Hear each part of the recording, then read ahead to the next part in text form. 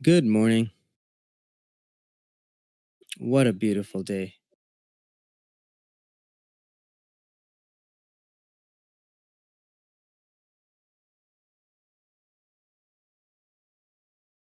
Hey, good morning, TJ. Morning, Johnny.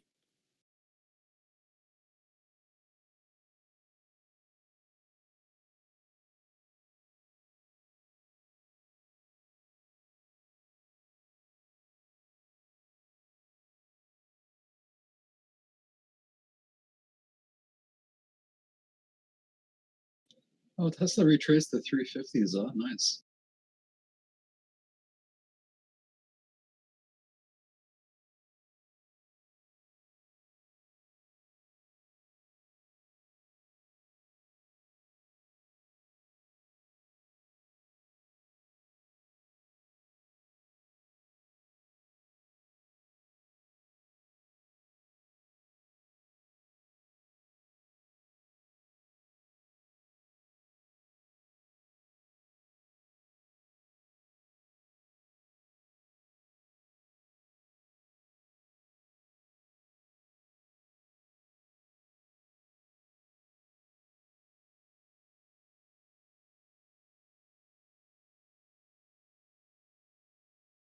Finally, all my option contracts are looking good.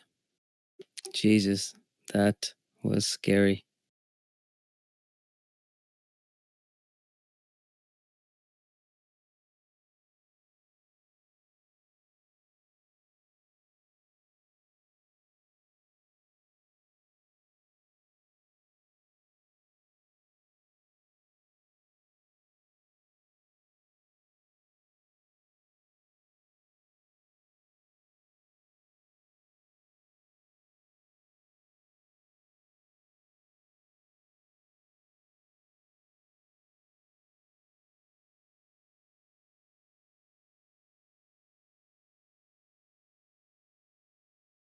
Yeah, considering I have a lot in Tesla, they were all red today. It's doing good.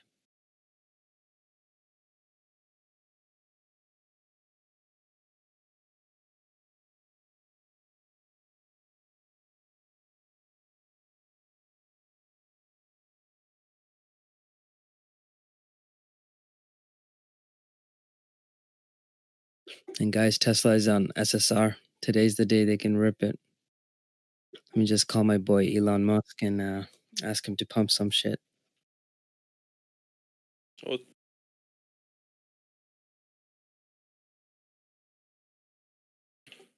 up, guys?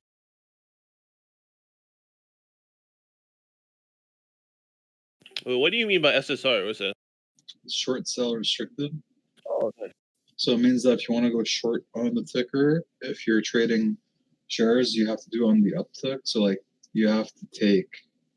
So if you want to go short, you have to short on the ask, not on bid. You came in doing the mid, eh? That's pretty good. I'm still down on the 400 puts, but I have until January, so I sold the 400 puts. So a little bit too early, but it's okay. That's how it goes.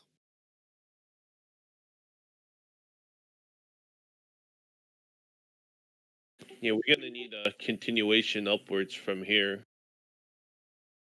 Gonna make up some ground today. We do. Oh, this is beautiful. This is why it just kept loading up, as you can see. Loaded a ton of contracts. But yeah, I sold the January ones. When I sold the January 400s, I was able to use that money to buy, the ones that I did do.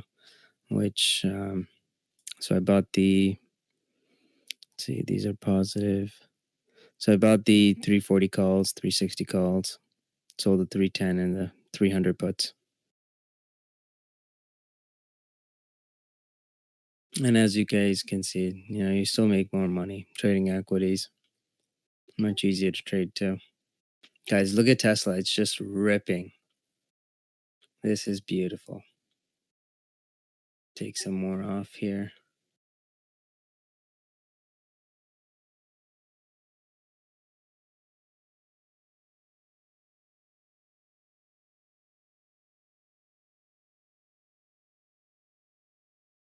Man, Tesla, you lovely little.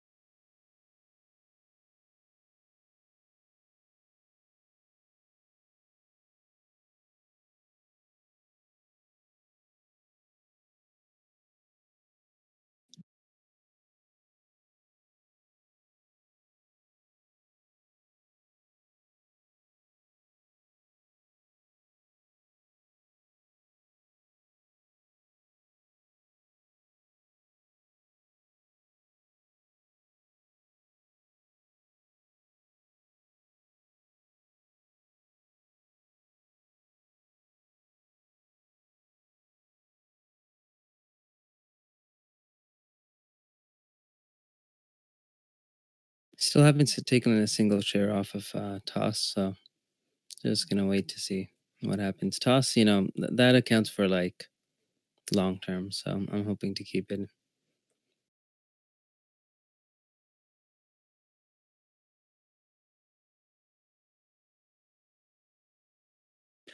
So Mike's, I wish I can show you the piano before. I was actually down. So nice to be back up.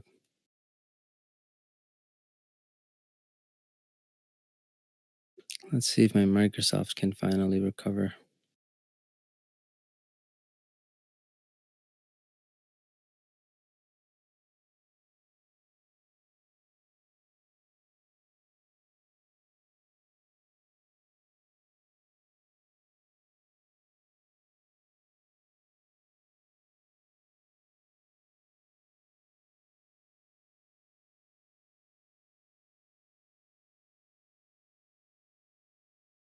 Oh, teacher, you hit 9.1K followers. Huh? Yeah, just noticed that today. Nice, congrats. Thank you.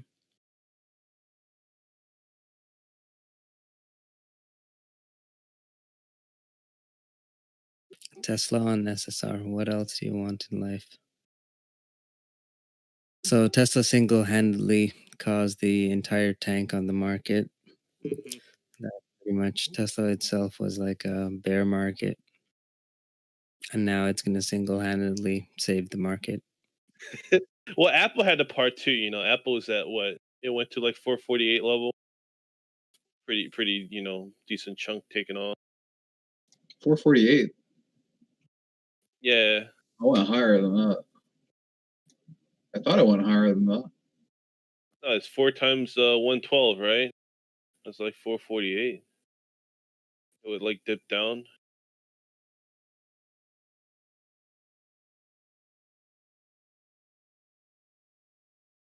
It went to 440. Okay.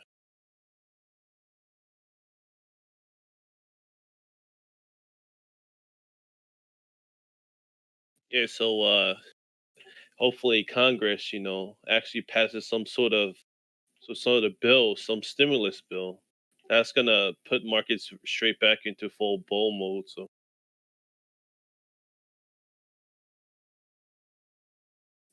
Are that's you another. sure? This was over $500. Apple was over $500.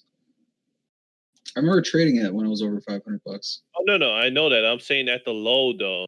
I'm saying Yeah, Tesla low. and Apple both dropped, yeah, Yeah, for significantly sure. below. It wasn't just Tesla; it was Apple as well because of both of the split news. Well, RXT is up pretty high right now, but this is low volume stuff.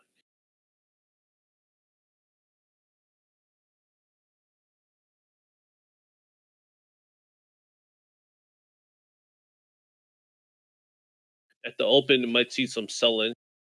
If people took calls yesterday, right at the close, they'll close out in the morning.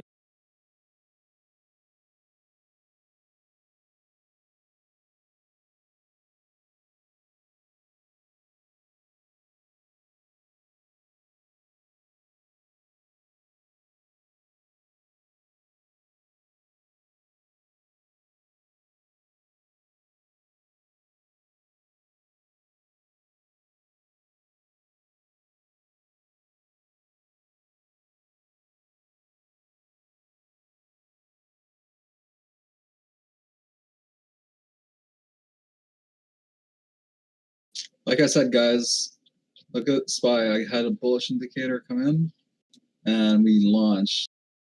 What was the indicator, Johnny? Target 342. Was the volume like high or something? Like, It's a secret, bro. We don't talk about that. hey, what's up, Andrew? Guys.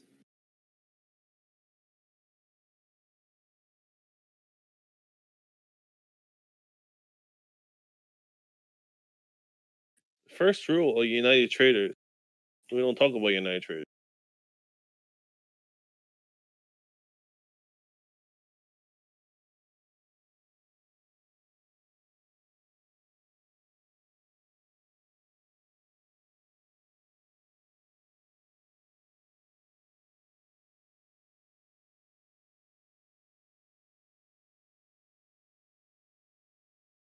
Yeah, TJ, I'm not sure if you saw, but Morgan Stanley got a price hike for Microsoft.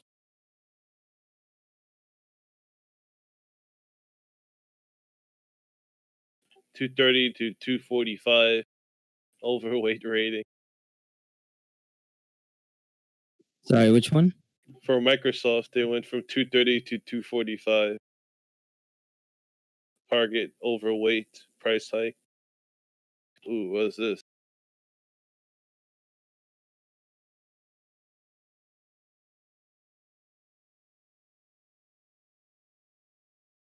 Post it on the trading channel. Let me check.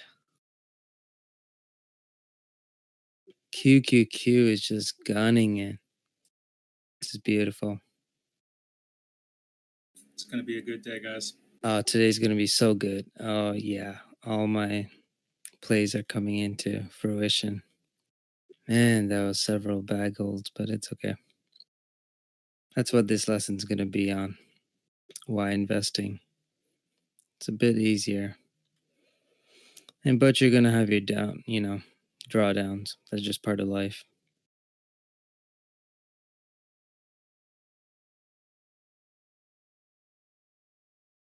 This RKT's being smart. I think they closed up half of the notes that were due to 2024.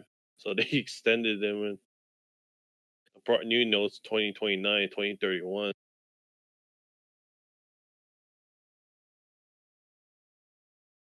The one position I'm really down on is W. I'm down $20 a share on that shit. Is that like a low volume one? Yeah, but the thing is that I have like 320K shares, so Oh god. things hurts. Big C's a little bit bad, but I have like 400K, but yeah, it's not as bad. VRM though, I'm glad I added on to that one. Let's see if this continues. Pretty sure someone posted Big C has earnings tomorrow. Today after hours. GME tomorrow. That's the one I'll be watching.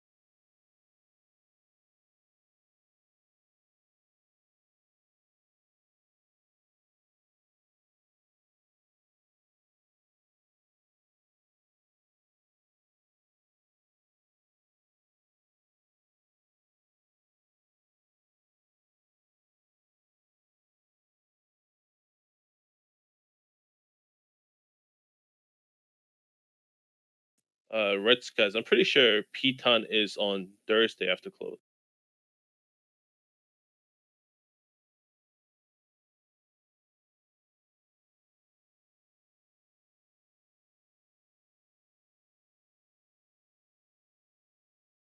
So now I got to figure out which contracts to get rid of. Oh yeah. I got to get rid of the 360 calls and then the 340s. I hate buying contracts. I can hold on to selling. It's so much easier.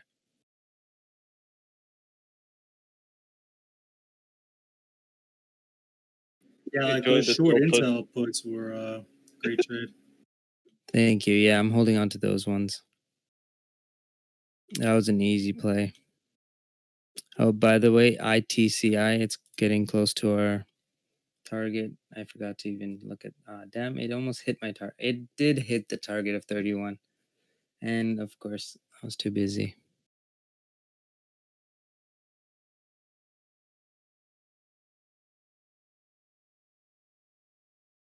Nicola's coming down, 49 last.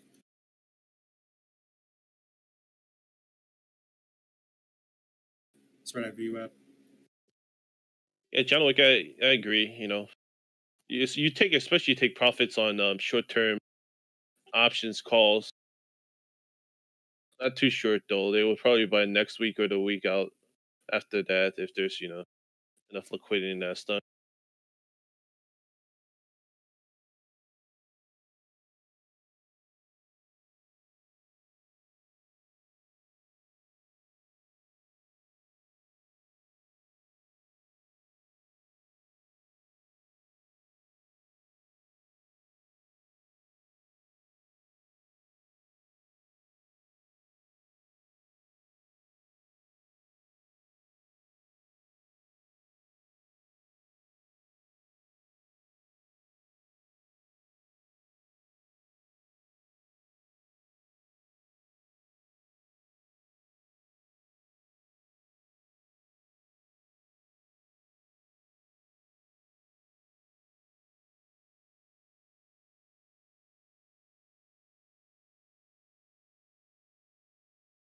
The next losing trade I got to worry about is Docu, but Docu, luckily, thank God I don't have as much shares.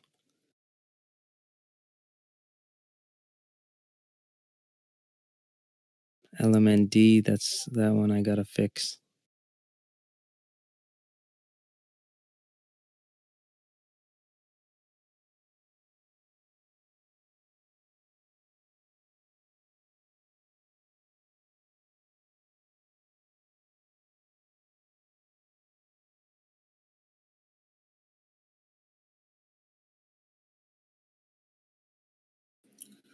Hey, John, great work on the SPY analysis yesterday. We closed, I think, bottomed out 2 points under your target. 332 was your target, I believe. Yeah, 332 and 330 for mental support. And then TJ's number was 330 as well, with the hold and a push back to 340. So shout out to TJ for the hold on 330. Nice job. Yeah, well done, guys. Yeah, thanks for the shout out, Andrew. No problem. Just remember, guys, I was yelling 320 when we broke under that 420. But I didn't think we're going to tank all the way down to 310 and after hours. That's crazy.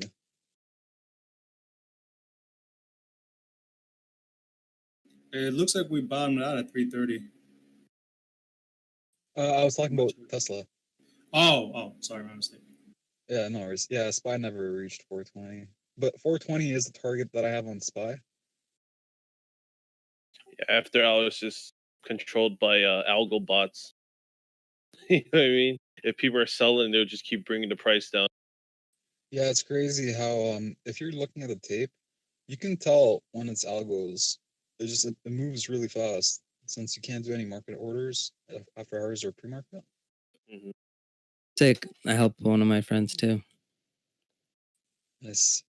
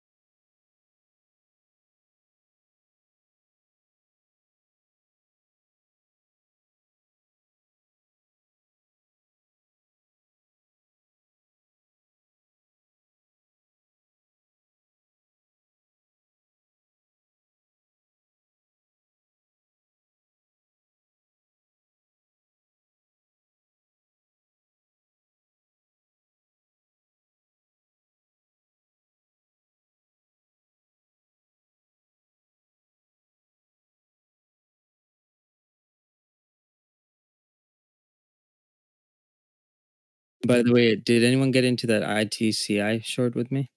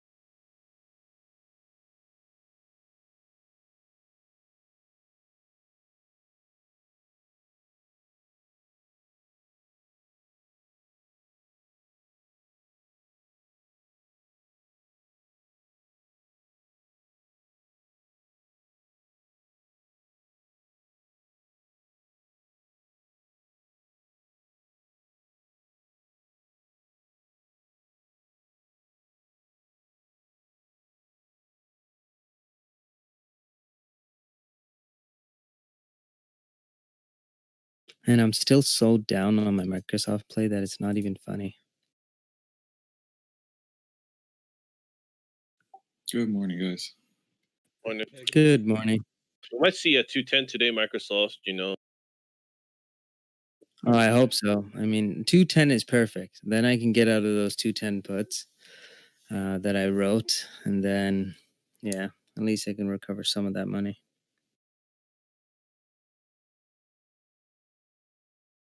Gotta get ready to get rid of those 360 calls on Tesla. That's why I hate buying contracts.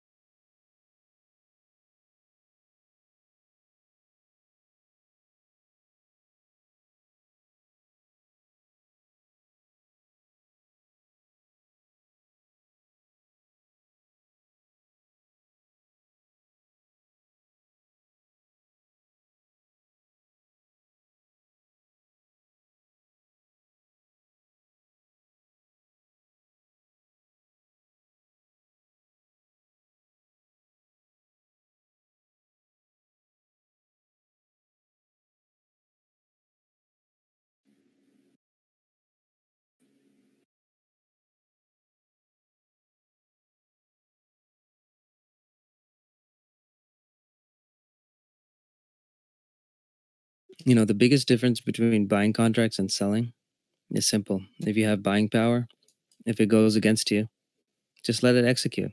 Just buy the shares underneath the price or short the shares underneath that price, right? Or over it, I guess. TJ, if you sell the same strike but much shorter dated, would you still have to put up the collateral, or no? The long dated contracts would act as the collateral. Oh, that I don't know. I haven't really looked at my like buying power impact. Until you guys mentioned that Tesla was like, 30K when we were trading, I was like, oh shit, I didn't even know. Yeah, like if you convert those Microsoft leaps to a calendar spread, it might offset some of the losses. Oh, so Microsoft, okay, so they're down like 50%. So the 230 calls is for January. The other 230 call is for March. So I think for the January ones, I'll just like keep selling puts on it. Plus, I have Microsoft anyways, but yeah, let's see if that works. Microsoft around 208 right now. There should be people taking profits at open. People who had call options. But going to Andrew's question, I'm pretty sure they do act as collateral. You technically control the share, so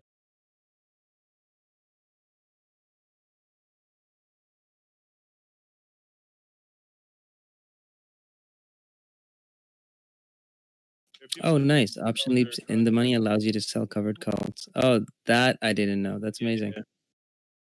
That's beautiful. It's people do it on like TLT, which is Fuck, I can abuse that. so much. Sell the September 230. That's like $70 in premium right there. Probably more now since we got the reversal. It's opening soon.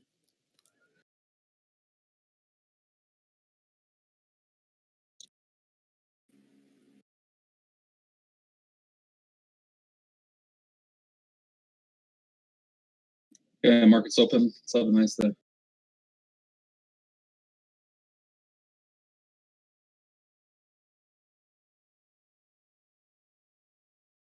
WTRE. Microsoft doing very well.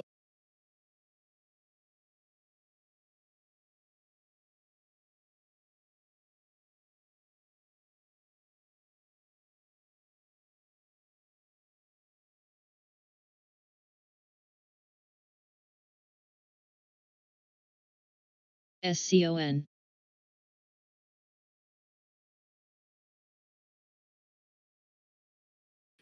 Tesla coming down. That was a hard. Everybody's just selling it.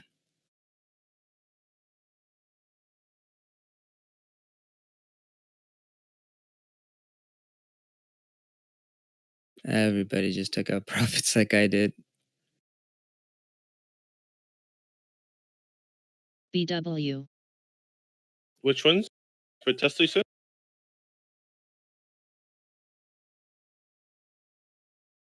Yeah, Tesla came down really hard. Profit taking. Microsoft holding well.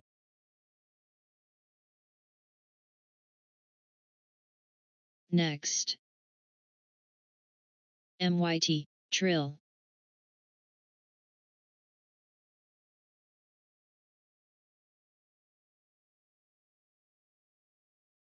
Ooh, RXT is going low volume, but still.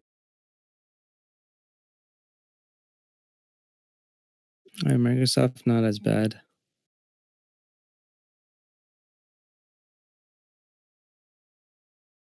It's This maintaining is 2.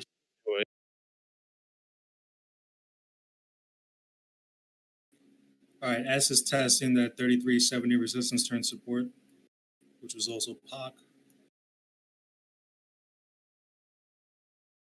Do I think Tesla's going to go to 310 by Friday? HDS. What do you guys think? Probably not, right? Not no. It is very close. But I have a good feeling that that Congress is gonna pass the bill, the stimulus bill. And guys, Tesla's long over 350. We're at 351, so watch it.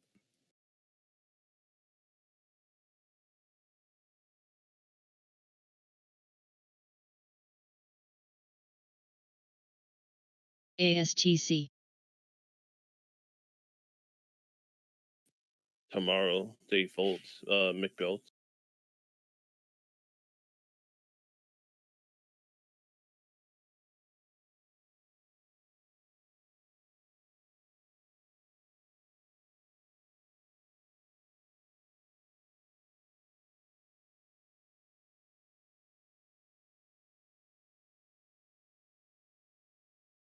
All right, this is where Tesla has to bounce. So long over 347.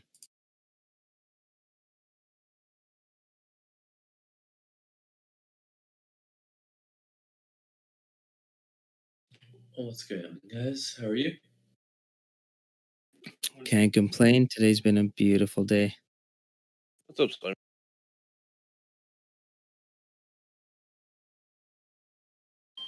In Apple calls 116.5. Yeah, my Apple calls are doing pretty good. I added on to what's it called? AMD too. It's doing pretty well. Which strike calls are again for Apple? I have the 120. Yeah, that's what I have. September 11th, though. I have December, January, and March.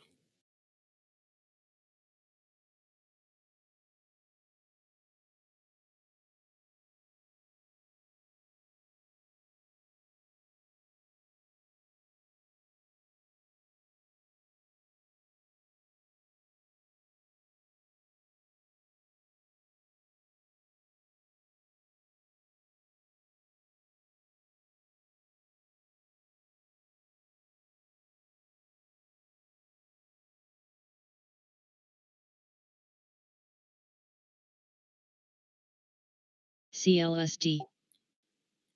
Graph Plus. Did news come out on Neo? Neo, don't think so. I think it's a sympathy play.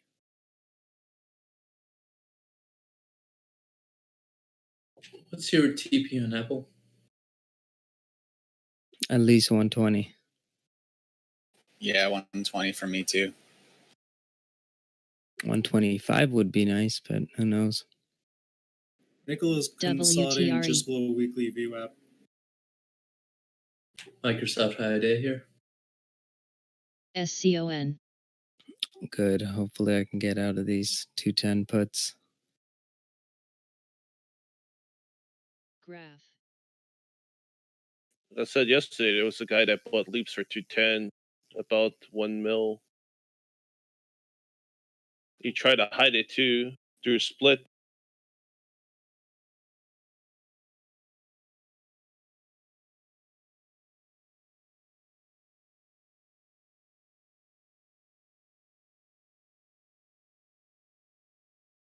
GRAFU.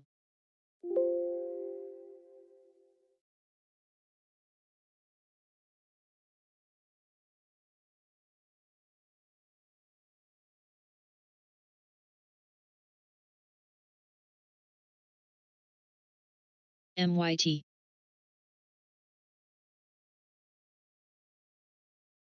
Look for a hard push here on Tesla. 352 break. We push. There we go. I bought the dip on Tesla. Rail. Need Apple to get over 117.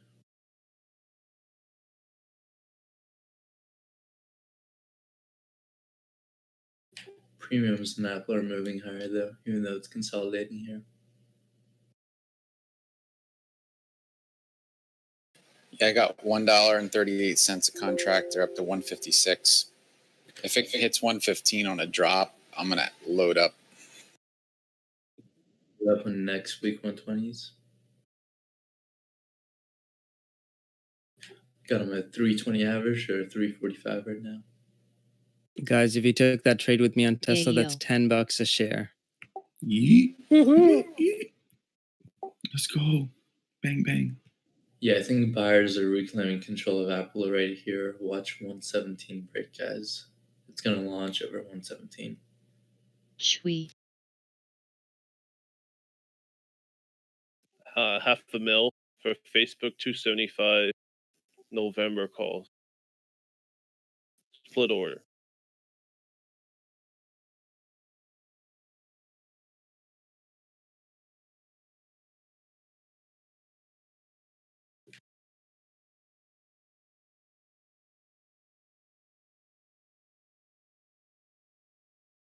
Real question, is QQQ going to hold here? Yeah, I was just thinking that.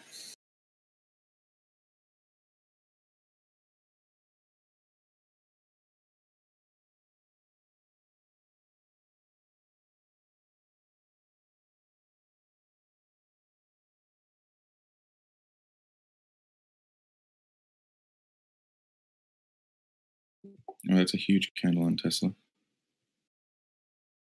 It's a huge poop on Apple. See, that's why I always sell into the strength. You'll always get better fills. We're reclaiming 116 here. Could be a little shakeout of weekends.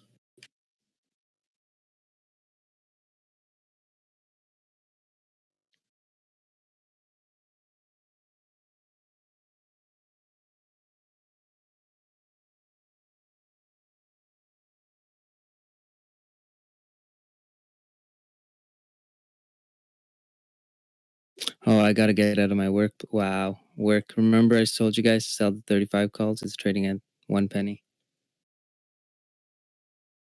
FMCI. Can you get out of them when they're at 1 penny? Yeah, because it's 1 penny on the ask. ASTC. Wow. It went to 7 Great pennies. job. Rip. Yep, someone's messing with the bid and the ad. Son of a 'Cause I have bitch. the Wow. money. A person on the algo bot. Now they get nothing. Yeah, you get nothing is right.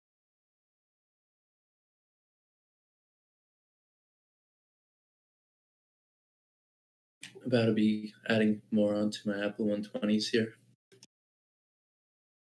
Yeah, I'm waiting for a little bit. Tesla looks a little weak. Yeah, NQ dropped 50 points.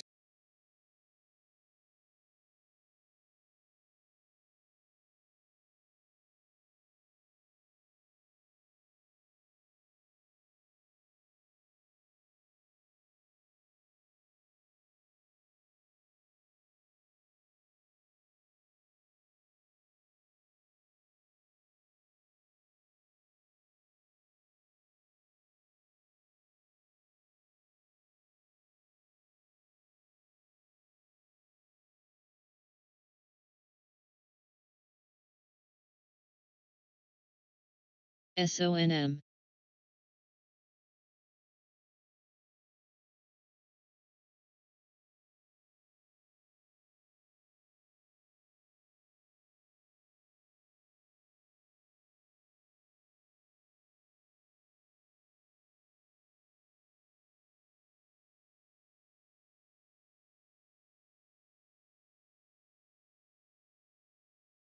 MYT.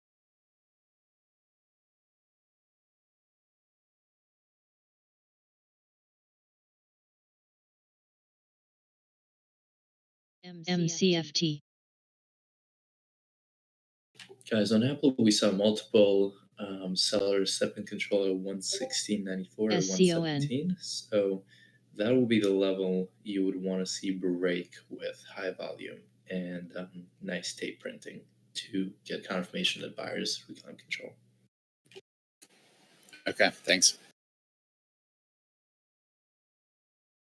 Tesla nearing high of day. RCM.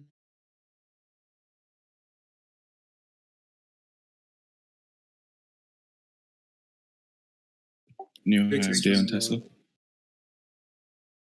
Oh man, my portfolio is looking good.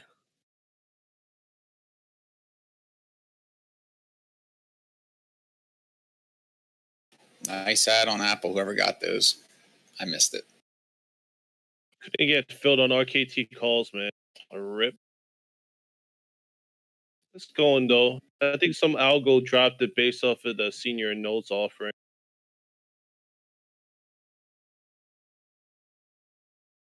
I actually didn't get filled on that Apple ad. I wanted to buy them at 295 contract. It dropped to 303 and recovered to 340 now. So My portfolio's recovering, so I'm happy. GLMD. Remember when I was down like 20 million? I just have Microsoft open. Gosh, TJ, when was that? Oh, that was like Friday?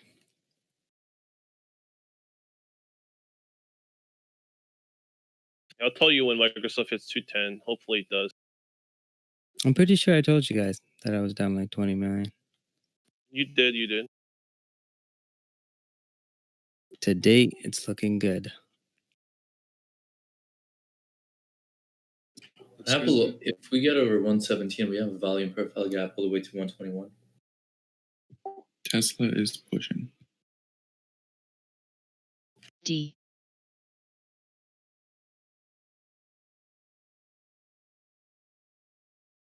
Peg. Who called that Tesla bottom? You did. I initially got 2 contracts at 350 and then added 2 at the 347 pivot. KMB. So we are golden. Good job, man. Honestly, The we're killing it. 350 calls. Oh, you're playing calls? Yes, sir. Damn, lucky you. I'm trading stocks.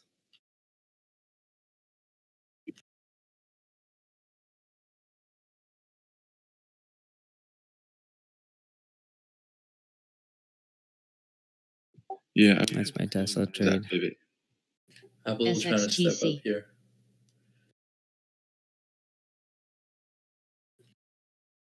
Getting directed at 116.50s over and over.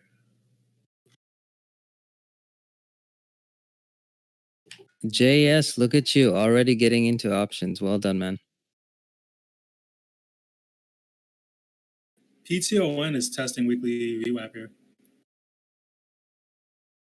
Gotta give a shout out to JS because this guy's been working so hard and his notes are amazing. It's crazy. JS, which strikes did you do for Drill. Piton?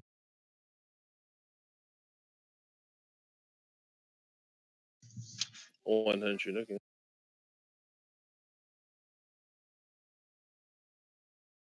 Just be careful, JS. I haven't looked at PTON except this morning, and I do have a position in it, but IV ITCI. probably is jacked up, especially because it just kept running.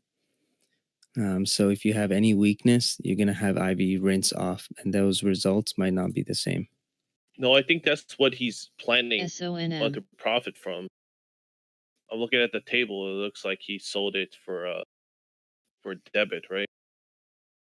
With the calendar spread, you want the IV to rinse off because he ASTC. sold them out of the money. So the back, Oh wait, he sold the hundreds? yeah, he sold both of them at calendar spread. The one that has Oh, okay. further out doesn't decay as much, right? The one that's closer decays, and you have the one that's further out to protect. MYT. Yeah, so it's same strike, long the far dated one, short the near dated one. Yeah.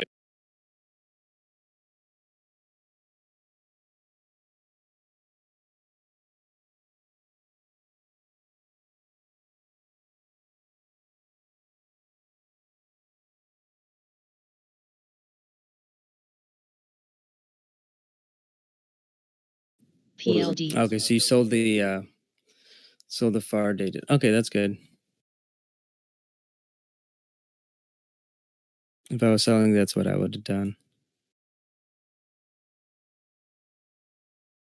You BYSI. sell the close one, and you buy the far out one. Guys, Tesla's still ripping. It's on SSR. This is amazing. DHR. Marty, how much more are we going for? PM. 400. 65 does not break. I'll take some off. Now I feel like an idiot for getting out of my Tesla calls.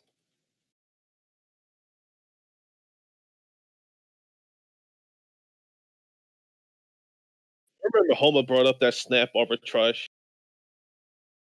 Sorry? He brought up the snap arbitrage. Remember Homa? Oh, He yeah. made like 2 mil off of it from earnings, like two earnings ago. PHAS. I took some off. And now, of course, it's going to break. Don't do it. Just gonna point out we have a nice inverse head and shoulders forming on Apple. Wrapped. We need break above the neckline at 116.65. That's where I'm gonna be adding. WD tanked, so I'm finally going to add on to that position. The period where you you know what I mean, where you could sell probably happened. My sister works for them, right? And she doesn't hold any of their stock. Whenever she sell it, she sells like all of it. Which company? Workday. He sells this Oh. whenever she has the chance to sell it. You know what I mean? Like the first chance. Why? Because don't they give out divvy? No, I don't think so, man. They don't give out anything. They give out stock. That's what they do. They give us stock compensation for salary. Yeah, but WD is a good company. Tell her to hold on to those. She can give it to her grandkids. No, but I get her mentality. You know, if she sells the stock, she gets like 300K a year. You know what I mean? You don't gotta worry if you make it 300K a year. She gets to travel all around the world, right? White. Yeah, but then it could be, she could, like, you know, every 300K she's spending, that could be a 1 mil that she could have been spending. She doesn't. Then you can travel anywhere in the fucking world. Oh no, she already could. She already could. I'm just shouting out this trend that I identified on Tesla. It's just one of those basic 10 EMA holdovers. It's very small right now, so can't really tell its strength, but so far it's been holding. I will close out the remaining contracts under the 10 EMA first candle close. I think let's wait for that 365 to break. We are hitting some resistance over here. If we can't break over 365, then I can see it. But to be honest, Marty, you're already up. This one, I just put it as like break even because you got a really good entry on it. Gotcha. WD Thank you, TJ. doesn't give No an problem. incentive, by the way. I mean, it's a tech stock. You get a rare, you get something that's really rare like Apple that still gives dividend and it's still a growth. I mean, growth stock.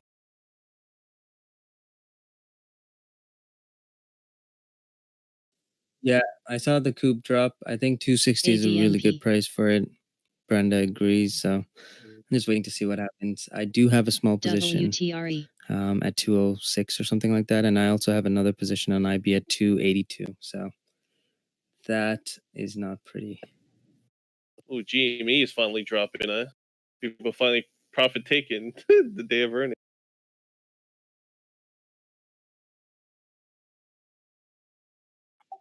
Oh, do you have one contract left, right? Now I have one left. Oh, perfect. Yeah, I'd say hold it, see what happens, because you bought it with me at 348, right? 347. So my average on the 350 calls is $16.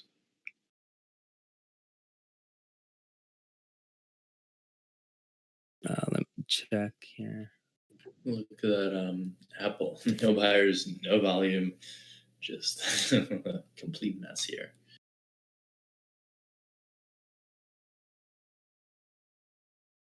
Yeah, QQQ is coming down, guys. Just be careful. What you think of Apple over here, TJ? Looks kind of weak. Oh, 1 second. You said you had the 350 calls at how much again? 16. Oh, fuck, that's amazing. Damn, bro, that's crazy. Yeah, I was trying to hold on for dear life. Good. Hold on to those. We don't know where it's gonna go, and it's on SSR, so it has a chance to move. Plus, it's like just draw a Fibbo level from recent highs on Tesla. There's a ton of potential on it. Just watch out, guys. We got job reports in 8 minutes. Thanks for Simon, SCON. which ticker were you referring to? Apple and bananas. Yeah. No, just AAPL.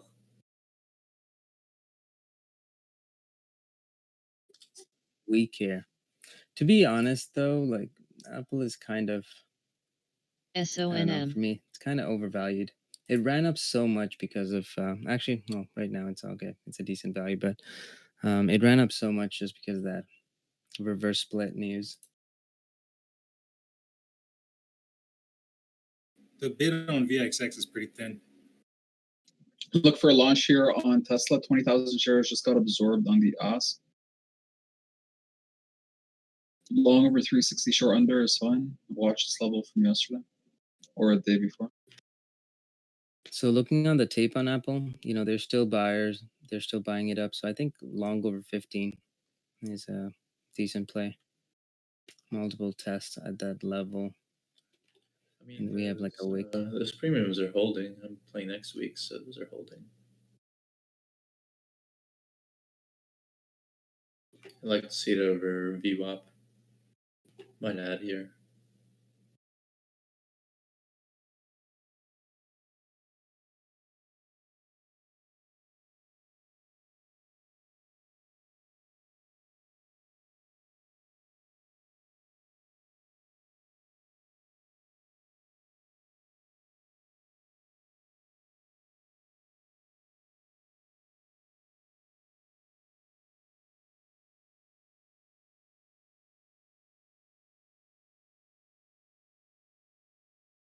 FMCI. And I love Tesla.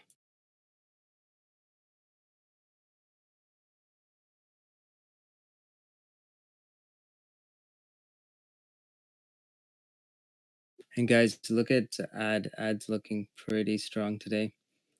And tick, this is what we want to see tick. It has to stay over 0, and entire morning it's been staying over that 0 mark. So let's see if we can continue.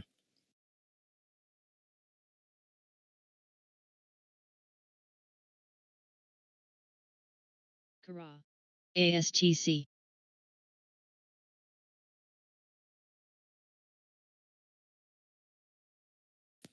TJ, Microsoft is near 209. Just be aware. Oh, thank God. Let's see. It's looking pretty good now. All right, that's good. As long as it can hit 210 by October 16th, I'm okay. Weighted pretty heavy. Could bring up the markets. To be honest with you.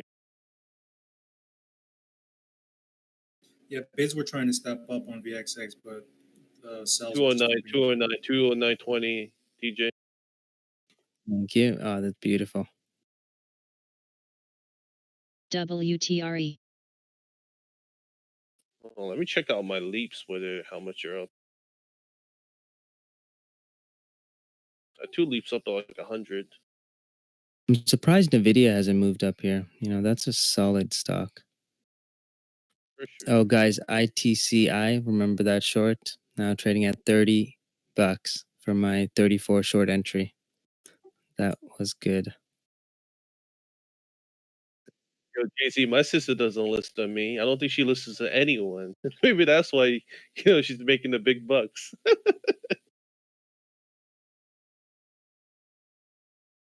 $209.27. Yeah, it's not your typical female. $209.50. Look for a hard push here on Tesla. It's going to launch. There it is. It just launched. So I just saw a 100K stack on Tesla bid, and it just launched, man. Oops, sorry, fat fingered it. Yeah. I'm joking though. Yeah. Wow. What I have done that though. Honestly, I feel like maybe it was my fault for making a tank in the morning. NFE. But there was other people too. He's like, I bought it at Tesla's old price. Oh shit. He's like, what happened?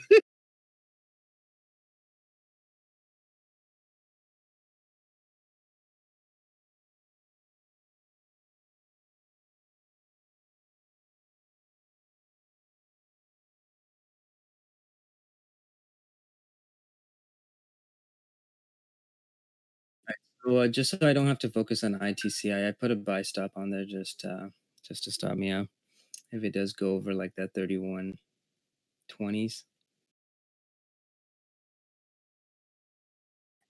I'm done for the day, guys. Yeah, I know. This is all we have to do. Literally, Beautiful. I'm good. I'm 3 times profit target, so Oh, nice, I'm man. gonna not stop trading. Nice. Hold on, Enjoy Mike. the day. Thanks, Johnny. Nice shot, money. Thanks, guys. Congrats, man. That was beautiful. Yeah, I ended up re-adding on that dip, the break of the 10 EMA. It did go against me just for a little bit because I didn't expect it to go under the 20. Apple testing view up here. It's Hey, good. TJ, we're around 210 right Microsoft, now. yep. Looking really good. Look for an extension here to 362.50 on Tesla. And ask is hitting 362.45, and they pulled it back. There we go, 362.50 on the bid. Drop openings to 10 o'clock, guys. Just a reminder. Thank you, Simon. Yeah, 2 minutes until job. Thanks for the shout out, Simon. I called Big CIR. To be honest, like they're actually pretty cool. I explained to them. You have a limited float. You have an opportunity to just keep your stock price ITCI. stable above this level. And then I told them to make some PR.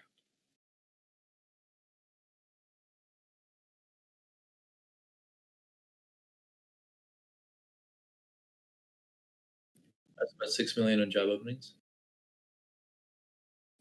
Iceberg order on Tesla, 361.60. 3 penny reduction spread. Eno. And we should get a launch here. There's definitely a resistance here, though. It's consolidating.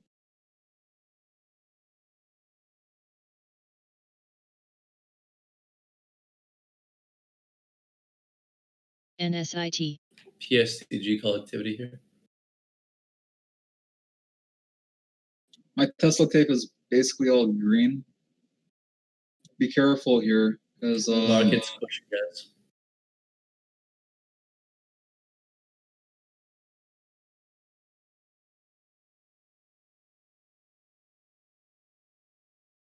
Job opening 6.618 million versus 6 million expected. They just beat it, guys. Gonna be loading up in some calls here. I see. I took the October 23rd Apple 15 calls. Just added 200 contracts into Apple calls here.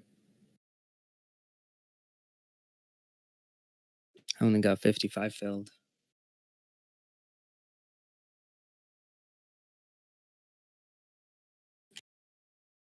Tesla holding 360 so far pretty well.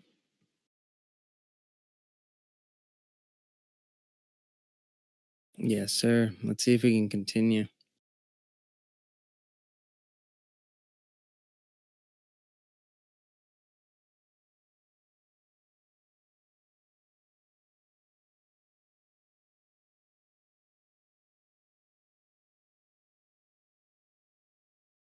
Thank you, Microsoft.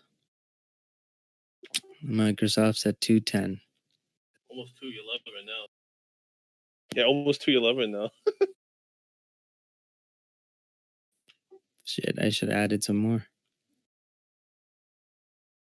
My call's in the money now. My leap. Gonna wait.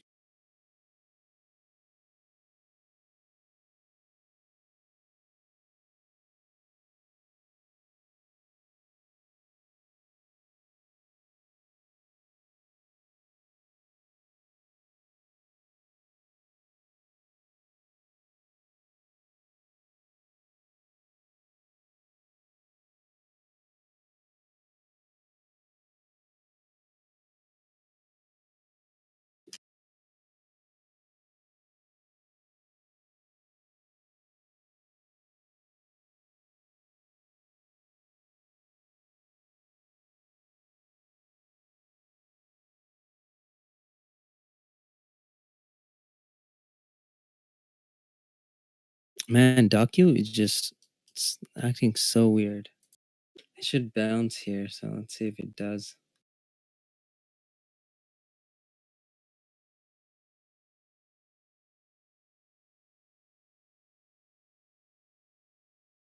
MCFT.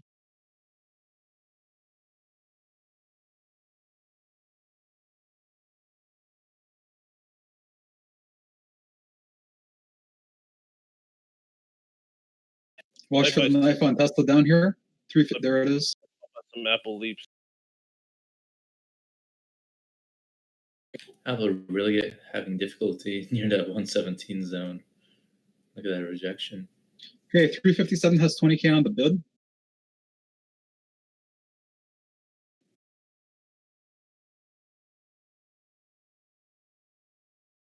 A break even here in Apple. Market's pushing, Apple sitting. This is confusing.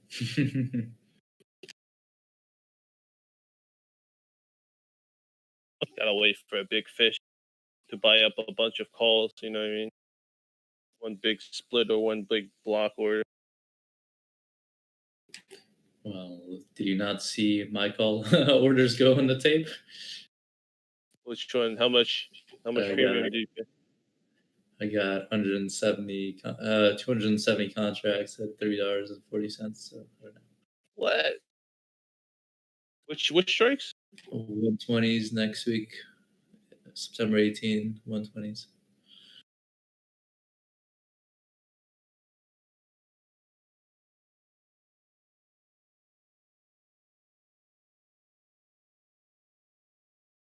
$208? Is that you? 208 contracts 140, you said? No, 340 contract. Next week expiration, not this week. Doesn't show up. Oh, damn. Well, I guess it's not enough size for them to print me. But watch that 117 zone here, guys. It's approaching again. Let's see if we get another hard rejection or we can actually break with volume. Would need to see a nice break here. Otherwise, I might close some out. I'm ASTC. paying commissions more than I make in those contracts. You should renegotiate, man. You're trading that much. No, I have the cheapest commissions, but still. Oh, okay. For that many contracts, it's still a lot. Yeah, my commissions year to date on contracts are like 40K. Holy. Mine are around 9K now, Mel. And I don't. You don't want to know what mines are at. He just got about like 5 million in fees and commission.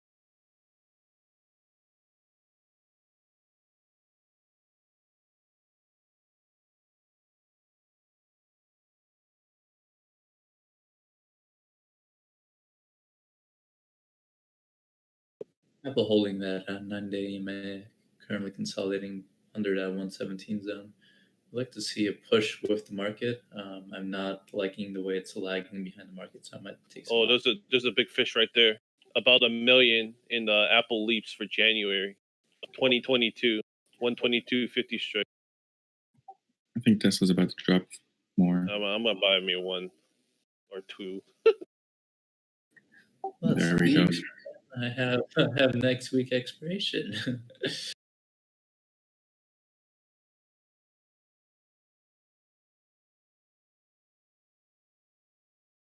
SCON. TJ, are you still in any Tesla longs? Yep.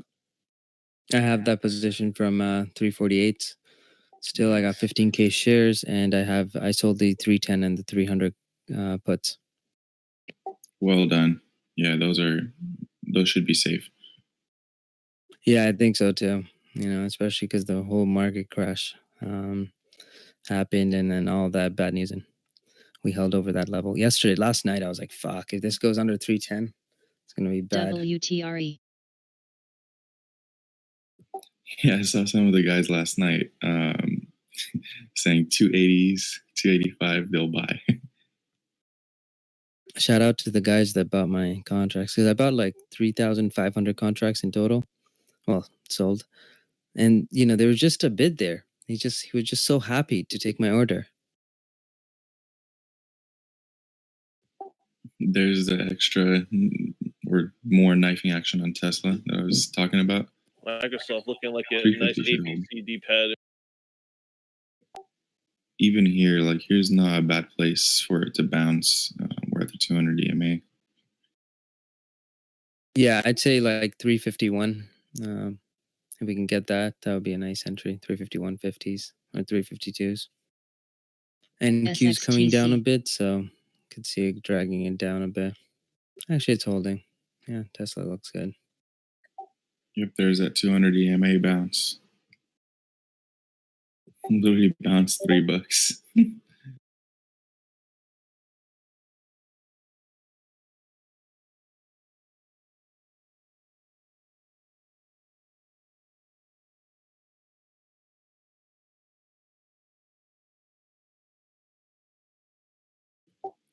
So for me right now, Tesla is long over, short under 360.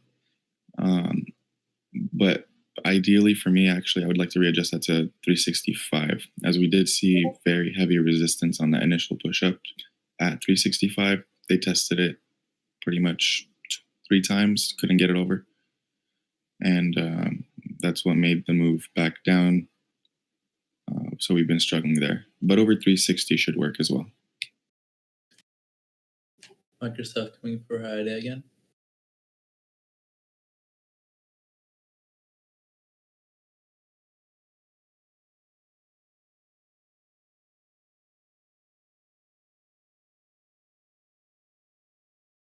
I bought one of those leaps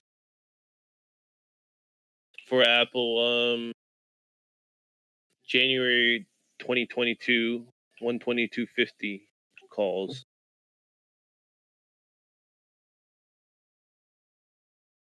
OSTK, I'm thinking about selling some puts on it. Actually, let's see if there's any volume.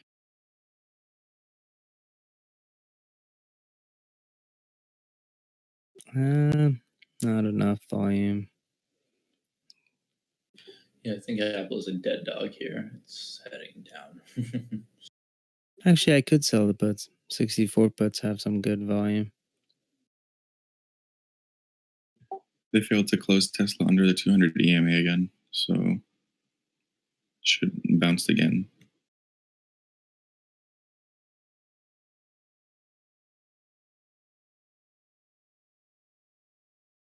ASTC.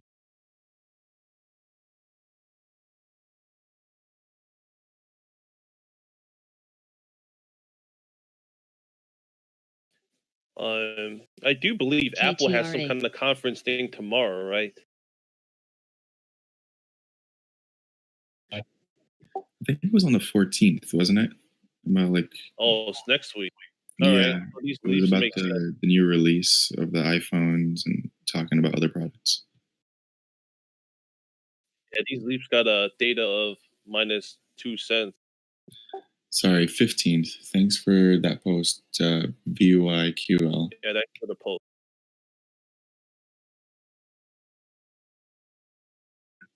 I honestly didn't even think they were gonna come out with or be able to like manufacture as many iPhones this year, just because of the whole COVID lockdown.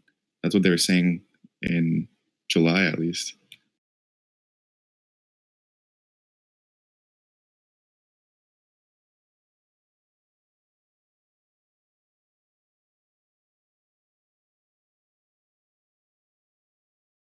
Yeah, rip Apple. Just dump some. Oh, that dumped bad.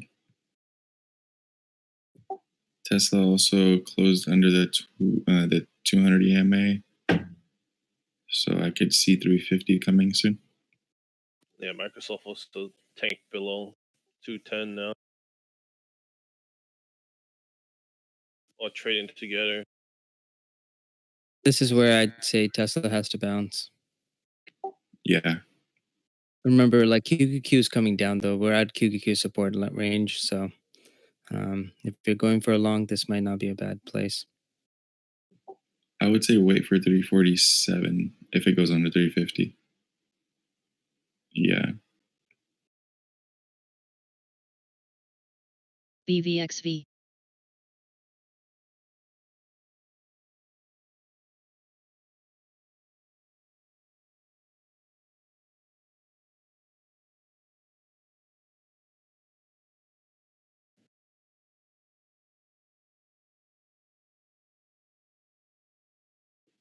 yeah, this is a good spot for a long, but I'm sticking to myself. I'm not trading anymore. SCON. Do it. Join the dark side. No, you should trade. Like this kind of setup is easy because what's your stop? XTLD. Your stop is literally 347. So you got like a really tight stop. Profit potential is like at least $5-6 a share. So when you see entries like this, take it. Yeah, and you can just reduce the size. Yep. Trill. Fine, I'll take one contract. I'm just gonna Easy. see how it acts right here. Because that's the only way like you'll consistently like improve. I mean, I hate trading after like 2:00. Half the time I'm just giving back profits, or I'm just chasing, or I'm adding too much, or I'm just like saving the position by adding. So slowly it'll get better. Hopefully.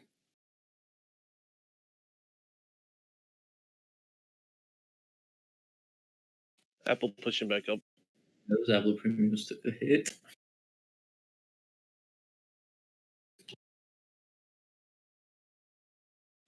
Where was the drop from on Apple? I saw it go back under like 116. It was at 115 for a little bit, but how far did it drop? 15 something. Let me double check. 115.70s area. Pretty good support for today. And then what was the high before it dropped, or like the initial drop point? I think I got it in around 116.75, so I got it in the middle of the drop. Oh wow, okay, so pretty much a whole dollar. I'm not too worried, right? Thanks for that, DX. Yeah, no problem. These institutions, man, they know what they're doing. You don't just throw out 1 million in contracts. You know what I mean?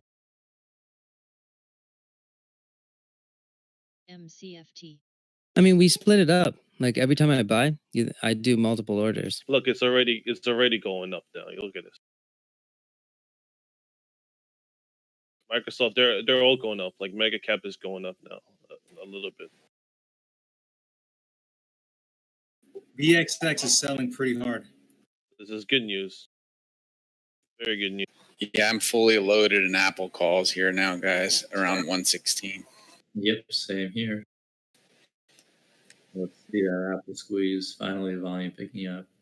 And look at those 15-minute candles in Apple, guys. We have 3 candles with massive wicks from the bottom coming, showing that for 45 minutes straight, buyers maintained control of Apple. So that's a good sign.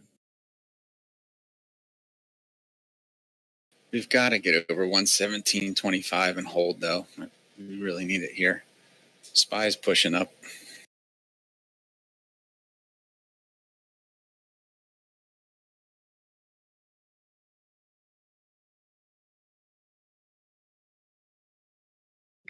Just SPY at 339 has been looking really heavy today.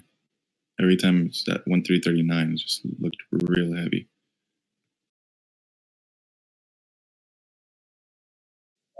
You know, we're just like bouncing off a 3-day sell-off, right? So everyone's still not like in, you know, euphoria mode.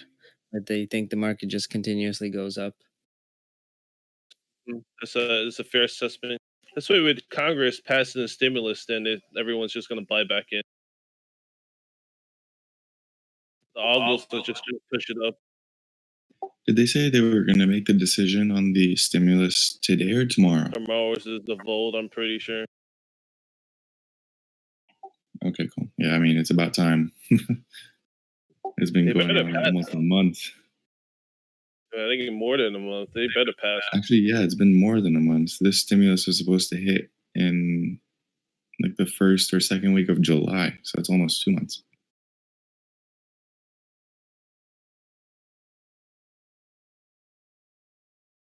I'm looking at RKT because I'm thinking like adding on to my calls. Add the March calls. Yeah, what do you think about the senior notes offering? I don't think it really, really is the bad news. You know what I mean? It's not bad. It's not great, but you know what? That happens. They need the money. They can use it. Markets are high. It's a good timing for them. No, but what they're doing is pushing their debt out further. For when they have to pay it back. I think that's smart, though, right? It's better than using equity. Yeah, exactly. You don't dilute your company. Yeah, if they offer shares, then rip, I'm about to close on my position. You know what I mean? Like dilution is a thing. Guys, here's a trend I just noticed on Tesla. It's a downtrend, same as that uptrend I mentioned earlier. It's just bouncing right off the 10 EMA. Every time we've done this and broke the 10 EMA on either side, it's ripped up or down, and just in the opposite direction. So keep an eye out for that for the next move up, or if it keeps bouncing off of it, just continuation down. ZM Zoom making highs here. Oh, thank God. I'm in Zoom. Oh, beautiful. I'm just above break even. I sold ZM puts, like 350 puts, so that's good. Those puts have a ton of premium soaked in it.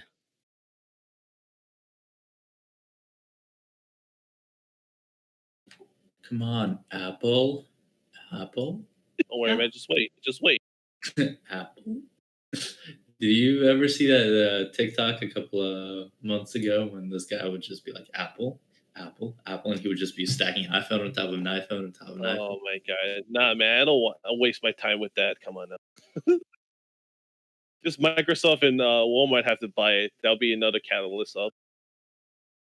That'll be good for TJ and I. Take a look at SQ here. It's testing view out. SCON.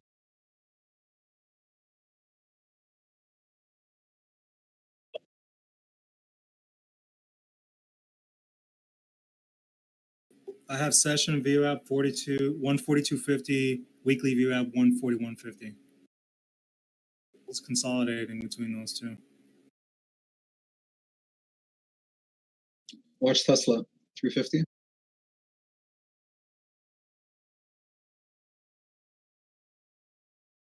Just noticed we have a beautiful wedge forming in Apple. Let me post the screenshot real quick on a 1 minute chart. So we might just start seeing some action around 10:30.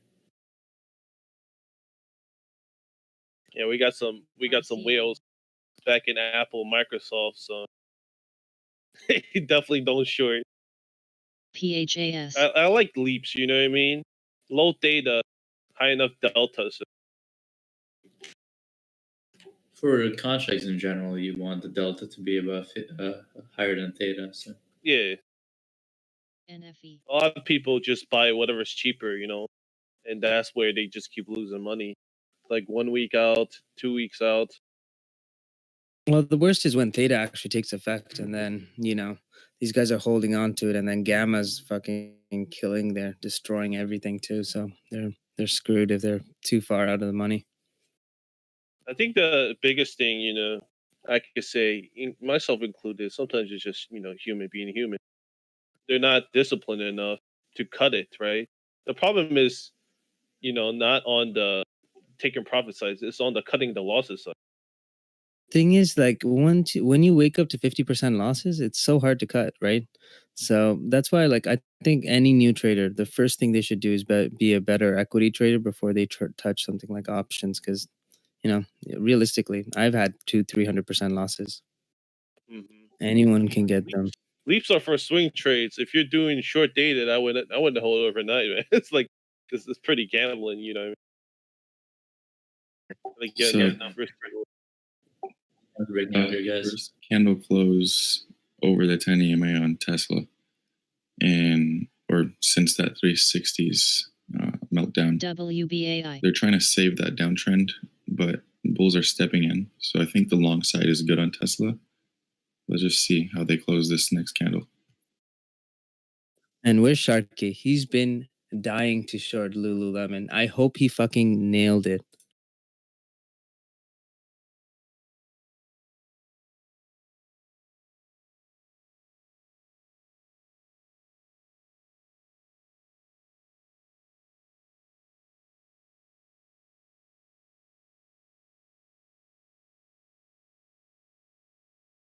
Anybody playing ZM here? Look at it run.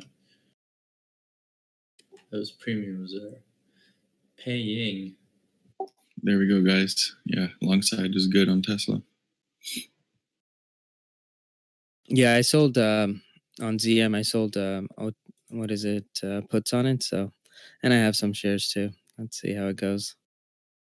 I think ZM is like one of the stocks that can really like more than Tesla. ZM deserves to move up higher. So Mar selling OTM calls, I wouldn't suggest it. That's funny, right? Bagamoody brought this up, and I've seen it as well. When Kramer takes a week ASTC. vacation, the markets tank, and when he comes back and he like settles the market, it goes back. Maybe he's the one selling into it. You know, there's always that possibility. CRBP. I mean, He used to work for hedge fund, yeah. That would be funny though. Nice, Sharky. You know the best thing? Remember I told you guys that what is it? I was trying to like mess around with the hockeys, and I found one, which was to close a portion of position. So I didn't realize that it meant closing a portion of every position. Then when I executed it, there's a few trades that obviously, right off the bat got closed. Lulu was one of them, Netflix, in some of my Intel, yeah, pretty much all of them got hit. But I'm so glad that happened because I got rid of Lulu.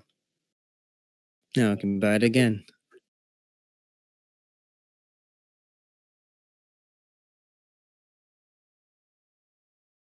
Why would they have a stupid hockey to sell a portion of all your positions, but not a hockey to sell a portion of your one position? It makes no sense to me. when everything's hitting the fan, they're just like sell, sell, sell. They just hit that button a couple times, and everything's gone. Yeah, Yeah, I call it the Armageddon. I like to just click it.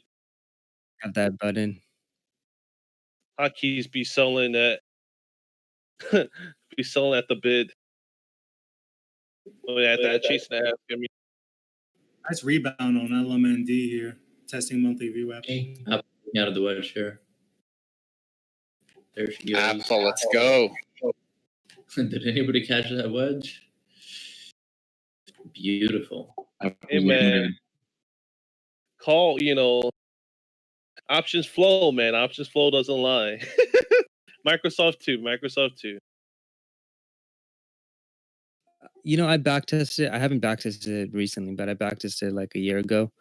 Option flow, like the probabilities of making money is tough. You have to literally be looking at it like a scanner, and literally, I think it's a waste of time just looking at that just to see if you can find the one that's that kind of makes sense, because half of them are just hedging.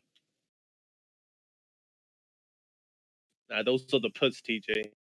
When you see puts on SPY, those are the hedges. Guys, like I said, Tesla is good on that long side. It's $4 from the alert. Marty, I'm glad you got in. When you see like 500K on like something that's a small stock like Rocket, it's pretty, it's a pretty good sign. It's even bigger. It's better when there's a gigantic order in a block on a smaller, cheaper stock, because the premiums are adjusted for the strike price. You know what I mean? How much RDHL. the underlying stock cost. All right, guys, our Apple Play is doing so good. Well done, guys. Thanks, TJ. We're killing it. Great job, team. We're all doing well. Hopefully, everyone else is doing great too. Yeah, well done, guys. I didn't sell any yet. Did you guys sell? Nah, man. Nope. We had 3 red days, man. You get like 1 full green day. I know. You know what I mean? We're approaching VWAP here on Tesla, so we might see some profit taking. So just be careful, whoever's in the long. Does anyone remember why BYSI. I shorted SPRO? I don't even know what that is. I don't even know. I didn't even realize I had it. Close it. Just close it. If you don't know why it's there, you just close it, man. DPHCW. Oh, here we go, boy. Rocket's going up. Microsoft going. Apple's going. Nice. Yeah, that's why I mentioned, guys, never panic when you have those red days. Look at Tesla, but beautiful. Guys, take some off over here if you got in with us. This would be the area to take some off, like half or a quarter, and then hold the rest. I just closed that one contract from 1450, sold at 1850. Nice job, buddy. Took some off Apple. Have 150 contracts left here. That was nice.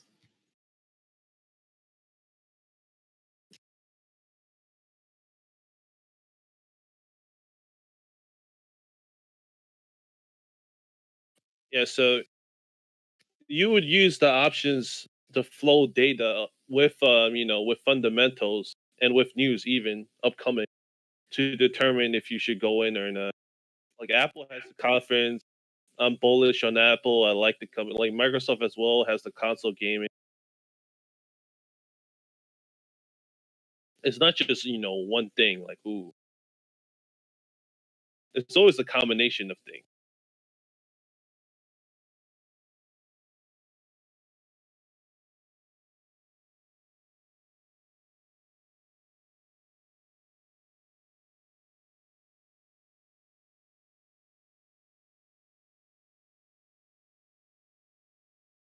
Damn it, I accidentally did a market order.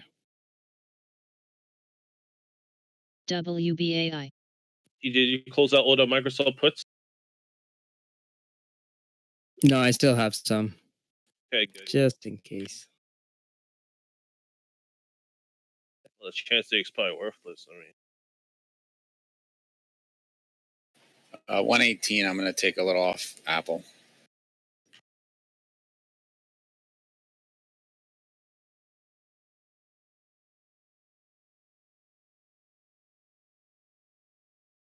117.95 is my first target in Apple. 118.80 is my second target in Apple.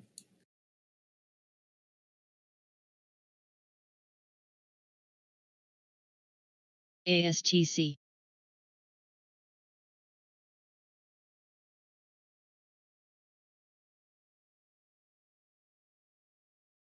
Guys, we make this look too easy. SCON.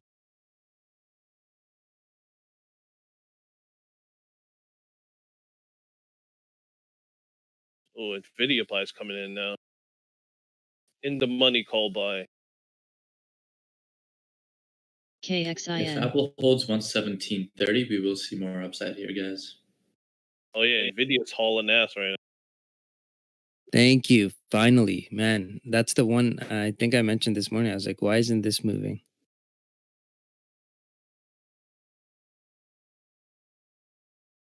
You got for the January 2021 leaps 490 calls, 1.25 million as a block order. Man pushed it through really quickly. Finally, NVIDIA. Thank you. Yeah, I wanted to get in some before, but oh well. AGTC. Bro, I've been adding since AGTC. 500 all the way down. So glad it finally moved up here.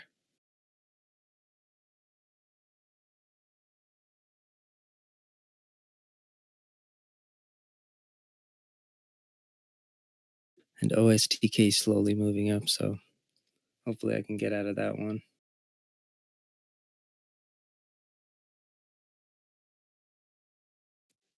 Get out of that, never enter again, TJ. That was a piece of garbage stock. You know what I mean? Yep. I learned my lesson.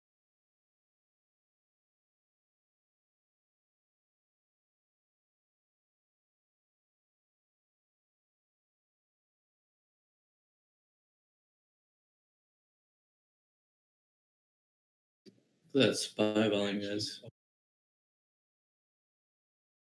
Nice. 1.25 million shares traded on one candle in 1 minute on SPY.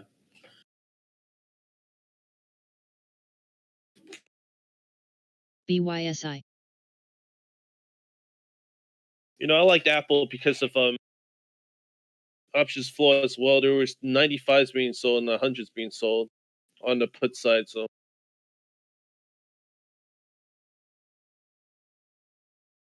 a good chunk. I think yeah, one of the Nigerian brothers alerted out like 10 million to cover it, the amount they sold. Institutional selling, you know what I mean? 117.30 buyers stepping up here on Apple.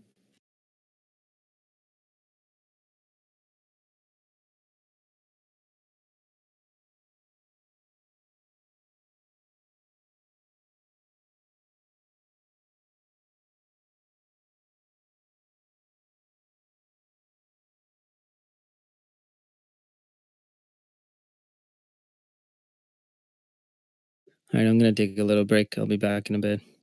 All right, sounds good. TJ. Take your time. Enjoy it.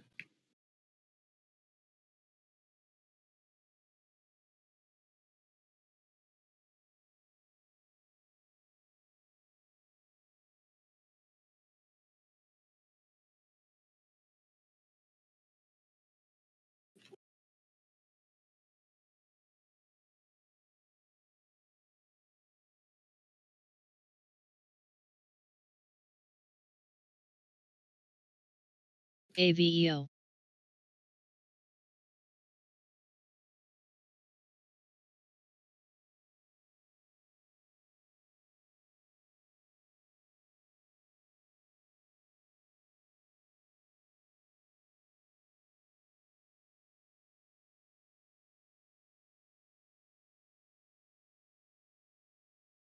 WBAI.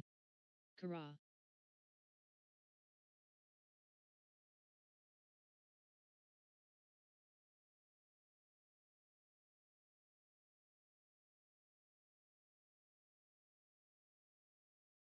Microsoft 210 leaps. I bought yesterday in the money, so I hold him, have him up to for June.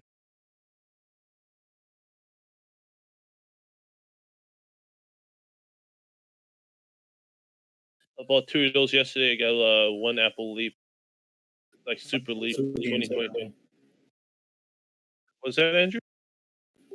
I see a lot of games on the L2 on Apple. Large orders constantly shifting. Roger that.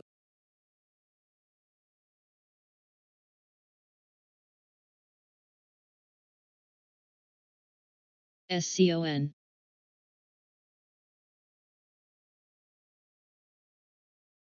It is actually like attractable levels here. Attractive levels. I just don't want to, over leverage. Wait till my puts hopefully expire worthless F. So Yeah, just be careful with Apple short dated contracts, guys. Especially far out of the money ones. yeah, the ones that I have are leaps. Whoa. Get out of here, Apple. If we could reclaim 117.30. 117 is going to hold here. That's pivot point. Strong. I'll take another half off of my Apple calls in the next push up. I just don't like the way these premiums are moving, and it's kind of slow. Theta I just know. it made that move up, and then my premiums are still at break even. So I'm like, Exactly. Yep. Which ones do you have again, Simon? 20 next week. Oh my god. It's all right. We'll be okay. Yeah, it looks strong here. They pulled it down to just under 117, but it just came right back. RKT is trying to go over 24. I was stuck at that level yesterday, so.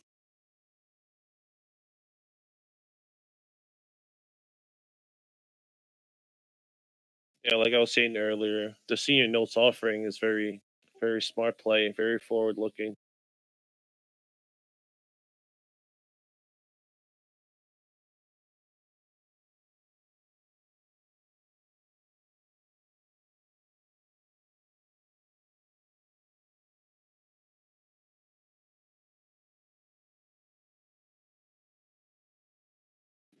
I'll be right back.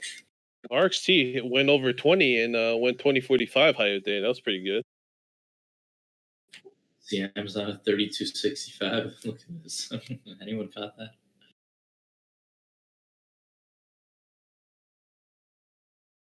Yeah, DocQ and TDoc I should have looked into. Probably already jumped up so high.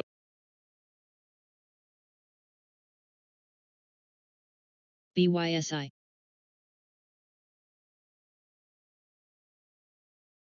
You said my favorite words, docu and T-Doc. Yeah, those are yours. You're supposed to alert us for those. Those are You're supposed to have those charts up. Got it. You're supposed to pull those up. I've been slacking today. DocQ, good So, curl up. Actually, I don't know if I mentioned, but I broke even on T-Doc, and then I moved some of those funds, so I bought Tesla yesterday. Oh, nice. Yeah, but Docu I'm holding, and Apple I'm holding, and I added to Apple as well. Yeah, and Intel. So that's it right now. What was your Tesla average? 353. Okay, so you're break KXIN. even now. Slightly Apple green. Friday here, guys. Yeah. Apple, Microsoft pushing. Everything is pushing, boys. Everything tech. NQ over 300 points. Looking very good. Beautiful. Music to my ears. Hey, when European markets close, hopefully we could jump up some more.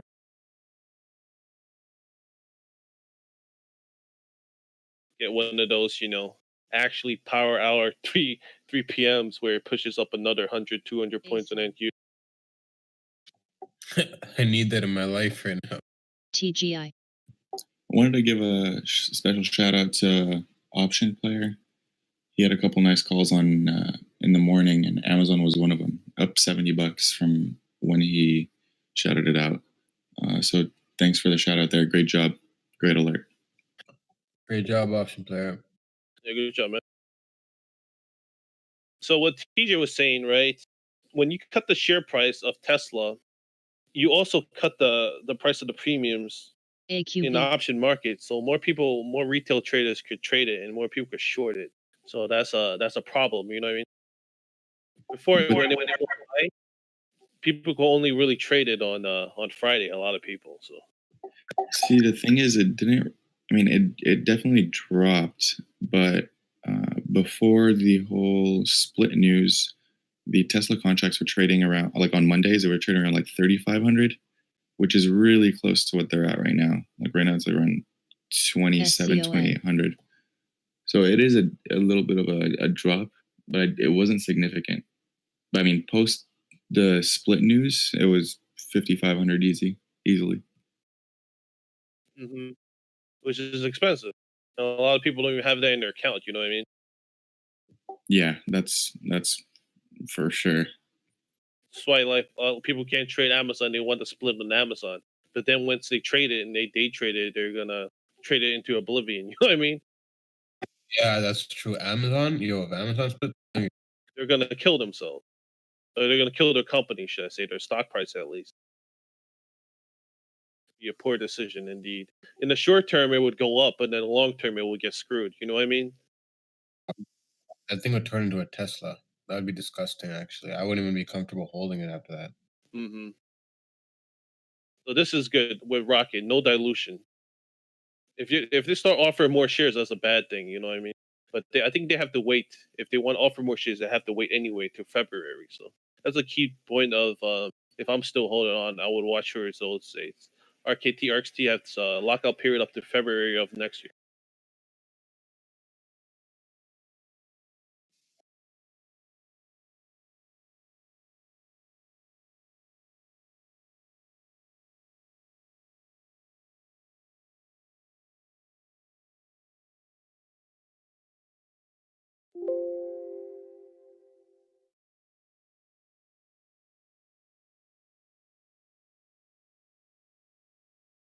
KTRA. SPY have the approach.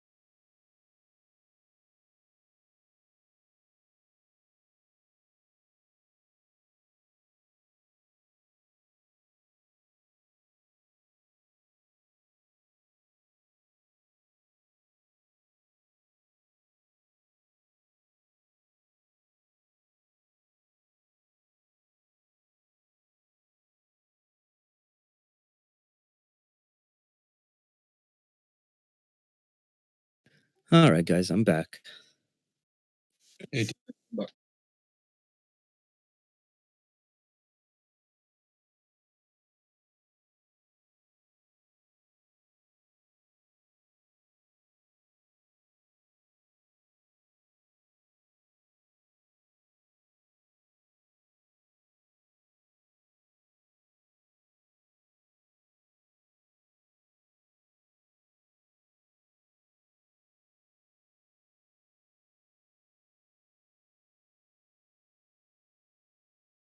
Zoom up 10 freaking percent. This is amazing. Microsoft took a little bit KXIN. dump, but got bought up pretty quickly. It's now, it's trying to go back up, but let's stay at 211 for a while.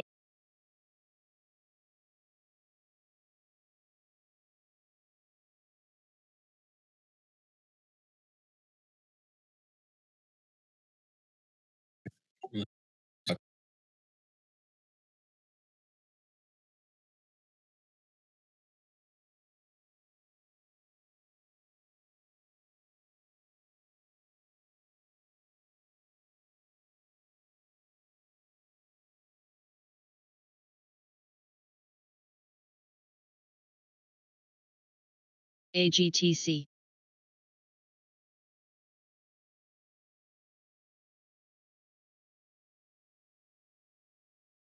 Let's see, like a 6,500 share block. Oh, it's way past that on Microsoft. Yeah, just shot through. But I got pulled on the ASCII. So.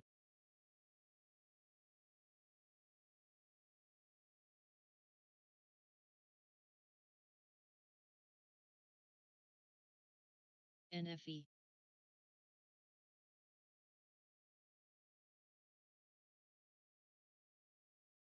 Apple coming for 118 for like the 48th time, trying to go for that high day.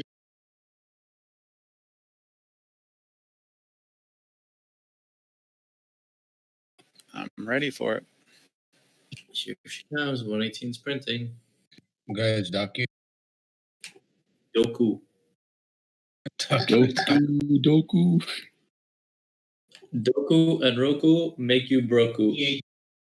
Listen, John Gotti, this will never be forgotten. Will never die out. I don't mind it though.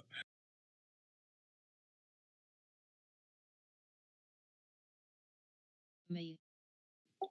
But sorry, go ahead. What were you gonna say about Docu? No, I wanted to see what would break out of this area here. This like 212 area, 212. Gotcha. He does.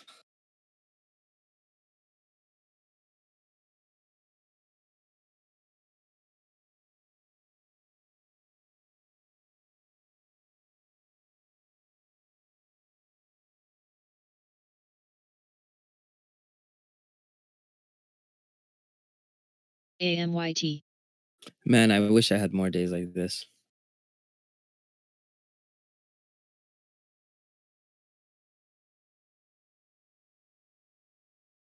Video. Look for. Oh, sorry about that. Go ahead. I was just mentioning that NVIDIA is forming inverse H here. Can see a run up to 510 if we break over 508. Yeah, cool. Yeah, I was just gonna say look for HOD coming here on SPY.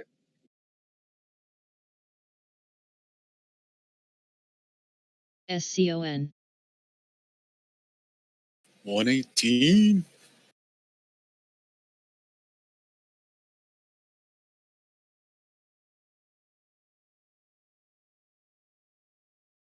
All right, next up, 123. Just skipped a lot of numbers there. Yeah, I know. I'm just kidding. All right, I took off about half.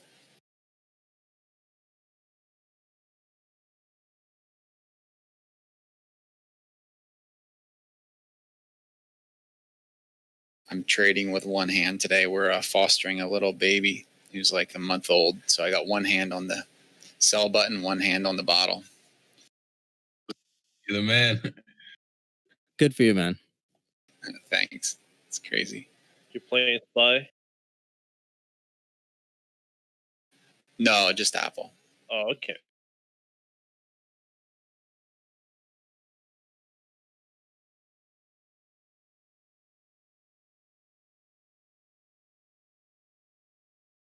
Took some off on the video just to mitigate risk because I had to add all the way down.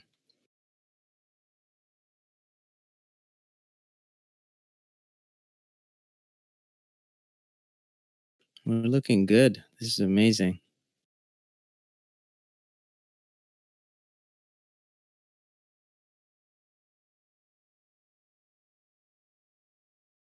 Good call on Lulu as well. Been trading. That was amazing, Tony. I got that nice dip by at 317s.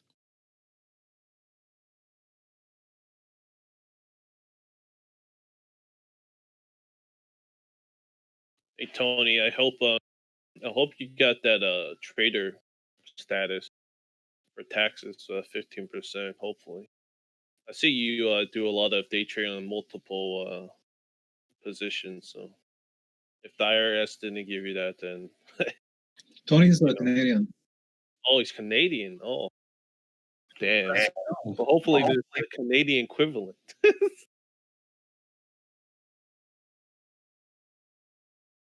Yeah, we're talking over a couple of guys, Drados and Eastwind.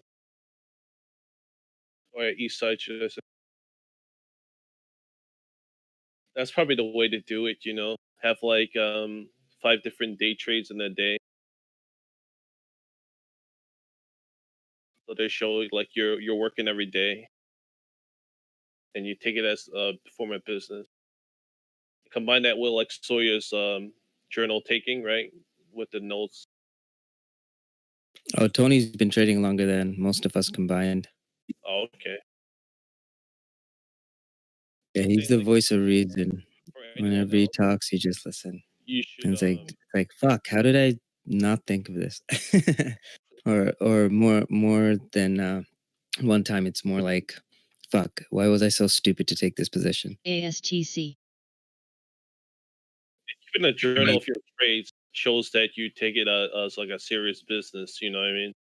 So I think Fine. that if you send that or photocopies of your journal to the IRS, they're gonna have to give you the trader status and 15% off long, short, and every percent of trade. Bollinger Band's expanding here on app on 5-minute chart, so expect some more increased volatility coming in a couple of minutes. I just saw a 300,000 buy on the ask on SPY, 339.59. FMCI. That was on the ask, not over or anything. Guys, there's better ways to do it than TTS status. So TTS is probably the easiest one to get. Some cost a bit more money, but opening a family office, LLCs, those are really good ways to kind of help you out. And plus, you can take an income, give yourself. I think you need a corporation to give yourself divvy, but you can do that too, and also Write-offs, right? hold other asset classes. You get write-offs, right? Business write-offs. The write-offs, especially. Okay, so for long term, you look into that. If you're truly trying to do this long term and not just when the corona's over.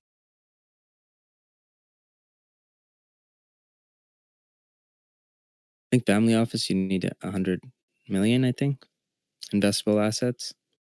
Not too sure. But, that can include properties, all that stuff too. And, it's a good practice to get into. KTRA. Anything I do, I just open another LLC technically. So even when I'm building my houses, that's the contracting is going through a different LLC. The properties are under a different MCFT. one. That way you can literally do business between the two companies, which, you set your rates. And you can easily make some, kind of inflate the numbers a bit.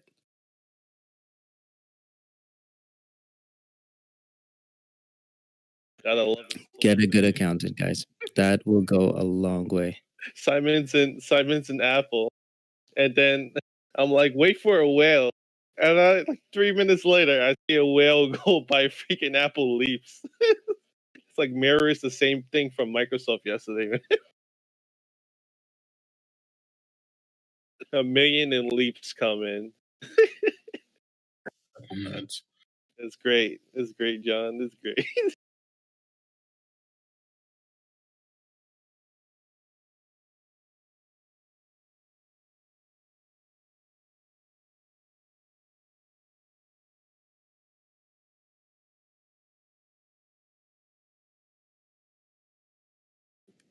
If for real estate, would you buy it from like as a business or as a personal thing for tax purposes? If it's like residential real estate, Are you renting it out? yeah, I'll be renting it out. Yeah, around the 10:04 Eastern time, of course. LLC. That's when the $1 million leaps came in.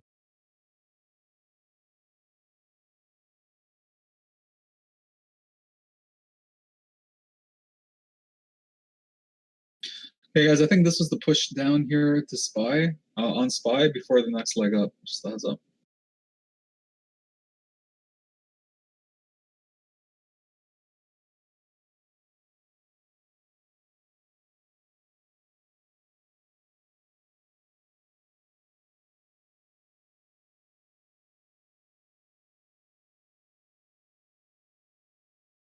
And the good thing is, the limited liability aspect of it is amazing.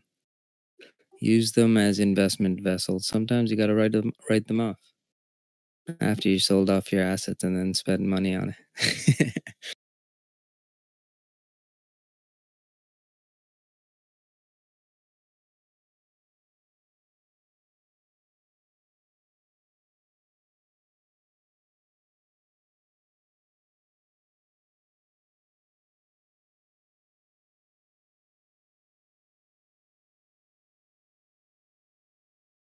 It's CLST. getting really tight here around that 117.90 area.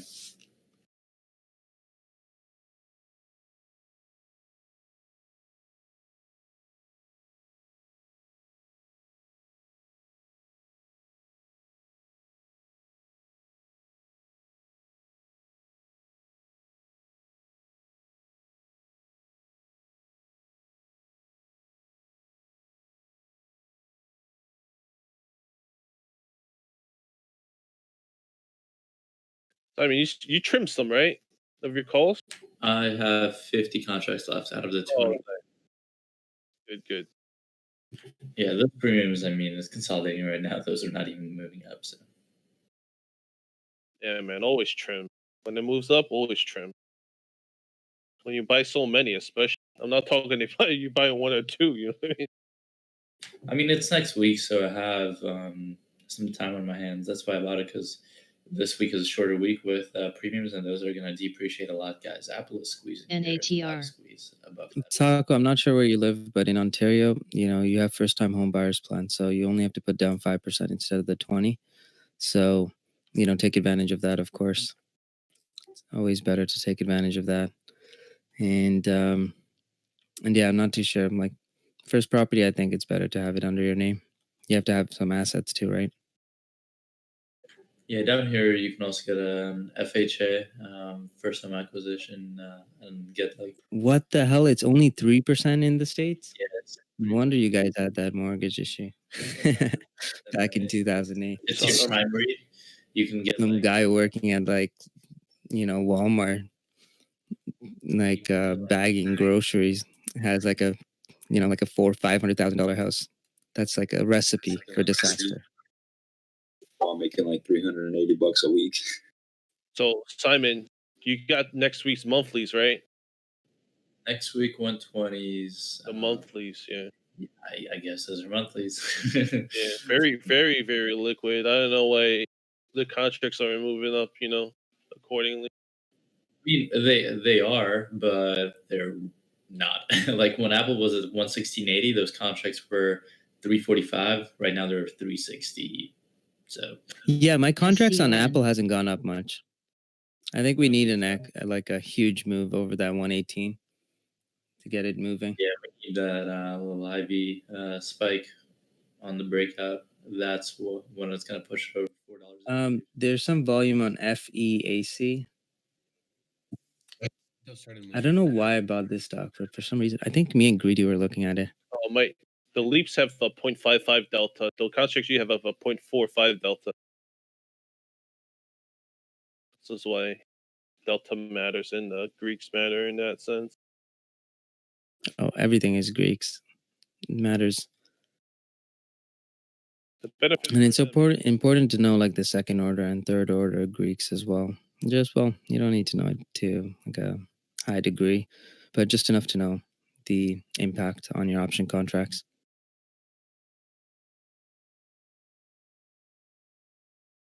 Sorry, what do you mean by the second and third? Yeah, what's ACM? 1 mil just came through ACM. See, that's one. It would be unusual. So, okay, so we look at gamma, right? What is gamma?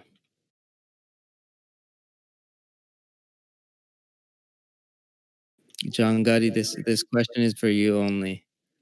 What is gamma? Chat went quiet. This is ACM, ACOM. Something with the KXIN. school district of Florida. John Gotti, if you're trading options without knowing what gamma is, then you shouldn't be trading it. So from what I understand, it's supposed to be when like the delta's moving, the gamma value would Change on delta, right? Okay. So what the third order Greeks is the rate of change on gamma. Guys, sorry, spies launching. So there's, you want to know what your first, second, and third order Greeks are. In derivatives, it's like vital for us to know it. Like in a quant standpoint, it's important. For a trader, all you need to know is what the effects are, how it'll move, what determines gamma, what determines delta. Those are stuff that has to be, considered. And you don't have to know it to the full extent, right? You don't have to know too much about it. Just enough that the implications, right? So let's try and pull up a scenario. Give me 1 second. So from what I understand, Pretty much saying like velocity and acceleration. Yeah, there's a rate of change. Yeah, 'cause there's a rate of change on delta, right? Which is controlled by gamma. And then there's a rate of change on gamma as well. Which is controlled by? I have no idea. That I don't even know. I don't think there is. But for that, we call it color for gamma. Right, Apple going here. Popping, breaking high day. And getting rejected. No volume. The third order Greeks is what actually moves pricing, everything. I forgot what the other one is called, but there's one that's the rate of change of gamma and Vega? IB. Vega? No, it's like Zoma, I think. Zoma. It's Zoma, I think. Yeah.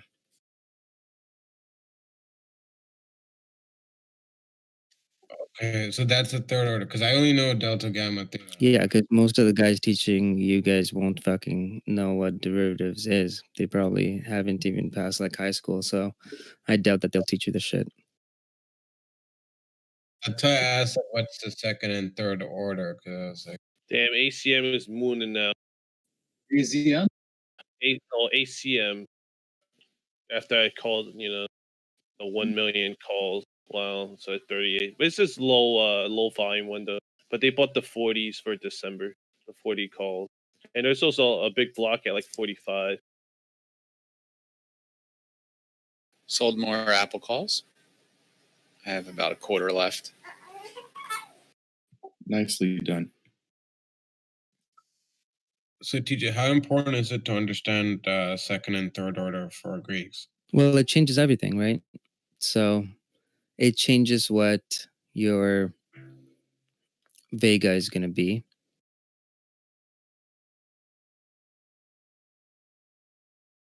I think, to be honest, I think everything is important. Like to an extent. I mean, you'll be better off if you learn as much as you can, right? And you don't need to know too much because obviously, when you look at option pricing, is gamma such a big impact? Unless you're down on a position and it's close to expired, not really, right? But knowing what moves them, that is important. That's how you find the better contracts to buy. Right? Most people buy contracts looking at how much they can afford or looking at, how much premium is baked into this contract versus the other one. They'll look at time decay as a factor and look at the time value of it. But realistically, that like the biggest things is the Greeks. If you can understand how it moves, like you're in a better position to be profitable consistently. Okay. All right. So there's underlying effects on everything. So remember, I just mentioned Zoma. So Zoma is a big one because that's the rate of change on gamma in respect to volatility. Right. And that changes because when we're trading option contracts, we're not just trading one Greek. Everything moves. IV moves. So it's important to know what's moving it, what's causing it to move up, what's going to cause it to move against you, how far can it go against you. So I'm just gonna take a note on that. On Zoma, it has the biggest effect on Gamma. Sorry, Sorry, Zoma has the biggest effect on which Greeks? Zoma, ZOMMA, I think, or MA. That's the rate of change of gamma with respect to volatility. Thank you.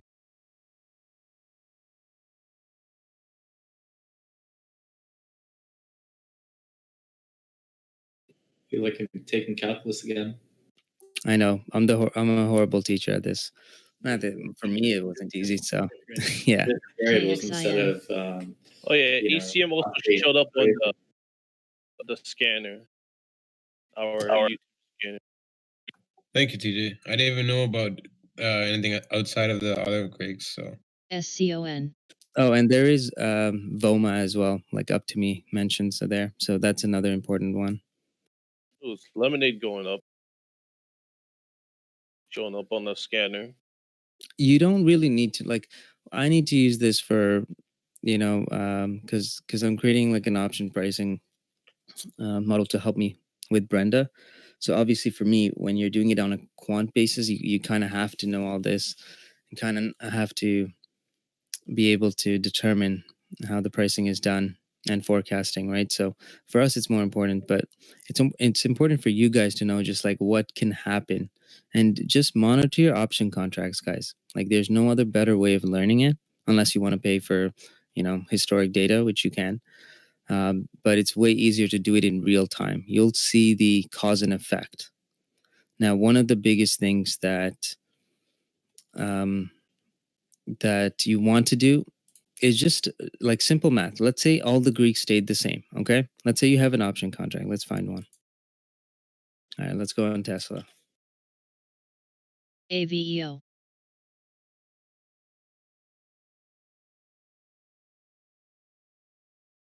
All right. Tesla, September 11th. All right. So, what's it trading at? Okay. Let's say you bought the 385 calls. On Friday, the stock's trading at, let's say tomorrow. Let's make it easier for you guys. Let's say you bought the 385 calls. Tomorrow we're trading at 360s. What's the pricing? Because right now 385s are going for 395. Let's assume IV stays the same. The only thing you have to worry about is the Greeks. Theta, Vega, Gamma, and Delta. I don't even know why Vega is a Greek. It's not even a Greek letter.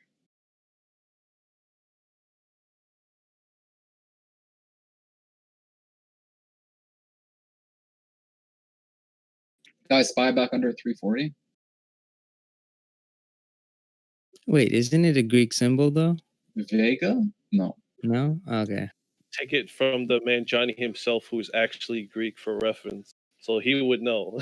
He would know. Wait, I think that's Vanna. Vanna is Greek, right? Oh. Also, Rocket is trying to push for the high of day. SPY's dipping a little bit. All right, guys, come on. Someone tell me what the pricing is. Ooh, Tesla's tanking. Yeah, that's the 350s. I'm gonna close Apple here. What's the question, TJ? All right, let's assume IV stays the same. All right, so right now you bought the 385 calls on Tesla. Tomorrow it opens at 360. What's the pricing on it? Oh shit, that thing moves so fast. I said it was like 390, I think. Now it's trading at 330.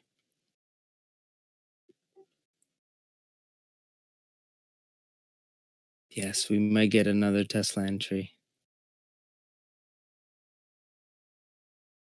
What expiration was that, TJ? September 11th.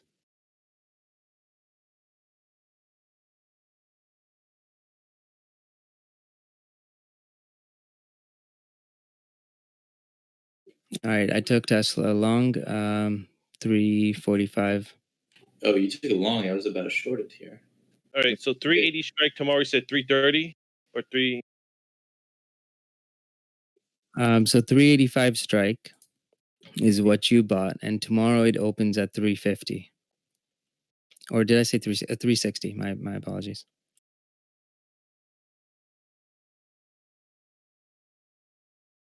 Is there any particular reason you're taking Tesla long here, TJ? Oh, just did buy. Because the market came down pretty aggressively on QQQ, but we're back to QQQ support range. So if this holds here on QQQ, I can see it moving back up. Did you get 350 calls? Oh no, I went with shares, but I should do calls. Actually, mine as well.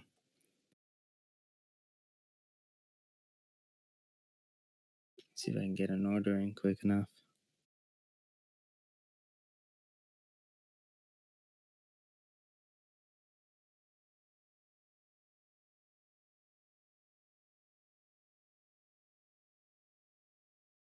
SPY 339.20.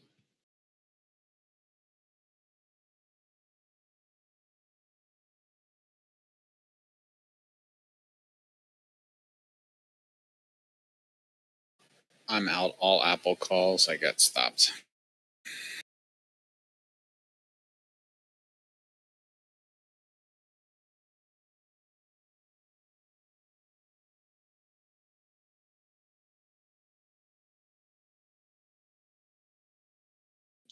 I think the market's actually going to rip right back up here, guys.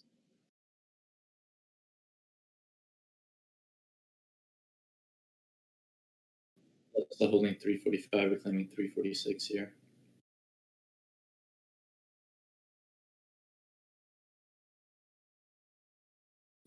Come on, Tesla, give me 349.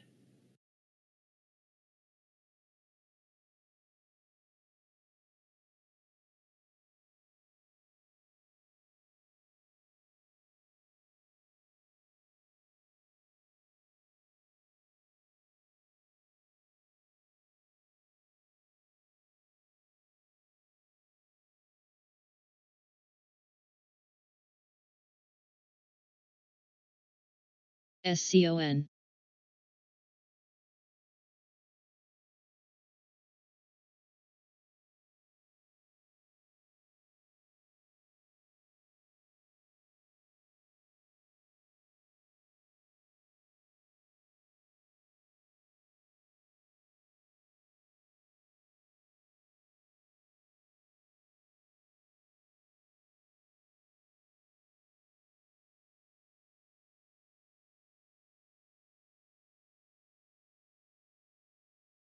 I want to just put down your breakdown too.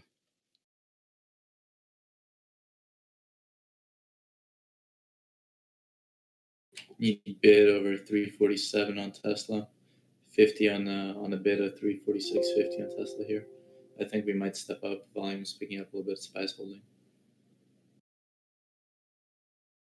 Yeah, the bulls are reclaiming control in the 5-minute on Tesla.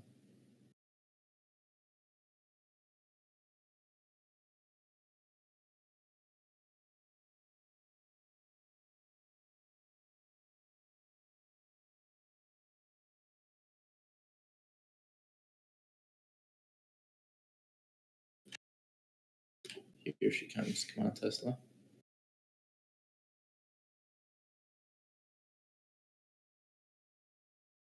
Market is breaking out as expected. It broke through.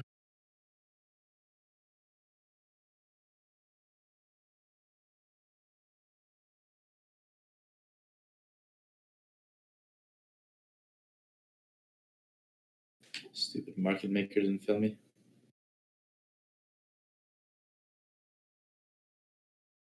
So TJ, your question was if it's a 385 call, but it only hits 360, that's a difference of $15 or so. Delta is at 0.16. So we multiply 0.168 times the change, 15. And then you subtract that from the premium. The theta, yeah.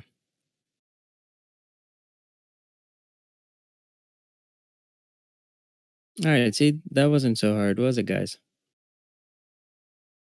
Now, I want you guys to do this, like, just on every single trade that you take, every single trade you're looking at, because that's the only way you'll learn. Options are really simple, guys. Like it's literally set in stone, pretty much. There's what's the one probability that's out of our hands? News.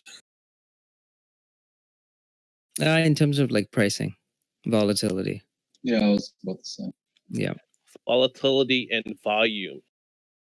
Which is why when we pick options that we're going to buy leaps on, what do we look for? Low IV. What do we look for when we're shorting, selling? High IV. You know, no matter what, that's the one thing that has to be there. I don't care if you trade the 40 deltas, 50s, 30s. The one thing that has to be done when you're writing is, you know, you're going to write high IV, you're going to buy low IV. KXIN. That's right. Also take when you're trading by the open, take into account liquidity, because you know that's not going to be simulated correctly in paper trading. They allow you fills, you know, wherever fills in, fills out. Yeah, I wish I can like get like fills like that. It's impossible. Mm-hmm. The bigger the gaps when you want to enter, you'll see lower liquidity. Yeah, it just nuts because the options, like the algos on the options, will just match your price at every single second. Like the moment you switch it, they match it. On anything that's thinly traded, there's no way. They're just gonna just be on that level. Remember, like today, I was trying to get out of those work ones at a 1 penny.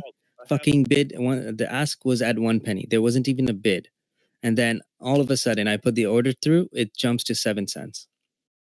Problem of being a seller is that those algo manipulation, always like out of the money manipulation. So the only thing you could do is just let it expire worthless. I mean, So I had a question for you guys. Last Friday, Apple, I think I mentioned this, but Apple was at 120 at the open, dropped to 110. Those same day Friday expirations on calls went from $17 or something on Thursday, and by the time it hit 110 for the 120s, they were at a penny. By midday, there was obviously a bounce. By midday, those penny calls were up to $2.40. Obviously, expiration is crazy. You know, the theta burn is brutal. But do you ever play those? I mean, they're obviously like gambling, but it's pretty much like if you get the direction and the oh shit, Tesla. Rocket, 1 second, ripping, gotta Rocket step is out. ripping, boys. Here we go. So, you know, it depends. It really depends. I mean, if you get the trend right, you're good, right? But again, like if it tanks once on you, you're gonna look at it like a 20% loss at least. right, if you bought it at like 20, 30 cents and it still went to a penny. Yeah, like let's say you bought it and you bought literally the dip and then it just rips. Okay, you got lucky. That's a good entry. But let's say you bought it on the dip. I think it's a pullback entry. And then you try to, you know, go long on it because like you explained, right? It went up first, then it came all the way down to pennies and then it moved up, right? Yep. Yeah, so when you have that, it's like a perfect dip buy situation. Yeah, you can make money, but again, it's really risky because everything else faded off the contracts, right? So what gives contracts pricing is simple. It's just the time value, right?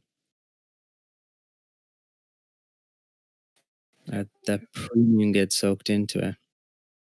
They're $1 for a reason. It's basically on same day expiration. The chances of it, you know, coming back having some kind of value are pretty slim, especially if they're $10 out of the money. You know what I mean? Like ATR plays a role in that as well. Yeah, I just couldn't believe that by like 10 in the morning, they were at $17 on Thursday and they opened at like 8 and then they faded so fast to a penny. I mean, I was like, what the heck? And I didn't buy them, but at the end of the day, I looked and it went from a penny to $2. That's like what? So that doesn't always happen. Remember, Friday, look at the range on Apple on Friday versus like historic, right? So like, yeah, on days like that, yeah, sure. If we can time a really good one, sure. But most of the time, 90% of the time, what's going to happen is you're going to buy it at $1. You're going to try and sell it at $5, but there's like 15,000 contracts at $5, so you're never going to get filled anyways. And before you know it, by the time you're trying to get that fill, you know what? It's now worth less than a penny. Yep.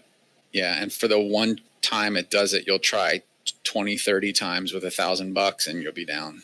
Yeah, because again, like in paper trading, it seems easy, but no, it like we can look at the level two and be like, oh yeah, this is easy. I can buy it at $1, sell at $5, but realistically, you can't. Like, there's so much algos on it. When you look at any of those contracts expiring, look at how many contracts are there. How are you going to be the one that's going to get filled, right? You're going to run into that risk. Yep. Fridays are for selling, boys. Look at what the volume of the days are, right? Play a hot stock like Tesla, do your iron condors, and eat oil. Yeah, and remember, your delta goes to 0 at one point, right? So just remember that. So what if you're holding a contract and you're like, yeah, it's good. It's trading at like 10 delta, and it's like not a big deal anyways because you're just like dip buying.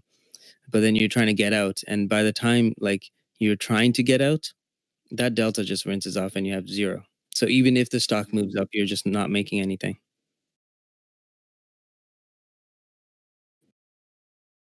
I think we might see a little Tesla retracement here to around 347.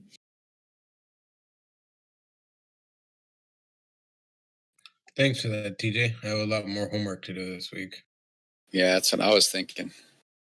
Yeah, no problem. I'm not the best person to talk to about this stuff. I haven't been in school for a long ass time.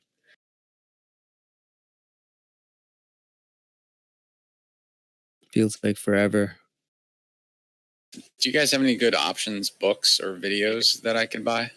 To be honest, like, I don't think anyone really does it justice. FRM is something that you guys should all really study. Please do. KXIN. Like, guys, FRM tells you everything you need to know. It's a professional designation. You can at least get your foot in the door.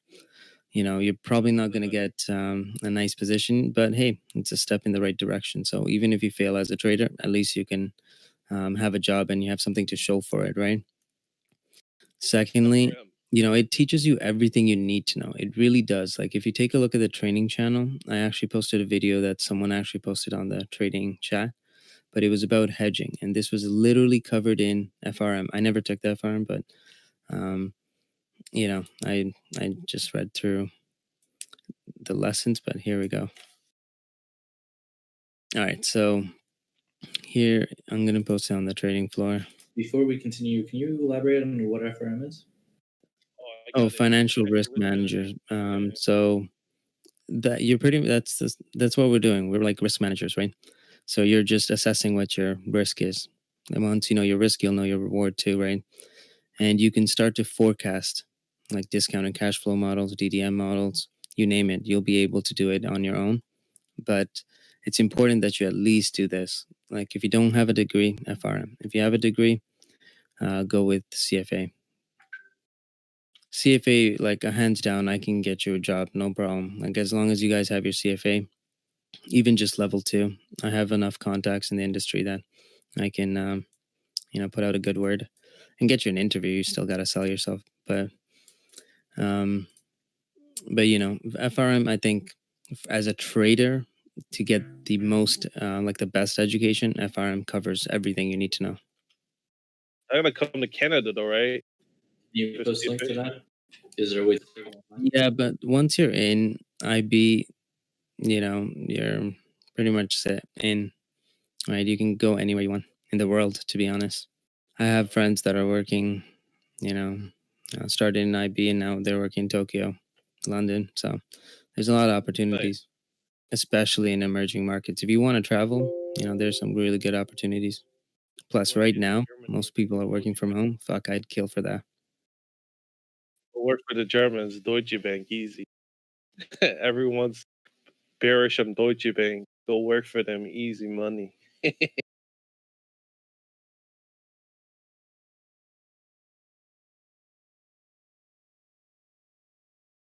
So the Tesla shares, I took some off on just in case tanks on me. Should take a bit more off, actually.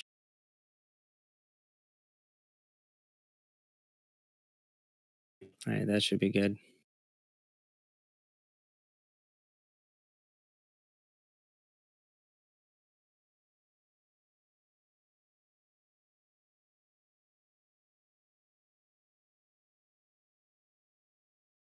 Okay, I got both hands back. Baby's sleeping. Let's make some money. All right. All right. DAX is about to close. So might be a reason for some of these to sell off. That's why.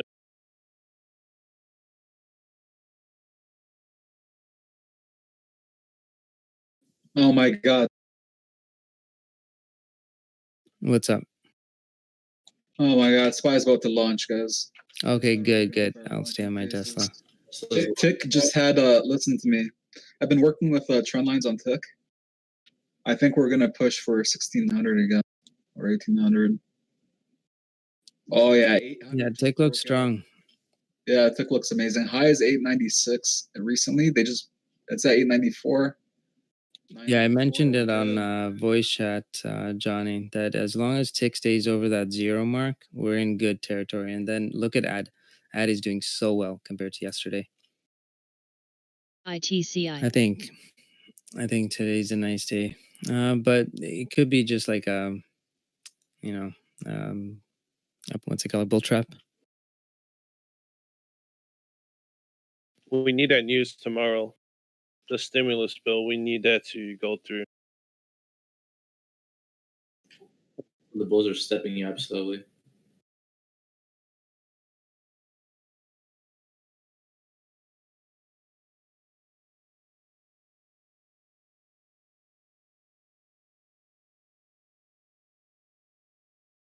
Yeah, I was thinking last night at the close. I think we're gonna have a big range on ES and SPY, but it's gonna stay in like a range until we know the news. So maybe like 150 point range on ES.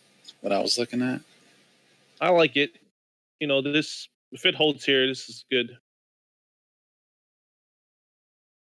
ASOL. I don't know nothing. All I know is TOS fills are garbage. The fills, you said? Yep. I thought he said smells. Nah, the fills.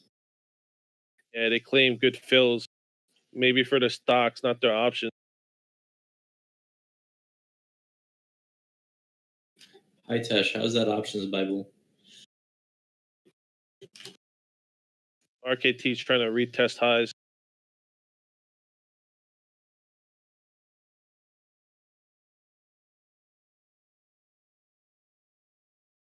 KXIN.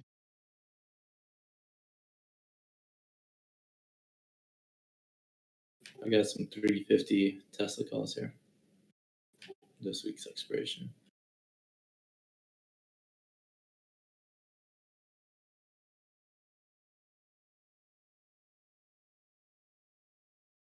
SNY.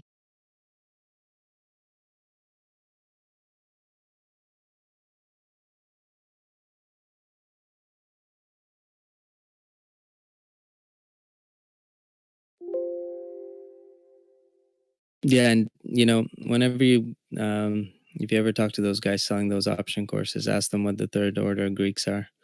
Probably won't be able to tell you unless they Googled it. Yeah. And if they don't know that, fucking don't trust them with your money. Nah, I would not pay them for any of that. To be honest with you. Tesla Good about, one. Tesla about to launch here over 350, guys. Look at volume. We need a nice volume pop here. If we launch over 350, we will go to 353s, breaking out of that downtrend. EGAN. That's one scenario. Scenario number 2 is we get rejected here, head down to 342, form an H, and then go for a low day. So, but I'm more on the bullish side the way the tape is acting here and the way level 2 is stepping up. I think we're gonna break here to the upside.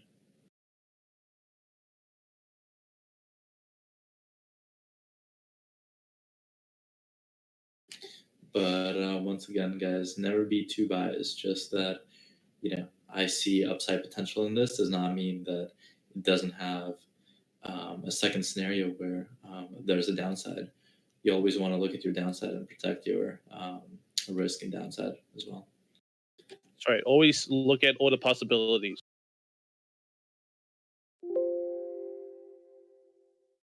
My biggest problem when I was starting out, especially with option just scalping, is being overly biased on what I think is MCFE. going to happen. So my advice to you guys would be trade what you see, not what you want to see. Same advice when you're drifting. Look where you want to go, not the wall. You have many experiences with drifting Lambos, I see, TJ. Yeah, I used to do track instructing for the Porsche Club up here, so I've got to drive a lot of good cars. I ain't drifting no Lambo, smacking in the Would wall. you go with the GT3 RS or the 911 Turbo S? RS 4.0, that one's a beast. Rear SCON. wheel drive, that's all you need. They took out the 4-wheel drive pretty much on it, and that is a beast. All right, Dax is closed. You guys Sure. fly back over 340. German market chance. Wait for the FTSE to close.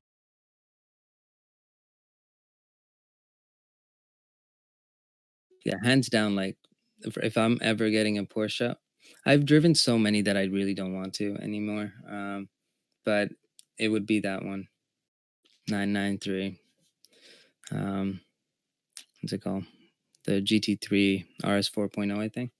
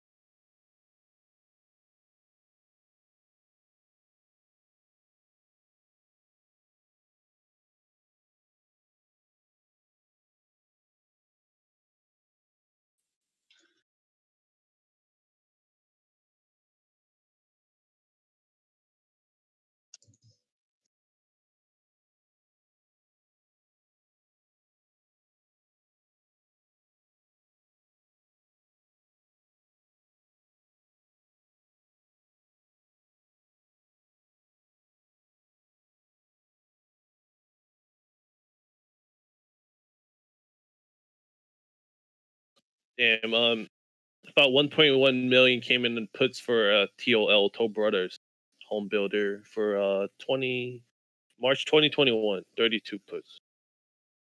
Trading around 43 right now. So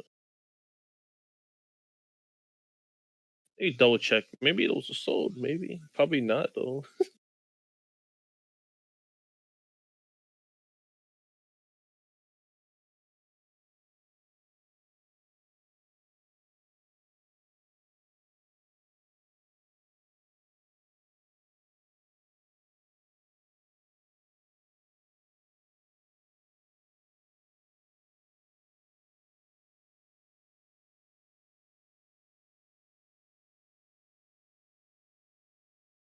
ITCI.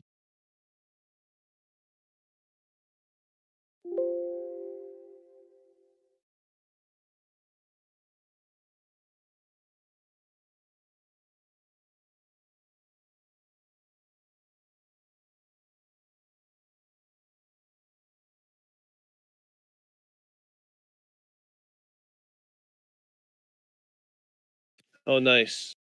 The 32s were bought, but in the arbitrage for the 39 puts for Toll Brothers. Equal amounts.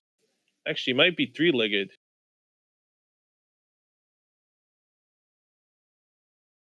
I want to see how this candle in the 5-minute closes on Tesla right here. I'd ideally like it to close over 346.50. If it closes below, I probably will exit my calls. Lemonize brings up a good point. You can actually use that and use the vol adjustment too.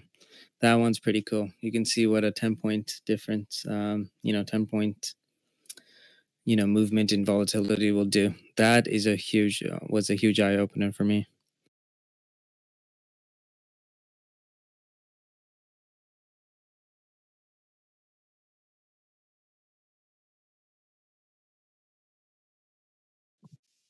Let's see if Doc you can break above this area here.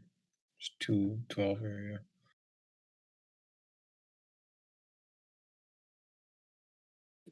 Joel, I'm already in calls. I will exit my position if a 5-minute candle closes below that. It's very important to pay attention to the timing on the candles and the close not only the open, the close tells you a lot about, the stock. So see right here, it closed above that 346.50 zone. That showed that, hey, not enough sellers pushed it down, and it held support pretty nicely, especially if the 5-minute candle held. So formulated that wick, and now 348s are stepping up in a bit. I might actually add here on Tesla. I'm going to add 10 more contracts. Oh, and that CBOE lesson, guys, I posted in Options 101 channel. Make sure you guys do that course. Like, it's foolish not to do it, especially when you're trading stuff like this. Like, any advantage is just going to make you more money. So with all the hard work you're doing, you might as well, do it. And to be honest, the CBOE course is like hands down better than like 99% of courses that's in the market. Thanks, TJ. Can you repeat that CBOE? Yeah, it's on the Options 101 channel. Thanks. Also, SPY a few cents away from HOD here. They made this push as tick came under 0 for the first time in a while.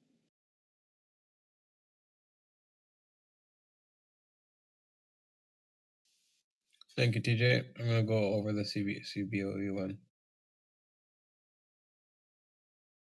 Guys, utilize this chat room. I mean, look at when we posted that link to back in 2018.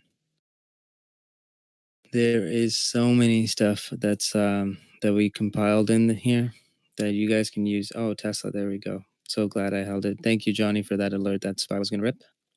It's most probably going to retest middle VWAP in our next couple of minutes at 353, 50, 354-ish. So still has a little bit of room.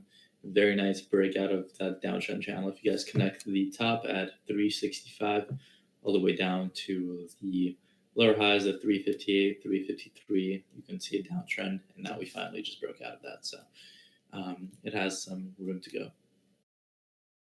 This right here is just a healthy pullback. As long as we stay above 350, we should be fine. Yeah, if you took the option play with us, the 350 calls, it went from $11 to 15.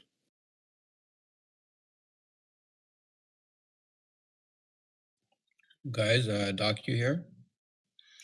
Breaking out of that 212 area. Where's that course? What date? I can't find it. It's the very first post. Yeah, you have to scroll all the way up. Oh, I see. April 21st, 2018. Is this a paid course or is it? No, it's free. Okay. I guess I'm going to lock myself in a room for a couple of weeks. Yep, it's done by the, options board, right? If anyone can teach you how to trade options, it's obviously going to be them, or at least understand options. Is it pretty much everything from scratch, everything from like, hey, what's a call, what's a put, to advanced trades? Like, Yeah. That's amazing. You can choose which ones you want to start off with because, we don't need to know the first little introductory courses. Page open, yeah. Basic, intermediate, advanced, and spreading. No, it's TJ. I think ITCI. I need to revisit what a call is. Just in case, right? Yeah, just if case. It's like, I've been trading puts all this time.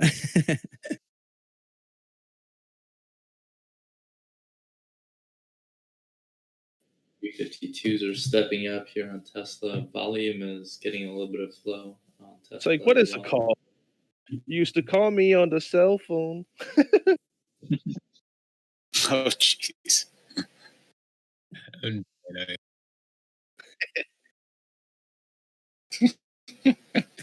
your day job.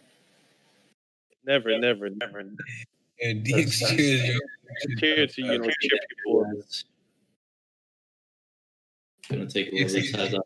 You need Trump dancing along. Someone got. You know what song we need? Where's Turkey Dirk? Hero? Yep. Look for the HODs here on SPY, guys. I just got my main indicator. I put a sell order for the remaining of my Tesla calls at $16 for those 350 calls, guys. That's right under VWAP. All right, FTSE's also closed. Waiting for the French market to close. But It's looking good for us. The European markets were shorting us there. You know what I mean? Probably too late for them now. I'm about to close that Tesla scalp here, guys. We can't get over 352 in the next 4 minutes, then I'll close it.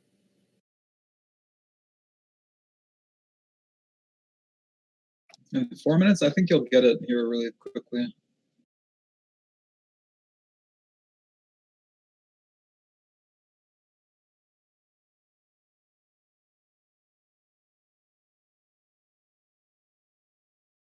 We shall see, Johnny.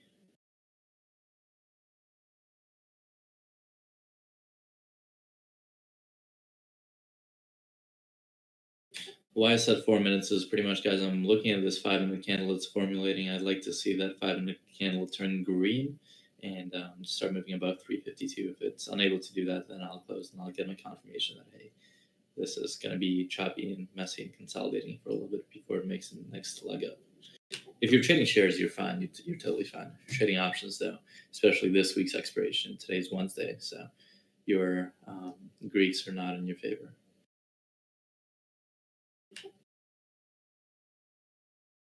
Especially with contracts that are priced a little bit higher, like Tesla. So we're playing 350 calls. Those contracts are priced at $15 right now on Wednesday. What this means is that Tesla has to be 350 plus $15 by expiration for you just to break even. So Tesla has to be 365 by expiration just for you to break even. In simple terms.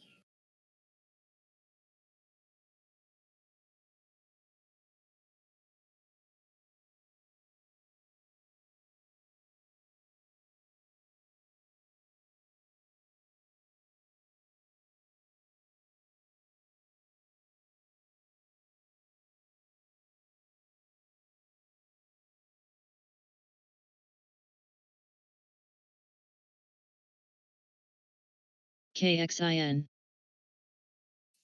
I was wondering where the music was playing from. I realized the video's running.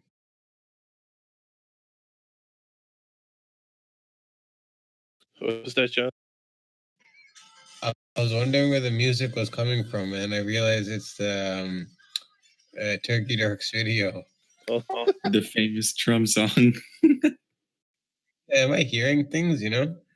Yes, it broke the 212 level, yes. Knock you.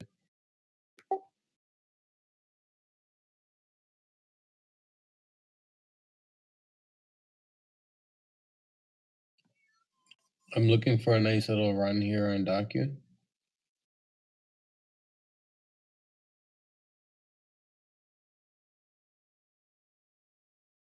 We can break above this like 212, 213 area strong. Volume is starting to pick up. Don't like that tape printing at 350s. We're just broke under 350, so I did not like that.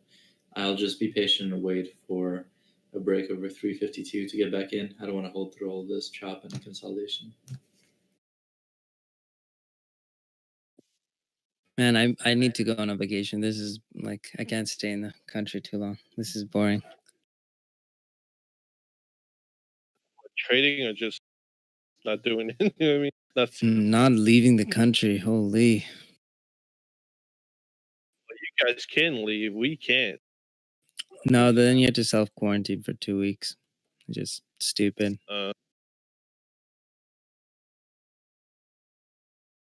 Trust me, that sucks too, because then you can't do anything after. You're like on a lockdown just for going on vacay. Yep. That's so stupid. But it's okay. As long as, Who you know. enforces that up there? I mean, I just flew to New York from Florida and, you know, quarantine 12, 14 days, but nobody's enforcing it at all. They enforce it in Canada. Oh no, Canada, like the fine is like 500K. Something stupid like that. They actually enforce it. They'll come and do checkups on you several times. The RCMP actually, so it's like federal police. Wow. Yeah, an American guy just got charged 500K with jail time, possibly, because he broke it twice. Sorry, it's 50K. No, I'm pretty sure it's 500K, TJ. I saw the news recently. Yeah, the border people don't mess around too. It's for people that aren't from here that break it. So if you're ordered by someone to like the government to stay home and you're not a Canadian citizen, then it's 500K. Jesus, that's nuts. Even 50K. Up to Fuck. Yeah, Up to that's my 500. Mercedes right there, boys. I'd look at Spy. You know, like Wow. Yeah, but TJ, that's like 30 minutes of trading for you, man. It's all good. Nah, they That's can't like- charge All right, I took a long on Coop. Let's see. Well, I added on to my Coop play. It's holding that 255 pretty nicely. Love it. I love it though. That's reckless behavior, and you should be punished for it. Let's see if this works out. If you're entering someone else's country and you don't abide by their rules, you should be punished. That's how it should be. Yeah, that's fair. Docky did a small little gap up on the 5-minute and then pulled right back. All right, guys, I'm done trading here for today. Gonna take a break. I got short on Carve. Did the 2 trades that I took.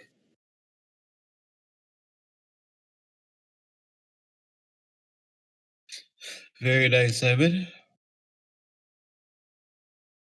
Look at Tick. I just went from 700 to 50.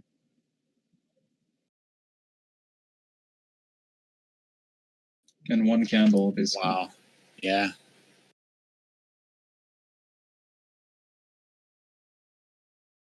Yeah, I wouldn't be long Spy or anything up here. Still holding a trend though, which is interesting. It's weird. It's going sideways up here, right underneath the highs. Probably breaks out, but the risk is crazy.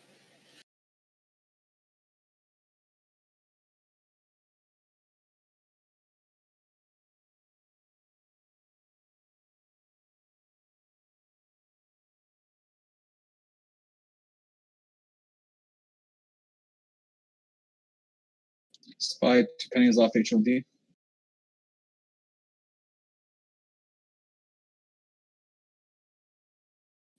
HOD break. Spy.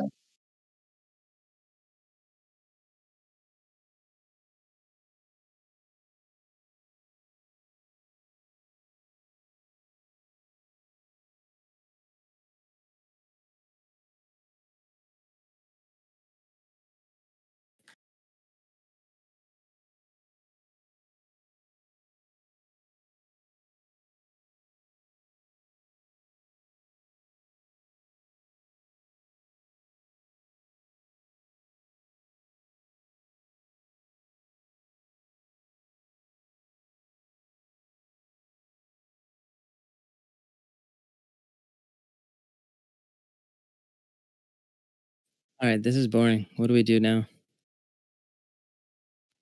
Just wait. Take a break. Just wait. By the way, guys, did you guys take a look at the, I guess, like the portfolio I built for you guys yesterday? Long-term picks?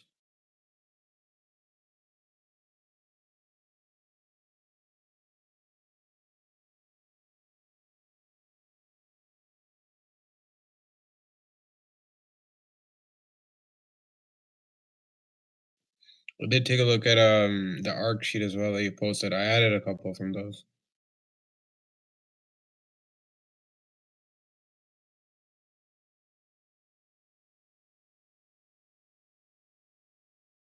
Yeah, I have them written down here, TJ. All right. I'll play for you guys. About a post in Chad break above 352.60 on Tesla for the call side. Just a quick scalp. SCON.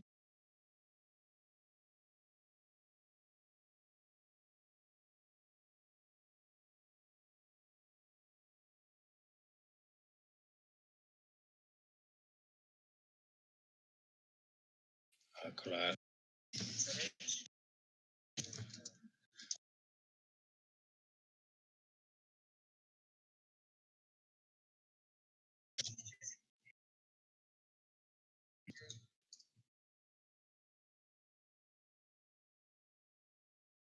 Damn, Amazon's 15%.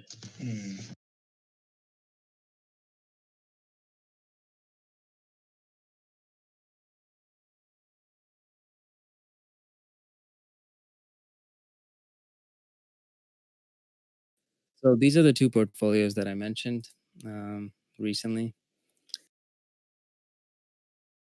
And as you can see, one is the safe one, value ETF, and the other one is high growth. Both of them doing pretty good.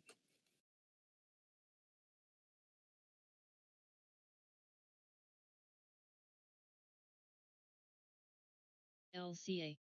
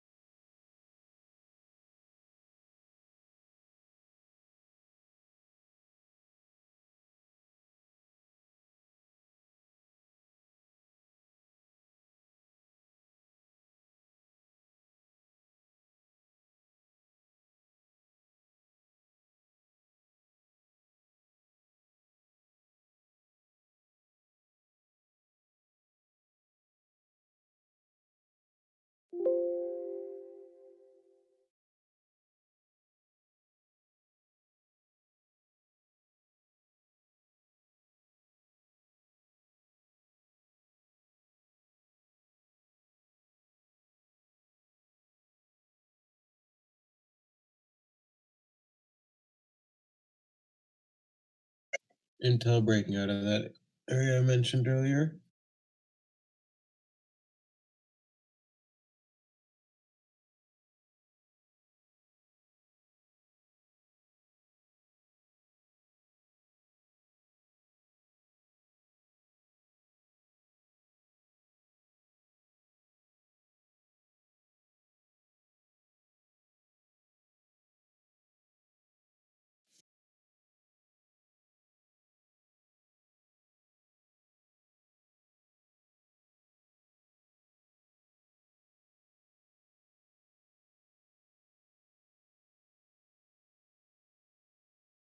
AEHR.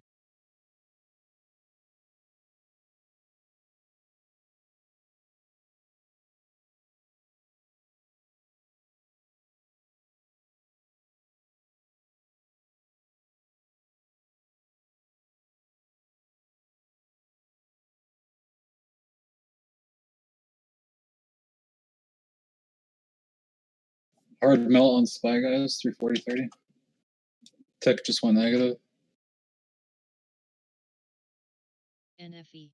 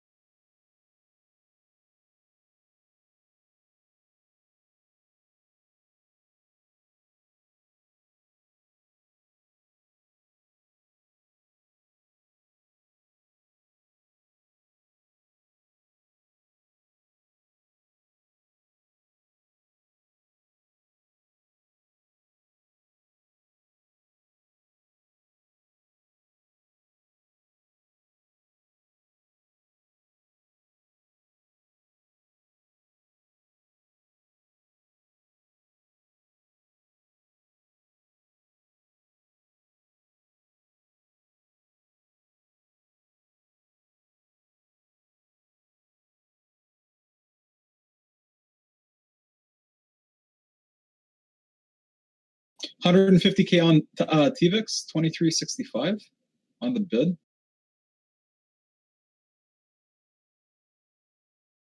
GLNG. Or not TVIX, sorry, UVXY.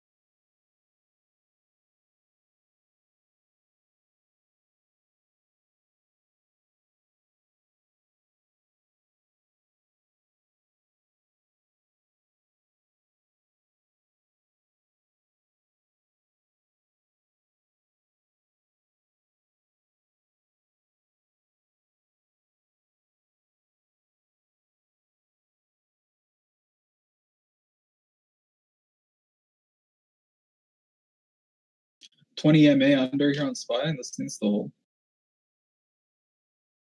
Oh man, selling pressure coming into SPY here. Negative 300 on tick. We went bearish on tick now. Guys, remember what TJ said, under 0, we go bearish and it's tanking. Nice alert there. We got bottoms here on tick. Next level is quite low. It's like 800.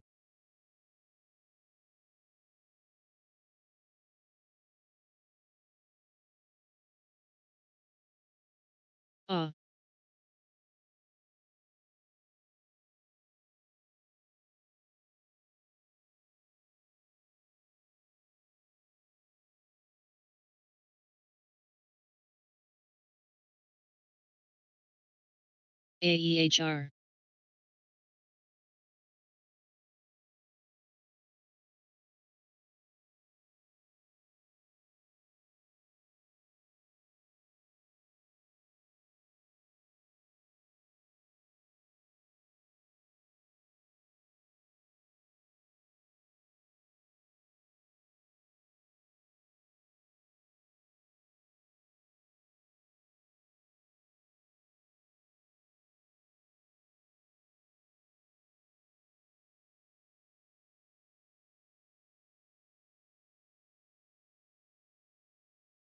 PRTK.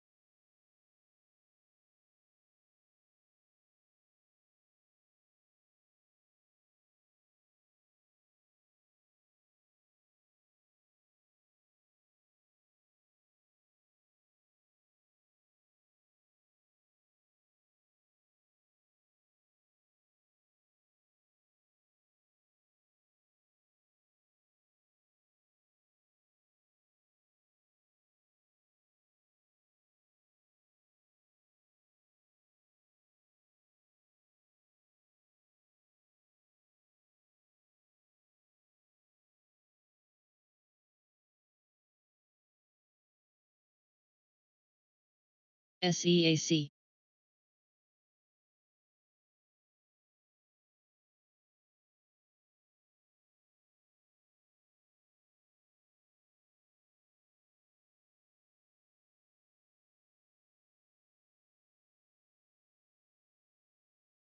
Yes, DocQ's moving up.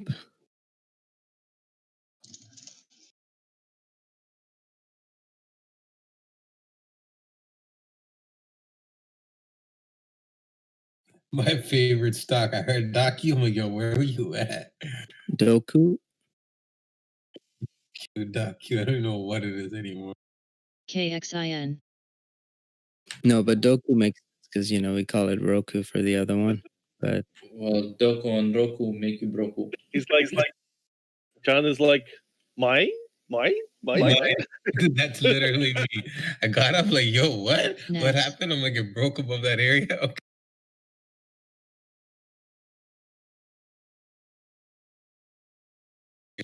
And thanks a lot, TJ. I realized I gotta well, obviously I know I have to study a lot of shit, but I didn't even realize there was the third order Greeks and stuff. I've never seen it in any of the option courses, so that is very good. Very good. A lot of work to do. Yeah, no problem. Then you can teach a lesson to, you know, guys in UT. That is true. Then I gotta go 10 times as hard now.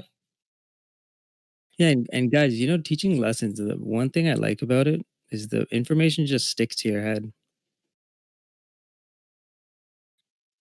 Yeah, that's true. I was teaching my baby sister some of the basics on the weekend, and some of the things I've learned started to stick better. I think my confidence just went down last 2 days after, like, I haven't been making money. I haven't really been losing anything either, but it has been kind of bag holding, buying dips, and I was like, fuck, like, do I even know how to do anything anymore? So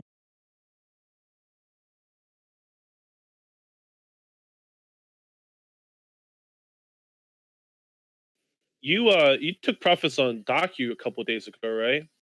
I did, but I haven't made it today or like the day before. Well, I mean, I bought Tesla yesterday, but yeah, like I really haven't done anything, you know? I So I mean, you just, sold the top. You sold the top. You actually did it very well. What You was sold that? the top and freed up capital to buy it more at a better price. that's true. Yeah, that is true. T-Doc too. I sold in the 218 to 224. So yeah, I guess, yeah, I did okay, I guess. Yeah. It's not really about the day to day. Overall, I would say, month to month, year to year overall. Yeah, that's true. Yeah, I think long term, I see you're making progress, so that's good. Brother, I appreciate that.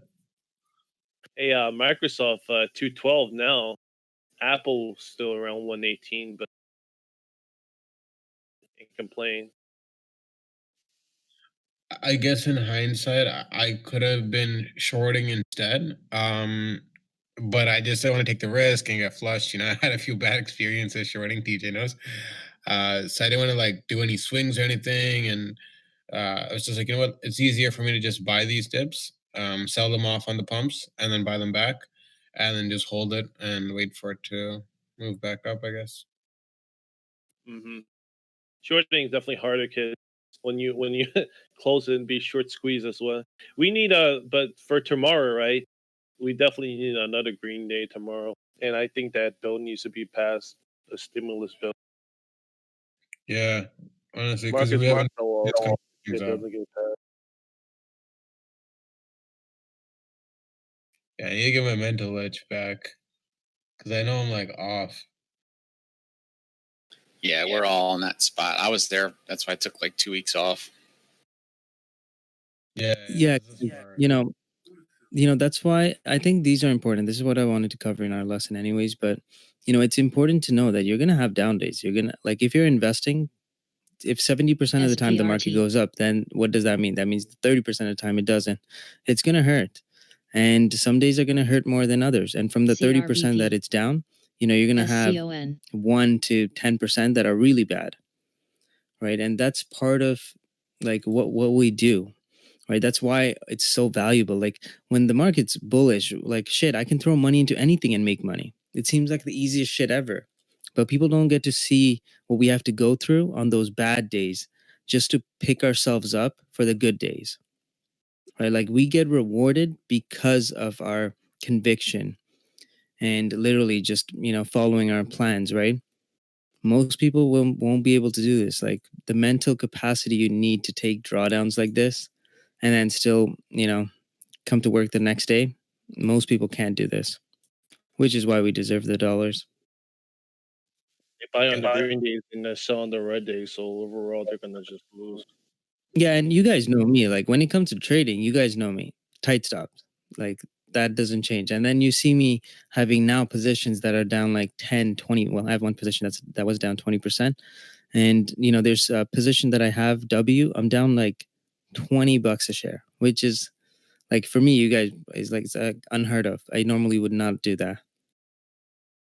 Well, Lemonade's not doing too bad. It's at 50 right now. So Yeah, Lemonade's doing okay now.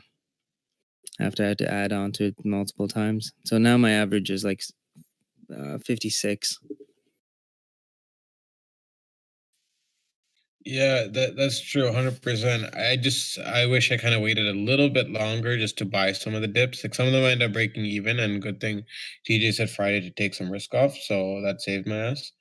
Um, so I did think I did Yes. okay because pretty much I broke even selling some off at the pumps or in profits.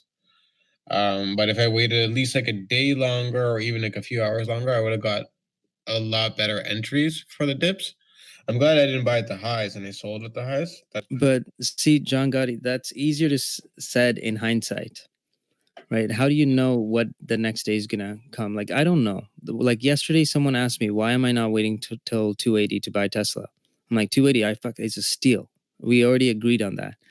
It just, if I had waited for 280s, I wouldn't be in this trade. I wouldn't have made as much as I made, 11 mil on just Tesla, if I literally just waited for that 280, because we SEAC. don't know what's going to happen next, right? You just have to position size for it. I was position size. I'm like, okay, if it goes to 280, I'm going really heavy into it, and I already planned for that scenario. But again, it never hit that area. And what if I just waited and then next day just skyrockets? You know, my mentality is going to be like, shit, I missed the dip buy. I'm not going to chase it here. And then guess what? That thing's going to fucking continue to rip like WIX did for me. And it just, you know, it went from $40 all the way up to like 200 and something, right? And that's the problem. Like, it's going to happen. And then you're going to miss out on those really good trades just because you didn't want to take a couple days of drawdowns. Mhm. Yeah, you have to spread out your buys. Say, allocate your capital. Buy, 10%. Drops down more by 20% of your capital, right? Yeah, start with 5%. Start with 5% allocation and then double down. Doubling down is how I was taught to trade. That's how everyone that I know, like institutional traders, we trade, because we were doubling down. We're like, we're not making stupid bets. We're not just fucking, closing our eyes and taking letters out of a, what's it called? Scrabble's bag. Scrabble, yeah. And, picking a ticker. No, like these are companies that you did research on. You have your DD.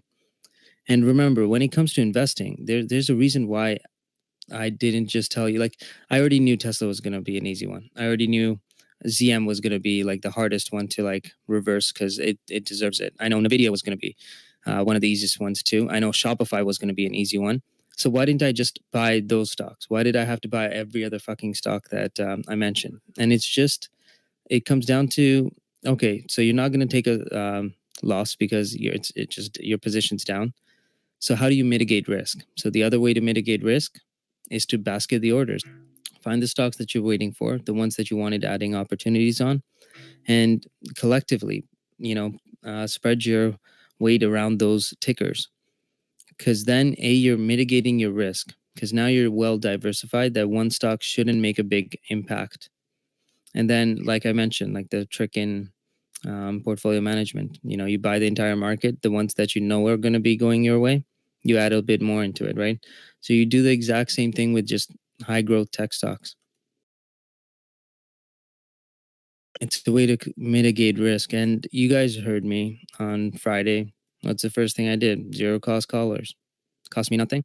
And I had protection. No upside, but that was okay. That's not what I wanted. I wanted to control my downside. Yeah, if you have equity, if you have stock equity, zero cost collars, yeah, in drawdown days are good. I guess it's not bad then. I guess TJ, like you said, in hindsight, it's easier. So I guess I didn't really fuck up. I guess the only thing I could have really done is just maybe Position size less. Yeah, I guess Aside from that, I guess I did do okay then. Yeah, I think I'm just beating myself up because I guess that's just part of the process then. Yeah. Yeah, I mean, it's easier in hindsight, right? So everyone can say this could happen, this could happen, but when you're like, we trade. This is our fucking money. When we're putting it on the line, we're putting it on the line. So, a lot of people can coach you afterwards and tell you, oh, this is what you should have done. But realistically, when you're in that position and you're here to, like, every day we're here to lock money in from the markets, right? So when you're in that mentality, you're going to be early sometimes. Sometimes you're going to be late.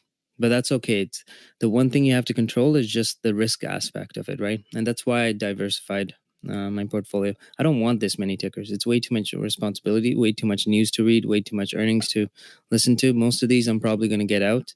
The only like sole purpose of me getting all of these tickers was just so I can mitigate that downside risk. SPY new high. Apple pushing as well. TJ, can you check your PM real quick? That's what I should do for next time. Is I mean, I did diversify, but I guess a little bit more, and add a little bit slower. All right, So, man. thank Tomorrow we just need a green day because, as you NATR. said, hindsight's 2020. Anything could happen in this market, right? Tomorrow could be a red day, so just keep that in mind. Hopefully, it isn't though. I know a lot of people are just long here, so So Simon, I like it. You have a balanced portfolio, consumer discretionaries. This is a good portfolio. You have oil in there as well, so this is a really good balanced portfolio. For me, I'm not good with healthcare, so I don't do that. Oil, don't follow it closely enough. So for me, I just stick to like tech. But your portfolio is really good, but I think you're way too young to have some of these stocks because they're not going to have the appreciation that you're looking for. Like you can do way better than buying something like, let's say actually the banks are okay, like Chevron, for example. Look at all of the tickers that you have. Look at the ones that have the lowest profit margins, and look at the ones that have like the largest floats, smallest price movements, like ATR. Use a 30 to 60-day ATR just to determine that, and then start eliminating the ones and put it onto the ones where it'll provide you higher growth. Okay. Appreciate that. No problem.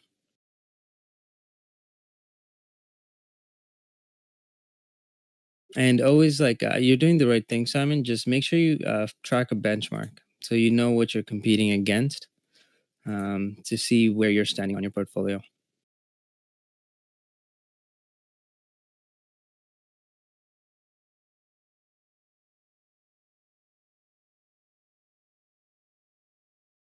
Simon, you could use leaps to control more shares and get the same moves. So keep that in mind. Something like SPY, Apple, Microsoft. look for a SPY extension here. Hard push, I'm thinking.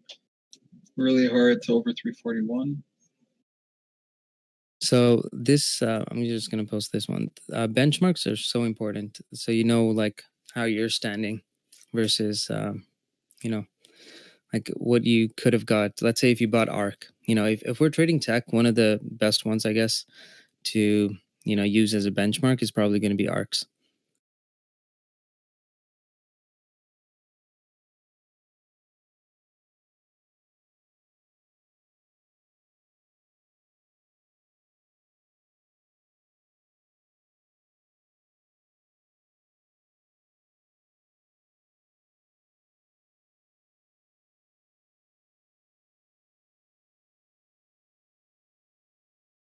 LCA.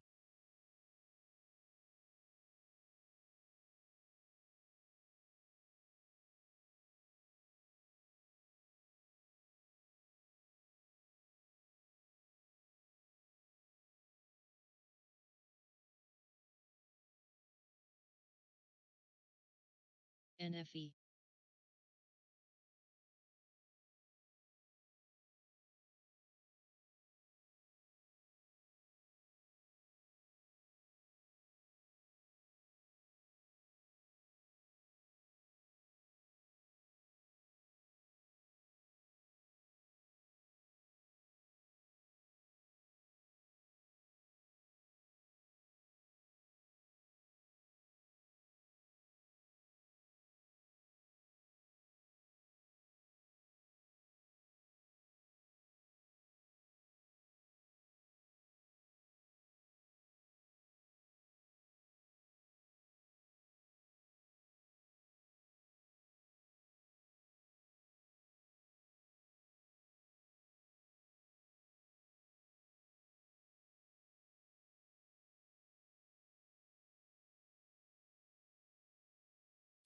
20K on the ask on UVXY, just got absorbed.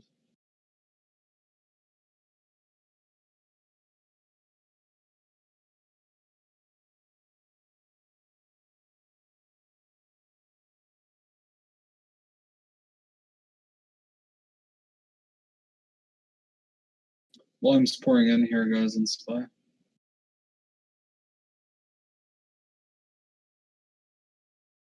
I've never liked work, to be honest. Like looking at the books too. I don't know.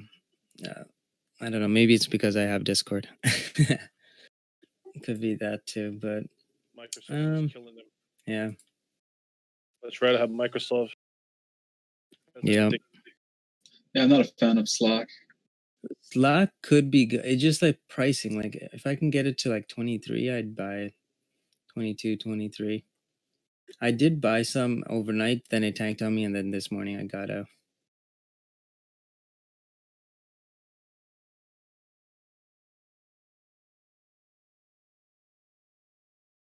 SPY, we're about to get a quad top here if we don't break HOD. Okay, there's the HOD break. Let's see, 340.78. There we go. Beautiful. Nice patience there, Johnny. Thanks, Ryan. Yeah, I'm still targeting 342. He's not a doctor. He doesn't have any patience. That joke. Have to exit. Yeah, but he's a surgeon on the market.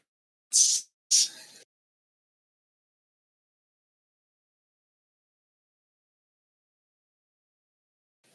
better than me nursing my bleeding SPY puts. No, I'm just kidding. I don't have SPY puts. And how are those Apple calls that you got out of looking now? Let me check. They're exactly. I'm looking at the 120s I was playing, and they're exactly at break even right now. I would have still been break even if I was holding till now. Yep, Actually, break even. Which one? The Apple 120s next week. I'm trading the 115s. That one I'm just barely up. I got it at 905-ish, and it's trading at 9.8. Leaps are up. 122.50 calls.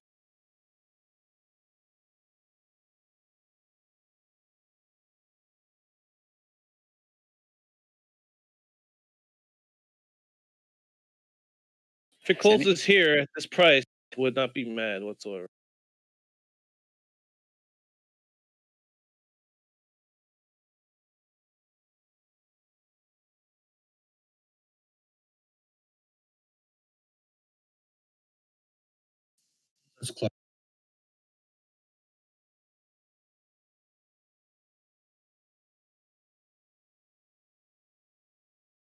Like come afternoon, if we could get more buying and not selling, would be great.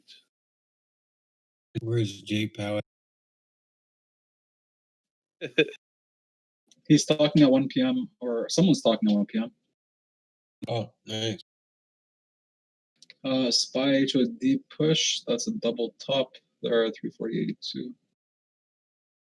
Let's break it. Come on. It's 3 attempts now.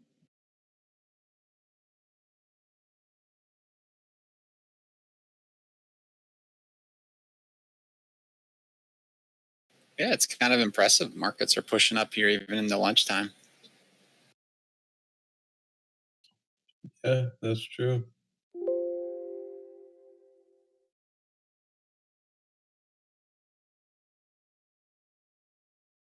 That's what I'm saying. It would be great in the afternoon session as well, just to hold.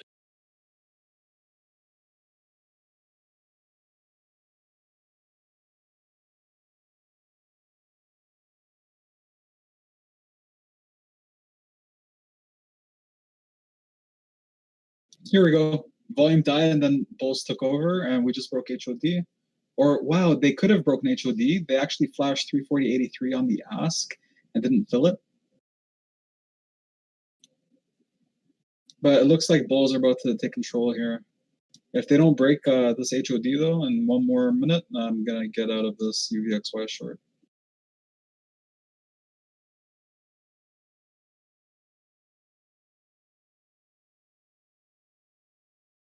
Still holding a nice trend here though, which is good. Hey, TJ, check out Top. I know that you were in it.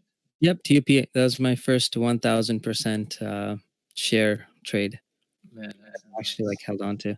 Like I'm actually Tesla was like 1,600 or something percent, but I never held through the whole thing. So I bought it at like 300, sold it at 860, 890s, and then I bought it again. 700 didn't work, 600 didn't work, and then finally at 470s, I held on to the Tesla position, which went, which is the one that went up to like 780s when I sold, and then bought it back around 7. Nice. So it was all like split orders. While Tupperware, I just kept it. I just kept 10% of it. So what was the story behind Top? I know like before Strong valuation. It was trading at such a deep discount that like it didn't make sense. Like they can literally take their own company private, and it would make more sense to them to do so. The Stoya liquidate? Yeah, like if they liquidated, they'd make money. They'd make like a huge return, like 40, 50% right off the bat. I was saying, did Soya liquidate his position? I don't think so. I think both of us are holding around the same amount. Okay, that's good. Yeah, so you mean the book value was less than the market value, right? Yeah. Wow. Yeah, that thing went from $1.30 to 22. That's insane. Here's when I mentioned it. It's crazy. Yeah, unfortunately, I don't think I was in this channel. I joined this channel maybe like 3 months ago. So yeah, it obviously go against us a bit, but that's the thing about value picks, like APT. That's a value pick too. Most value picks will go lower, like guarantee, because value is hard. There's not a lot of people that see value until there's growth.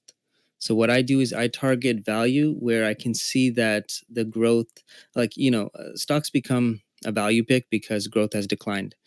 Then it goes to a level where it just doesn't make sense because the market is discounting this stock based on its revenue decline, which has now started to bottom out. RXT holding that. It was trading at 0.5 times EV to sales.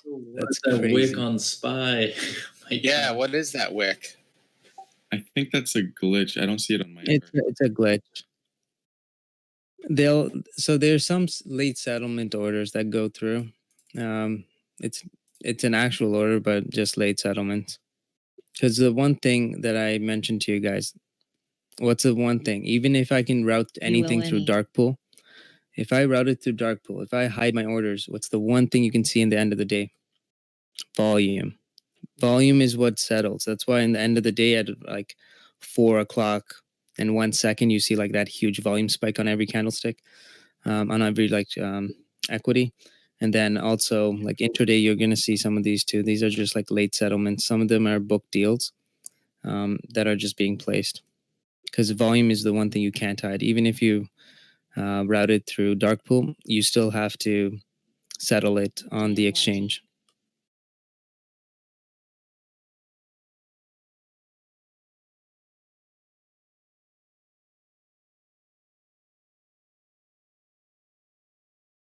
Did that make sense? Yeah. Yep.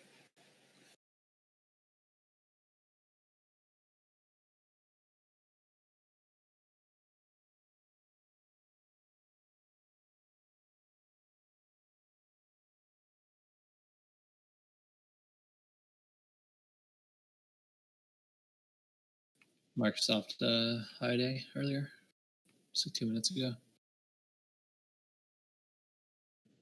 Gerbain's starting to get sort of tight and sideways on Apple. KXIN. Give it a couple of more minutes, 20, 30 minutes before we might see a squeeze into power hour.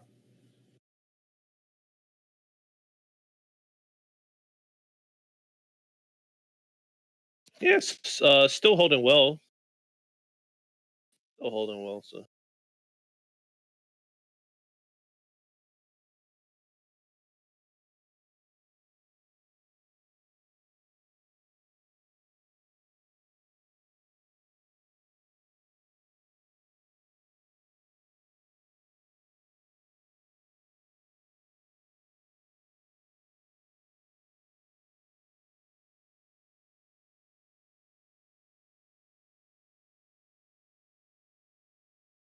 All right, we might as well do this quick lesson.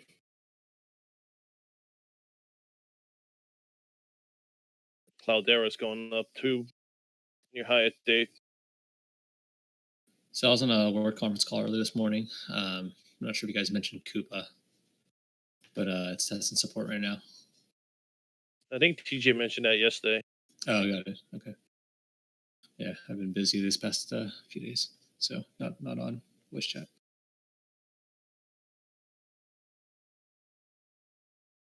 Oh, greedy with stuff. Yeah.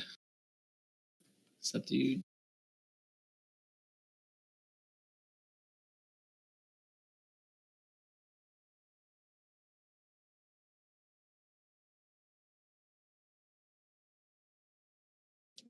SPY looks kind of weak here, even on the increased volume.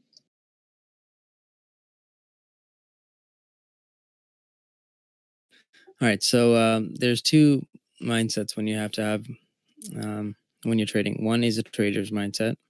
So you get those really good entries. You mitigate your risk by stopping out. And then you have the investor's mindset where you're trying to build a portfolio. Now, the most important thing when you're building a portfolio is stock selection, right? So what kind of stocks are we looking for?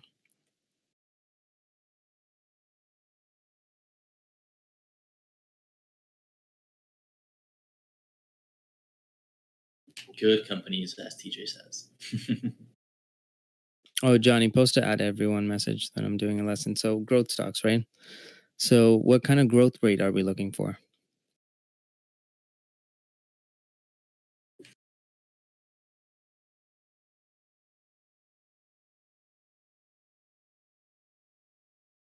Positive, that's good.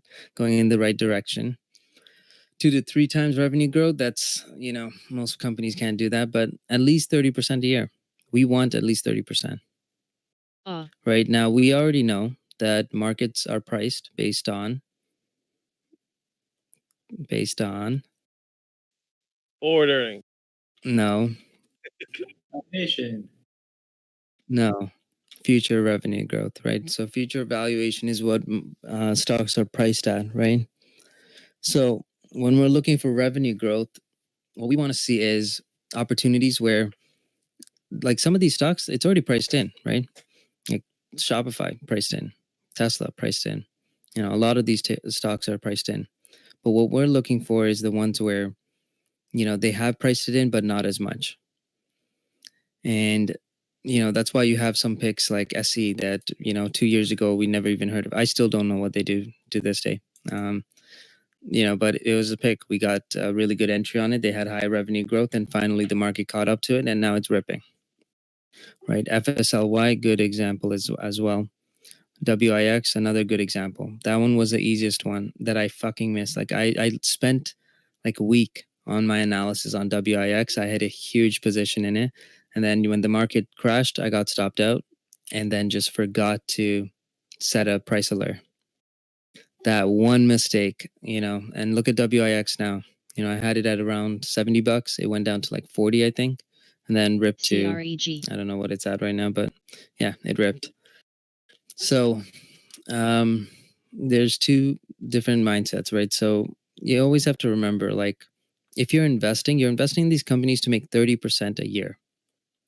Does that mean you're going to make 30% in a week or so? Well, thanks to my stock selection, you can. But most of the time, you can. Most of the time, it's going to take time. So when you're looking at a stock, and when I'm buying a stock, yeah, it might seem overvalued at this point. But we're buying based on future revenue growth. We're looking at valuations that people were willing to pay just last week. And we're just trying to decide, hey, are they still willing to pay that premium?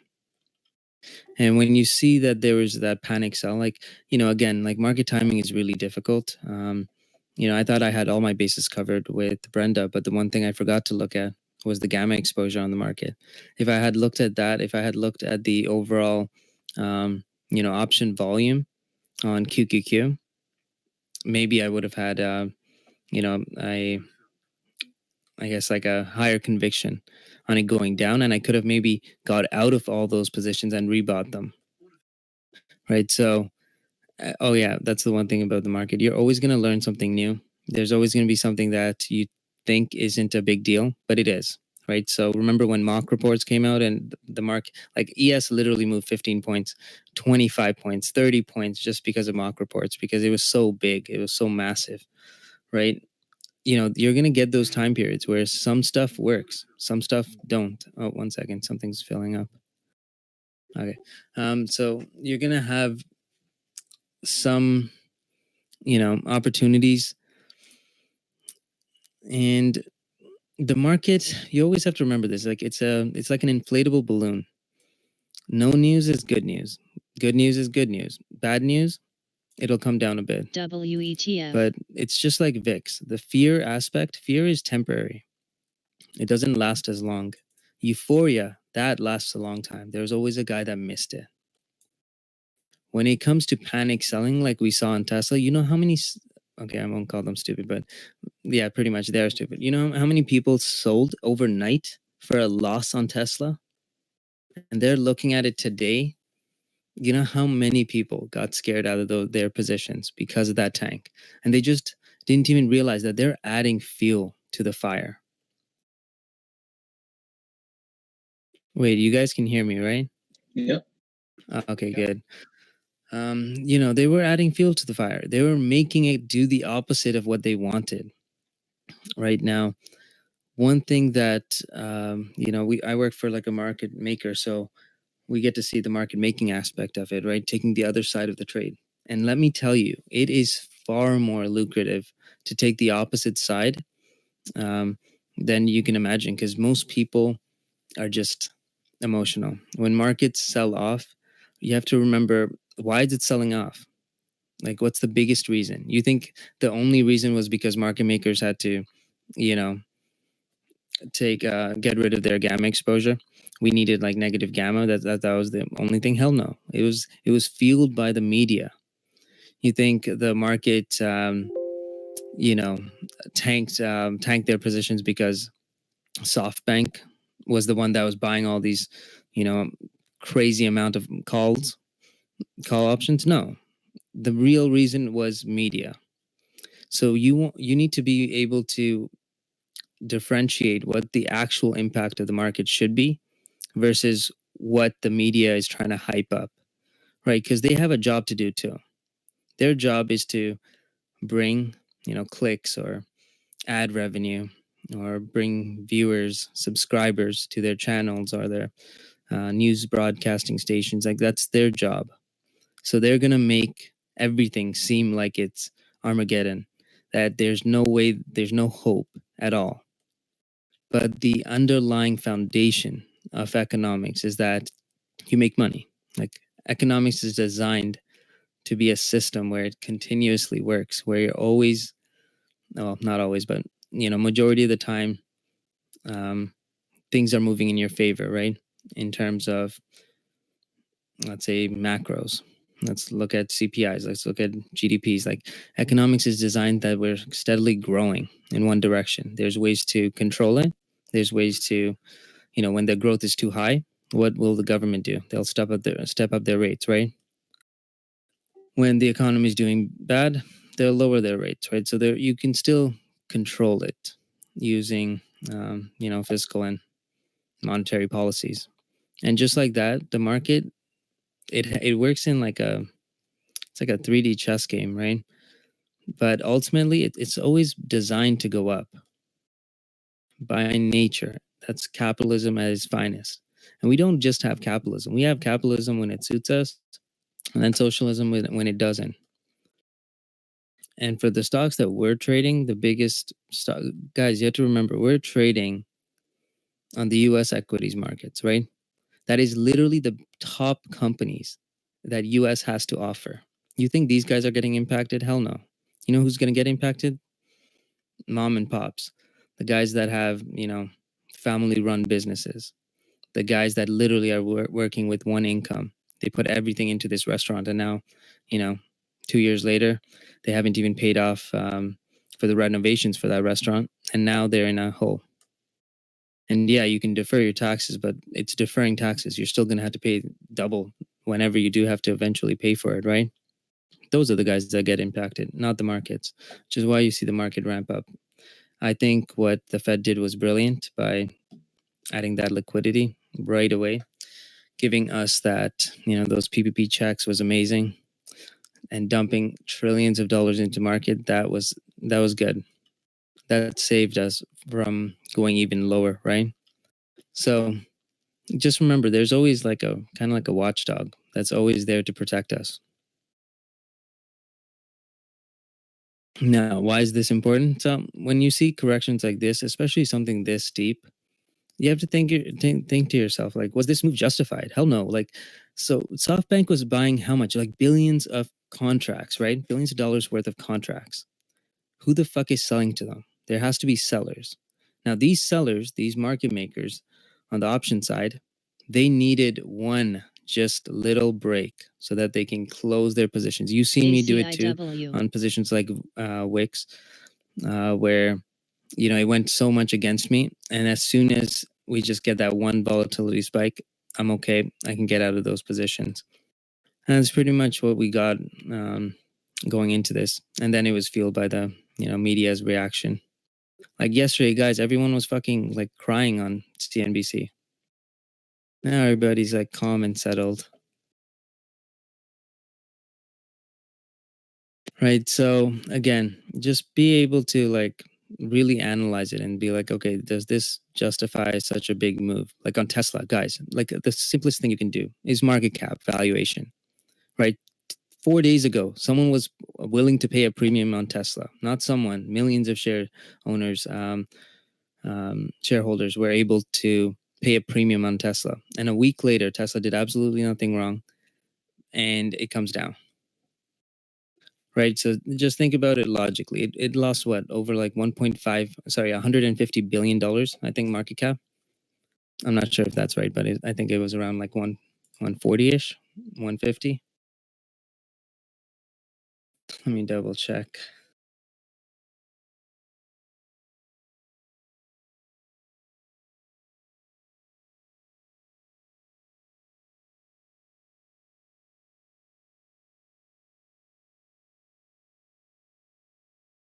Yeah. So at the time I posted, when Tesla was at 340s, it lost 145 billion market cap. You know how substantial that is for a company that did absolutely nothing wrong except for a split. Now, yes, it was also running on the fact that S&P, S&P 500 didn't add them, which I think is a good thing, because then we're at the mercy of the markets. Second, we have GM that invested in, was it NIO? NKLA. So you had some reasons, but again, look at the intrinsic value on Tesla. Did anything intrinsically change for the company? Well, they did sell more shares, Nothing. right? Sorry? They offer more shares. Oh, that was before the tank, right? That was like a day or two before. But that has something to do with that. Was it? But that's 1%. Yeah. Tesla came down how much percent? Like they diluted the float by like less than 1%, right? Yeah, no fundamental changes, right? Exactly. So again, it was just like really good timing for us to go long on it. And you're going to get this in this marketplace. Like, we're working in an environment where everyone's happy when it moves up, really sad when it moves down, and everyone's in the profits, right? Like, think about it. Most of us that have been around UT, we're trading in a position of strength. No matter what we do at this point, we know we'll close the year positive, right? More than what we expected in the beginning of the year. So when you're trading in a position of strength, when the market starts coming down, they're going to sell off. And when you hear news like that, you don't want to take that risk. You're going to sell off too. But, these kind of sell-offs, they're short-lived. There's only so many shares you can sell off. Smart investors, I think Greedy, we were talking about it on the first day when it tanked. The first day it tanked. We're like, VRM. historically, 60 or 70% of the time after a 3-day pullback like this one, the market goes up. So by knowing that stat alone, I was able to position size. I was able to not add too early, know that I'll add up till like that 3-day mark, and then, hope for the best. Let probabilities work itself out. Yeah, within a month, usually higher highs are made too after that crash. Yep, that's a good point too. I had stats on it, I just can't find it. Right, so use these stats to your advantage. Yeah, you're gonna have down days. Yeah, sometimes like me, I fucked up on W. I didn't get rid of it. I should have stopped out. I didn't. Now bag holding that one. I'm probably gonna have to add like a shit ton onto it. But then you're gonna get some trades that you did really well on, and that's why we diversify. Because what if I only focused on W? Because I think that's a really good discount. And what if I only focused on like GRWG because it never tanked during the entire market coming down, and I just kept adding on to that one? I'd be missing out on opportunities to make easy money somewhere else. And one thing you guys have to do is just spread your weight. Don't just buy one stock. If for me, I'm tech centric. That everything that I'm gonna buy has some exposure to tech, or it's a deep value. Deep value is like one specialty that I have, because the market maker I worked for, we're not like famous for tech. We're famous for more on the commodities side, right? So valuing commodities is important. Like that's everything. So for me, I have that background, which I can use on stocks like SIG, on stocks like L Brands, when we bought LB, when we bought Tupperware, right? You can literally like have a portfolio, add the ones build your own like system. And one thing too that I always wanted to bring up is don't go for the cheapest stock. The cheapest stock, you put the least amount of money in. I have literally over 600,000 shares of Tesla, and it went up over what, 1,600%. And in TUP, I bought 200,000 at $1.70. That's it, right? And now I'm just using that to put into perspective. And from that, not just that TUP position, but from that, I held 21,000 shares. That's it, right? Versus something like Tesla, where I can actually hold on to. When you're buying stocks, please use the market weighting approach. Higher market caps means higher dollar value, like of your money going into that stock. When it's a lower market cap, you're gonna spend less on those stocks. Don't have something where it's like, oh yeah, I'm gonna put 50K into this stock, 20K into that. No, like have a approach for it, something that makes sense. And the easiest way, and the time, like this is time tested. We have tested it. It's in the portfolio of, it's in the Journal of Portfolio Management. I remember reading it back in 2012, I think. There was an article on it actually where it is literally proven that some of the best things you can do is market weighting. It has like throughout time, through every single depressionary situation we've ever got into in global markets, not just American, the one thing that outperformed was going with that type of weighting based on market cap. So that's one important lesson. And I think there was one more thing, but I just forgot. Oh yeah, don't add too much. Don't add too early. Start your position with 5%. The reason I buy when it goes down is one simple reason. Because let's say I waited. Let's say Tesla, for example. Let's say I bought it at 345 today, right? Let's say we bought it at 345. Am I going to have my full size into it? Fuck no. I'm going to have 5 to 10% of whatever my allocation is, because I have that oh shit money there in the event that I do have to add to get out of a position. Oh, speaking of Tesla, give me 1 second. So, looking at my stats, looking at, again, like this is like anything I can teach you is based off of me, like what I've learned, what I've gathered from my own personal, I guess, development and my performance. ACIW. The stocks I miss are the ones that there was a dip and I just didn't take it because I was waiting for another dip, which never happened, and then the stock skyrockets. So that's a waste of all of my research. All of my sweat equity is just gone down the drain because of it. Because I don't like buying if it's high. If I think it's high, like right now, would I hold a position on Tesla at 350s? No, because why? I had it from 315. Why would I buy it here? Right? You're gonna have that issue too. That's why sometimes you just gotta take a step back, get out of the tunnel vision, and just realize that as long as you're buying it, you think it's a good valuation, you think this was it's trading at a discount, start buying it. Yeah, it can go against you, but if you pick the right stocks and if you're well diversified, it's not gonna matter.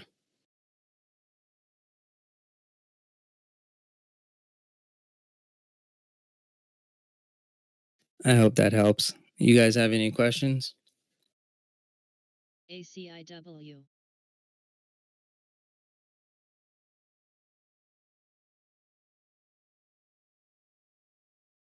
Nope, that makes sense.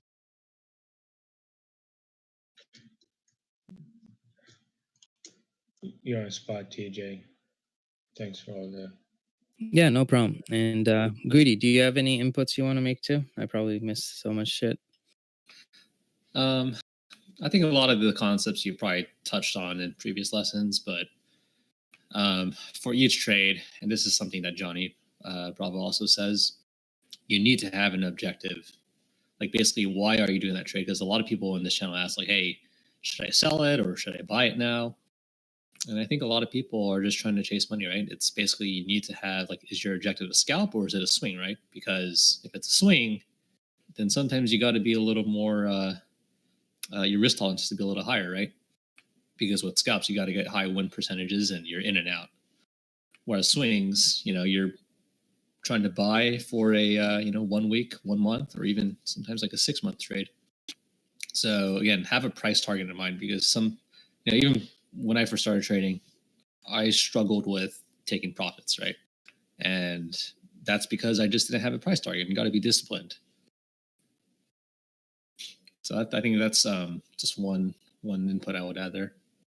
Yeah, I agree, like 100%. I think you have to be realistic too, right? Like Greedy mentioned, like when you're swing trading, you're gonna have drawdowns. That's just part of it. We're trading literally the most volatile tickers in like the large cap, I guess sector, right? Like we're literally trading the most volatile ones. So yeah, you're gonna have drawdowns. If a stock goes up 100%, I always have that rule. It's like it can go 50% against me. If I'm expecting 100%, at least half of it is risk. And I think if you work with that guideline, you won't freak out. You'll notice that shit, I was down like 20 million. If it wasn't for my VIX hedge, I would be down like 40 million. 20 million of that was literally just Tesla options that just died on me. Literally, I was up so much, like I was up like 1,000% or something. I'm an option contract. I'm now up like 600. Like it literally just rinsed all the value on those leaps. And yeah, it's so easy to just like lose your cool in that kind of situation. But sometimes you just gotta, trust yourself, trust the market dynamics that's at play, and also realize that hey, down days are just part of it. If you don't have those down days, if it doesn't hurt, like you're never gonna enjoy those good days. Yeah, and one thing I want to add also is I first started trading, I think, in like March, April, and started dabbling with options in like May, June timeframe. And I had a lot of Shopify shares at $80 per share from like many years ago, and I panic sold. Like a third of that holding during the March and April dips. And I think the problem that time was I just didn't have a goal in mind. Like I wasn't in a rush to have that money, right? And Shopify is just a company you hold for life. And in hindsight, if your goal is to just hold it for 10 years, then yeah, hold it for 10 years, right? Don't panic, especially if they're quality companies on dips like March or April. So let that lesson be, is expensive tuition for me, but on this channel, again, think about your long-term objectives and your timing, right? Yeah, and you know, we're here working as a team for one thing, because we're going to be doing this for the rest of our lives anyways. Like, there's nothing better than what we do here. So, you know, again, there's no rush to get into these stocks right away. There's always going to be a pullback. There always will be a pullback. So you never have to worry about like missing out on opportunity. There's another one that's going to present itself tomorrow. I used to have the same problem too. I didn't sell. Like, that happened to me on NAC. That was the main reason why I had 6 to 9 million in profits, and I didn't sell when I was up. So then when I'm down, I just kept adding. So everything I made in my other investments that were doing good, literally everything I took off, I shaved off. I ended up putting into NAC, and then building that position up. And then when it did go up, greed took over, and it's like, okay, I'm not going to sell.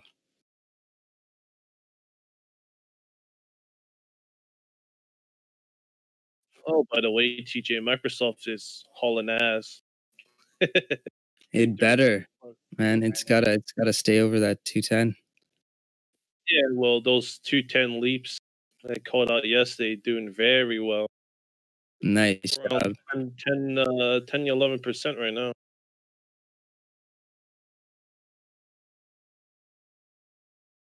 210 leaps, $3 in the money, boys. Apple leaps are today.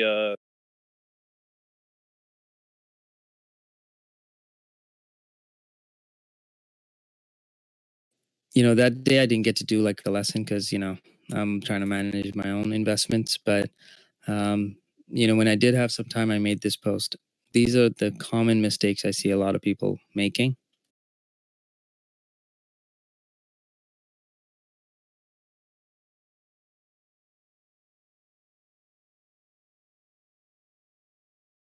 And which is why, like, number 6 actually on that list, there's a reason why I don't like trade stuff that I don't like follow. You can't be a jack of all trades. Me, Greedy Sharky, will tell you, like, the teams of guys that are working on, like, there's firms that have single equity analysts. You know how crazy that is? That, like, there's one analyst for every stock that they own in their portfolio. That motherfucker knows that stock inside out, everything about it to a T. That's his job. That's all he gets paid to do. One stock. That's it. He's probably going to do it for a year. So entire year, he's literally just analyzing one stock. Like, nothing really changes after you've ran your DCF model, which most people have like a template for. Secondly, you're just going to price in anything that changes in terms of like the sector, industry, macros, but realistically, and news. But most of those really don't change on a daily basis. But these are what we're up against. These are the guys that we're up against, right? So again, like, know your strength, know your weaknesses, and just know that, you may think this is good. Like, biotech is the worst one. Like, it's a huge scam, because there's a lot of people that think they're biotech investors, but half of them can't even tell you how effective the drug is versus the one that's already out. They can't even tell you how much units they can sell. So those are the guys that we're up against. The analysts, that I've worked with, man, they eat, sleep, and just dream about the latest advancements in any medical technology. Like, these guys know their shit inside out. So then I compare it to myself. What the fuck do I know compared to them? Nothing. So why would I touch it? And my dad told me that story when I touched oil. He's like, the first thing he's told me, when I was so proud to tell him too, because my dad trades commodities. So I was like, all right, I bought oil, and I was just happy to tell him. I still remember the day. And he's like, oh, nice. And there's like no expression in his voice, like just dead, like flat tone. And he's like, have you been to a mine? I'm like, no. Do you know how it's refined? I'm like, no. Do you know the distribution networks? I was like, no. And then he's like, then you shouldn't touch it. And he just walked away. Little did I know I should have taken his advice. But, for me, I was like, okay, I want to prove him wrong. And guess what happened? Oil went from $120 a barrel down to like 80. I think it went to 40. It went to 40 first, and then it came back up to like 80-ish. And that was an expensive lesson, which is why I don't really trade oil.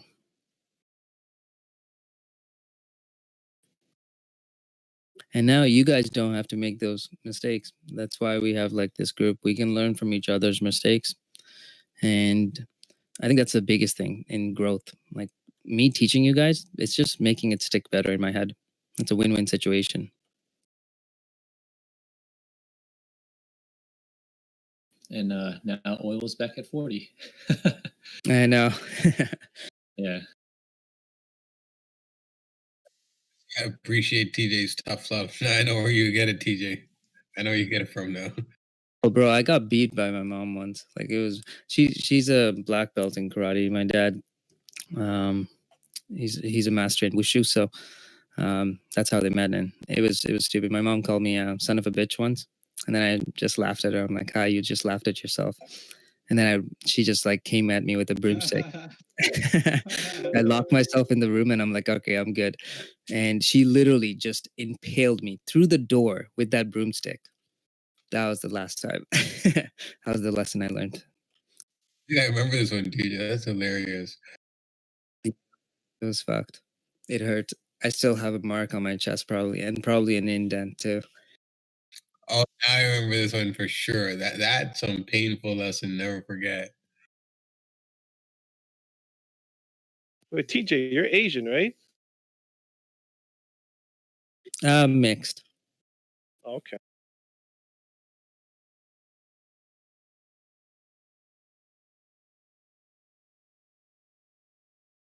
Same, bro. Oh, hey, Sharky. Who is that? Sharky. Finally with the mic. I'm so happy. Yeah, I'm just jumping in for a little bit. I haven't make any trade today. I mean, when you're sitting on all that Lulu profits, why would you? Bro, I closed most of it before the earnings.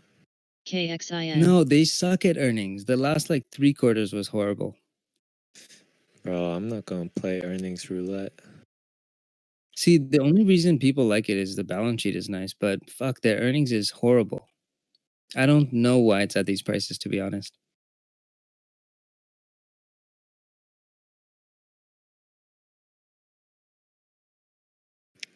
They sell leggings, bro.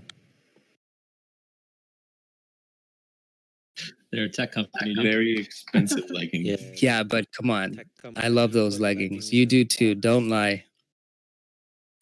I like Plus, apparently they come with a lifetime warranty. Like, damn, that makes sense. You don't fight against Becky, except on crappy ER. Yeah. It's like Ulta.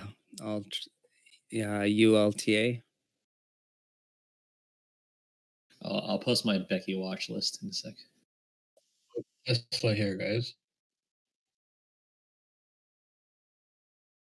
Here you go. Becky stocks. Beyond Etsy, Lulu, pins. Yes. I like that you put Etsy in there. Etsy, I think, is like undervalued. I think there's so much potential in that. And also pins. Pins is a good one. So 1-2, I would add a Starbucks, if only Blue Bottle. was public. ASTC. Yeah, Starbucks. I had to make that choice when I was buying it back in like March. I was like, oh, should I leave this one out? Because I had Starbucks before, and I decided just to eliminate it just in case, you know, the COVID lasted too long. But then Bill Ackman bought that stupid huge position, and it never came back down.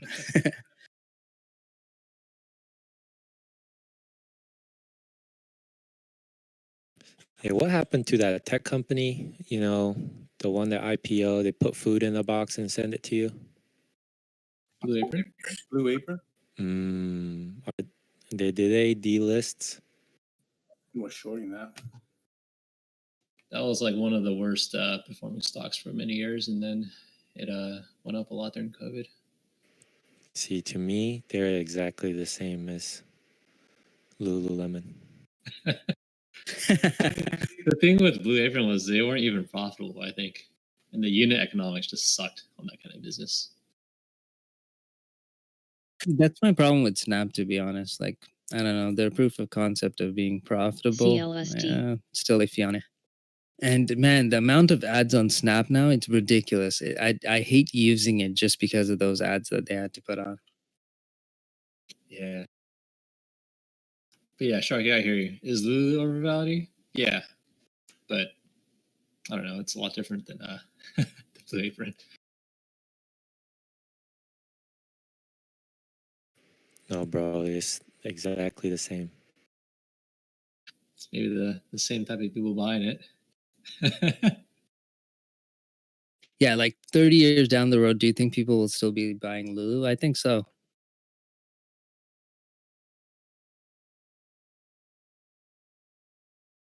Walmart will acquire Yeah, bro. Blue Apron and it'll become a tech company. SCON. Overvalued.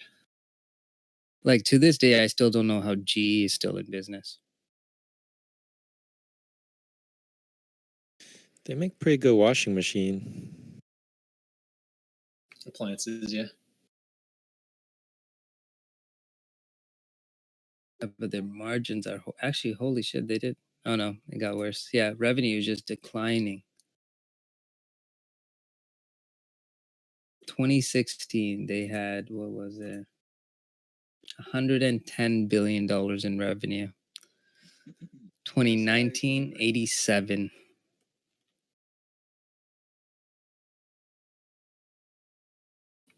Zoom, I think Fluffy said Zoom hitting his high day. Yeah, watch it, bro. On the once it goes near that 400, I think I'm gonna buy some puts with time.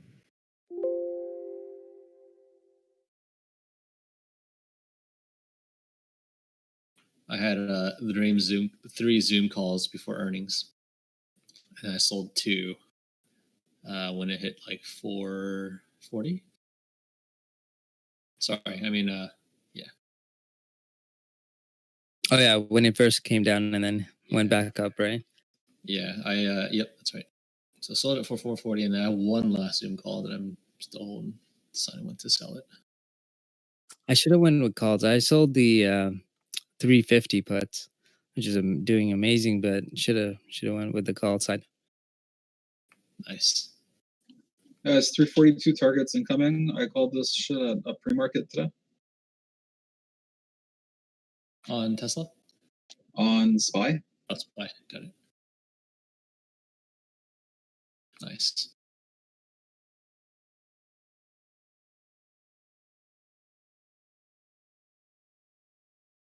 I mean, Zoom pretty much gap filled the whole gap up, so I'll be eyeing an entry on the dips. I think we can sell calls here. Sell the 400s.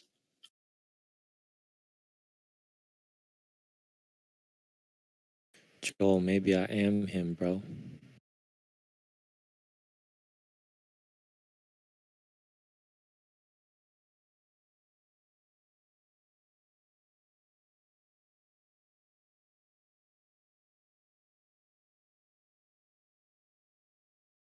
Great call, Johnny.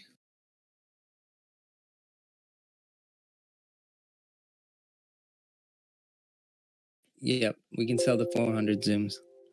Intraday trade for now.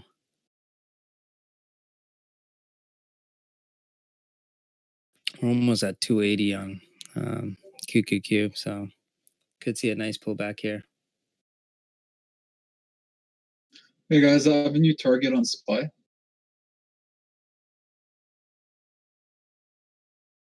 You guys ready? The moon?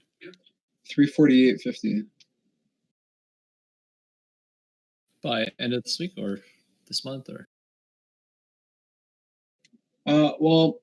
It just depends on the volume and pre-market. So today we had a lot of volume, but then it just died off. So I'm just waiting for either volume to increase or like volume just increased here, or probably tomorrow. I can see like 347, 348. Yeah. And then we might sell off 48, again. Yeah, because we might sell off just because, people that didn't get off on this move down. They're probably going to look to scale out. Wait, you for real? I thought it's gonna reverse right here. I wish.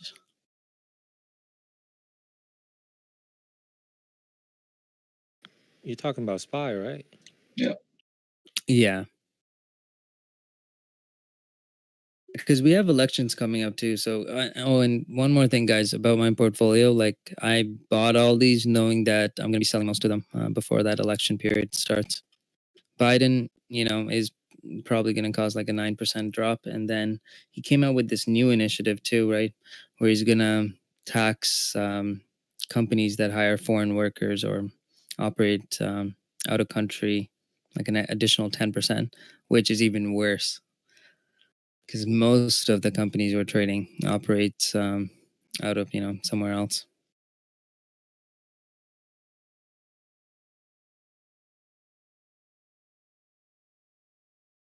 Oh yes, Coop is moving up. Thank God.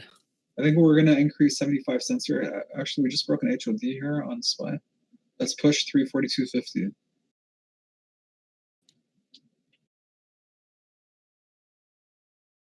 Yeah, Kiki is making new highs too. Oh, yo, there's 50K on the ask. 22.75 UVXY. That's perfect.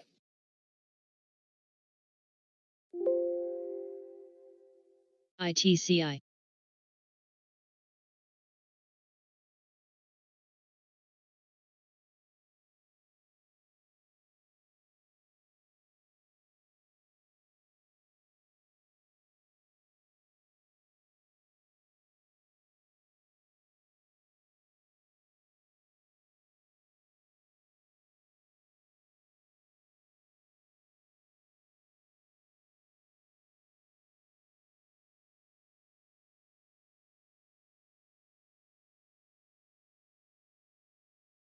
Yep, I just taken a look at Snap's balance sheet. Still don't see it.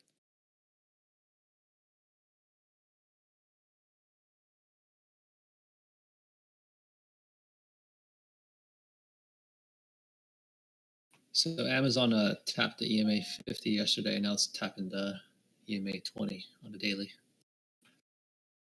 3,300 is the area to look at.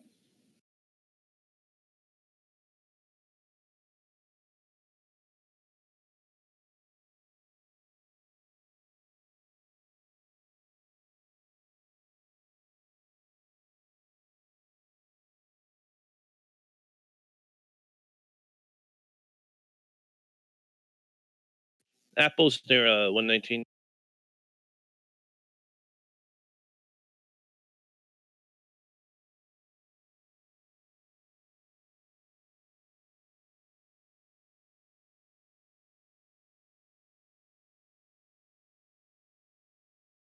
This doesn't seem like a dead count bounce, right? On the markets? On which ticker are the markets? Yeah, just the markets. I think so. We might have like a temporary relief because it went down so drastically that I can see that, anyone that was adamant and stayed in it, waiting for the next pullback to get out, they're going to want to take out some size, which is going to cause extra, selling pressure. Note as well as 20 MA retracement on SPY. Also, 343 is a 50% Fibble retracement from the 356 to 330. CALT. I hope this, what is it? Nicola short works out.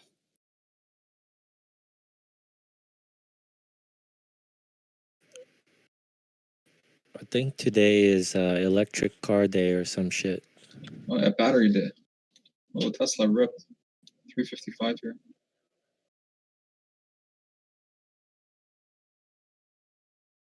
There we go. 342 on the ask. Just need one fill and we got it. HOD break.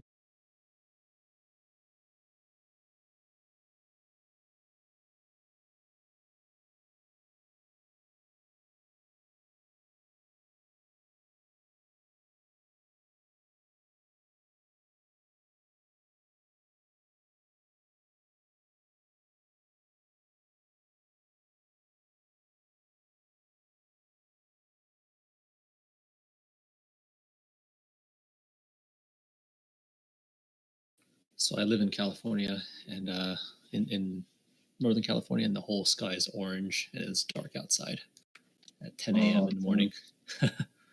Because of those gender reveal or what? I think that was Oregon for the gender review, but we have separate fires going on in Cali.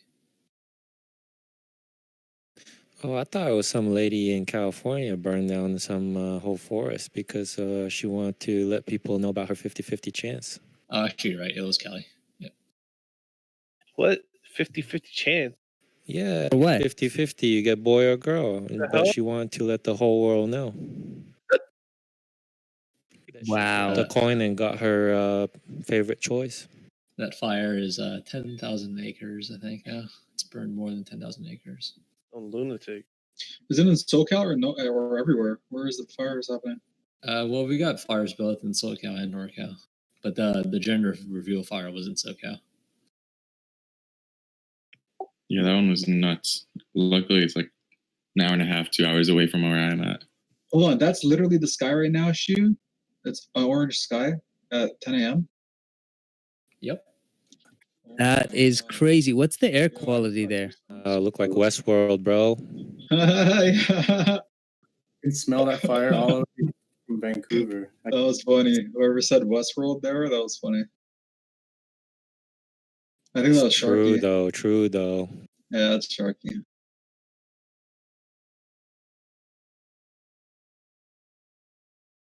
Does those HEPA filters protect you from smoke inhalation? Bro, you gotta wear that across your face. My God, that's crazy. That looks like it belongs in a movie. Yeah, for real. Spy still pushing new highs. Beautiful. Yes. Where's DX at? Wait, that's outside your house? No, this is something that Nick Blasta posted. This was in Oregon. up, Oregon's John? having big fires too. Wow. Looks like That's why I put you on it. That one, The Last of Us Yeah. 3. Microsoft, Apple pushing it up. Gorgeous.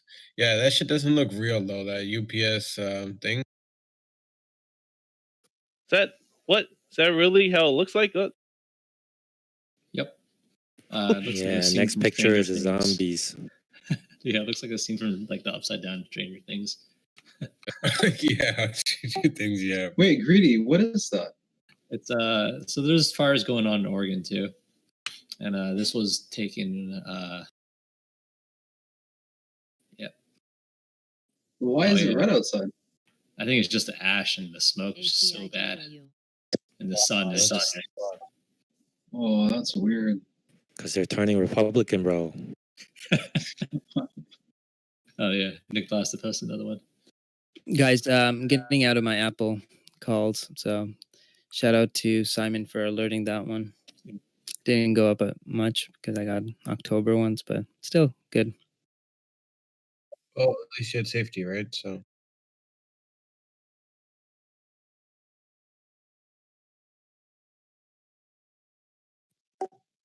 Yeah, it literally looks like someone put a filter on the picture. That doesn't even look real. If we had that in Canada, everyone would be tripping.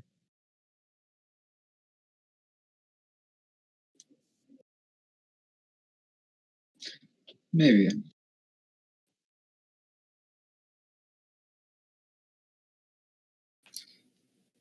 Hey, what do you guys think about TSM here on the daily? It's just channeling for the past 3 weeks, 4 weeks. Oh my God, I've been waiting to buy that one. Let me see. Damn it. It's holding the EMA 20 so far. Yesterday was at the bottom of the channel. I mean, it's a solid company. The fundamentals. Yeah, I've been waiting for a dip buy on that, but damn, I missed it yesterday. Which one? TSM. TSM. I sold it at 62s, which sucks, and then I missed the entire rip up. Yeah, that's a Kathy stock, bro. She bought tons of, I think, 80s, 82, 83.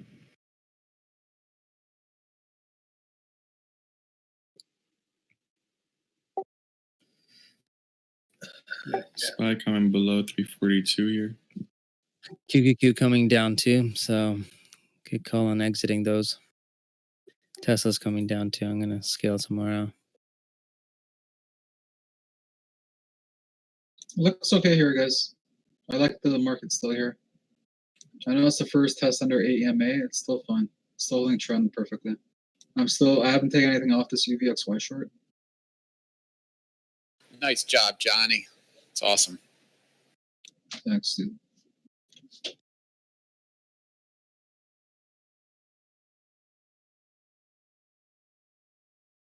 Yeah, so for those that use Schwab or Street Smart Edge by Schwab, what's the ticker name for ticks?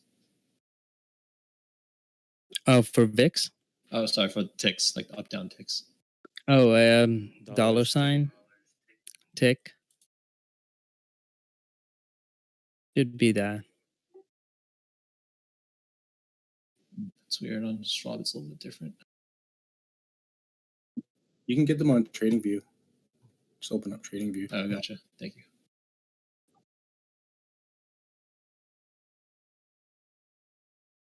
There we go.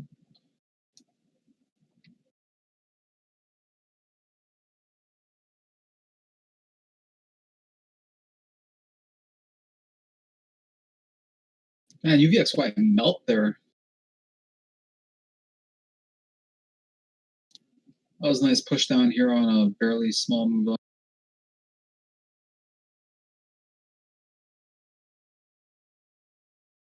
Looks like a reversal hammer, but they closed below the close, which is bad. Sorry, they opened below the close, and they closed under that 8 EMA again. So that's the main reversal trend change, guys. Closes under, but we still have up to 341.75.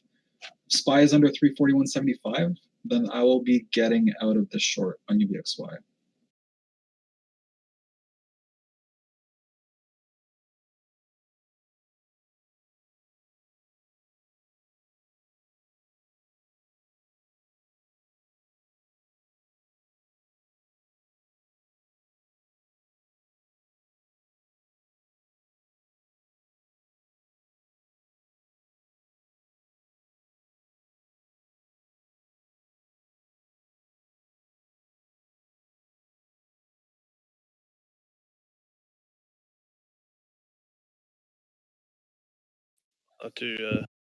Not to agree on Microsoft there. One of the bid blocks just got pulled. Oh, you have it there, Greedy. Is it a TICA? TICQE, that one. Tried that one. That's gonna be on Oh, NASDAQ. gotcha. There's the NYSE one, but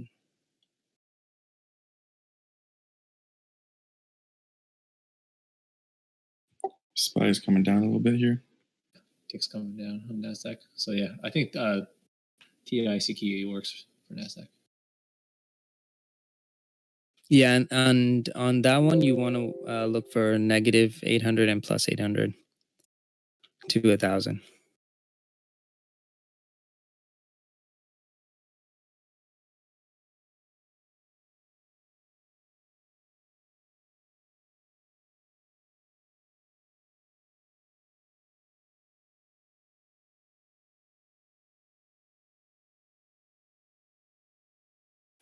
Wow, Apple dumped. Yeah.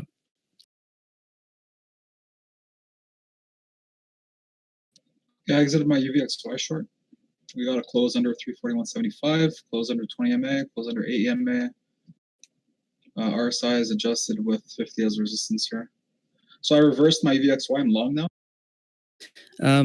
Greedy, see if you can put it as a lower study and also add dollar sign ADD.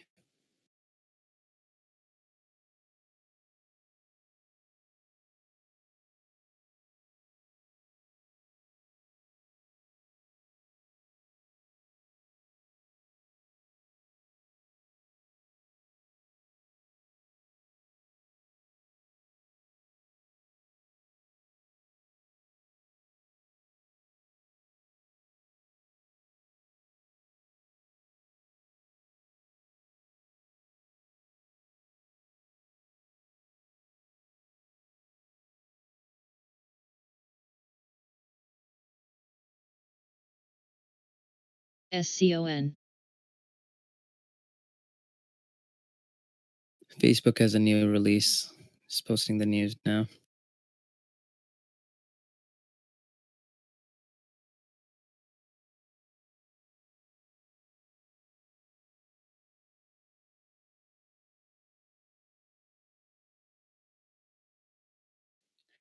Guys, I'm thinking of a GSX puts. Had a big bounce from 72.50 to 82.13 today. So somewhere under around 79 or 80, I want to take an entry on some puts on that. It's online education.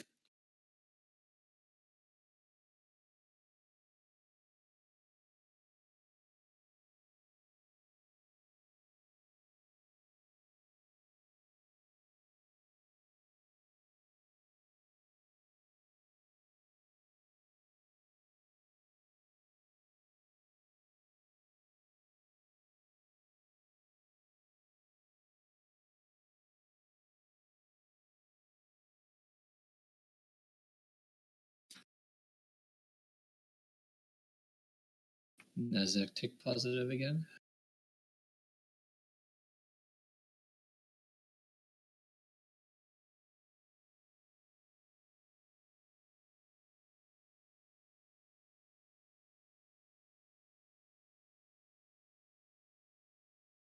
Oh damn, this is restricting.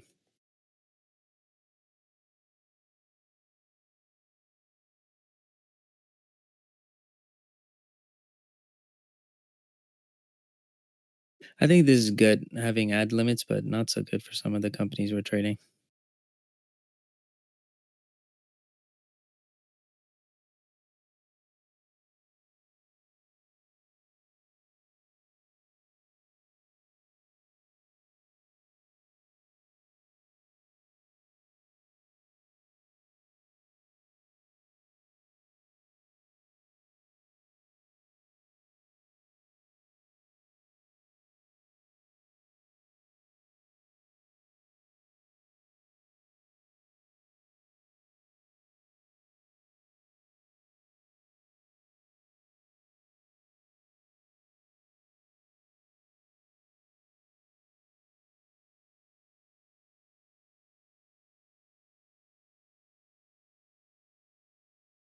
Tesla near 350, 350, 140 right now.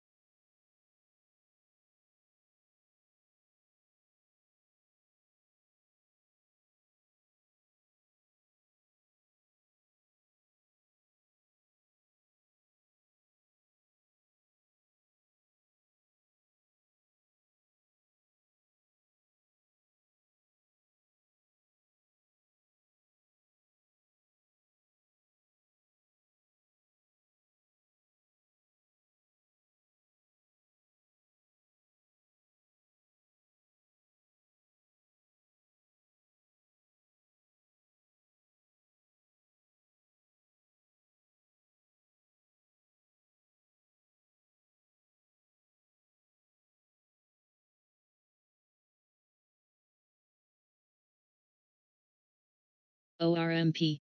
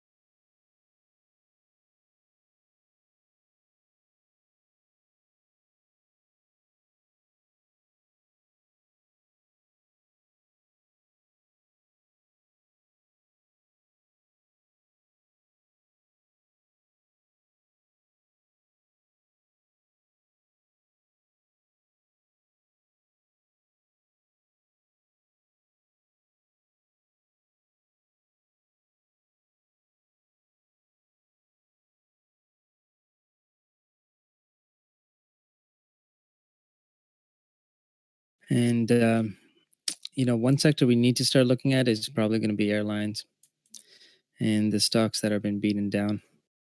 I think we're supposed to get a second wave, right? Especially with school starting. I know in Ontario they postponed opening, I guess, elementary school.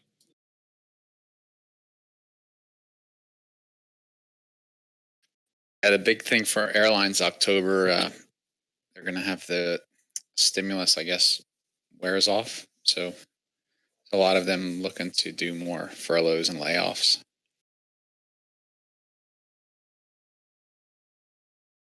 That's good. Be trading at a better discount.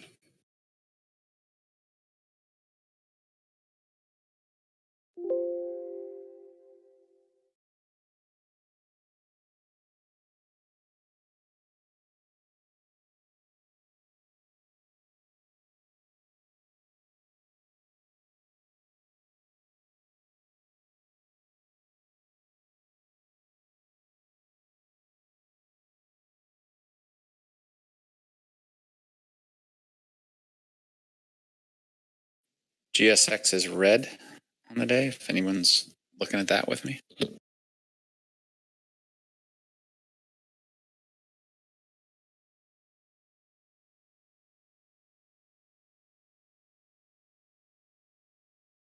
So someone mentioned this, but volume on the 30-minute on SPY is actually picking up. This 30-minute candle. Got 3 million shares.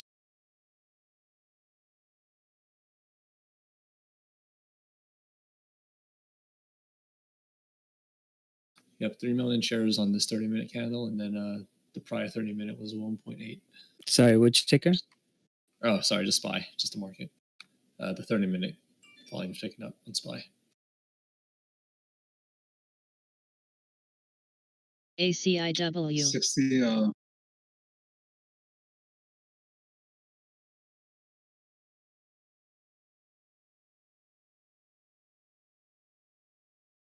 Damn it, guys. We're supposed to buy, save on the bid, not the ask. We're doing it wrong. Hourly. On the hourly for SPY, it's 200 EMA toss. 342.16, basically.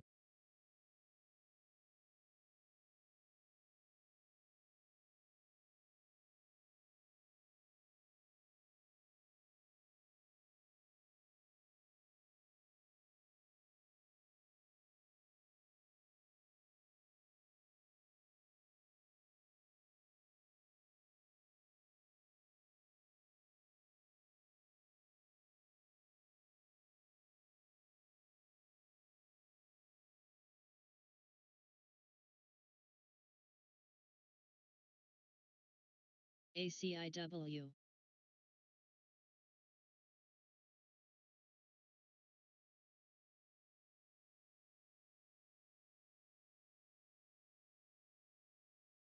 They got to hold 341.75 here, in my opinion.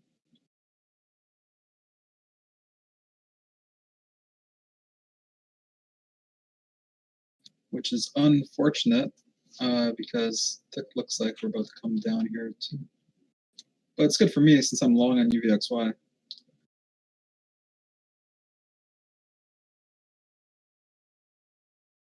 $10 here to hold 341.75 for my analysis to come in. If we hold, then I like the bounce. If we don't hold, I like the next step down 341.50.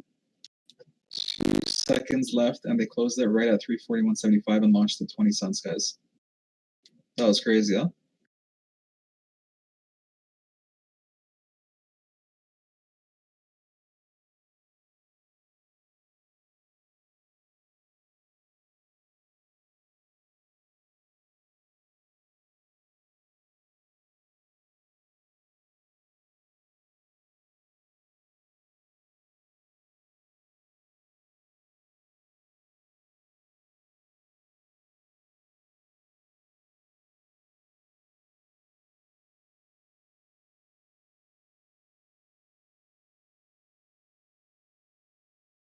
CALT.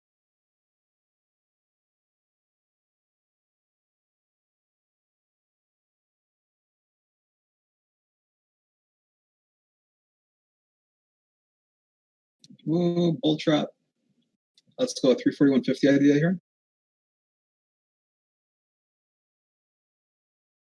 VWAP's adjusted to 339, which is previous high of life, 339.08.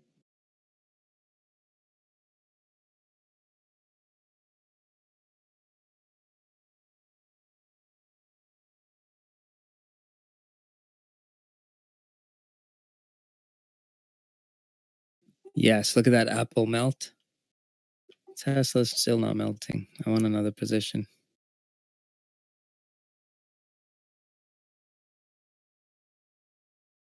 Did you guys confirm for sure that they're going to be voting on this stimulus tomorrow for sure?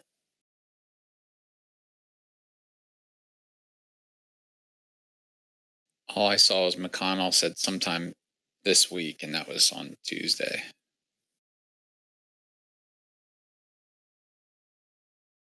Oh, I didn't check.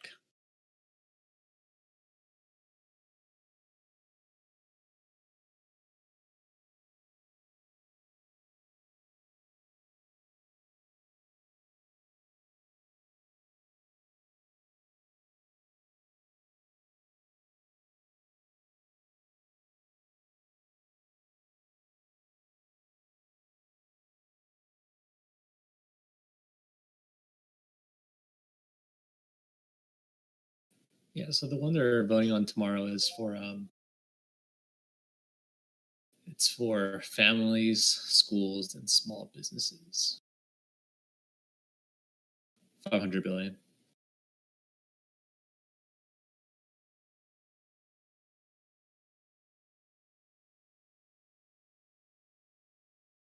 Thanks.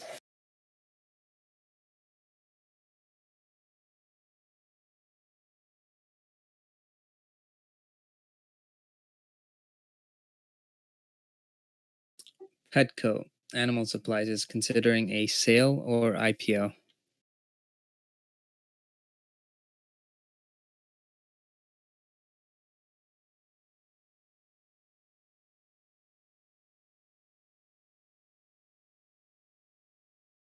That's funny. It sounds like, yeah, it's like we're going to sell the company because they're not making much money now, or we're going to try to get money from the stock market.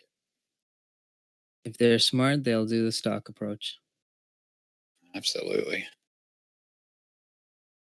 I think they own like 20% of Chewy, right? Yep.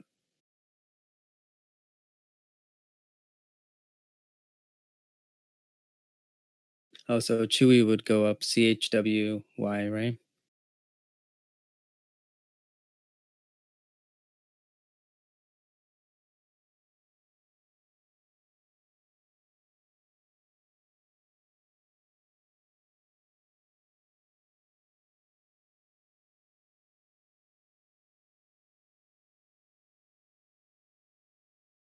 Yeah, Mr. Blonde, my truck position, that I'm actually so happy I had that one. I mentioned to like all my personal friends to buy that one too. They are all happy.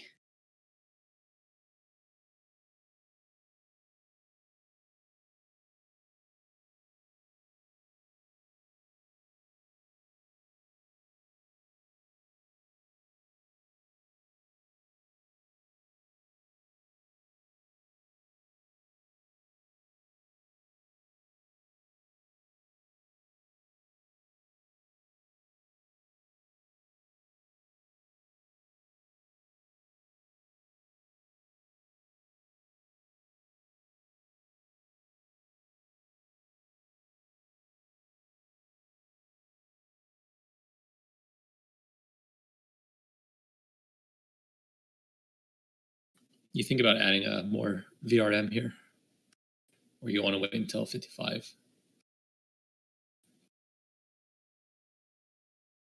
So VRM, I added onto it. I have a 56.43 average. I like VRM. I think like 3-year projection is amazing. Wow, Tick just broke main highs Well, from before. Yeah, Like not from market open, but let's say from like 10. Oscar Mike, do you mind posting the AMD one? Just want to see what AMD's flow was. Because AMD, I went heavy onto those calls.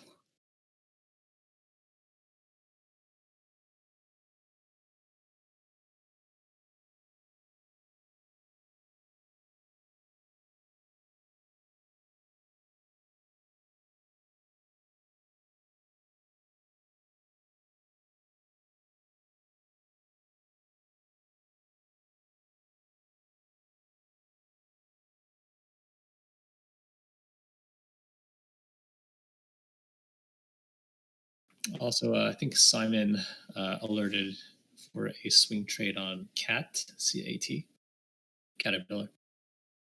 That one's doing really well. Wait, what's up with the 40 calls on AMD?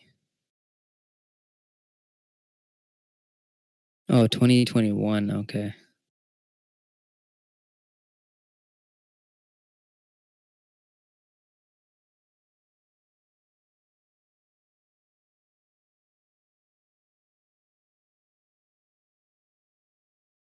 SCON.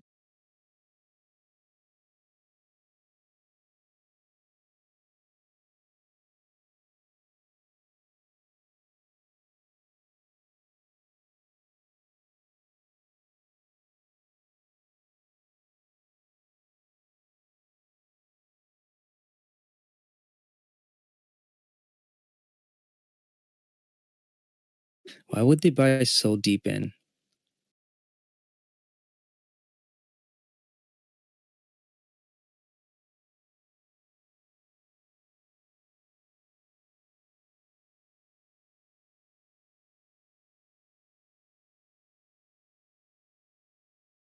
Which one you looking at, TJ? Unless they're short on the position, I don't understand why they'd buy. AMD, the 40 calls that Oscar Mike posted, 3 orders, all 3 of them for 2.2 million each.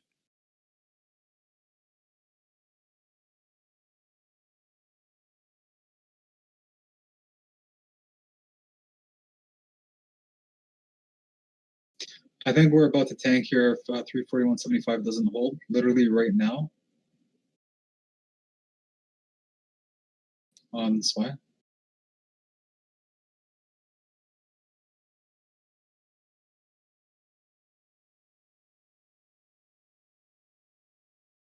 The last fail came down all the way to the 50 MA. I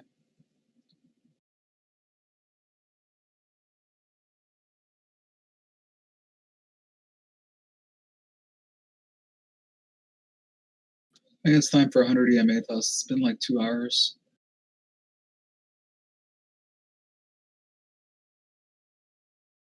That also happened when the 100 EMA hit 339. Now that VWAP's at 339, I think we should target lower. You know what? Oscar Mike has a point. It could be sellers getting rid of the 40s.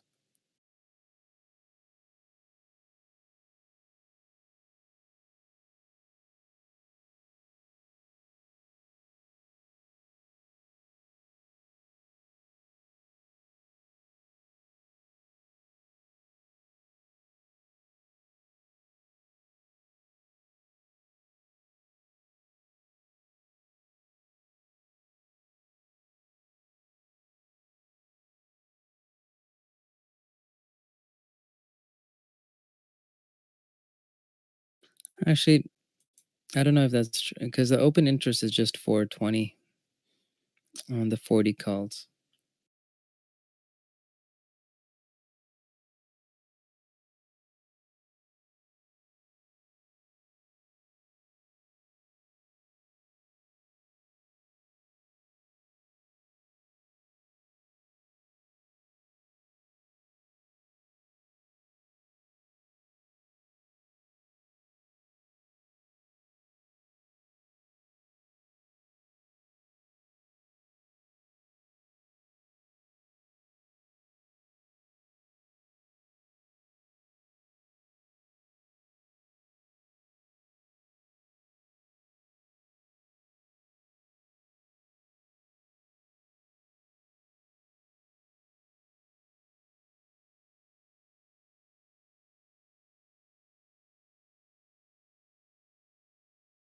I took a look right for Oscar Mike's AMD 40 calls.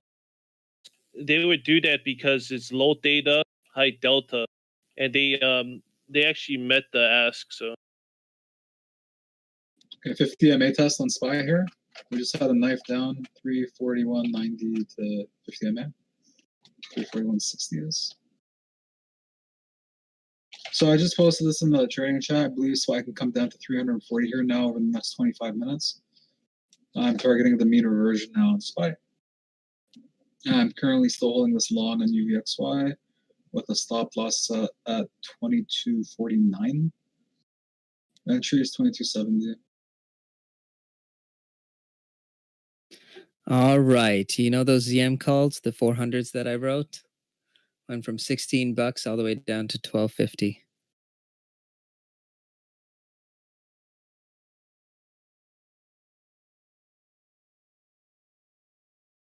Damn, what a beautiful, healthy candle. That's all I needed from that trade. TJ, that's the healthiest bearish candle I've seen on SPY so far.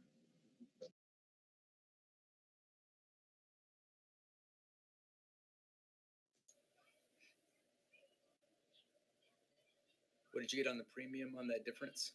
Is that $4 each? Yeah, $4. Yeah, strong, man. Congratulations. Thank you. I didn't expect it to be that fast.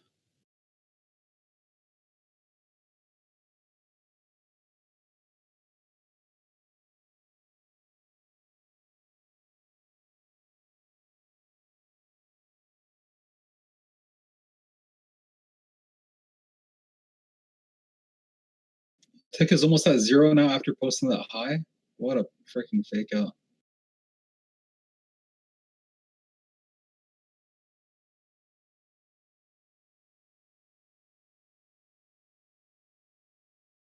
I'm thinking about reshorting court, just over 1950 stops.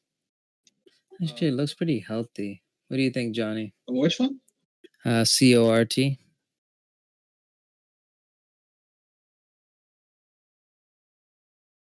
What's the play? Short under 1950.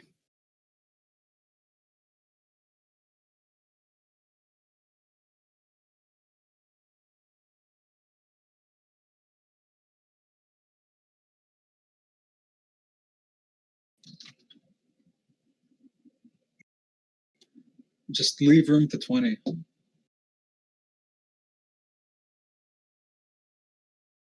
Yeah, that's fine. Just add near 20 and it's the same idea as before, right? You were short on this from like, I thought 21 or something. Yeah.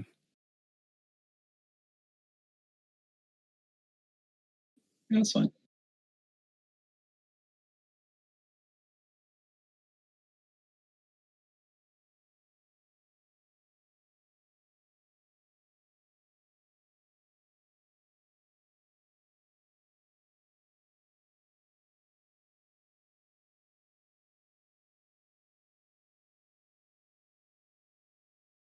All right, this is a possible bounce point on QQQ.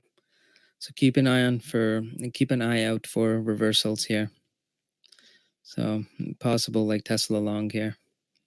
Yeah, it's interesting. I have from yesterday 2 Lotto calls on Apple. They're worth 2 cents. It's like I just was experimenting with something. I bought them at 8 cents or whatever. So it's just a total experiment. But they were down at a SCON. penny all day, and now they're going up. But they're for 133 on Apple. But all the other ones closer to the strike, like closer strike right now at 120 that we traded earlier, they're down significant. But these ones farther out are getting bought. I just think that's really weird. Which ones do you have? So I have 15. Don't laugh, but September 11th, 133. It was a total like just wanted to see what it would do, and so I'm in like $100. Just I just wanted to watch them, similar to what happened last Friday when these things went from a penny to $2. So I know, I just kind of wrote it off as if, I'm not going to make any money on it. But all the other ones we traded this morning and we got out of for 120 and 118s, they're dropping. But this one at September 11th, 133. Yeah, it's because the delta is higher, right? So any point move on the underlying, like you're going to have bigger moves on it up and down versus yours, which has a delta of 0.007. Okay. Yeah, it makes sense. Yeah, it's only up a penny. I mean, 1.5 pennies, which is nothing, but I just expected it to be zero by tomorrow or whatever.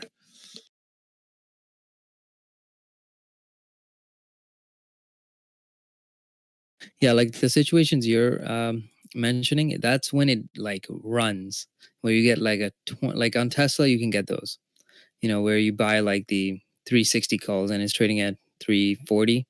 Right. It's gonna be shit. But as soon as it runs up to 360, breaks over and goes in the money, that's when you're gonna see huge amount of increase. Yep.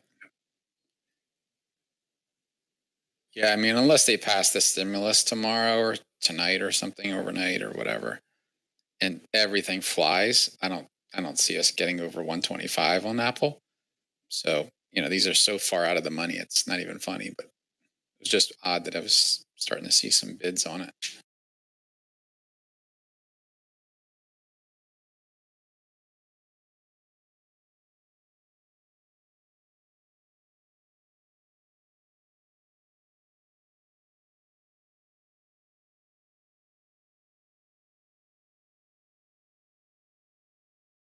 Yeah, so the ones I had this morning and sold at like, I don't know, $1.65. Those are back down to $1 for September 11th, 120s. Well, actually, sorry, 115 now.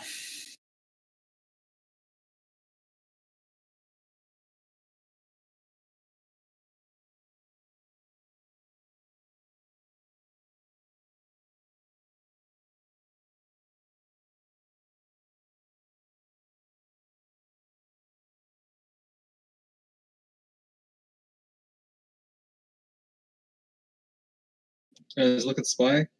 It's come down almost $1 a share here.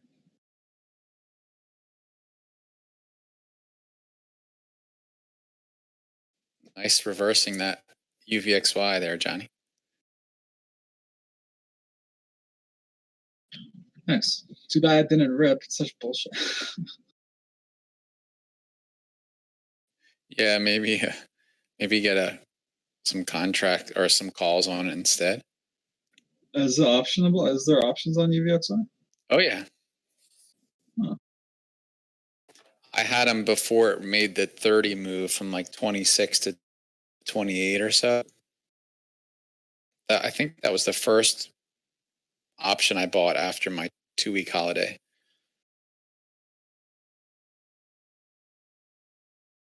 Look at what the tick chart just did.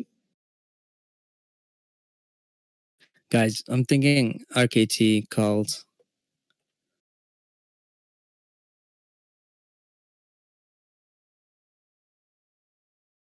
Man, but there's no volume. That's why. Because it's trading at a pretty good price. Yeah, you had some calls already, right, TJ, on that? Yeah, I'm stuck at 890 on that. What's the expiration? The 11th? No, March 2022. Sorry, 2021. Oh, never mind. Oh, it's pretty cheap for something like RKT. If it can run over like 25-ish, should be good. Yeah, they had great earnings. I don't know why it's down.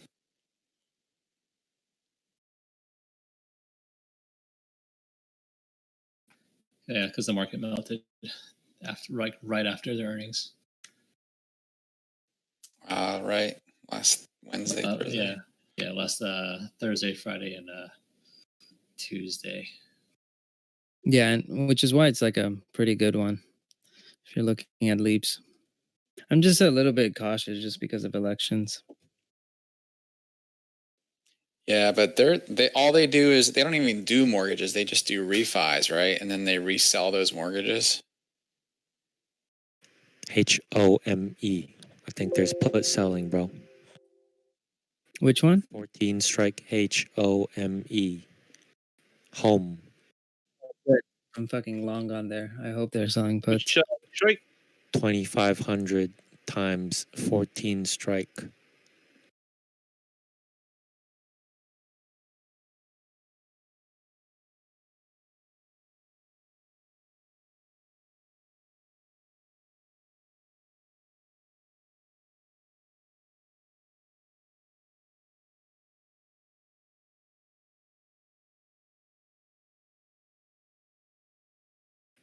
They hit the bid on it.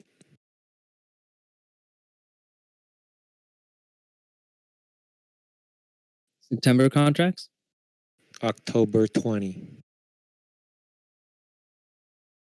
Bro, no play. So sleepy. Watching this slow market. But it's gonna rug pull. I want to be there for it. I thought it was just me. I was like, why is this shit moving so slow? It's like dead. It's like almost 2:00. Yeah, we're gonna get some action, maybe. Hopefully around 3. Calm before the storm. Man, I pump so many stimulants in my body, Taco. Adderall.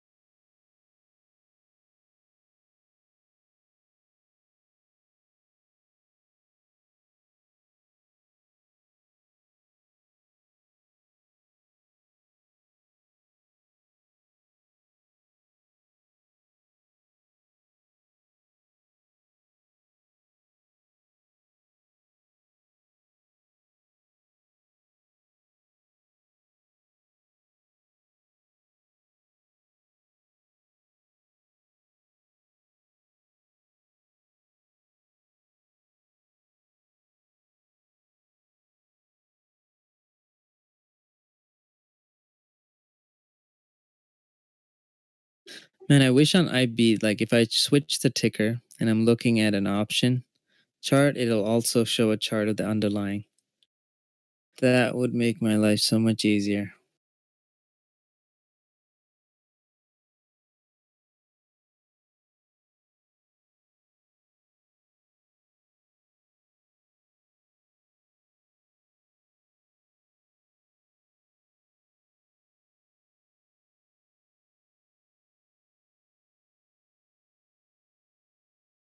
Damn it, Big C earnings. I gotta hedge that one.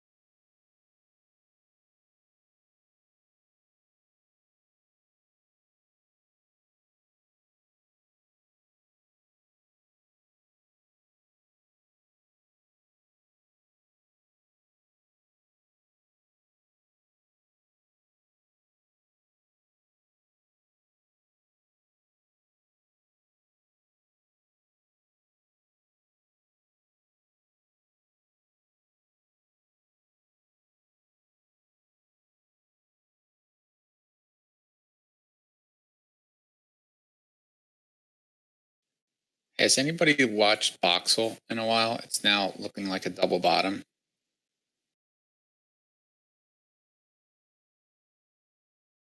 BOXL off 149. Another online education play.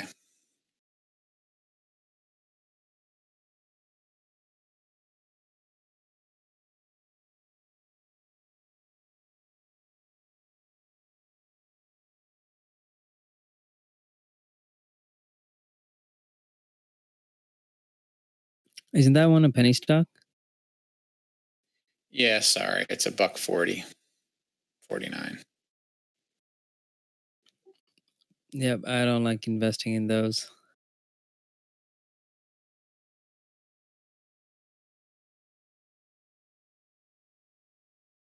I like how you say investing, bro. Oh yeah, I'll trade it if there's This is my volume. investment. And you smiling, holding some bag of Riot. Right. Bucktooth smile. Right, all in.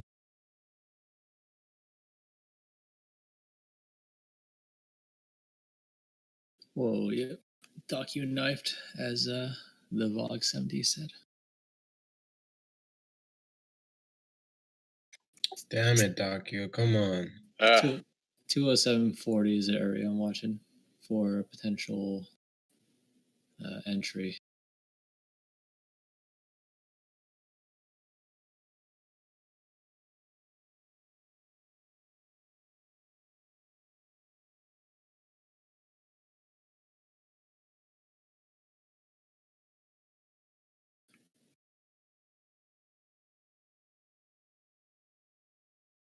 You know what? I might take another ad on Docu soon. You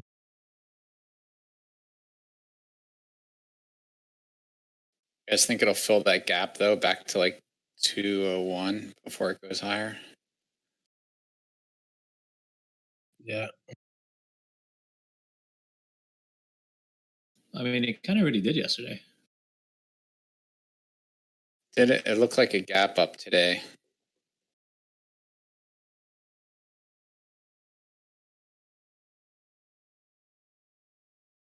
The past 3 days already cat filled the huge pre-earnings run up. Like Docu, I mean, that's something you hold on to. Like I'm down on Docu, but I have no plans to like sell it, even if it gets to break even. Their earnings was amazing. Just bad market timing. Right.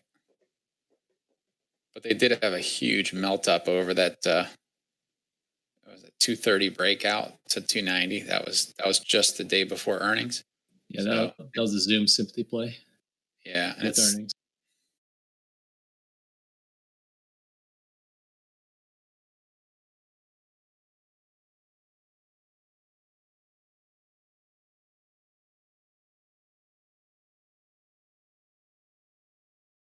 And especially with COVID, I mean, they're in a prime condition to make money. That's why some of these SaaS companies I don't like they're in the prime conditions, like where people are forced to use software as a service. And some of them aren't doing good. But, stocks like Docu, they've been doing pretty good. Huge revenue increase. oh yeah, I mean it was like 85 before COVID, dropped down to 67. Now we're at 200. Yeah, billings rose I think it was 60%, I think.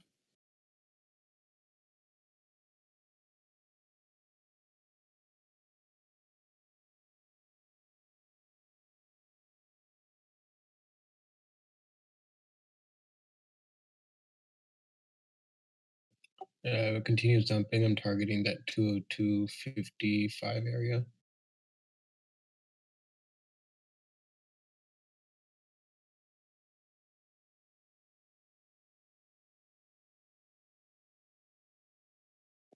I'm so tempted to add here on Docu. If you're gonna hold it for a long term, like 2 quarters, it's a good buy. Yeah, I am. Like I'll scale some out, of course, because I have it on both portfolios and I've been adding on the dip. But yeah, I'll be holding it for a while.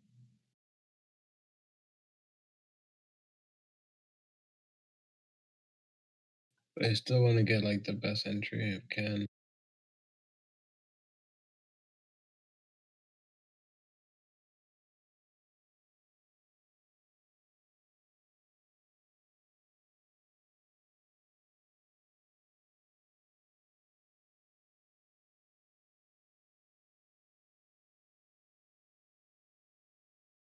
Fuck it, I'm gonna take an ad on Docu here. I'd wait. Yeah, I mean, I I don't know, man. Like for an ad for long term, don't you want to wait till like the 140s, 160s? I don't think it'll go there. No, with their earnings being this good. 140, 160 is like a stretch. Bro, just my opinion. Just my opinion. But I think like this is a 180 is reaction rally, good. bro. Like 180s would be like the perfect entry.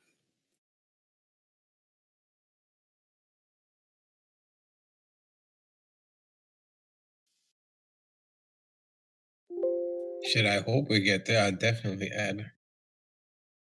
Yeah, save your ads. Yeah. Next ticker.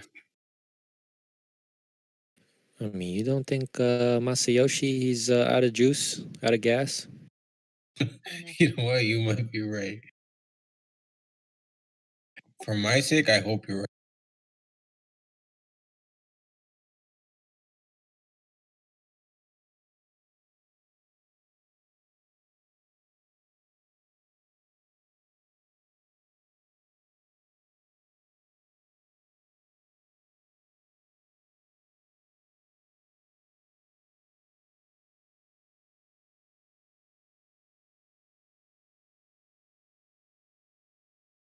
Hikaku.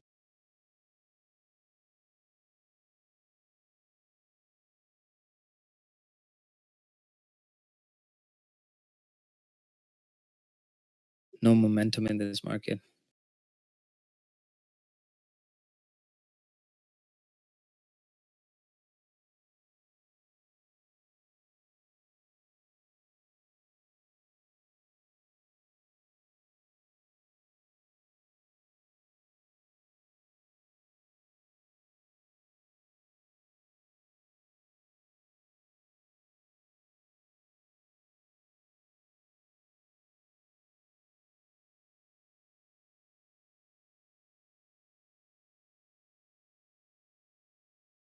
It's crazy. I'm looking at Twilio.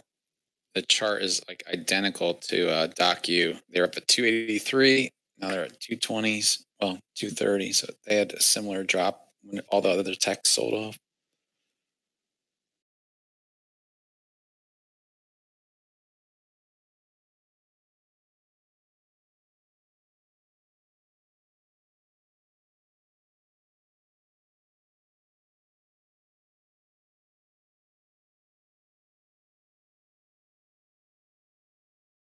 Apple's coming down. QQQ is coming down too.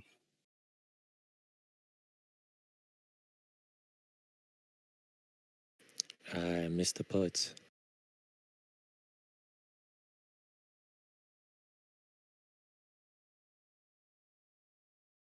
Should have held some of that ZM 400 calls that I wrote.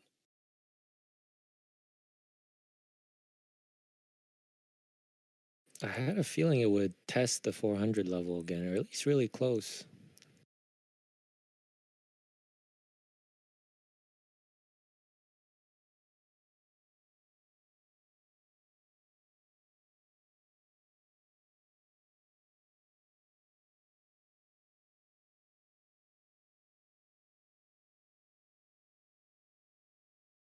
What the hell is that?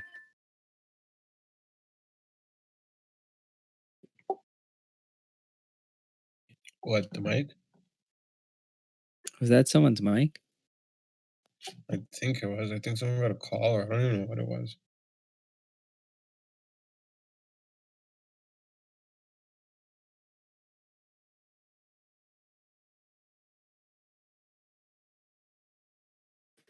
It's Davey Day Trader. He's in here.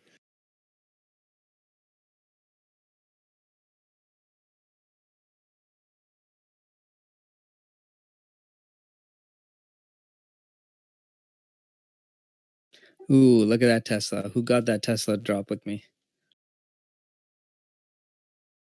If we don't break the 353, I'm going to take some off. Okay, never mind. I'll stay long.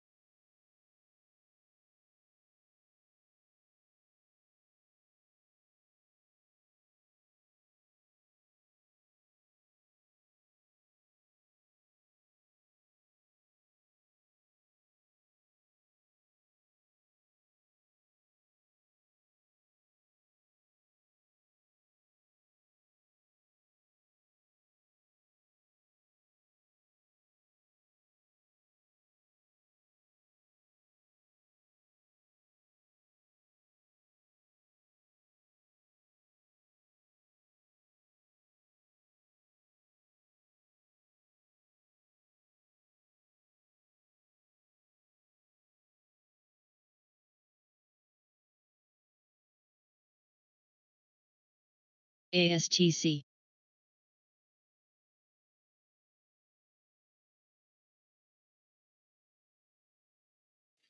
Watch UVXY, John, if you're in still.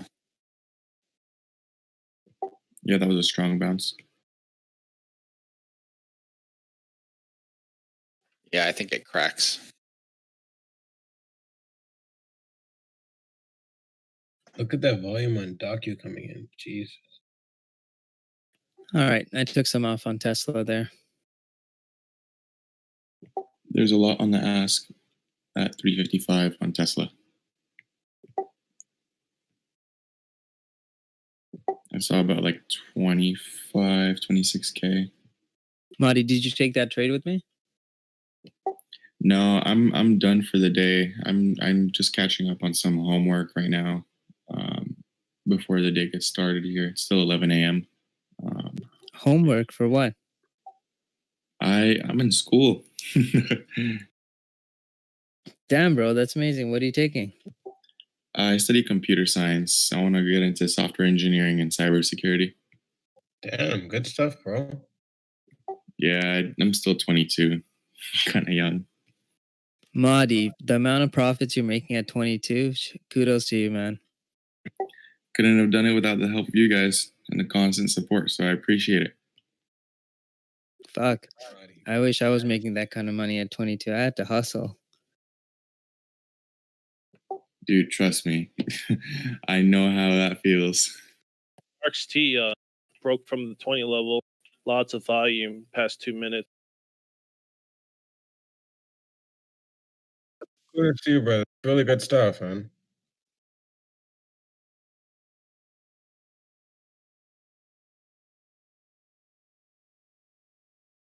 It was around 55,000 volume in the 2 minute.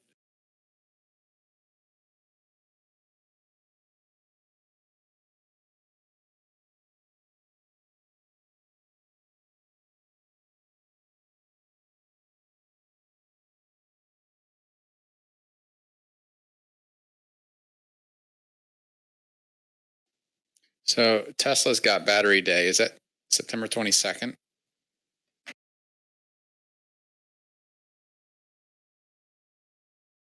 Yeah, and today is electric car day or something. For real? I think. Sharky, did you do anything with that home ticker? No, bro. Doesn't look perfect to me. It VISL. just look like someone wants some shares for some reason. I mean, this type of, I don't know if this is a reaction rally. I don't know if this is like, okay, AEHR. it's over. Mm-hmm. Yeah, better to play it safe.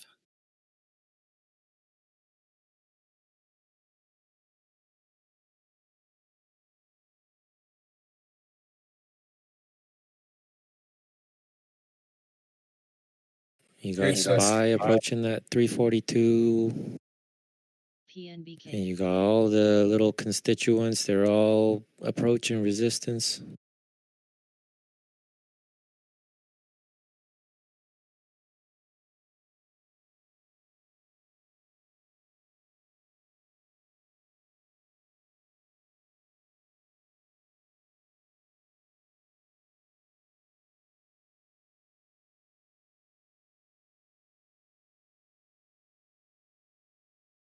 KXIN.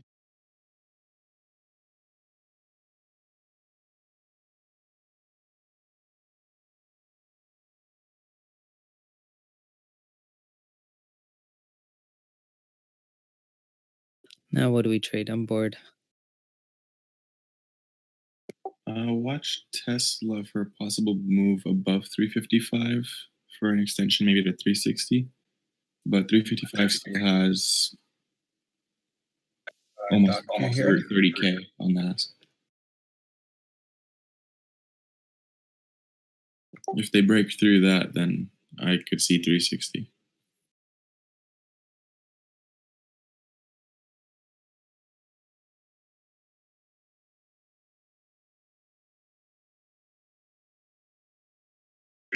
Docu here, guys.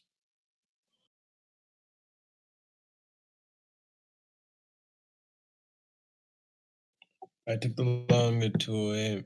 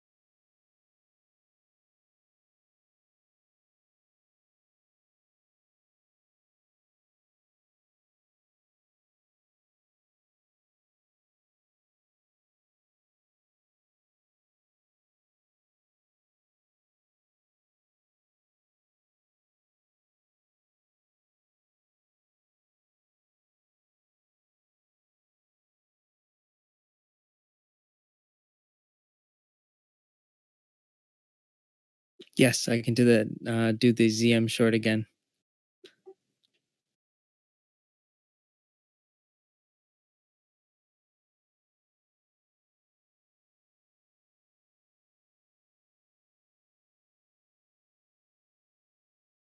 EDRY. Man, STR has been killing it last 2 days.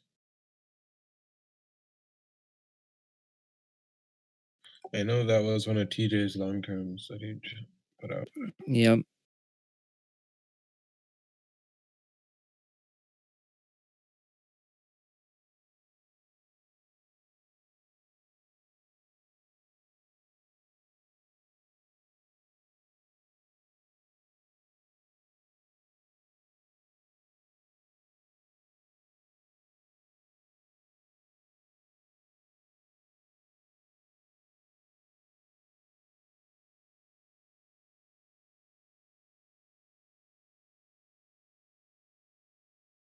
So glad we sold puts yesterday.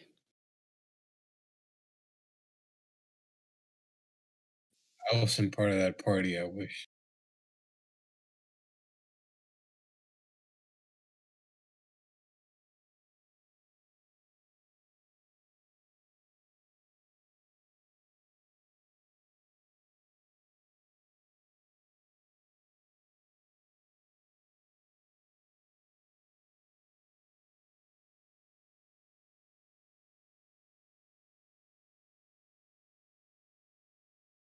TJ, you kill your fire eye? No, I'm still holding on to that one. It's one of those value picks, so I'm gonna take some time. I did shave off like when it was up, but initial position I'm still holding on to. Yeah, I killed it. I don't know. It looks kind of okay now. I think it does nothing for a couple of days.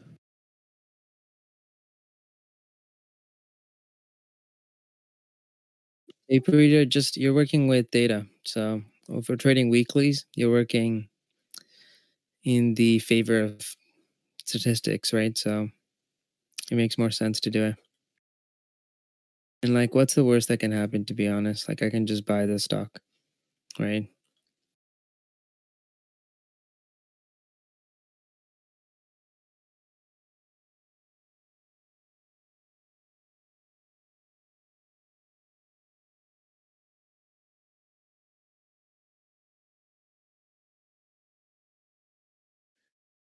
Apple looks like it's bouncing here off 117.5. I'm not in, but looks good.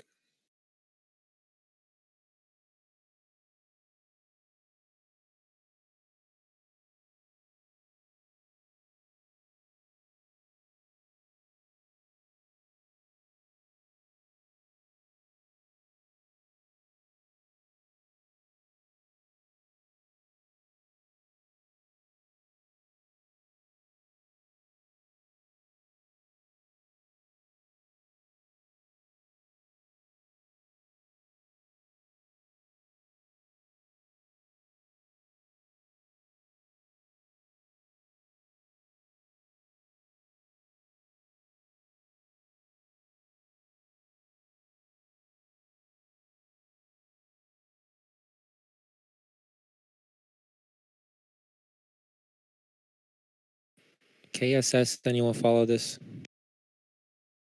Sorry, which one? Coles, KSS.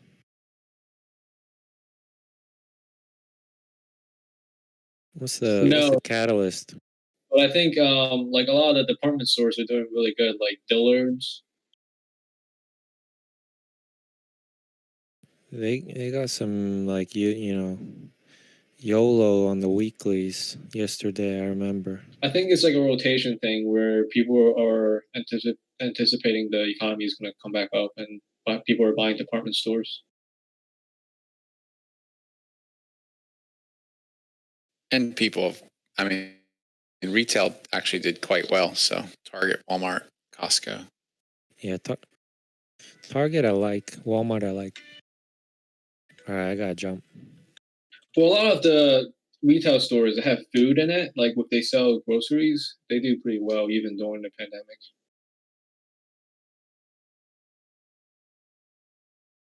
It's like the Kohl's, the Dillards, and Macy's that got actually destroyed. It's true. Yeah, food. Home Depot, man, they killed it.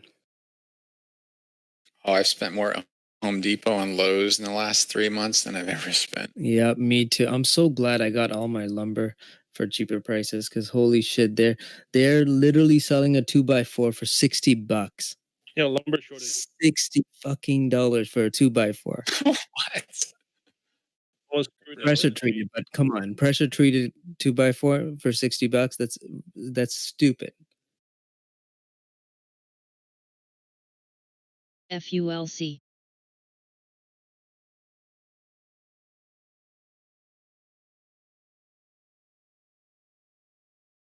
Lumber business must be great. My friend is in British Columbia, and they only paid him like 40 grand a year. And I saw like it's so dangerous. He has to devise and like hit all the machines and stuff. He had to do maintenance. There are like these like suspended bridges, right? And they shake. So I don't know. Yeah. I think they're getting underpaid in such a hazardous environment.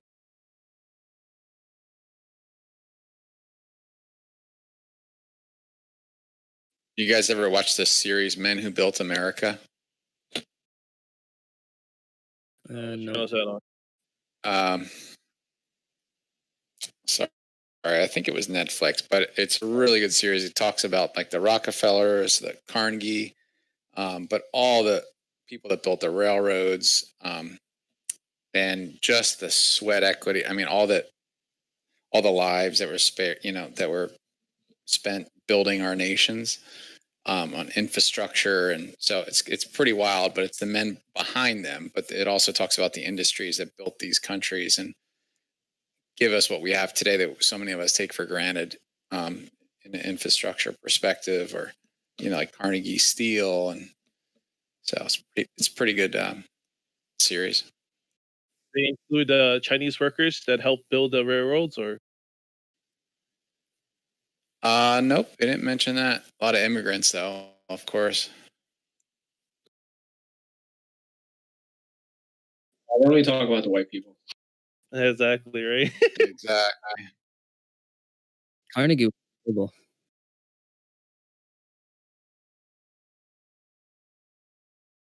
AEHR. CREG. I think that guy like underpaid everybody. They can get rich. Yeah. Yeah, that's where I went to school in Pittsburgh. He was ruthless.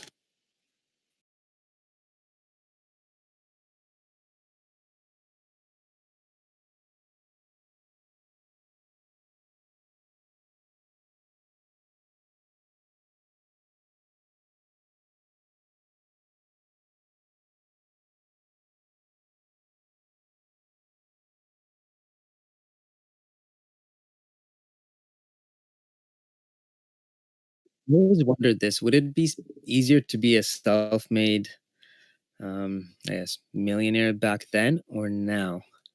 Because now you have competition, you have resources, you have the internet. Back then, I don't even think people had drive. Yeah, I think back then was a lot harder. It was harder. Yeah, I mean, Back think then of they would kill you as if you were competition. Yeah, I'd say it might have been easier back then because of the lack of competition. Yeah, monopolies were a thing back then.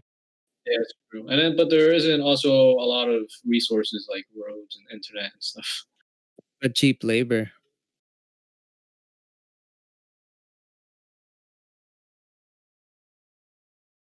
Yeah, I look at the barriers to entry back then. I mean, if you didn't have money, it was tough to get it. And then today, like, you can do a freaking YouTube video, get followers on YouTube and be a millionaire, or trade stocks. Like, even what we do today here trading, it's crazy. Like, I mean, my grandfather was like, you have to call in and check the newspaper and see what the stock's at. And it's crazy.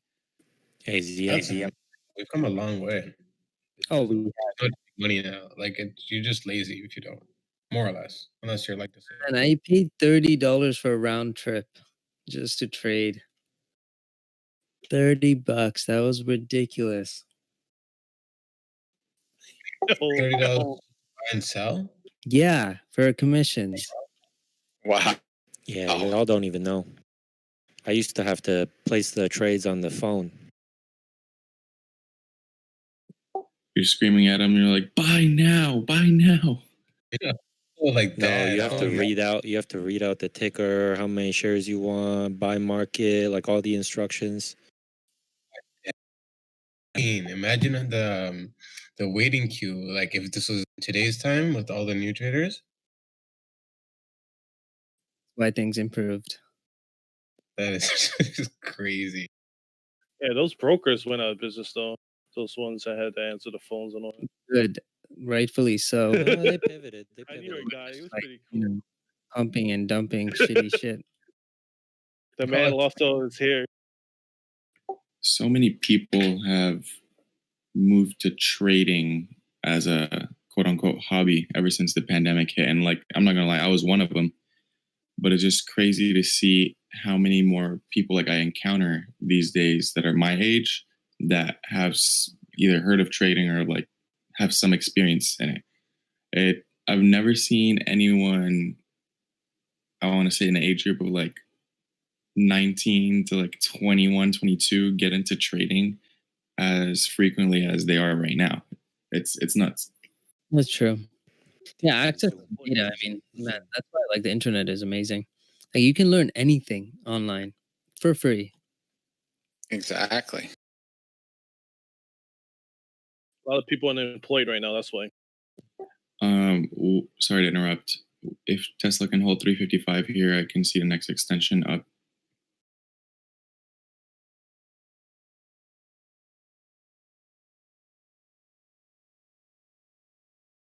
CEA. I mean, I want Tesla to go up, but I'm short on ZM, so I kind of want QQQ to come down. ZM's gonna retest that 400, bro. Getting ready.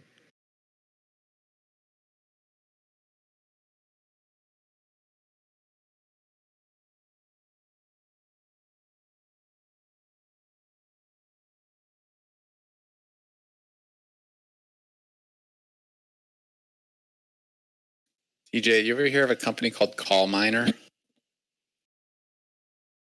Don't think so. Okay. I think they're President Trump to deliver remarks on judicial appointments at 20 BST, 2000 hours BST. What is BST? Pacific Standard Time.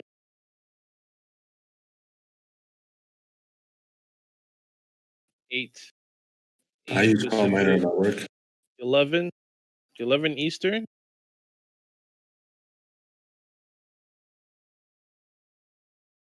P as in Peter or B as in Barbara? B as in Barbara. Yeah. BST. Oh, BS. The hell is that? I don't even know what that is. Bullshit time? I'm sorry. Fake out on Tesla.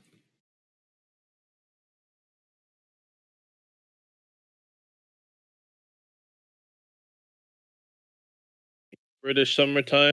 So they're 5 hours ahead of Eastern time.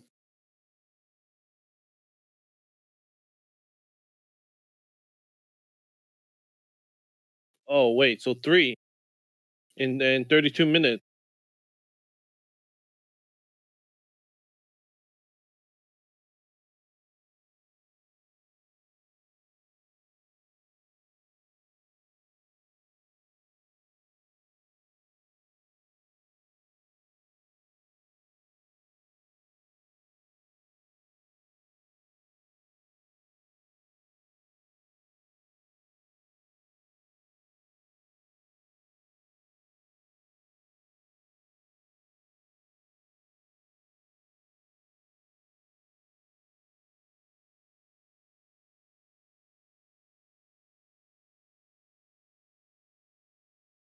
Who got that DocuSign by 206? That was good. Double bottom there. I got 208 after it moved up, but close enough, I guess. Nice. VWAP's coming up.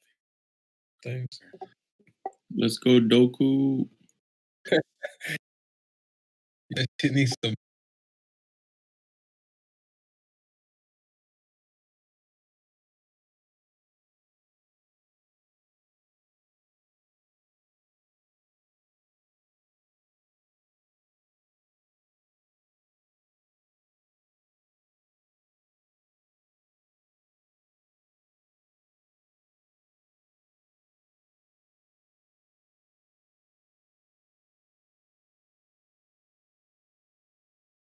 What am I gonna do with all this buying power now? Where do I move it? Get some docu. I'll send you my bank info. It's fine. It's okay. I know it's a burden for you, but it's all good. All right. Let me help you. Help me help you. All right, let's see. Test should continue here.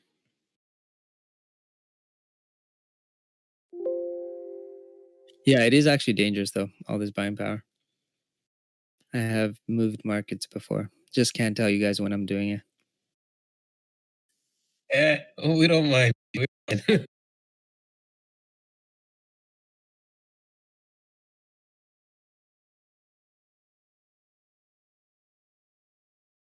See, that's the illegal part because since we're individual traders, we're not allowed to share. But if we worked within the same company, then we can manipulate markets and it's not considered manipulation. Don't you love the law? That's a beautiful idea. Yeah, I can literally be like, hey, Johnny, I'm stuck on Coop. Can you make it go up another $2? And then you guys can all just like buy on the ask, take it up $2. I close the position. We all short it and it goes right back down. They can't do that between brokerage firms, though, right? No, not from just within the company.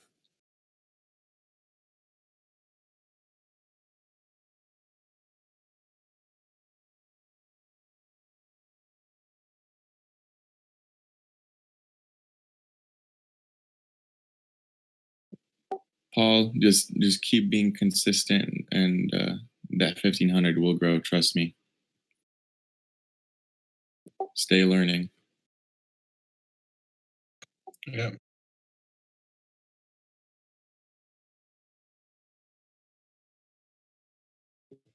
Wow, Tesla just does not want to stay over 355.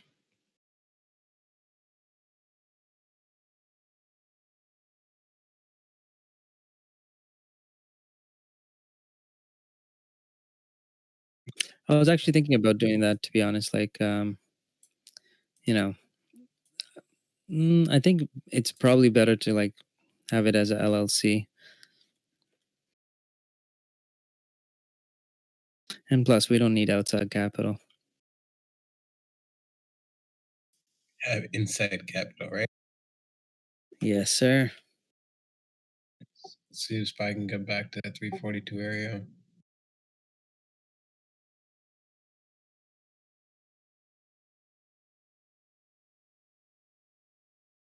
Sassy, we got a lot of traders with a ton of capital. All I asked for is a TV and a lunchroom. No TV for you. No lunch breaks. What the hell? Think this is kindergarten? You don't need lunch break. You can and sleep and use the washroom on your own time. My cousin used to do something every time he was at work, and he would literally like it just cracked me up. He would get into work, and the first thing he would do before opening the shop or anything, he would go to the bathroom and he would poop, and he'd be like, "Yes, I get paid to poop," and that's it. He has a good point. Pooping on the clock.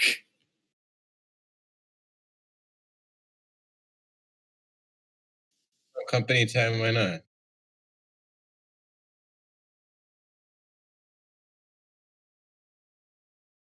Damn, Taco, that's a good saying. That is good, Taco.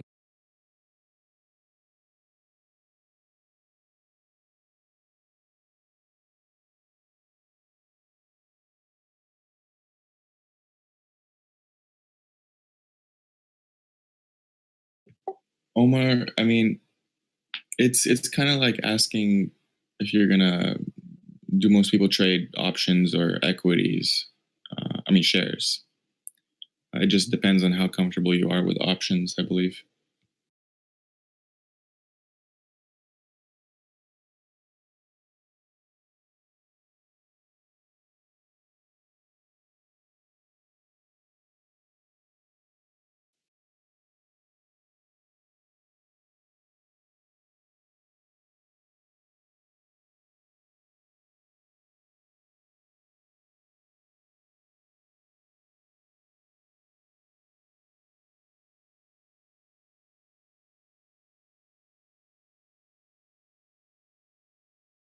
Yeah, I mean, Sixer, you can short it. It just we're in a environment where we're, trading at higher volatilities. So it's not the safest thing to trade it. I mean, remember that guy that shorted VIX? Or he went long. Yeah, he shorted VIX. Remember? And he went bankrupt. Like there was a firm that was so deep in VIX short. This was back in like March. And they went bankrupt, closed shop. If he lasted 1 week, he would have been profitable. 1 week.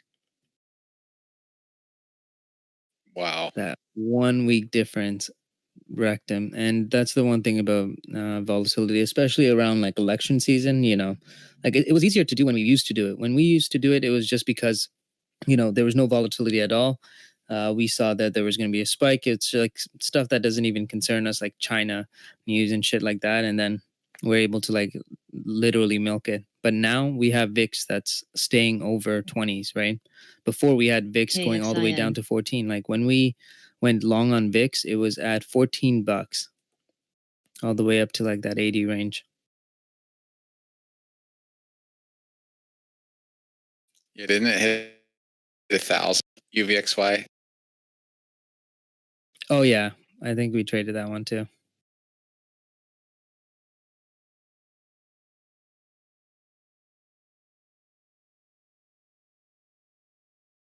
Yeah, the one thing you can't measure is uncertainty, right? So why lose something on stuff that you can't, predict?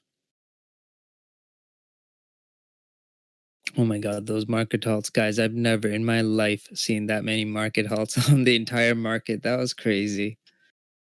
Like if you told me like 3 years ago that you could halt the market 3 times, I'd be like, no way, impossible. Flash crash would have just been like one crash and done. But man, we witnessed it. We traded it. It was pretty cool.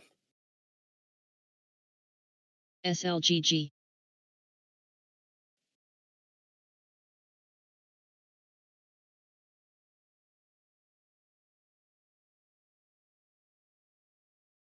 I didn't even know you can halt the market. I thought you can halt like individual tickers. I didn't think you can actually do the entire market.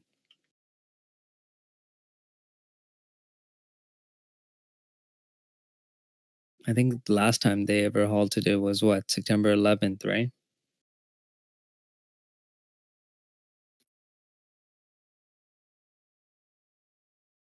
I think they closed the market 3 days. Yeah, I think they did too. I think it was 3 days. It was totally shut down.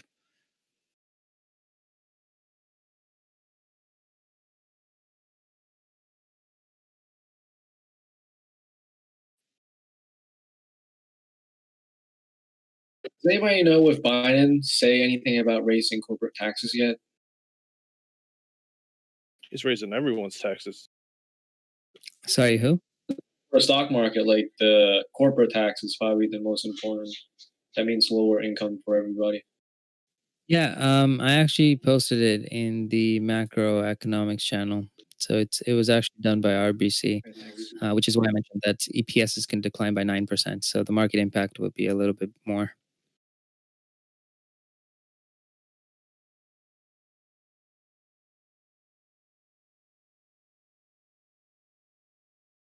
You know what? Let me see if I can find the full deck.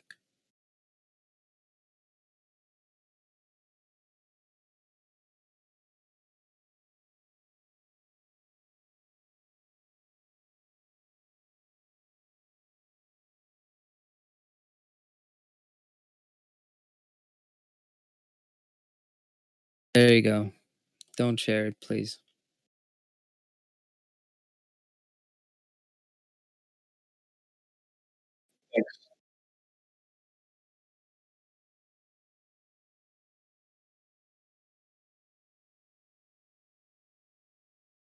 All right, guys, I'm gonna take a break. I'm going to the gym. I'll catch you guys after.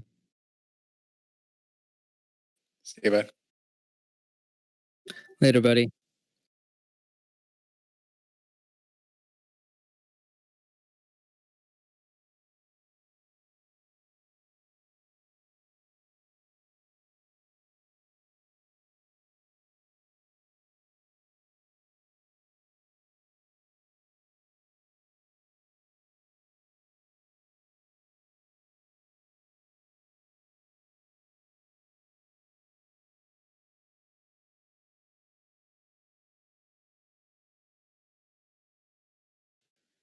Apple 118.2, basically, off the 117.5. If anybody took that, good spot.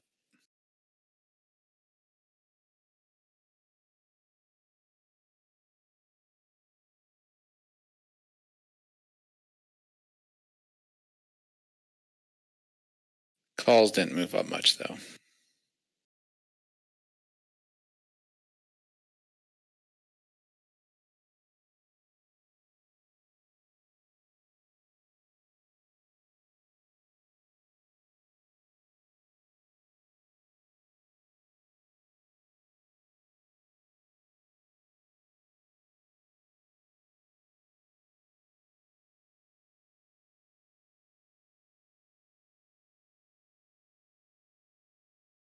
There we go. Found the page.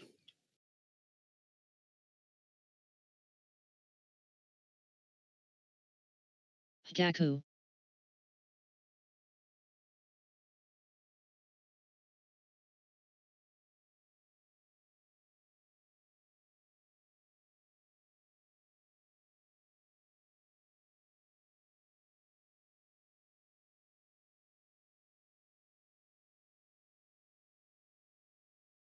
All right, I'm back. And Big C is crumbling, as someone said. 93.60 right now. Oh, wow. Were you guys short that? Sorry, I missed it. Well, right now as a support, it's testing that low of day again. So. Sorry, which ticker? Big Commerce, Big C. Oh, nice. Yeah, it's testing that support on the daily as well, and the EMA 20.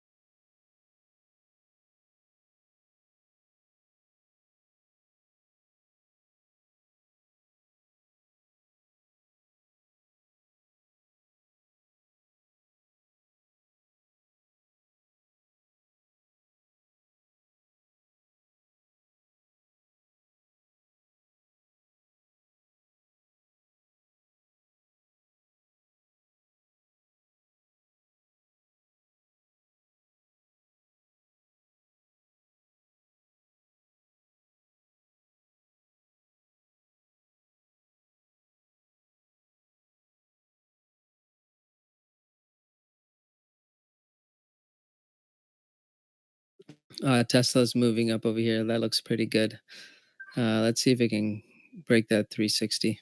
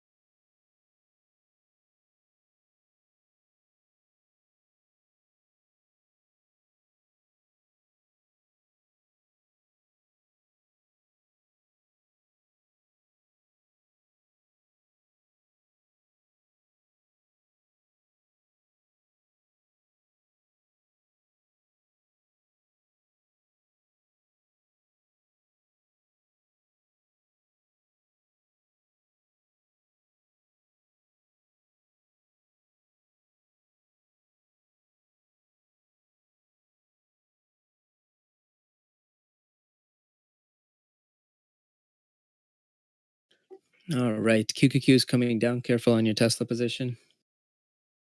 I'm at break even on my ZM trade, so I might just close it.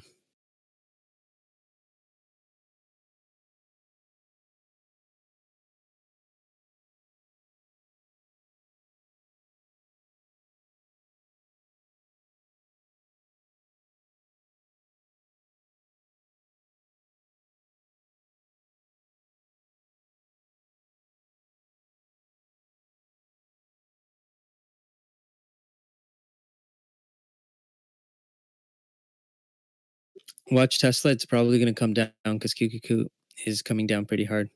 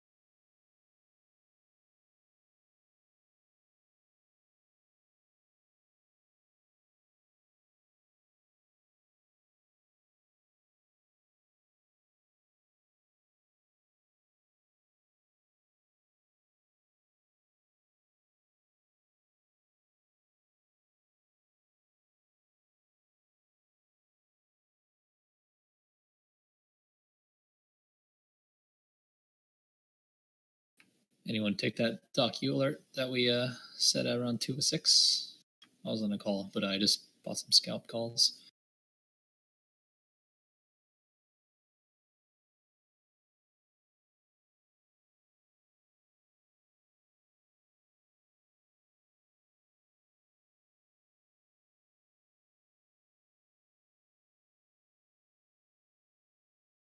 QQQ is coming down. Okay, I'm gonna cancel my sell order on ZM.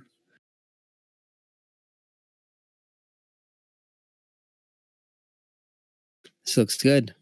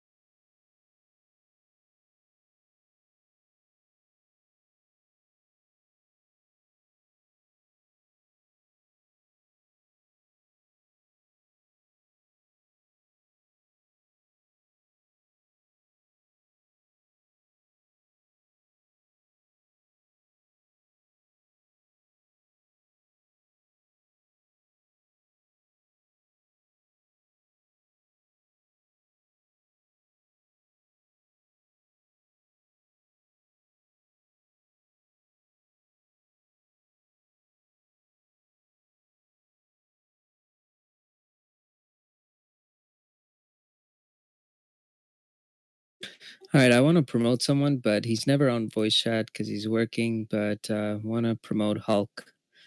That dude has been killing it in the options channel.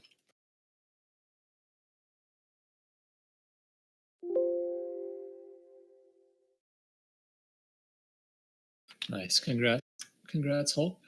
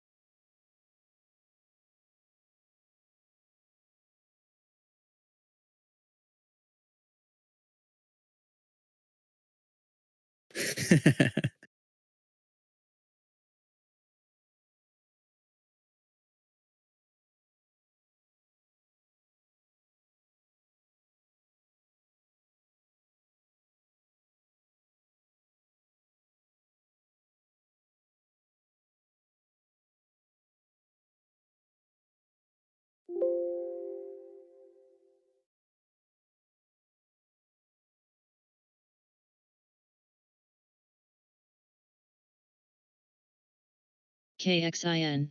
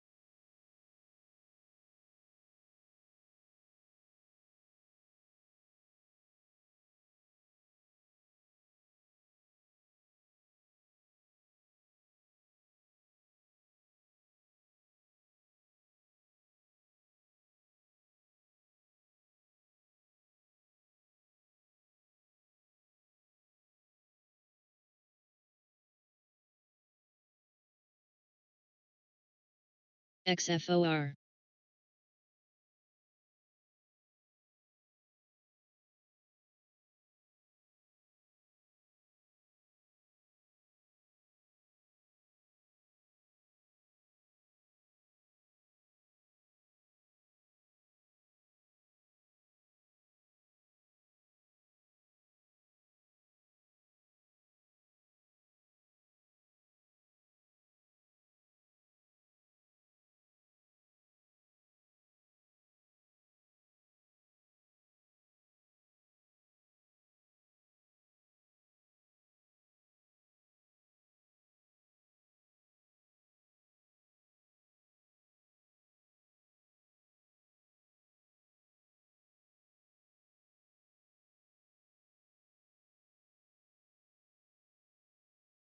AEHR.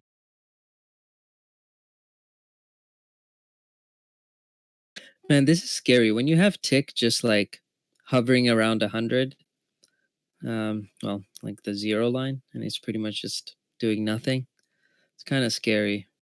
This might be people scaling out.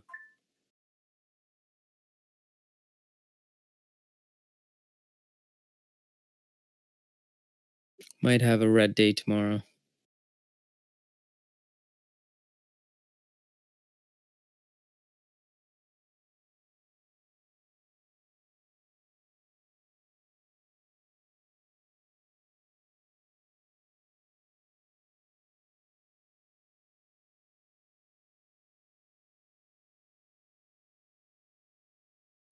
Airlines aren't going right now for some reason.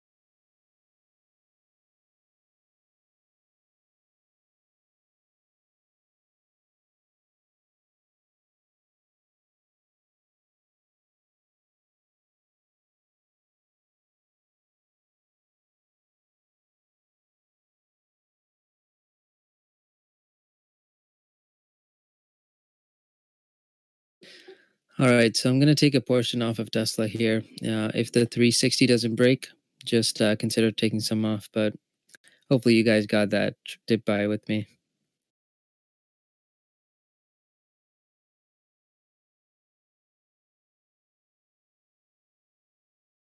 Now that's crazy, actually, looking at 439 to 349 to 360s. That's a good return. Time to sell some Tesla calls.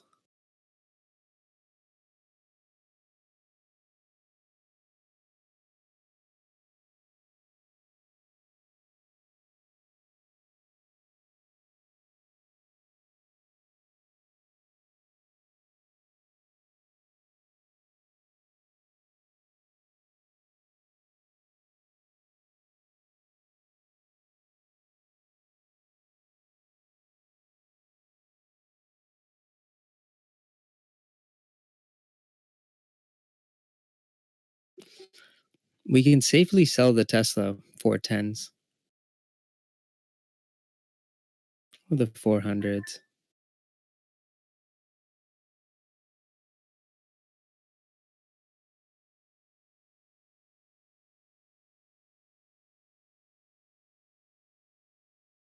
Or if you have smaller accounts, you can always sell the 400s and then buy the 410s.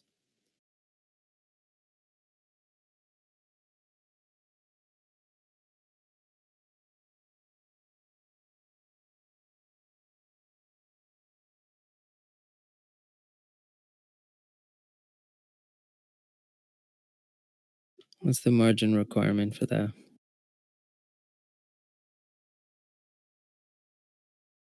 Oh, that's not bad. Yeah, that's actually really good.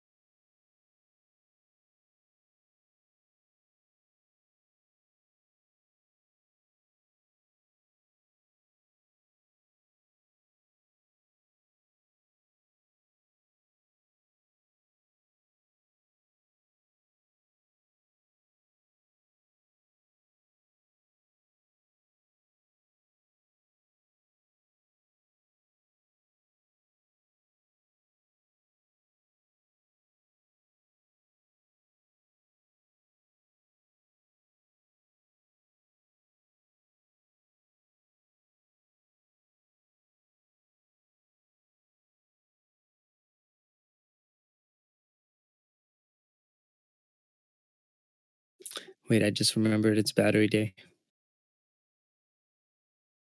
It's today, like after hours, or I think someone said it was after hours.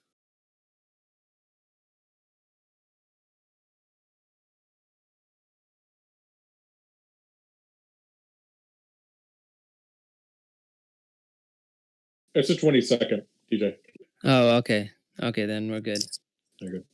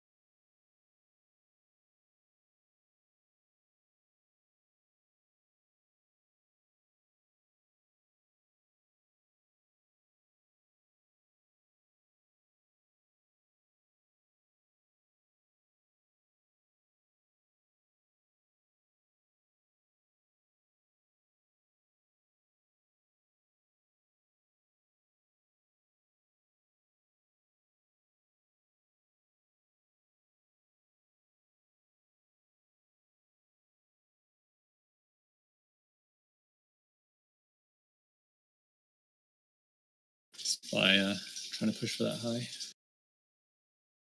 I'm selling the 360s, but this is only for like a scalp on Tesla. Just like they had a shit ton on the bid. Makes it a bit easier.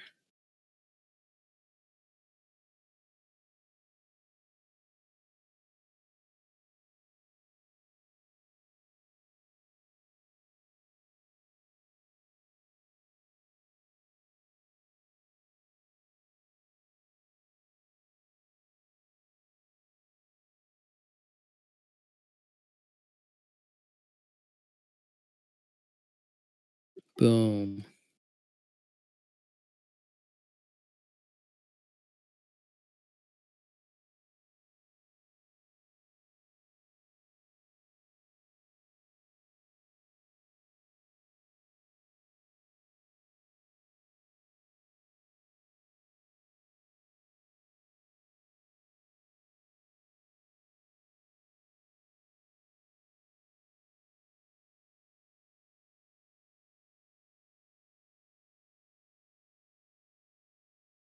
That was easy.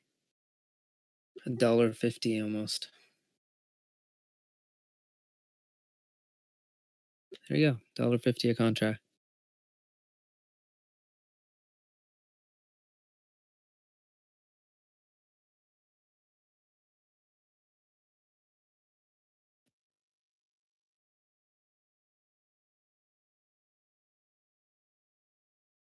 Oh, what position did you have, TJ?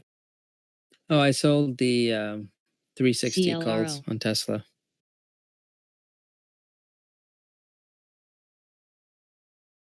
But it's not like for a hold.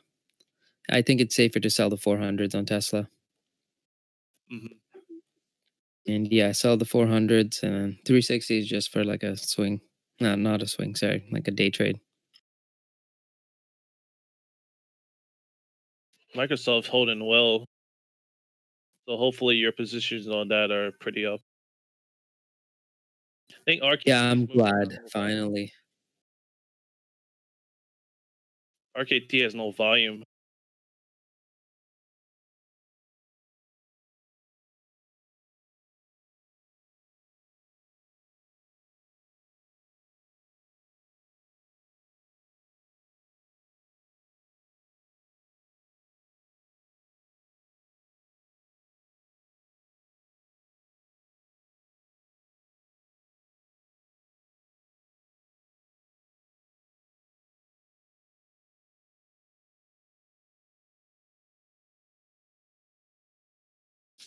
ZM's back at the 390 level. You want to do a short, I think, right? Or maybe you shorted already.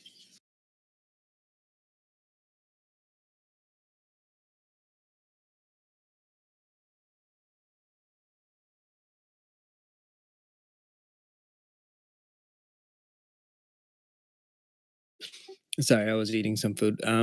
I was in the ZM one, but I got out for like a couple dollars. Didn't like how it was just like staying above the 390. But now it does look better.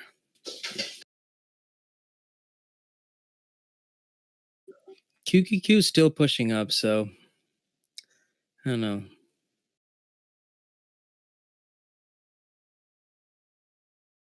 Might not be a bad time actually to short ZM.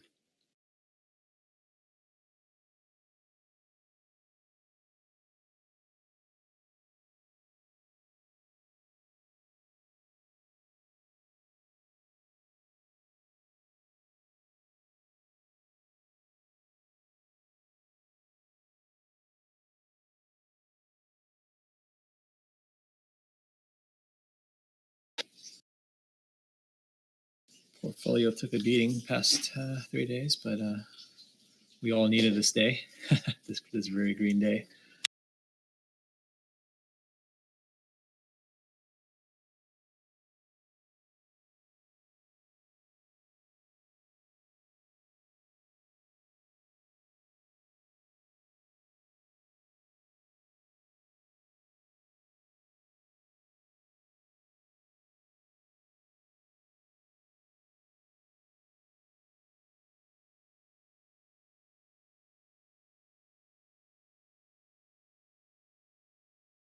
Yeah, I'm wondering if it'll stay, but Tick KXIN. doesn't look so good.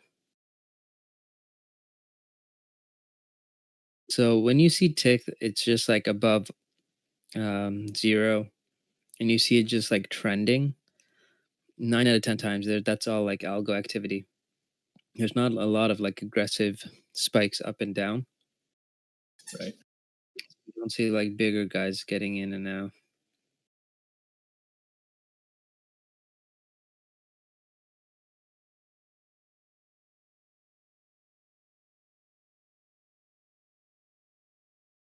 No. I knew I should have taken some off on Tesla.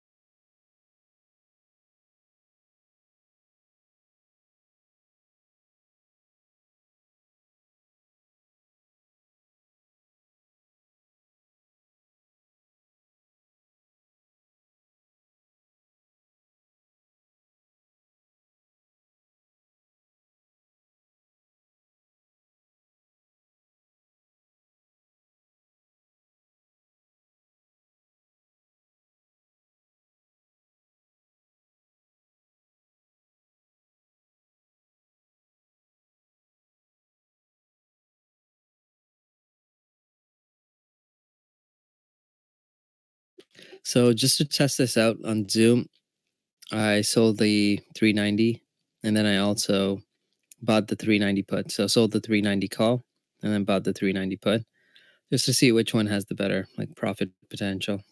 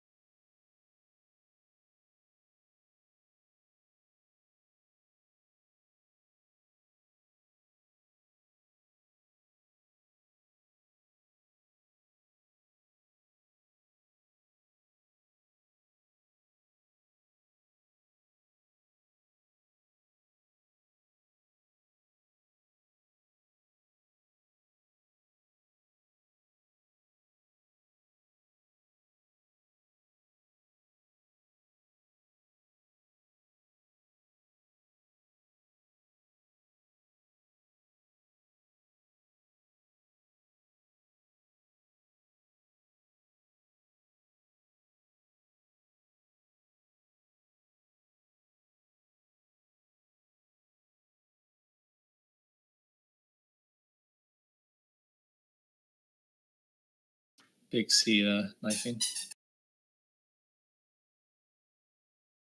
Careful. Yeah, with Big C, not sure about the earnings, not confident on it. So just be careful, guys.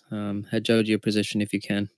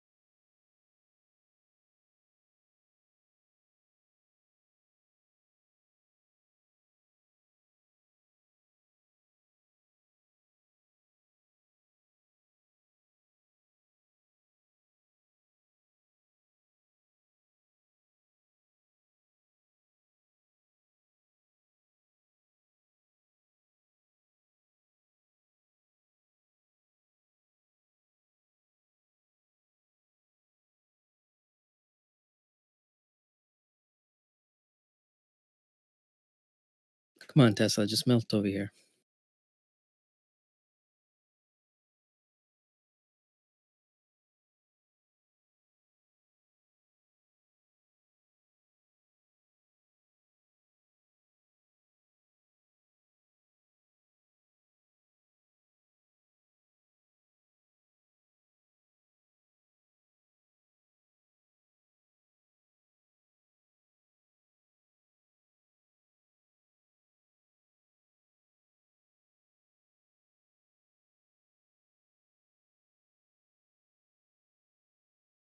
Kevin J, welcome to UT, and thank you. I appreciate it. I think we got a solid team. To be honest, like I don't think it can get any better than this. And honestly, it's just a combined effort. Everyone working together, it just makes it a lot easier.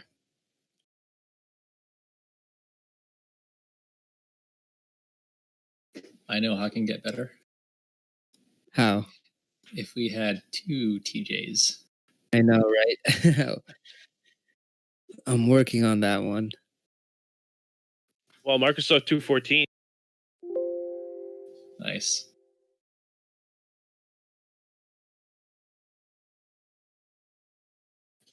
Brenda will become Skynet and take over you, TJ. Right? That's what I kind of want to do, just have it all automated, but that is so difficult. Yeah, just it's expensive to build up, like just automated algo trading, right? Yeah, it's ridiculous. And especially for order executions, I think we do a better job. I don't know how to program it, like because for us it's like um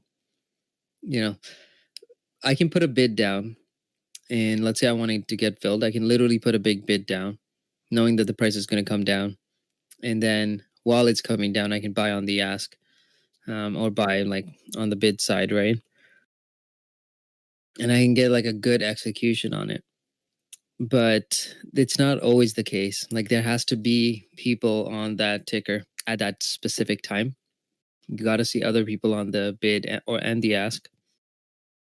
And the other thing is like tape reading. I don't know how to like tape reading is something I don't think is easy to program because there's so much that's going on. There's so many market participants, so it's not as like black and white. Yeah, that's some heavy duty programming that hedge funds probably do.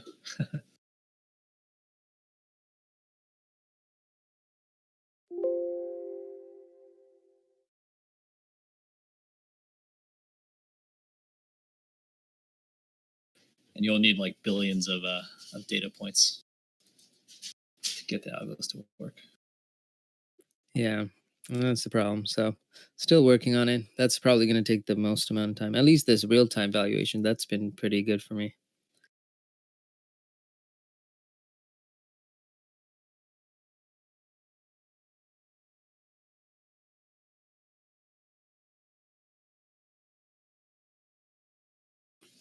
Palantir will have the direct listing on September 23rd. Nice, can't wait. Still need a date for Snowflake though.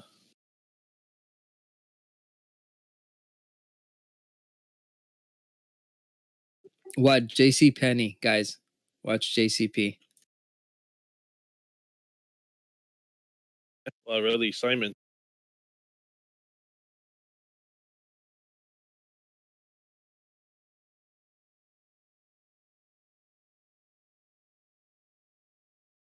What's the ticker for JCP again? What's it? JCP? Just JCP. Oh, it's JCPNQ. It's a penny stock now. That's why. Oh, delisted? Yeah, sorry, delisted. Yeah.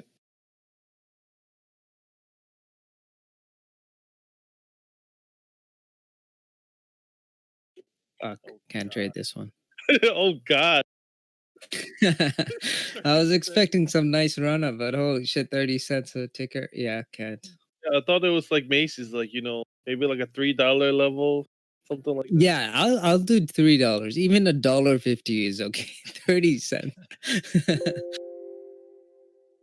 My commissions are gonna be way more. Yeah, OTC they'll charge you in the US. Wait, you have free OTC? No. Only for Schwab, I think, is free OTC. I get charged too. They lowered mine to 295. I don't trade OTC though. Oh shit, ZM is ripping.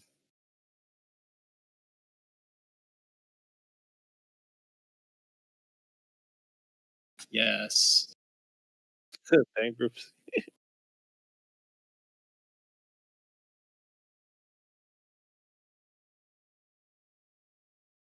Yep, high day on soon.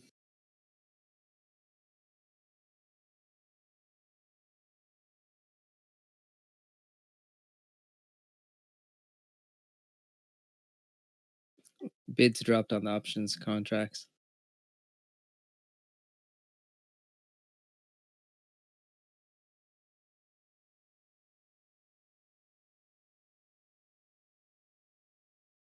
I will use that as an ad.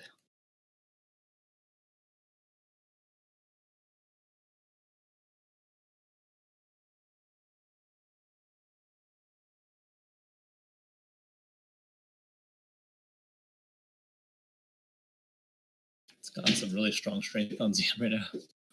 Wow. Volume's piling in too.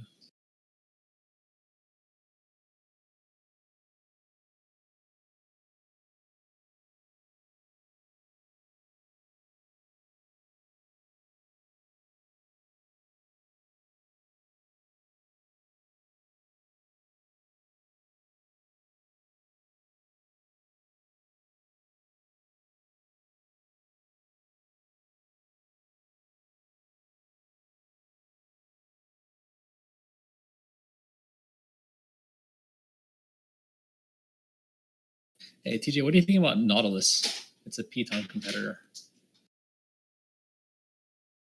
I haven't taken a look at that one. Citron is bullish on it.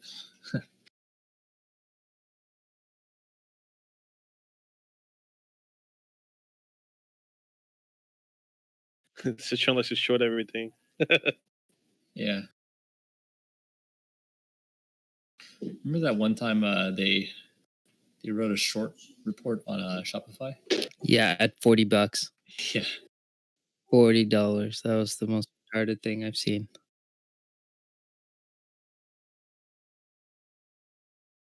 You know, some of my best plays was going for, like when Amazon touches anything, okay, everything tanks. Like the moment they bought Whole Foods, Walmart, Target, everything tanked. But one thing about, investing is like there's always going to be a number two. There's always going to be a number three.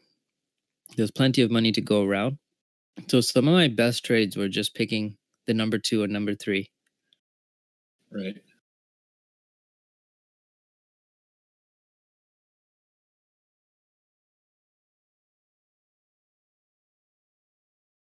Come on, Tesla, just break down. Man, Tesla's trading so strange right now.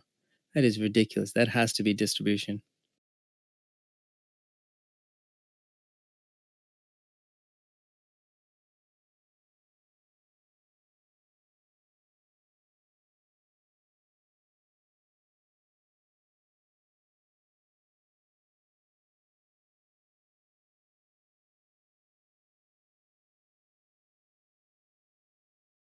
So on Tesla, 360 calls I added onto it. So I have a 1453 average.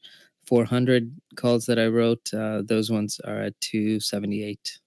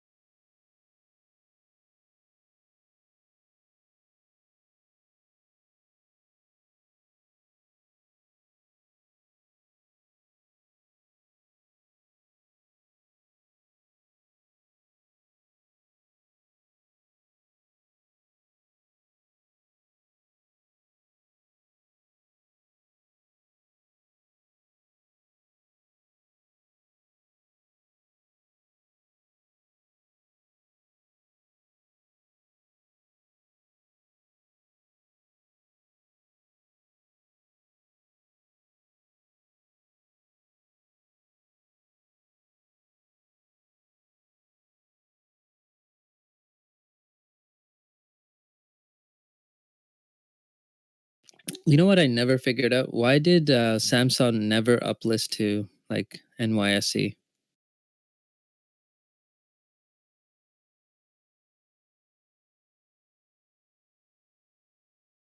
I mean, they have the resources to, you know, meet SEC standards. I don't know why they wouldn't just uplist. It's I remember there's like a family that has a pretty large ownership in that, and it's probably all about like the Korean legacy of just keeping it there. You know, that's my guess. That makes sense.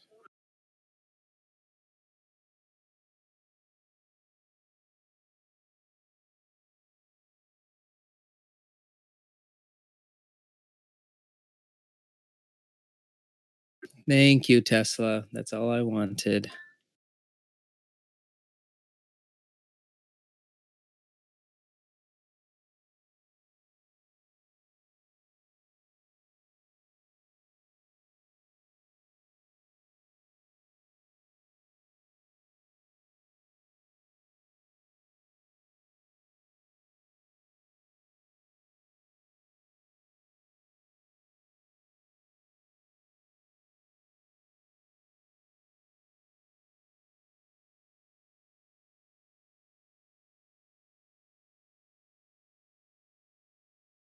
Yeah, TJ's still holding EXPI.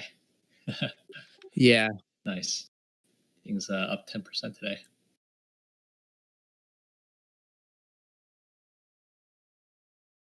Hopefully. Continues. Great pick, by the way.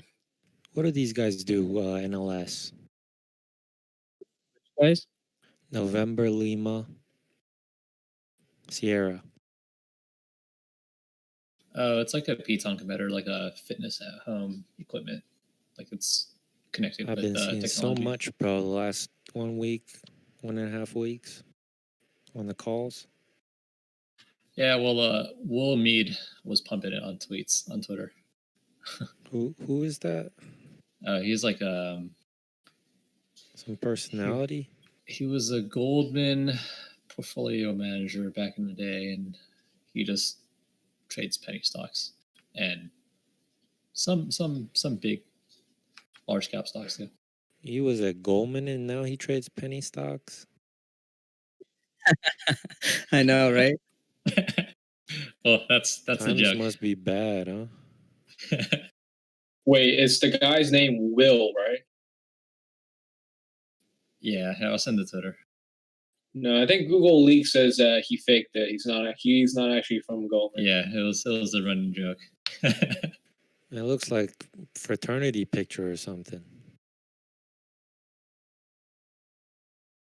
Suppose 90% of his picks are terrible. Man, if he was at Goldman, he got the blue background. Come on. I don't know. You know, like Goldman has that reputation, but one of my friends works there and they get paid peanuts. Yeah, that's true. Like you're literally just working there just because it looks good on a CV. That's it. Really? You can definitely slay some tail too. Yeah, that too. If you're in New York.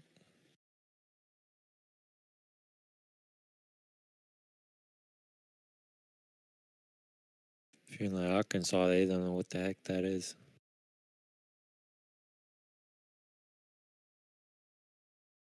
Yeah, no one really knows his. Oh, his actually, they background. got their new little mid-office, back-office thing, right? In for investment banking in Salt Lake City, right? Yeah, I think they pay less though there. I think they're shutting that down. Wait, isn't there a data center there? I don't know about that. All I know is they had some little program that they're shutting down now. Time for the auction sale. Buy some servers up.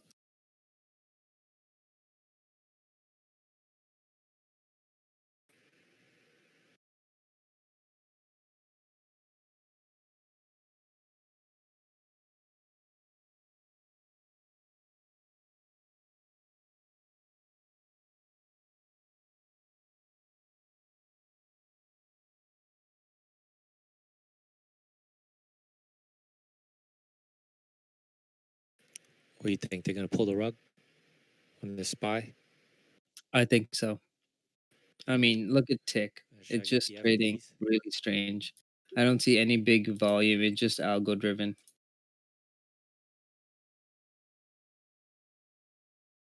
Like there's no trend on it. It's literally just algo driven.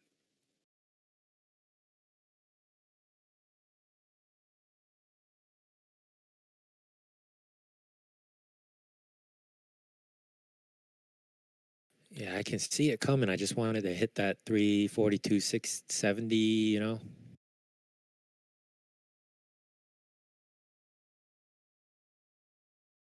Get a little above that.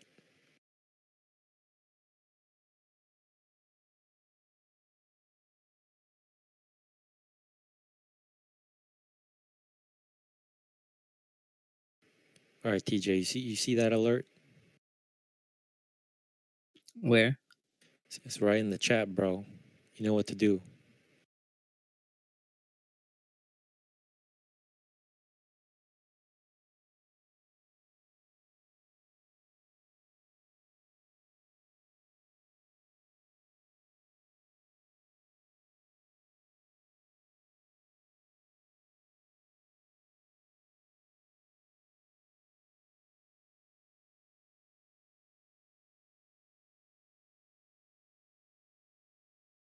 Wasn't a mock to the buy, though. I think I saw it somewhere in the chat.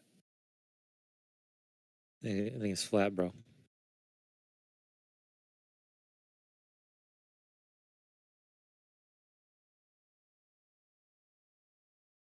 Last I looked, I think it was like small amount to sell 15 mil or something like that.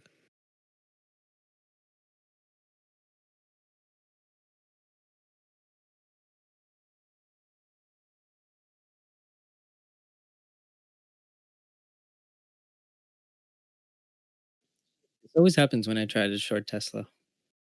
Get squeezed.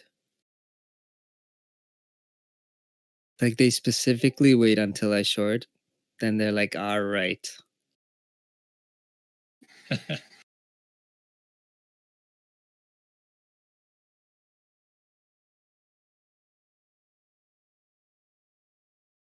To be honest, I think PTON is overvalued here. But I don't know about puts. Intel calls. I think JS had a good strategy. Nice little calendar spread would be nice. What you say? Go all in on Peloton calls? Sure.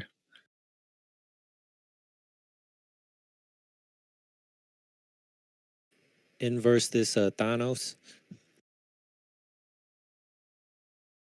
Oh yeah, what's that ticker again? NLS, right? Yeah, bro. November Lima Sierra. That's right. That's right. Every day, bro. Every day.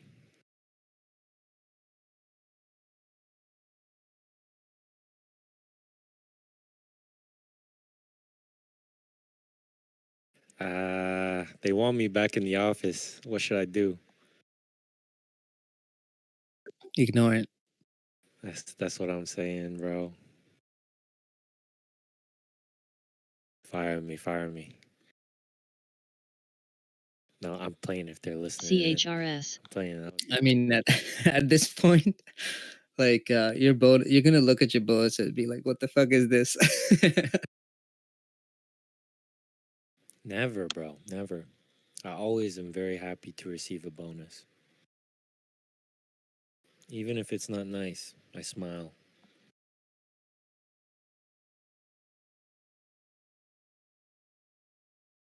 Yeah, but that's like you're getting a portion of the work, like the effort that you actually put into it. Oh yeah, if you cook the hours, I'd probably make McDonald's wage.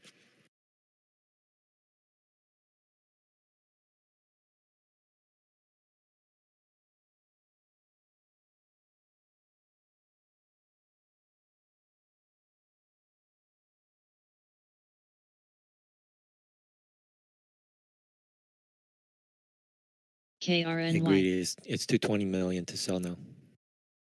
Gotcha. Thanks. What do you check that on toss?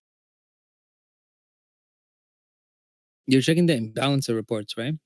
Yep.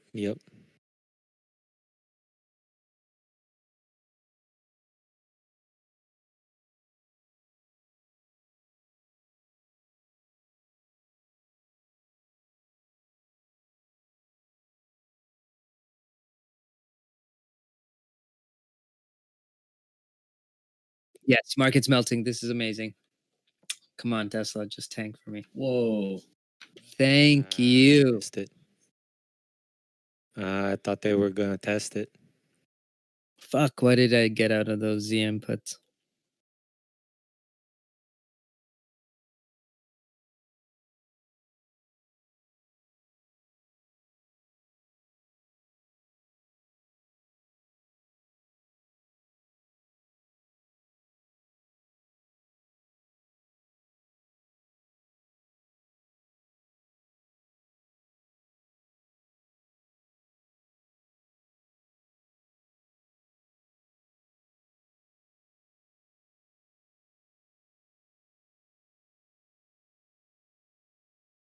Why isn't Tesla tanking? Come on.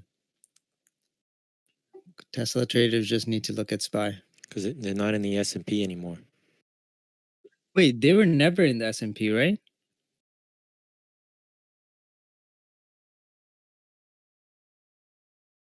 Yeah, they were never in. Oh, okay, good.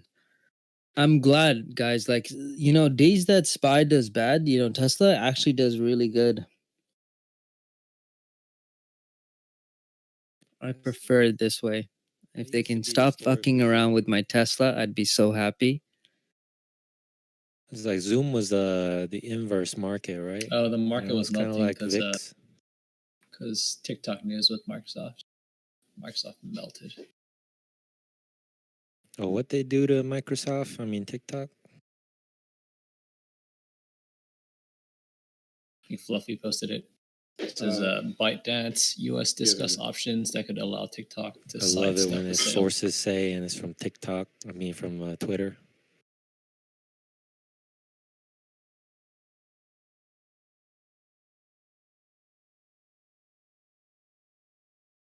Wow, Walmart, Microsoft, and Oracle all getting owned.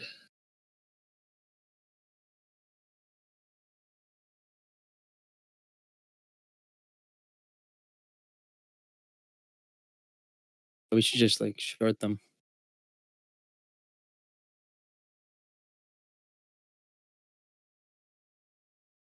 I mean, to be honest, like I didn't even think this would even go through. Fuck, Microsoft's tanking. Gotta short it.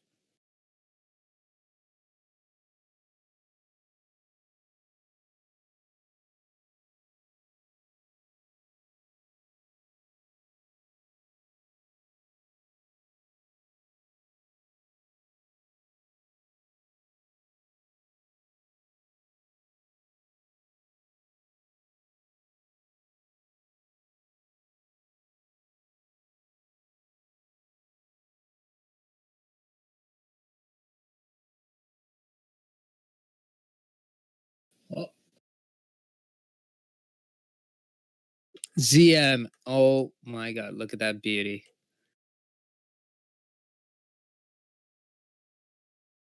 As you guys can tell, I had to add severely onto that one, so now I'm happy. I was looking for an entry, bro, on the Zoom puts, but I think tomorrow it opens up, Yeah, I think it's dangerous going with the Zoom puts. Even 400 is dangerous. I don't know. I'd try I don't even know if there's enough meat in it, but next week, like the 360s. But I don't think today. I think tomorrow.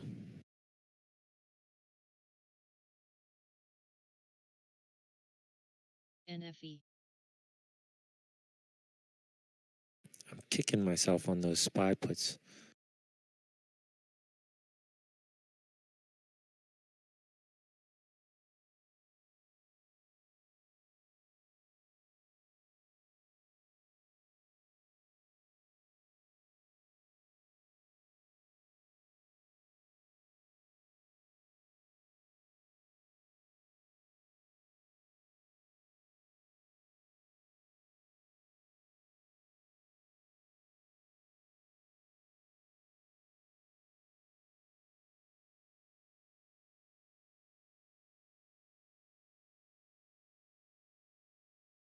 Was it just those TikTok buyers?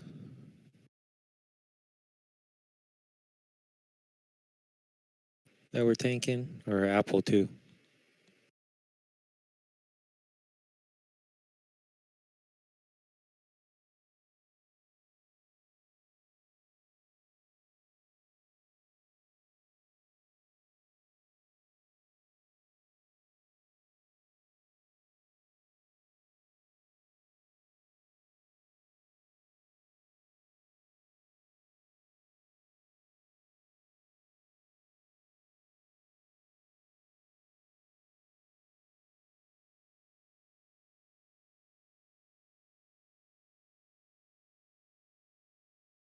Yeah, if you want to remove PDT, you just ask them. They'll do it for you.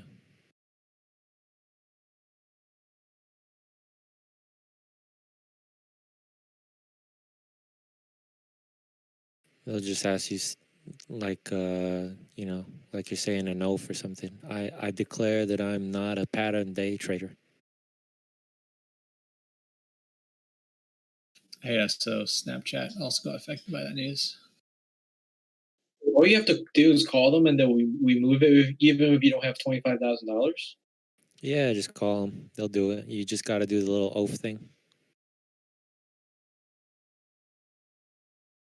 I solemnly swear I'm not a pattern day trader.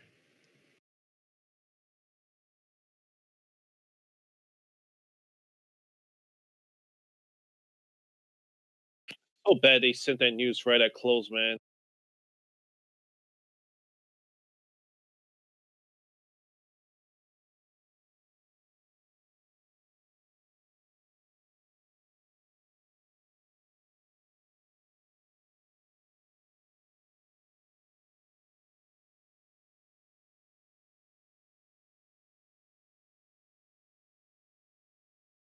Oh, at least Microsoft seems to be over VWAP. Yeah, Robinhood, I don't know. I think you get pattern day trader from them, just close your account. QQQ is melting. Tesla's coming down too. Greedy, are you still in those ZM puts or so called? I left a few runners. All right. Just trying to decide when to get rid of them, though. Yeah, I was thinking before close because I don't trust holding it overnight. Yeah, you never know with Zoom, right? Like, plus, Yeah. it's really gap filled down most of it the past 3 days, anyways. Oh, those puts flew 300%. And my chart's not loading. Damn it. KXIN. I soup tonight.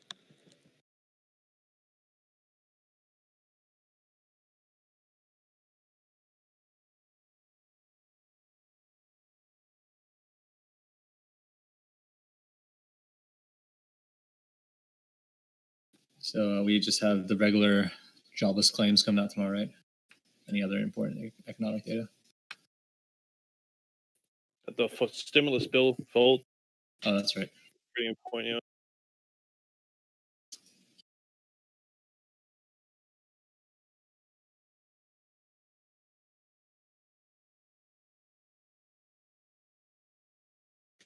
Yeah, if the Fed announces more QE, it's over.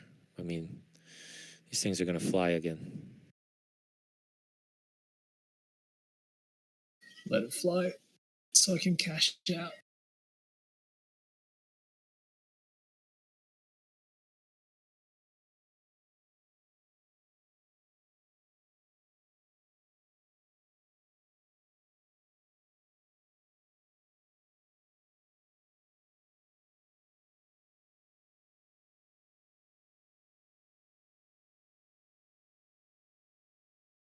Wow, my IB is lagging.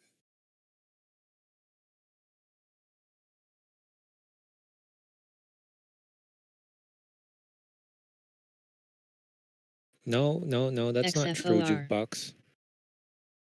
If you machine gun 3 trades in a day as a pattern day trader thing, you just go for it. Go 9 or 10 or 20, and then you tell them to remove it. KRNY. But I mean, that's over trading.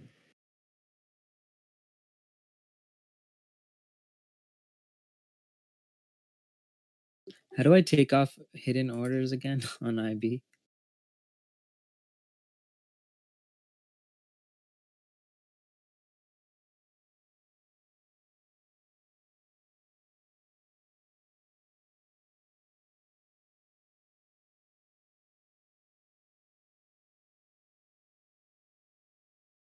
Trump's talking right now. I mentioned it. It's posted the link.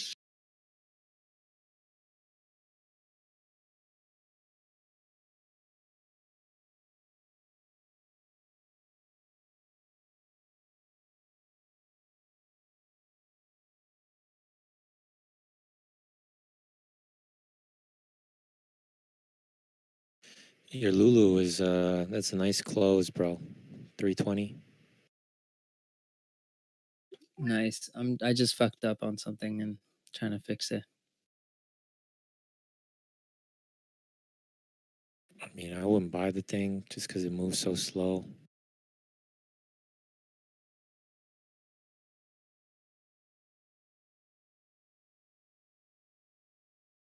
But I heard you like leggings. That I do.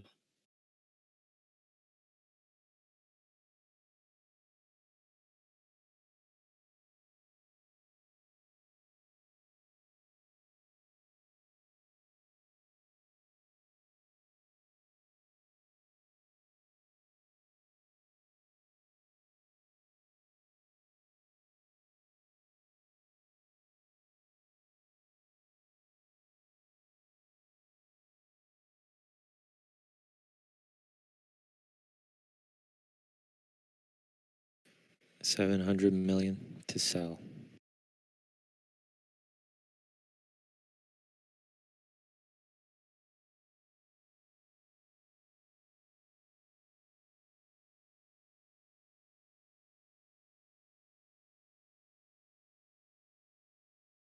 Wow, we got some like 340 put sweeps today, expiring today.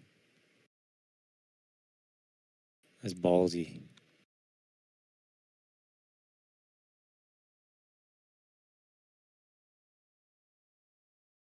Tesla's ripping. Gotta get out of my. Oh, I'm already out of 360s. Okay, I'm happy. Whoa. Microsoft 212.54. Getting eaten up. TJ, you still short Microsoft?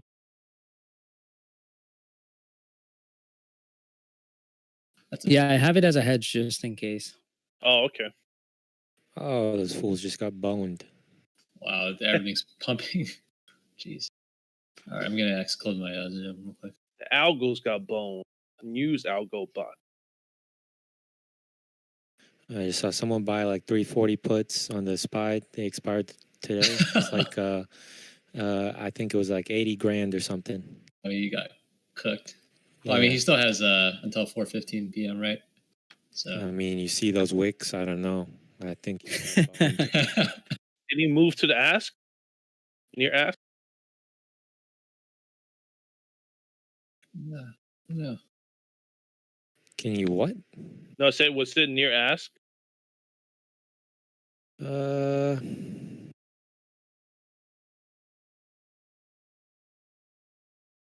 Yeah, he bought them at the ask, near the ask, probably market buy. Damn. Jason. About 50K one, and then another one 40K, which should be now 10K.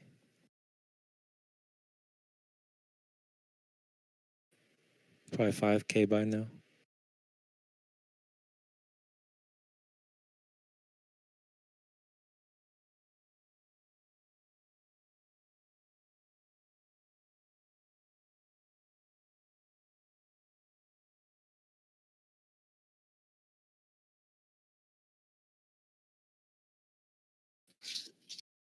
Someone else posted this, but I think the MOC for sell is the 7th straight day. You know what's really unbelievable, bro, is this Zoom. I just, who buys it? Who buys it? DMYT. You don't use it for work? I'm using it. No. I mean, who buys the stock? Who buys it? Kathy? Kathy doesn't buy it. Who buys it? TJ bought it at 109. I know who would buy it. SoftBank. Oh, yeah. The only ones in the Yoshi. world. Yeah, he's probably got a slideshow on it. Slideshow. PowerPoint. Yeah, he's got with the when you change slides, they've got the little animations.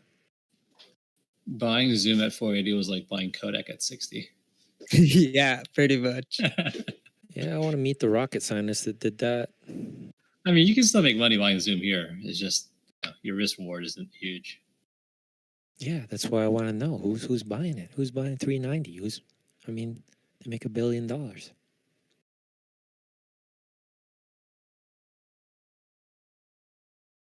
I mean, the valuation's sky high. Yeah, but their Demaron metrics would are say also this very thing's good. worth, he'd say this is worth like maybe $80 or, maybe 200 max. I don't know. This is so excessive. I mean, I haven't seen the company of their scale 4x their quarterly revenue. Yeah, but see, the thing is that analysts are thinking that this is going to continue. XFOR. Yeah. They went from 0 to like a few hundred million. It's not like they scaled it from $1 billion to 20 billion. Yeah, and it's not. It doesn't make sense. It's not scalable. They won't be able to have this type of revenue growth. Oh yeah, for sure. But then at that time, we can short it all the way down to the ground. Gonna have a Zoom phone in your house? Zoom doorbell? Facebook already has that. Yeah, so I'm saying how they gonna how they gonna do it? You want to release it in Nigeria or something?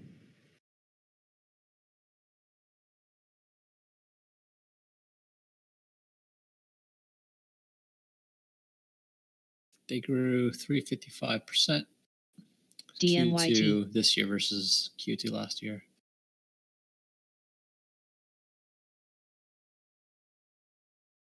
And they're profitable. That's kind of insane. I mean, it is for sure overvalued, but people would rather pay for quality, I guess. It's got 3 buttons, bro. I know. But it works well. They had one product and it works well. Join meeting, share screen. I mean, I used Cisco WebEx in my work for like 5 years. The thing is trash. Yeah, that's fair. Yeah, same with I use Blue Jeans all the time, and they're much better than Blue Jeans. Better user interface. And the thing is, people are changing. Everyone's doing remote, so the upside is huge on these kind of companies that do this because there's a lot of potential for humanity's going to be changing how we do stuff. So that's what it's about.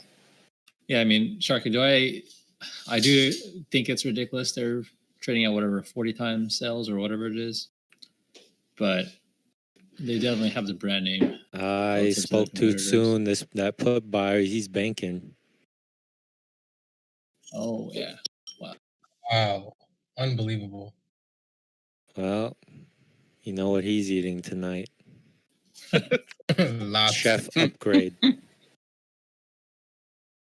He's got a lobster dinner with My man got Gordon Ramsay on speed dial now.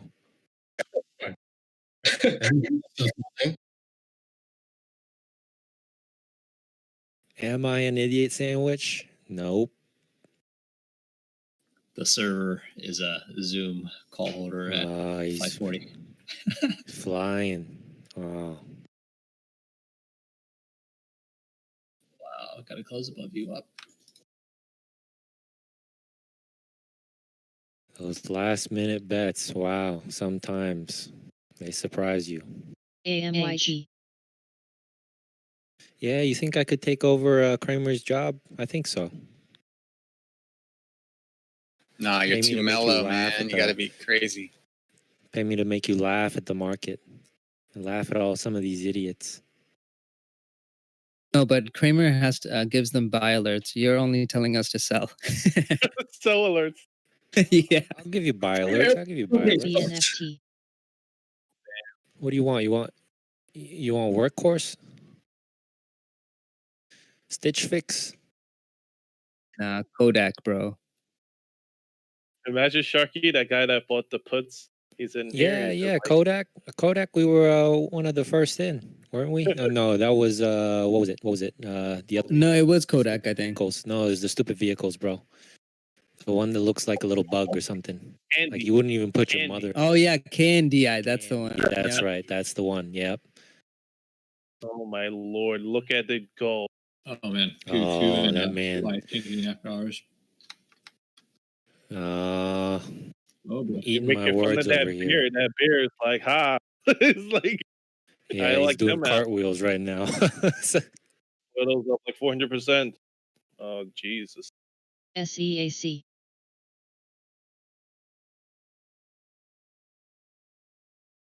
Wait, how much do you make on those? He bought the 90K. Well, assuming he didn't stop out. I mean,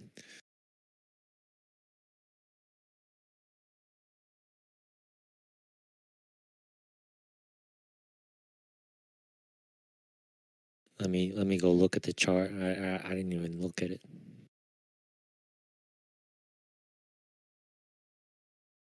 It was tape Oh, measure it all won't along. even show me the chart now, huh?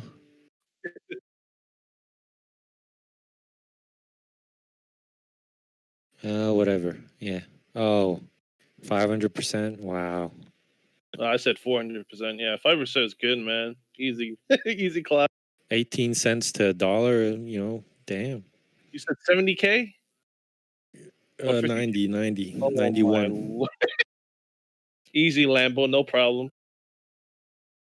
Yeah, that's Lambo, 5 minute Lambo. life-changing 15-minute bet, assuming that was 91K in payday loans or something. PD loans. PPP loans. Have a great afternoon, guys. Have a good one. See you, man. Hey, take it easy. Yeah, take care, guys. I'm gonna head out too. We closed today, boys. Not good.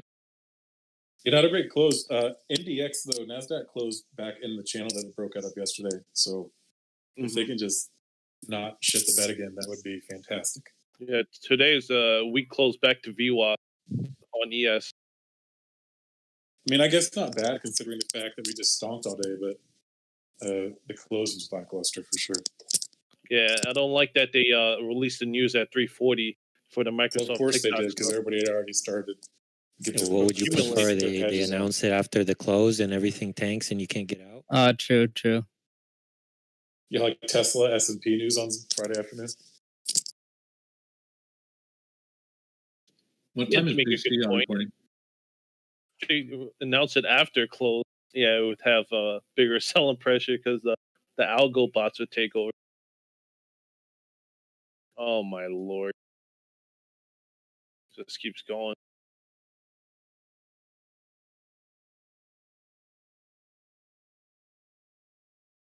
Ay, ay, ay.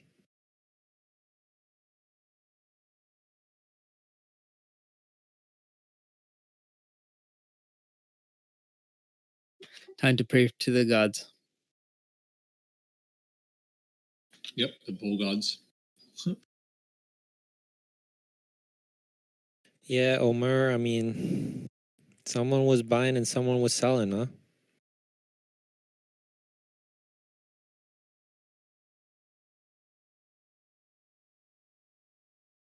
Hey Sharky, correct me if I'm wrong.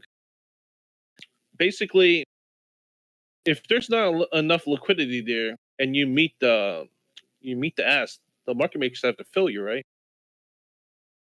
What do you mean? On what? On what type of security? Oh, for like SPY. I mean, SPY is pretty liquid, but say there isn't.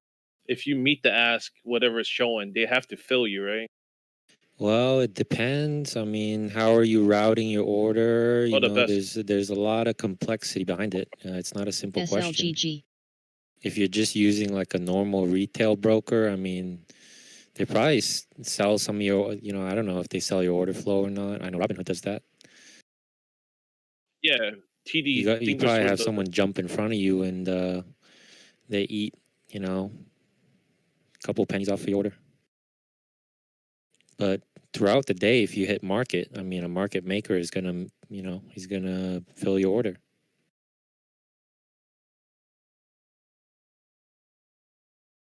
So Hey, that Shark. person that the person that bought those puts is taking it from the market maker, right? Pretty much. That's my If question. you hit market, yeah. Okay. Hey, Sharky, are you from New York? Just out of curiosity. No, not at all. And I hate New York, actually. Wait, didn't you say you like Long Island when you came over, man? What do you mean? I like partying in New York, and that's about it. You're like, yeah, I'm like in LI, you know. But you said that, like, what was that last week? GMO. No, LI is a ticker, my man. Okay, Li Auto. Oh, okay. It's a China ticker. Don't get it mixed up. All right, Long Island doesn't deserve its own little ticker.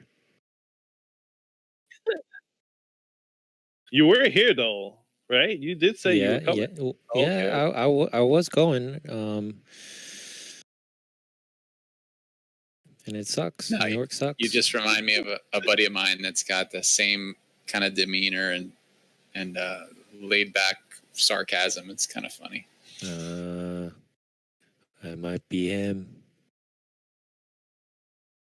I know you in real life.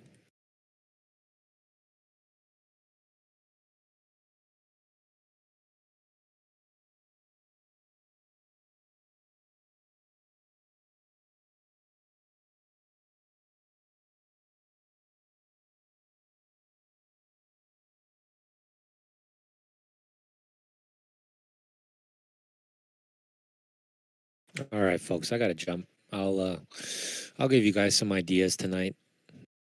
All right, dude. I'll see you later. Sweet, man. All right, see you, Thanks. man. Have a good night. Enjoy New York. Dixie is down 4%, by the way. Oh well. He's not from New York. I think he's from Pennsylvania. Oh no, I'm from Pennsylvania. I should be able to tell that accent. He's got a little bit of like a New York kind of edge to him. He cracks me up.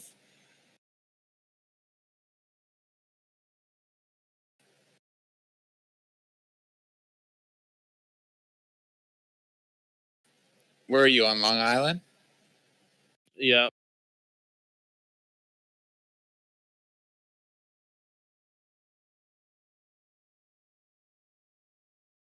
I got family in Port Jeff.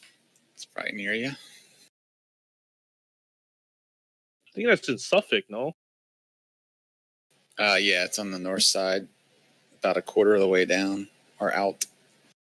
I'm on Nassau County.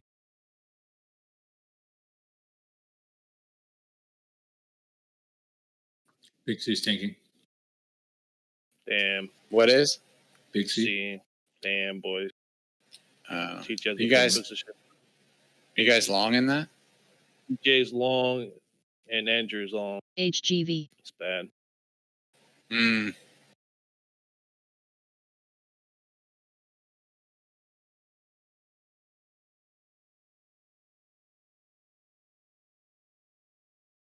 Shoot, sure is.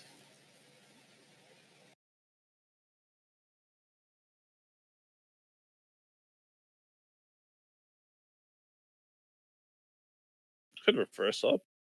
Hopefully. Oh, it'll you- recover. Look at work. Look at what happened to work. It was down 20%. Now it's only down 14. You know they have earnings, right, guys? Yeah. No, the Sorry. numbers came out though. That's why.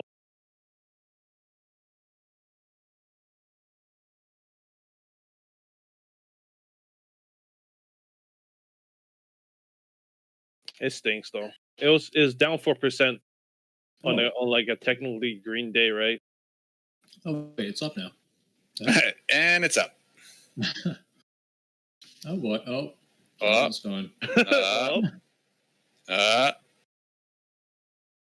Watch it tomorrow. Be a 110. Be like, nope, not worried one bit.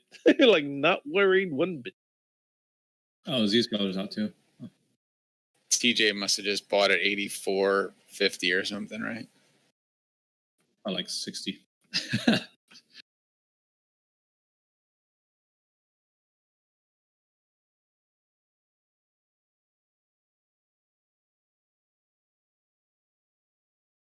Tomorrow will be interesting if they have that stimulus news.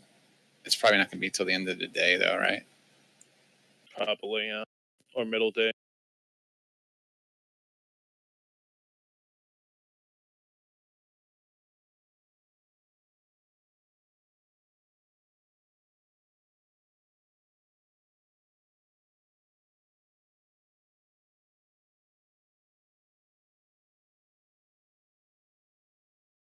At least SPY is, recovered some. It's not bad. Bounced off of the VWAP. Oh yeah, yeah, you're Yeah. right. GMO. Good indication. We need this, run up to continue tomorrow. But yeah, that stimulus thing would help. Yeah, I mean, without that, we're going way Yeah, lower. It's going to be bad news again, and rip. Can't Yeah. believe it though. The timing is impeccable. It's the September 10, 11, 1 week before the monthly contract expiration on VIX, on futures contracts of VIX, ES, all the commodities, everything. You know what I mean? And it just happened to be a short week too, because of the holiday. It's also, we're only like 2 weeks away from earnings, so they're going to try to shake all this crap out before the earnings runs. Wait, 2 weeks from which earnings? Bank earnings are about to start, like at the end of the month, What? aren't they? Oh my lord, are we about to Yeah, restart we're like, earnings dude, again? we're like 3 weeks. Yeah, we're like 3 weeks away from Oh earnings my season. lord. Yeah, man, like before we even realize it, we're right back in this. We're right back to earnings again. Oh my lord. Because all the late ones are coming around now. Like MU, I think, is in like a week or two, and FedEx has theirs this week or next week.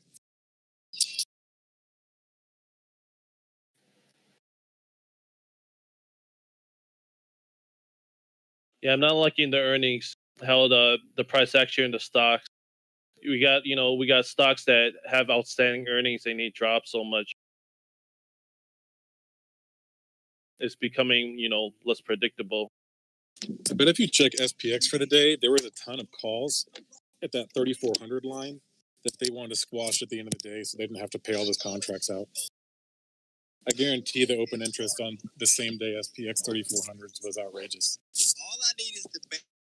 Maybe I'll buy the fire truck. I don't know if I really, really want it like that. Stream. Is the fire truck worth They totally murdered those contracts into the end of the day. Hmm.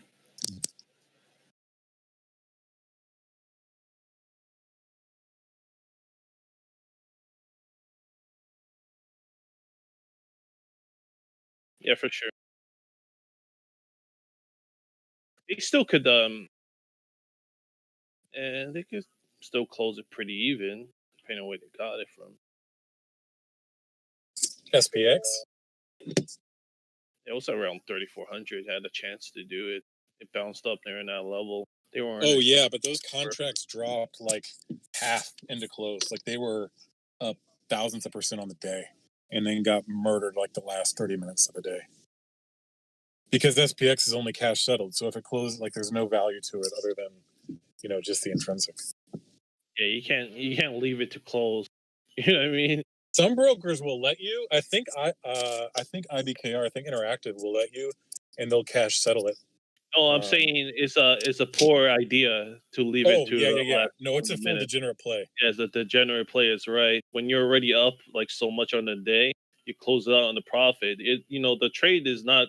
You're still in the trade until you close it out. You don't get any money until you close it out. You know what I mean? The only person I've ever known who ran one into expiration was my buddy who did it on a put a couple of years ago, and he woke up the next day on Saturday because SPX just bled through the close on a Friday and just kept tanking into after hours, or ES did. I'm sorry. So he just held it right into close, and they cash settled it. He woke up with like just tens of thousands of dollars in his account on Saturday when it settled. It was absurd. GameStop missed. Shocker. Stock holding strong though. It's down 5% a day, but something like this that they missed, they drop below 7. Stay at 6 or 5 or something.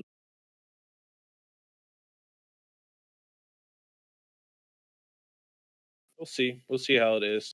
Let time go by. Now it's below 7. GameStop reminds me of Blockbuster. Like I just don't see them being around. Yeah. It was Well, it was a play. how will they be? Everything's going digital. What's the point of a GameStop anymore? I know.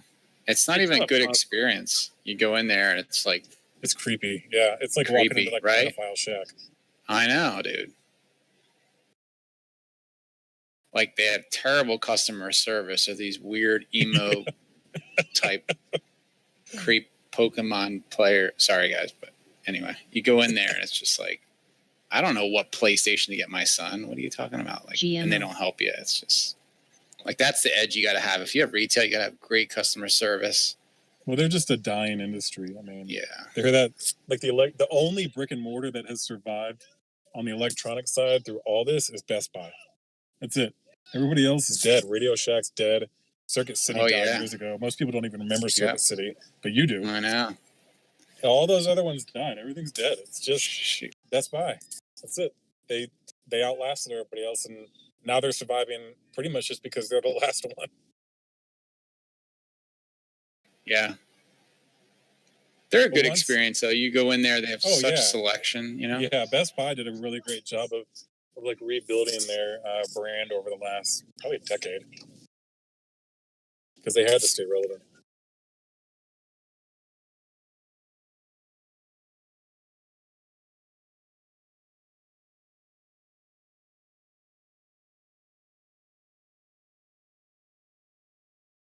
I do remember CompUSA.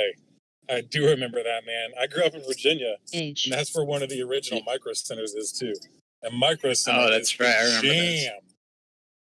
That Micro Center in Fairfax, Virginia, is like a candy store for any kind of computer nerd. I don't even know if you guys have ever heard of Micro Center, but it's incredible. What's the big one in Vegas? The big computer store. Got all kinds of Tiger Center. No, Fry's. Is it Fry's? Fry's. Oh, yeah, something like that. We got Micro Center here, 2 in New York, 1 Long Island, 1 Brooklyn. Oh, do you? Yeah. Oh, I didn't know that. Yeah, man, Micro Center is awesome. It's like the best deals ever. Nothing's as good as Crazy Eddie's, though. Yeah, sure. Lemonize. It could be a stock replacement trade. I mean, it is for extremely professional people, right? So if you buy 40s? AMD 40. Yeah, it's weird. Because did you see how those came through? Delta it was high. sweep block split, like back to back to back. Yeah, so the theta is low, the delta is high. There's no liquidity there, so they met at the ask. You know what I mean? To get filled. Yeah, it definitely could be stock replacement. It could just be a serious synthetic long. I don't know. I hope AMD rips because I'm in 100 calls for January. I'd like those to go in the money. Yeah, check that Volsage website. Maybe it was some kind of arbitrage with stock. You know what I mean? See if it was just one leg or multiple legs. Who knows? Yeah, I don't know nearly as much about those, like the advanced strategies on that stuff, so I struggle with those. No, that's like super advanced. That's like over my head too. But that's ridiculous stuff. Oh damn! The YouTube is not loading up again. The after hours. Workhorse is just exploding into after hours right now. Can't believe I missed it again. Yeah, the after hours scanners is not loading up again.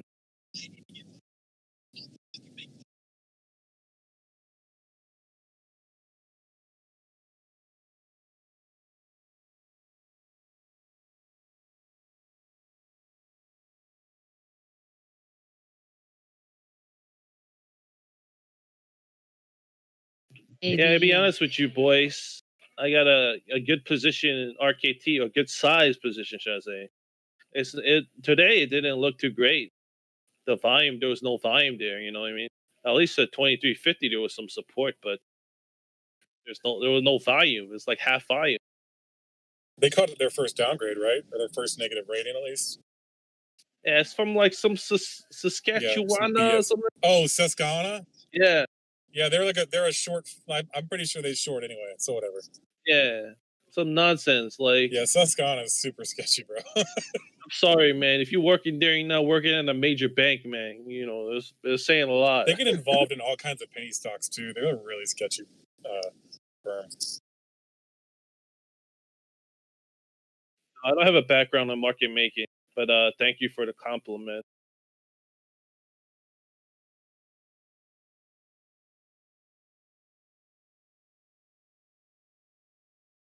No, I mean it's logical, right?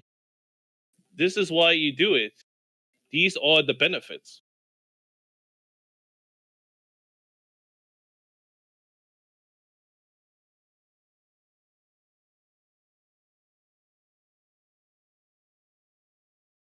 And when you analyze an options, you have to look at these things for them to make sense. But you know, someone buying in block or split 1 million of leaps or something is pretty. I think it's pretty safe to go along with them and something like Microsoft or Apple. But you mean like what's it called? 3 days in a row red. Something like Microsoft, right? That has a new console for the rest of the year. If you buy the Junes like they did for next year, the leaps at 210 when it's trading around 206, 207, it's only $4 away. I mean, the data is only like -1, -2.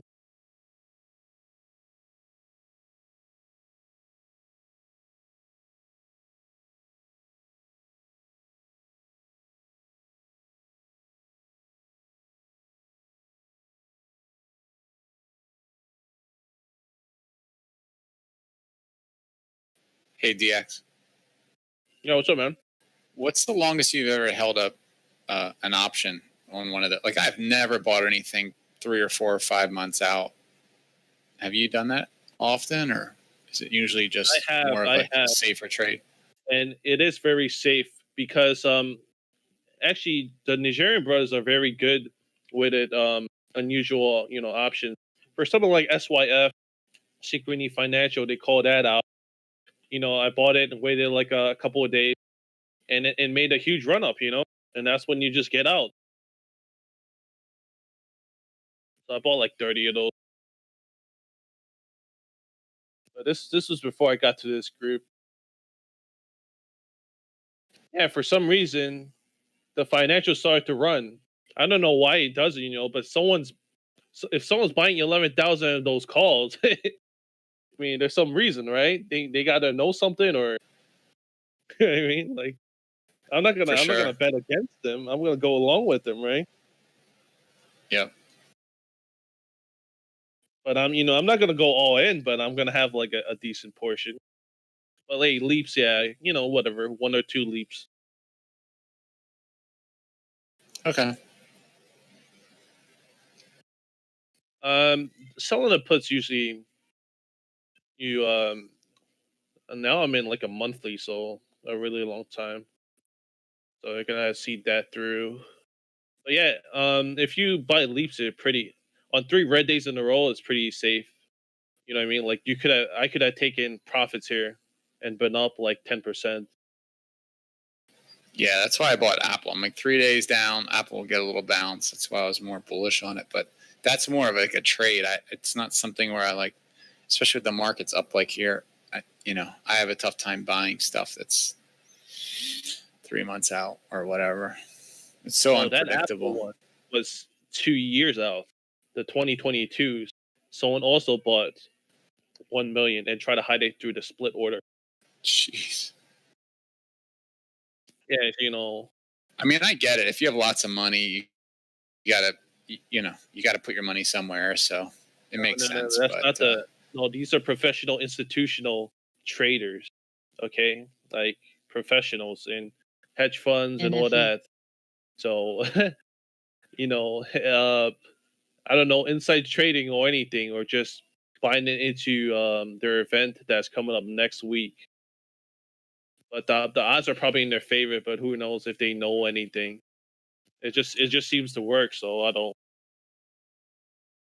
Yeah, but I'm just saying, like, why wouldn't they buy a month out or 2 weeks out, or if it's that close to that kind of a move, right?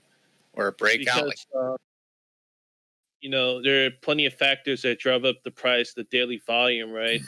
And if you never could tell when a short attack is coming for a bit, different news events. will drive AstraZeneca up- just released news. yeah, yesterday, right? Okay. So if you buy the leaps, the data is really low, the delta is higher, and these professional institutions have at least 150 million to a couple $1 billion. So 1 million is not too much for them, but it's a sizable amount, and you're not just like blowing over 1 million for no reason. You know what I mean? That's why these guys make so much money. Yeah. Okay.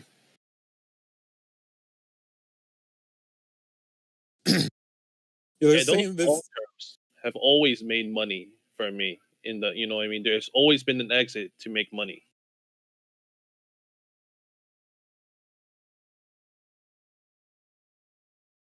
Sorry, what were you gonna say? No, I was just bringing up this AZN thing. Like they're totally walking it back now. This AstraZeneca thing. So I just saw it. Basically, they said that that person who was injured, he had multiple sclerosis, Correct. unrelated to the vaccine. So COVID's canceled again. It's fun. so Don't worry that about it, dump, guys. No big deal. that dump in futures, I think it was yesterday night. No, the night prior. Yeah, last Was, night. Yeah, just- when they dumped it out of that news and then bought it up because everybody knew it was probably bullshit anyway. Yeah.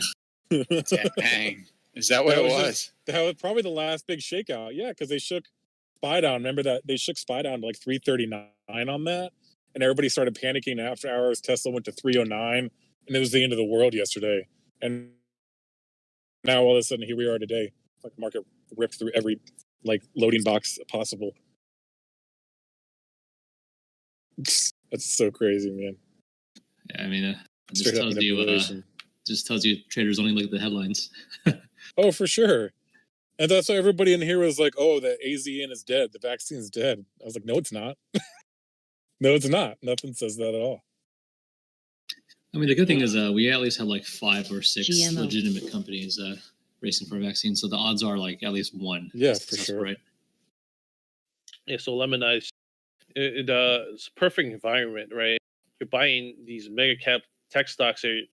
I have Apple anyway, right? Microsoft is still considered cheap in my eyes. So you got 3 red days in a row. It's a pretty good, way for it to turn back up to, dead cat bounce or just continuation reversal onto the upside. So when you have like a ideal situation like that, you buy the leaps, you're fine, right? You want to buy the leaps on a red day. So the Microsoft ones I bought yesterday, and today with Apple, Simon was getting in, right?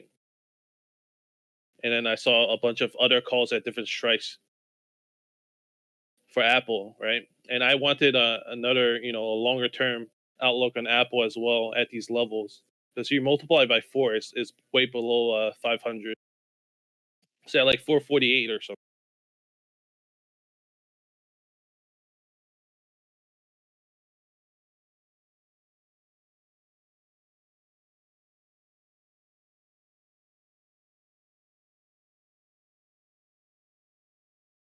It's cheaper, yeah. It's cheaper to get the leaps than 100 shares.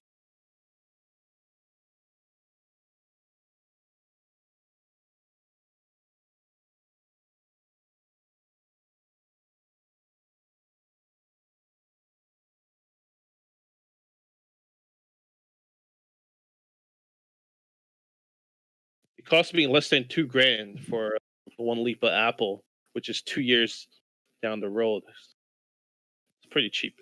So if I want to buy, 100 shares of it, like 11 grand, near 12 grand.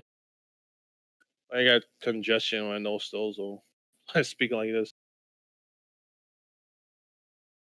RH.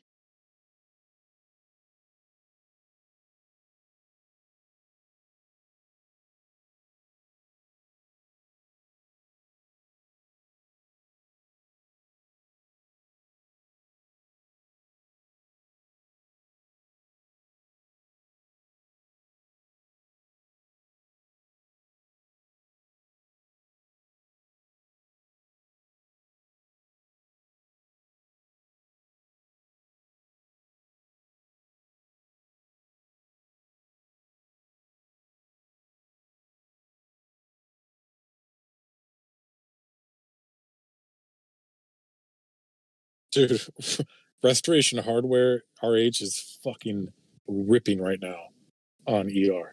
Just gone. Jeez. Oh, Jeez. Look at that my thing, Becky, dude. It's my up Becky, my fucking Becky watch list. $57. Holy crap. It's gonna make like a 20% move. Shows you the rich Oh yeah, people. there it is. So It's good about thing they to. didn't want to fill my credit spread. Those credit spreads would be pretty SOL right now. Man, Warren Buffett does it again. That dude's banking on Restoration Hardware. Wait, he's in this? Yeah, dude, he took a stake like last fall Oh my into the God. winter. Yeah. That's all I'm saying, man. Never short Warren Buffett stuff. I mean, the airlines are one thing, but you know what I mean? Who could have known the COVID was gonna happen? You know what I mean? Come on now. Dude, this thing is gone. It's going to 400, bro.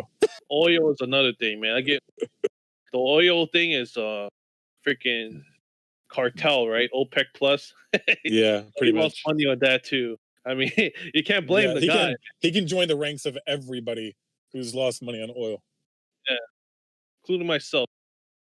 Freaking Exxon Mobil nonsense.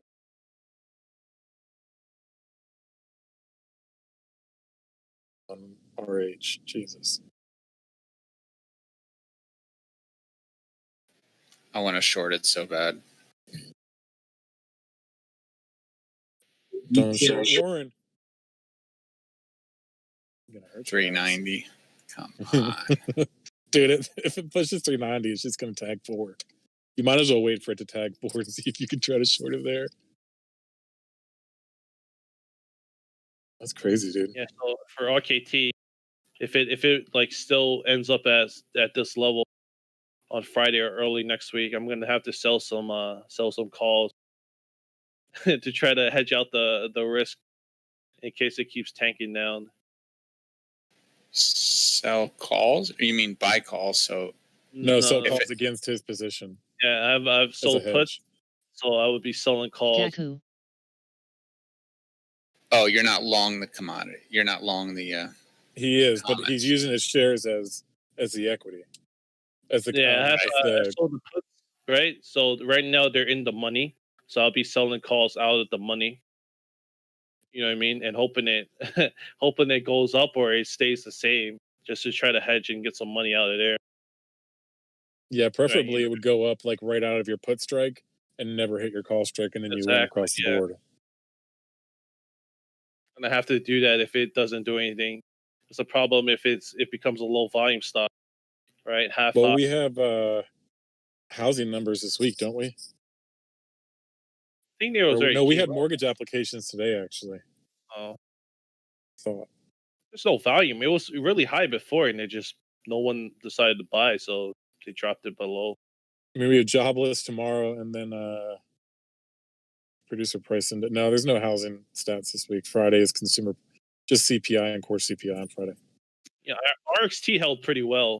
RXT, Awesome. which is actually low volume, it held really well. And this was a 2018 printed out here, but yeah, Oh it's shit! really I forgot low about FOMC next week. Oh Christ! volume. Oh Jesus! Jesus fuck! This never stops, dude. It's always something. actual expiration of these contracts. Yes, So during much on the freaking weekend. volatility. Yeah. Now it explains why everybody's playing weeklies on all these sweepers. They're just taking weekly calls. Nobody wants to be in this shit in the next week. Yeah, you guys gotta hedge out, man. Oh, I'm loaded up on SQQQ calls right now as a hedge.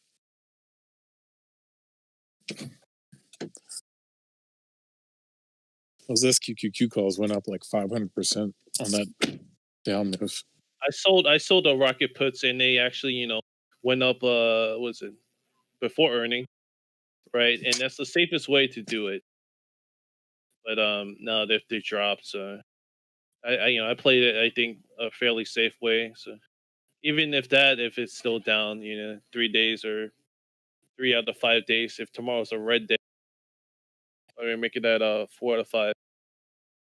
If you sell calls, I've always just bought calls or bought puts. If you sell calls, isn't it like just shorting a stock? And options can move so much. I mean, you could be down Yeah, No, but that's right. his shares are the collateral, so it's just protection against his equity is all really. Yeah, I don't Yeah, have but the it, shares yet, but I have the No, puts. But yeah, against yeah, sorry, it your works the puts, same way. his puts are the collateral. Yeah, it works the same way because Yeah. it's okay, the so it's a same it's the wash same sort of stock. thing because you have the Yeah, same. you would Okay, you wouldn't hedge the same amount. You would hedge like half, right? You have half of the options. You would hedge half the option, and okay. ideally you won't do it like too close to the amount. You know what I mean? It will be pretty like far away. But that's why I gotta check. Right now it's I don't know, it's gonna be close. And the volume today was really bad. I have the 26s so right now. It's just 23.55, right? So But if it is there goes like over 26, no need. But yeah, if it remains around here, then I might as well sell like the 30s or something. You know what I mean? But if you sell calls, so you're shorting the stock. If you sell calls and that thing just freaking keeps running up and you can't get out overnight or whatever, like then you can wake up the next day and you're down like 800% or something. Yeah, but right? it also you can only go down on the call.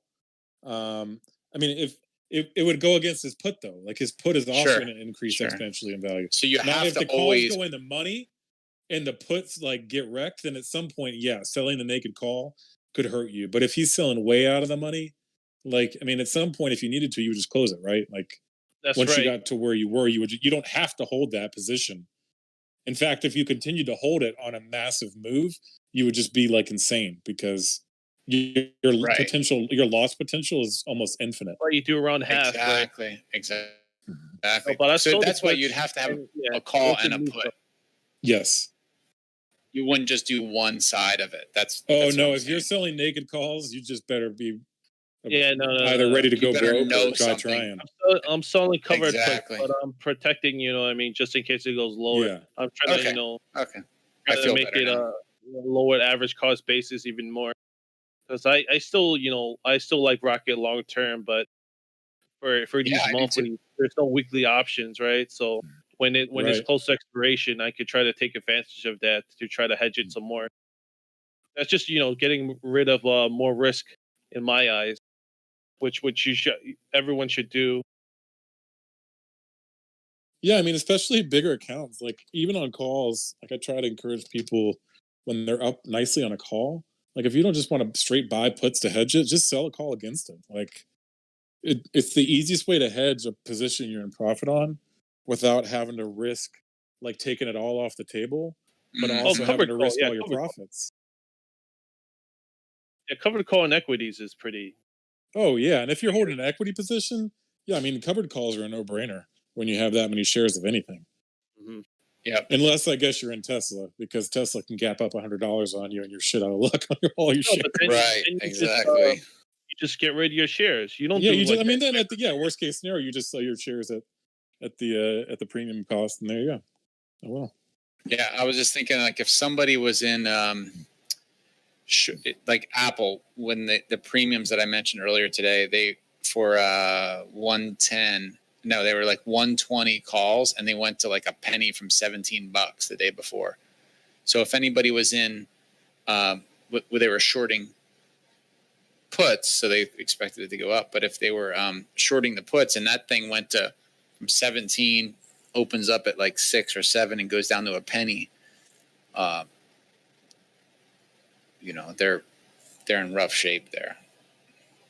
Yeah. I was looking at Etsy today. They got that S&P news on Friday and then sold off purely on market sentiment. But they're going to have to start buying this name up for the weighting. Like all these funds that have exposure to SPY, they're going to have to buy S&P too for the weighting. I'm sorry, Etsy too for the weighting. So Etsy might be worth looking at. It's starting to technically look like it KTRA. might be bottoming at the very least. So I'm looking at that one for some Octobers. I think the S&P edition is like September 21st, maybe. So you got about 2 weeks possible fund buying, trying to get this thing up to where it has to be. Ideally, right, when you're doing a covered call, you would do it, you know, out of the money and at the max profit of it actually selling, you know, get rid of your shares especially if you have shares that are under a year, for tax reasons, it would be great. That is what you want. You know what I mean? You don't want the stock to come down, right? You want the stock to go up, and whatever premium you got, you just add onto the. Right now we have exercise fees and assignment fees of 0, which is truly amazing. So those aren't part of your cost. You don't have to worry about it anymore. It used to be like $30 or something, both sides. So now you could run these super straight safe strategy. Once you get assigned by selling puts, you can sell calls as well. There's that, you know what I mean? So right now I have not yet gotten assigned. So I could hedge against that. Once I get the shares, I can hedge against that as well, you know what I mean? It's just, trying to like squeeze out all the money, as much money as possible kind of deal. And that's what you should be looking to do, you know what I mean? Looking for as much returns as possible. Okay. Yeah, my account's fairly big. It's not like TJ or Johnny's, but it's around 400K still. So it's like the only way to do it is for like a large position to try to like sell the puts in. I would say you don't want to buy the shares like just outright because of this. You know what I mean? Because it drops like this. It goes up that much, it could drop that much.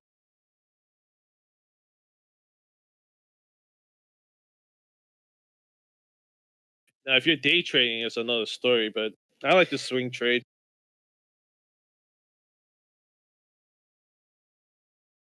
Yeah, it's the same reason I've never shorted. Like when I first started trading, I never shorted stocks because I saw people short a $3 stock and it goes to $25, and then they owe the bank $200,000. Yeah, this is investing. This is not trading or day trading. This is not that.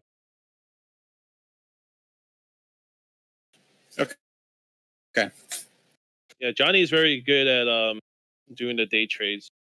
So, I mean, if you could get that, down solid, you'll probably get better returns. But I don't know how to do it so well, so I consider that more risk.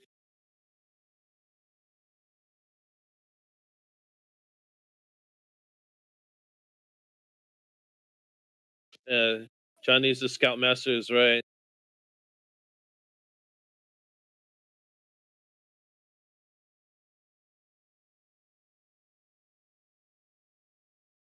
Yeah, a bunch of 2355s right here on RKT.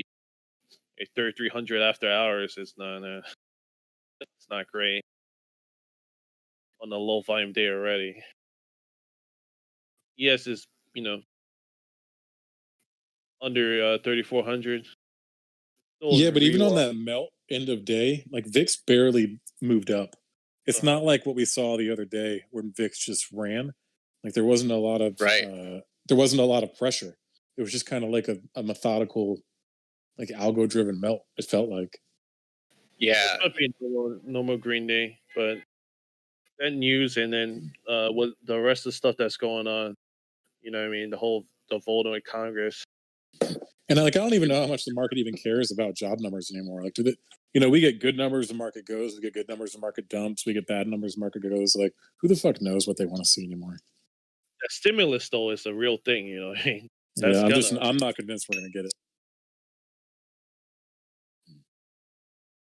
I think if the Democrats give it to the Republicans, they're afraid it makes Trump look like he's the winner and he's going to get elected. And if the Republicans or the Democrats win, it's going to I think it's too close to the election for a deal to get done right now. Yeah. Like no party wants to give. That's the issue. Like as soon as the deadline passed and August came and went, like now we're a month and a half from this election and you think these parties are going to come together? Like there's no way. There's no way. Yeah, I don't know what else Trump can do executive order wise. I'm not sure what he is capable of, but the last one doesn't really seem to do anything. They didn't do anything that last one. Look at No, it's just a pump, right? He's got 7 positions, all green. That's very good. So with that, you could get trader status. Well, but he's in Canada, right? But say he was in America, you could get trader status, and you'll get 15% off of all your trades. off of all your positions, which is amazing. Or like TJ said, the LSE way. It'd be great if they got a stimulus deal done. I'm just not going to put my money on banking that it will happen. I know. We're forced though. We're that's what I already was- in positions. We're already in long positions. You know what I mean? Yeah. You could either just have full cash, or you could be in a long position of some sort. So, that's it. You know what I mean? It could be all out, or you could have some in. Yeah, they had Ted Cruz on CNBC this morning. I was driving my son to school, and man, it was such a divisive kind of interview. Like I could tell these guys, they're not going to come up with a deal. They're not going to. No. You know. And like, there's nothing. It just the only encouraging thing we hear is from sources. Like nobody within these talks, not Meadows, not the president, like none of the party leaders. Nobody is speaking any kind of like optimism. They're just still hurling shit at each other. Like that's all it is. They're just. Yep. And meanwhile, sources are saying, "Oh well," and maybe they are working on something behind closed doors. Who the fuck knows? But sure doesn't seem like it, or it seems like they would have already got something done.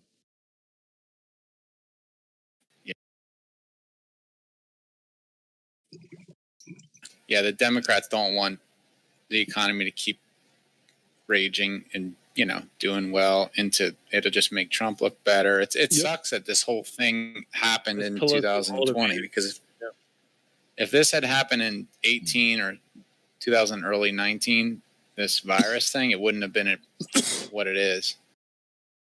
Hey, the bid and the ask on RKT ain't too bad. We got some 1500 at the bid, 2800 at ask. Yeah, if the bots drive up the price, wouldn't be the worst thing in the world for me. I know a lot of people are in RKT here, so. Yeah, I love RKT here. I mean, they had great earnings. It's very positive. It's just a dip. Yeah, it just traded down with the market. That's what happened. So the question, though, is if tomorrow we get a bounce, another green day, that might be a shortable opportunity for SPY or take on some UVXY again. Because if they don't pass this thing heading into the weekend, I mean, which I doubt they will. It's something that Is we're it for already sure going to a vote tomorrow? Like, do we know that, or is it just rumored that it's going to the vote? No. We had articles too. Yeah. Yeah. Do we know what time? No, they just said later this week. That's Oh, what Jesus. what I read. That's fantastic. I know. That's a big uncertainty. Shit just makes you want to go cash gang. I know, for real. My IRA is mostly in a money market account now. I'm mostly cash. I was mostly cash, and I went in, and within 2 weeks the drop happened. Unfortunately, what can you do?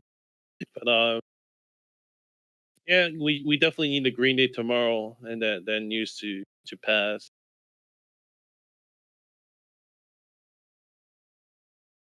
Something, something. A new IPO, mergers acquisition, right? To get us out of the slump. It does One seem day like of the market green, wants a catalyst for sure. Yeah. Like the market wants to what? Like the market needs a catalyst at this point, like something just to re-energize all these retail idiots that just had their brains beat in after buying the top. Like they need something to encourage them to keep buying the dip. Yeah, but I look at the trading opportunity, and we've got a new range now on a lot of these. Apple's got a new range we just dropped, so there's opportunity there. But I think even for a dip buy, like if I'm looking at timing relative to the elections, right? So if we stay up here and keep grinding above all-time high, which we just broke out from February, March, now we're at this place where everything's so inflated going in, the drop. Whereas I could see us dropping now, grinding sideways, consolidating, and then into the election and Trump wins and boom, boom, boom, boom. That's just my thought is like the Forbes article that Greedy posted earlier.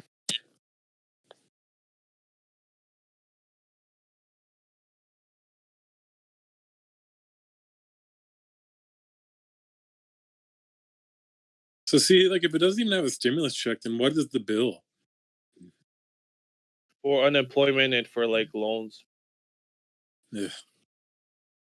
But you know what the biggest thing is? They need it for businesses with some serious, like restaurants. Yeah. And The that stuff. airlines Oh are my their funding runs out in a couple weeks, right? Yep, October. My neighbor, I mentioned this and posted an article. Frontier, they're laying off more people in October again. Delta Sometime is. on Thursday.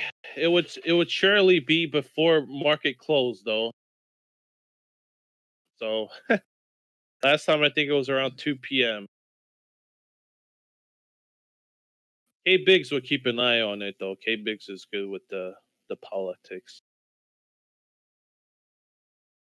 He said it isn't going to pass.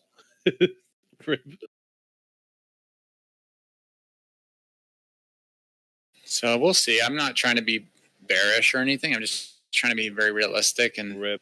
I'm like, man, You know, there's always the best case scenario where it doesn't even matter if it passes or not, right? Yeah, I just don't. There's no way. Doesn't it have to get through the House first?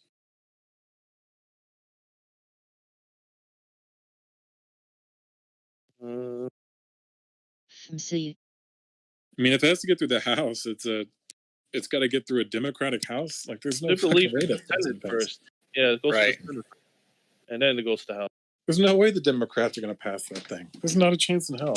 They've already had some Republicans say they wouldn't vote for it. Rand Paul said he wouldn't vote for it. right. Oh well, we'll see. If they can't even get their own party, what the fuck? Like, it's a done deal. There's a chance it doesn't matter. It doesn't matter for the markets. It doesn't matter for the markets, and who cares? You know what I mean? Unfortunately, there's people who are like actually starving and can't like feed their families. But hey, you know what can I do? You know, I'm not part of the government.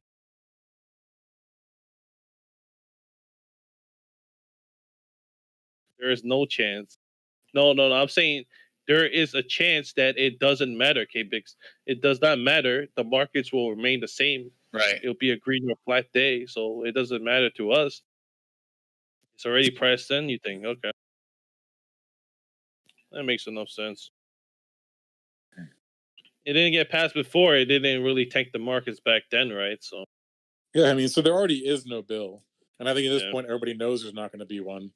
So that dip already occurred when the deadline passed. And then this is a now political what? stuff. This is Do so we care stupid. anymore? I don't know.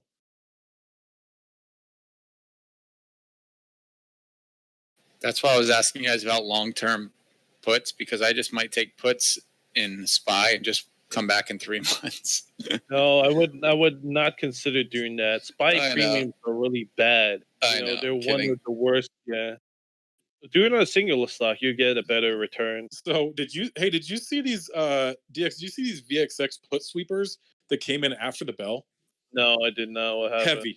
Heavy. At 4:11 p.m., like right around then, they started tattooing the VXX December 24 puts. They bought one, 2, 3, 4, 5, 6 repeat orders back to back. That's not a good sign, man. Like I said, But we they're- closed. Yeah, but they're buying VXX puts, long dated. Oh, there's a put. Yeah, they're short in volatility. Here, I'll put the picture of it on the floor so you can see it. Oh, Oscar Mike put it there. Yeah, those all came in Yeah, after the bell, and they're gold. Look at that shit. Look at the cost basis on that, and it came in right after that XLK golden put. What the? This is insanity. They bought SPY puts, XLK puts, and then loaded up on VXX puts. Makes perfect sense. Okay, the banks. The XLF.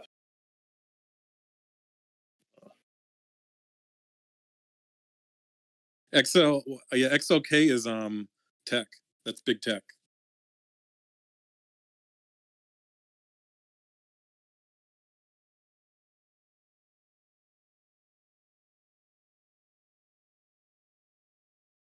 XLK is 24% weighted by Apple, 20% Microsoft. Let me double check this here. Wow. So that XLK put at 5. Here's that ETF breakdown right here. 2.5 million. I mean, it's likely just a mega hedge for tech, long. But I mean, that ETF is essentially all Apple and Microsoft.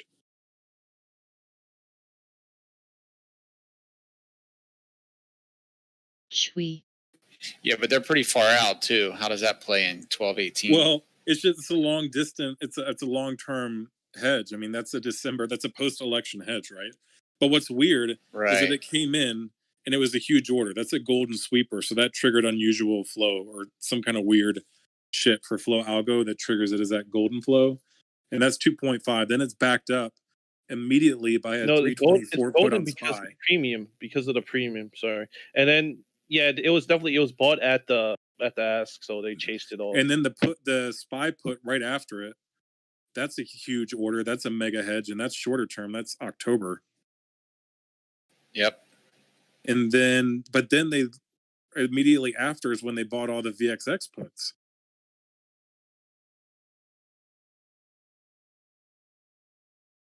Yeah, SPY puts. That was me. Usually hedges. Yeah, SPY puts are usually hedges, especially after the bell. Not a really indication of anything, I would say. Like the singular stocks, you could usually tell what's going on, right? SPY puts the XLK was portfolio. The XLK I don't see as much, and what really threw me off was that they bought them and then they backed it up with all the VXX puts. It doesn't make any sense. Yeah, like what Sharky saw, right? It being puts being bought same day expiration and chasing the ask. It's pretty obvious, right? They think it's coming down. There's no hedge. There's no 1 day hedge. You know what I mean? I don't hedge who hedges 1 day. You know what I mean? For 1 day. Yeah, for sure.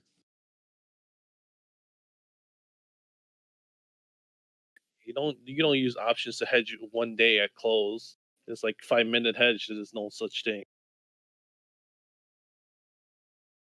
Is VXX the same as UVXY? It tracks volatility, yeah, but it just moves slightly differently. I mean, it's VXX is 1 time, right? UVX is double 2 times. But I mean, yeah, VXX is like you're buying puts on VXX is shorting volatility. Like that's saying that volatility is going to go down. So right. That but if you're long VXX, yeah, if you're long VXX, you're long volatility, which would likely be short the market, right? Let me check the SPY one. Market.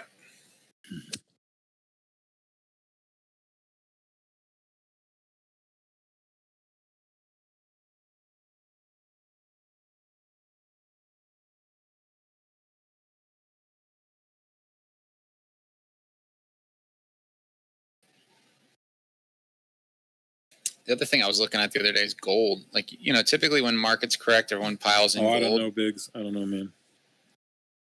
Glue. Go ahead. Sorry, man. It's okay. No, I was looking at the gold trade, and I found it odd that gold went up as the market was going up. I mean, typically I'd seen it. Yeah, gold. The metals have been tracking the market, right? So that doesn't make sense. Nothing is trading the way it's supposed to right now. Like RMTI. It doesn't add up.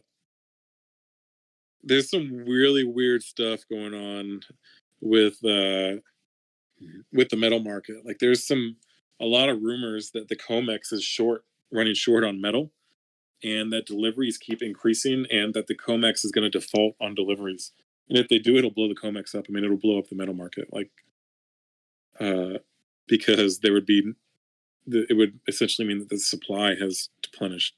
So that could be really interesting if that comes to fruition over the next month or two. And there is a metal shortage. That's going to be really interesting for how the market reacts and how the metal sector reacts, like how those commodities react as well.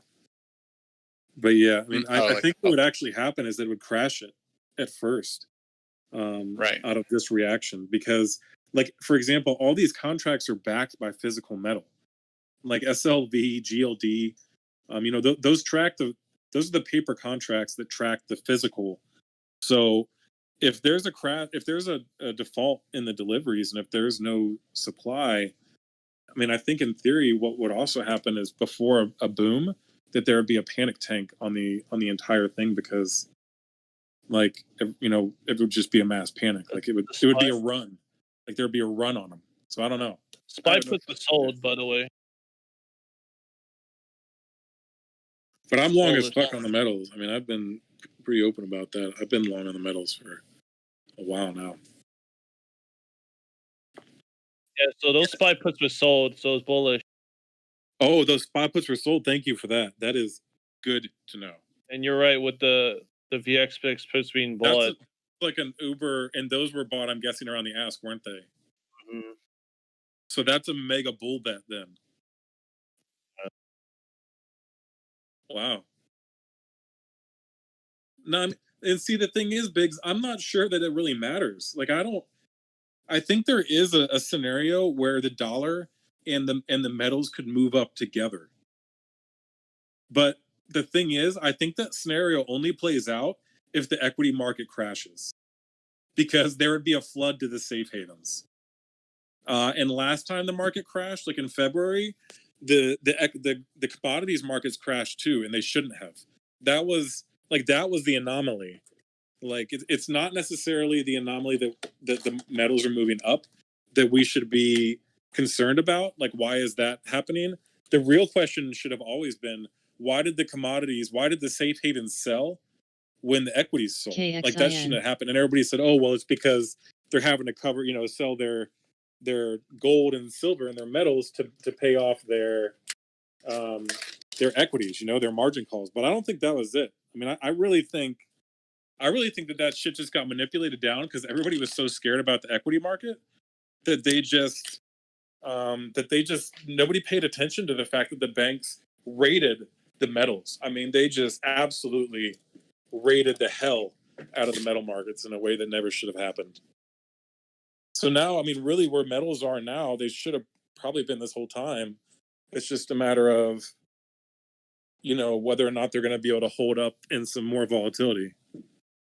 And the scenario for the dollar to stay strong in there would be if all the global currencies crashed, right? Like if this second wave gets bad internationally and everybody else is printing just as much, if not more money than we are, and people flood, right, and the Brexit thing. So people start flooding to USD as a safe haven, and there's a shortage on the metals.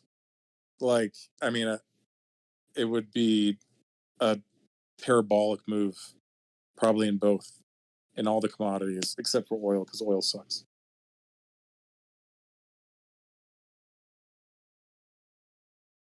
That's just what I think.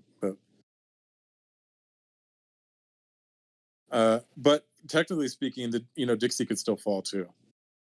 It could still easily fall down to the 80s. That move is still not off the table by any means, especially if they announce further QE. Like if they started talking about buying all asset classes and printing money at an even more alarming rate, then you would definitely see the dollar crash hard on that news. I mean, that would be a last-ditch effort. If it's going to come, I think it has to happen before the election, right? I mean, that would be like the last-ditch save to save the market. Or if the market's doing well into the election, but COVID's starting to ramp up, it could be a thing to save the market after it. Who knows? But I would venture to say that this next FOMC next week is going to be a pretty telltale sign on the metals. They've shorted the metals out of every single FOMC, including the Jackson Hole speech, for the last 3 months, and it's all been unjustified. Because every single FOMC has spoken to weakness in the dollar due to increased inflation and lowered rates, and the dollar runs off that news, and it never should. Sorry, and I'm a little bit stoned too here, so I'm just gonna keep rambling as long as nobody else starts talking about That's me. awesome. I got nothing better to do, whatever. But that's awesome. No, I mean, I've been studying the metals a lot, and there really is some interesting things happening. And the other thesis now that people are saying, because now I'm falling down this YouTube rabbit hole on metals too. Like, you know what I'm talking about. Like, you start watching a legitimate video, and then like 3 hours later, Right. you watch a guy in his basement on like a flip phone recording himself talking about why silver is going to go to 4,000. So now the other theory is that the banks actually covered their shorts and have flipped long to create this massive like move up that they manipulated and orchestrated for like the last 12 years. That's the like the probably the most unlikely, but also the most fun scenario for sure. On gold, they covered their shorts in March. Well, they said they did, but if you look, the numbers don't add up. Like if you read the COMEX numbers, the actual deliveries and the amount of gold, and so for example, in India, right? I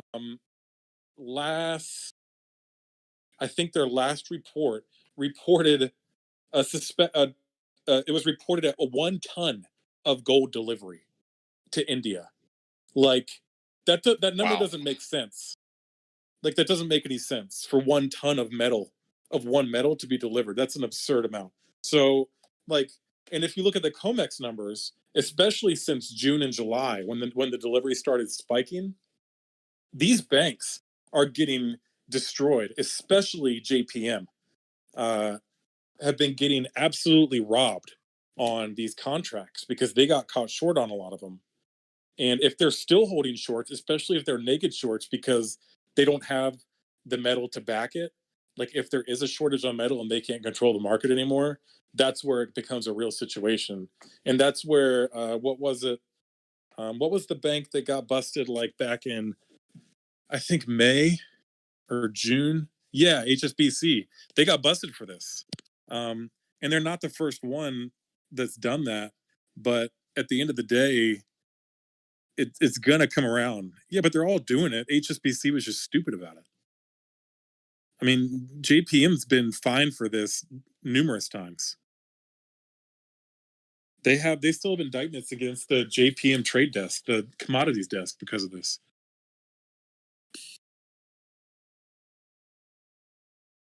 Oh yeah, man. JPM and Goldman.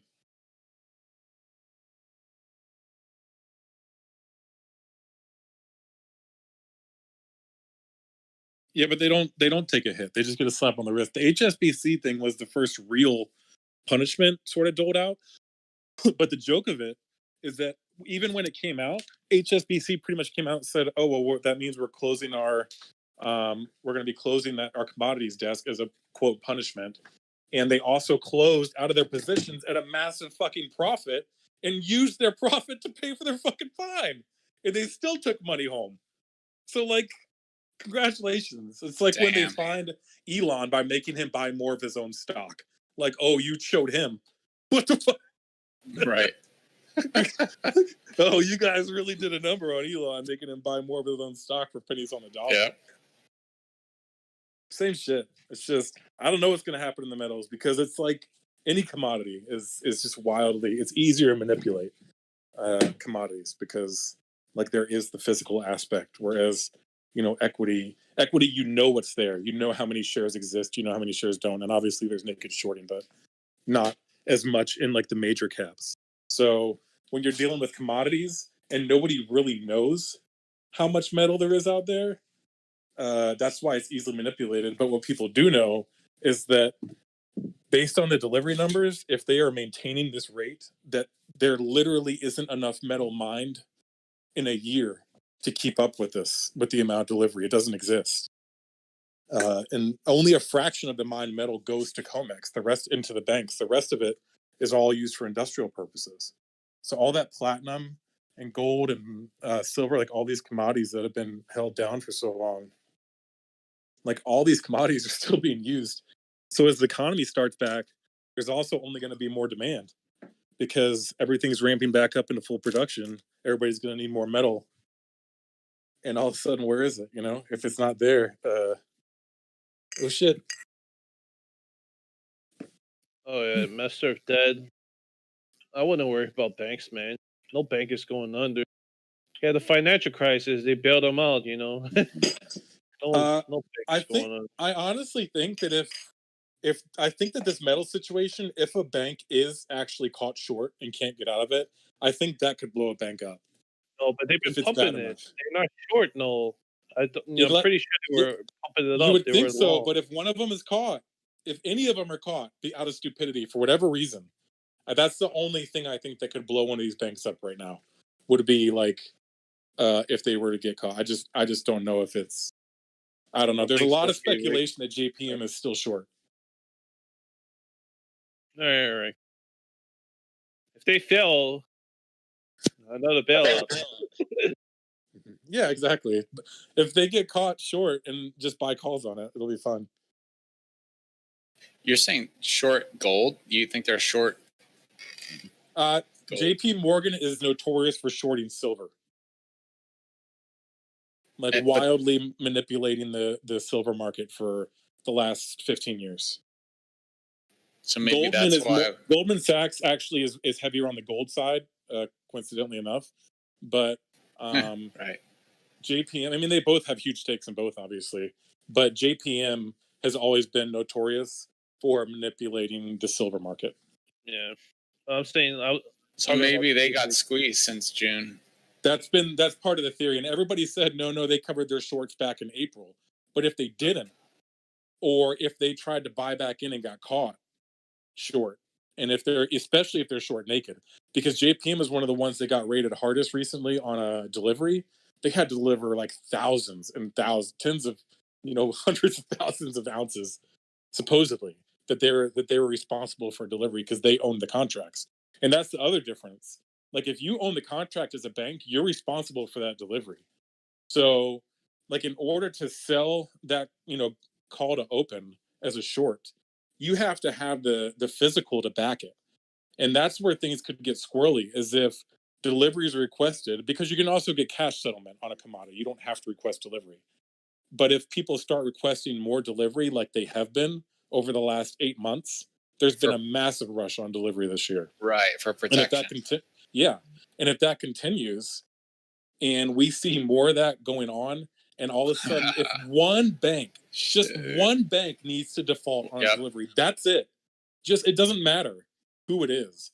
One bank defaults. First of all, that bank's fucked. But the metal market will just go ballistic. Oh, COMEX definitely doesn't have it. Like, I don't know how much metal COMEX has at all. Supposedly, they're out of platinum. And if you check the mints, like if you look around on a lot of mint websites, they're on back order. Like they don't have shit in. And the premiums on all the stuff is just like slowly creeping up. So something's up, and it gets me squirrely in my special place. So who would squeeze them? Another bank, knowing that they're short. It could just happen organically. It could just happen because, like, it just could be a pure. It could be a combination of things. There has been less production this year because COVID slowed a lot of the mining down. ARPO. Now, granted, some miners even said, like, for example, AG, one of the larger silver producers, First Majestic, said that they were sitting on their supply. That they once silver fell below like 15 or something in the crash, they stopped selling. They put a halt on all orders and essentially said, we're not, like, this is absurd. We're not going to sell it. We're losing money to sell it here. So they held it all, and now they're selling at a massive markup. So AG should actually have a fantastic ER, because now the silver they didn't sell last quarter that made it look bad is going to be on this quarter's plus some, and it's all at a higher margin from where they. Brilliant. But anyway, so there was a shortage as far as supply because it wasn't mined in the same rate. But there's also been a rush in demand when it comes to the mints and all these different treasuries, like doling out like heaps of bars, and people are buying it because people are starting to get sketched out about fiat because of what's going on in the world. Like all these companies are printing money and everybody's like, this doesn't really add up. So people are just starting to get more into the metal market, and the more they do, it could just happen. Like it could literally organically happen. Because like I said, all it would take is for one bank to just get caught too many contracts short and not be able to cover a delivery. Like, and if they don't, if somebody requests cash instead, they dodged a bullet. But if they don't request cash, and if people keep requesting delivery on these metals, at some point, where is the metal? Like, you can't just keep making it. Like, you can only mine what you can mine. And like I said, most of it, I want to say 70%, 60 or 70% is allocated to industrial, and the rest is allocated supposedly to COMEX and banks. And the numbers vary between gold and silver too. TOS has, cash settlement only. I'm not sure, right? Like when they're doing with the TOS does have cash settlement only. Tastyworks actually will settle some commodities in delivery. I think they'll do gold maybe, and they might do silver. I don't know. I always wanted to take like oil into like the money and like get a gallon of oil delivered to my house, but it's just, what are you gonna do with it? You can't use fucking crude oil. It would just be funny to have one. Like someone just I wanted to have gold bars, to be honest. I never. Yeah, so gold bought one. Gold, I think, is 1,000. I really did. I think it's 1,000 ounces. You get literally one bar. 1,000, or no. They give. Right. What are the bars? Maybe kilo bars. I don't know. For silver, I know it's 5,000 ounces, 5,000 troy ounces, and it's delivered in 1,000 ounce bars. So you would get 5 of the big generic, like what you would picture in like a fucking bank, silver bars. That's what you get. Like 5 of those 400 delivered. ounces or something. Well, they're each bar is 1,000 ounces. Oh, 1,000. So that's like $1 million. Yeah, you would have 5 1,000 ounce bars delivered to wherever, your house or a vault or your holder. There's plenty of places that hold, but yeah, that's how it works. Like they deliver. There's rules on how it has to be delivered and the method. And the COMEX states that for silver, it's 5,000 troy ounces to be delivered in 1,000 ounce like increments. So they have to come out in 1,000 ounce blocks. And then you got to figure out where to put 5,000 ounces of silver. Yeah, I just want 1 ounce, man. I don't need 5,000. Oh, dude, you can buy 1 ounce of silver. I got a bunch of it. Yeah, that's what I mean. I was thinking of buying some. Oh, yeah, man. You can buy silver. It's great. Just make sure you buy something legit. Don't buy it off of... Because if you search, like, you can find, like... You'll find silver and you'll be like, wow, this is cheap. And there's a reason. It's because it's not real. And it's really easy to get scammed. But, yeah, I got a bunch of physical. I've been buying physicals since... probably like May. I came in too late. I should have been buying since March, but I've been buying the physical metal, and I'm up to like, I don't know, probably 400 or 500 ounces of silver, I guess, something like that. Did you get any gold? No, I didn't buy gold. I bought platinum. I didn't buy gold because I had already missed the gold pop, and my plan is the silver gold ratio. So, like, silver and gold have always historically tracked this ratio that just expands and contracts back and forth. And silver, during the crash, during the March lows, the ratio went to like 125 to 1. So it would take 125 ounces of silver to buy 1 ounce of gold, which was like just absurd. That's it was historically high. Yeah, it was historically high. And it's also what proved that the sell-off was so unjustified, because like in no like way of reasoning does that make any fundamental sense. Like, by the amount that's produced, by the amount that's sold or used, in no world does that add up. So that's why we're seeing this massive contraction now, where silver has run like exponentially more compared to gold, because it's catching up in the gold silver ratio. So my thesis is that by the time this metals rally is done, because I still think it's just getting started, I would say that we're probably going to see a gold silver ratio.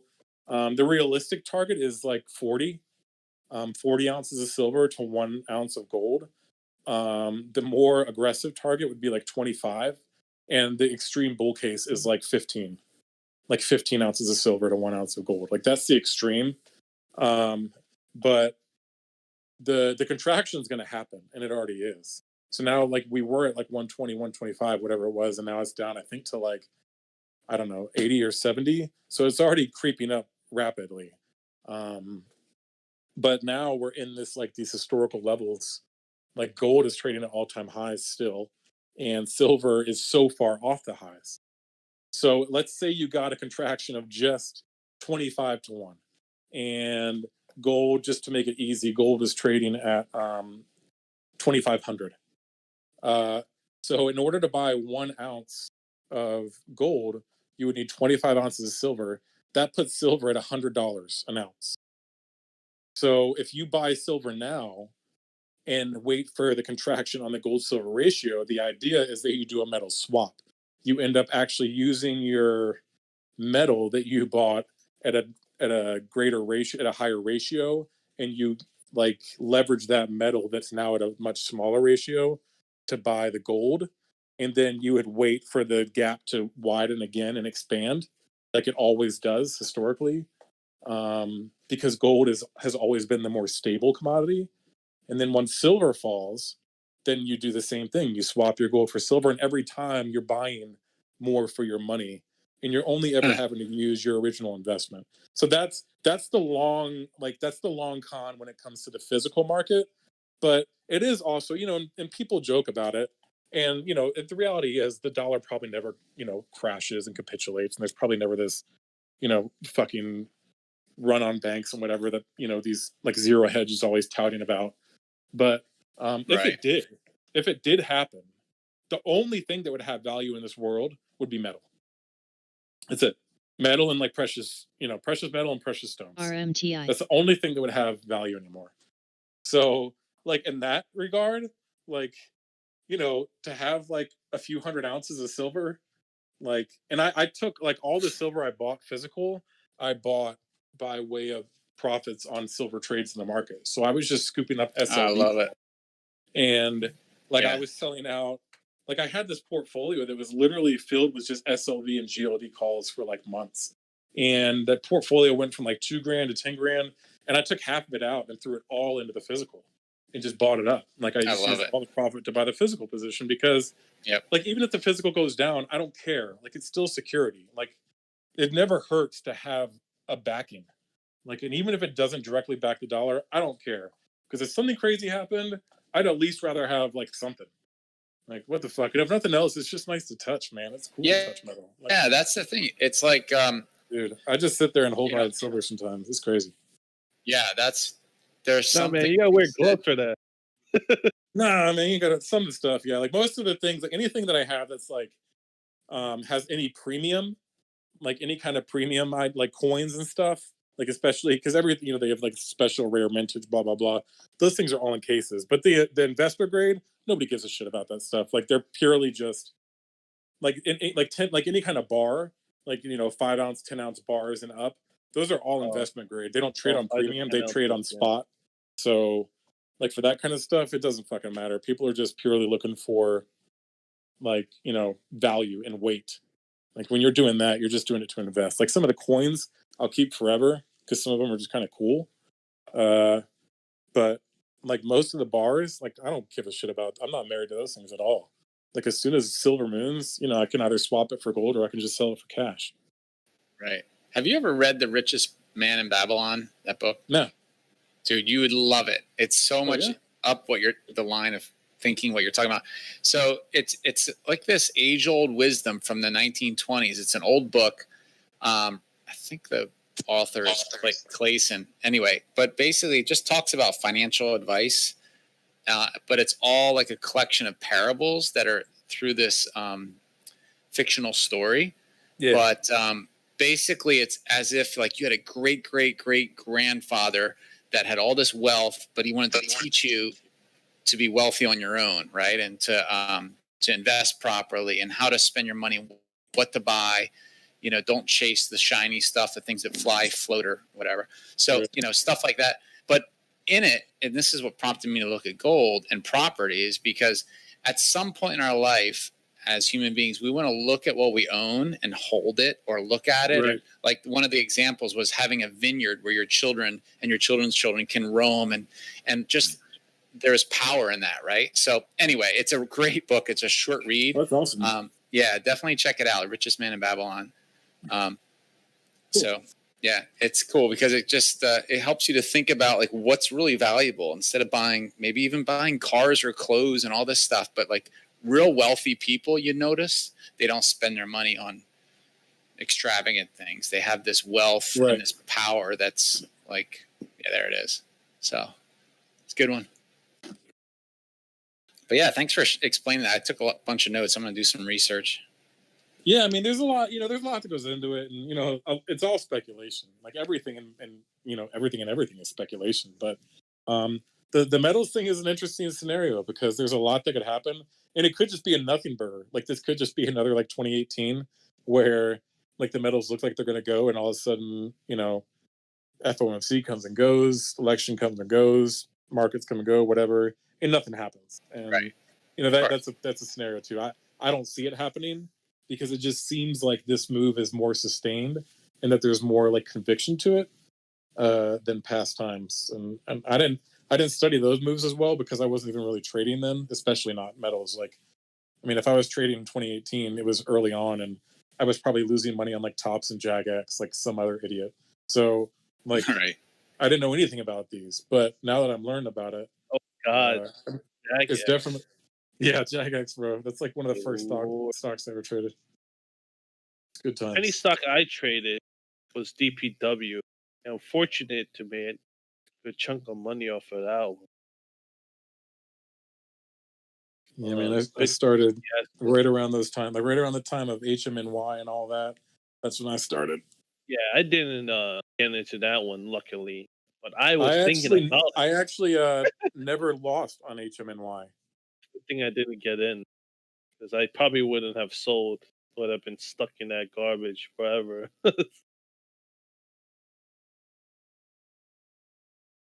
I just couldn't figure out why the gold was going up, why the market was going up. But I mean, obviously, people didn't expect it was probably a hedge the whole way up, and then it got squeezed, and people didn't expect this to be a recovery. So it'll be interesting to see what it does now. Yeah, and I've seen some interesting positioning taking place in GLD and SLV, especially. Like on all these massive dips on gold, they're buying GLD leaps. Like I've seen everything from like December like 190s to like even June 250s on GLD are getting bought. And that's like so out of the money, it's not even right. But that also, it means that somebody else is speculating, or numerous people are speculating that this run on the metals could happen, even if it's not even if it just ends up being a technical move, that people just flood money into commodities as a safe haven. Sure. As high as they already are, like they're only going to screw shorts even more, especially in silver, because there's shorts all over silver. I mean, this thing's so far off the highs. I mean, even if gold didn't move, like even if gold was pinned at 1,500, for like ever, and gold and silver came to a 30-to-1 ratio, that still puts silver at $50 an ounce. And right now we're trading at just over half of that. So none of it adds up. Like none of the valuation of silver makes sense, because silver is actually mined, like it's not mined that much more than gold, and it's not used that much less than gold to equal that valuation in the market right now. The fundamentals just don't add up at all. But they haven't for a while, and nobody seems to, it doesn't change anything. So who knows? Yeah. Hopefully it goes up. I got a lot of money riding on it. I'm a little biased. K Biggs wants the dollar to go up, but he also wants metals to go up. He's a fucking anarchist.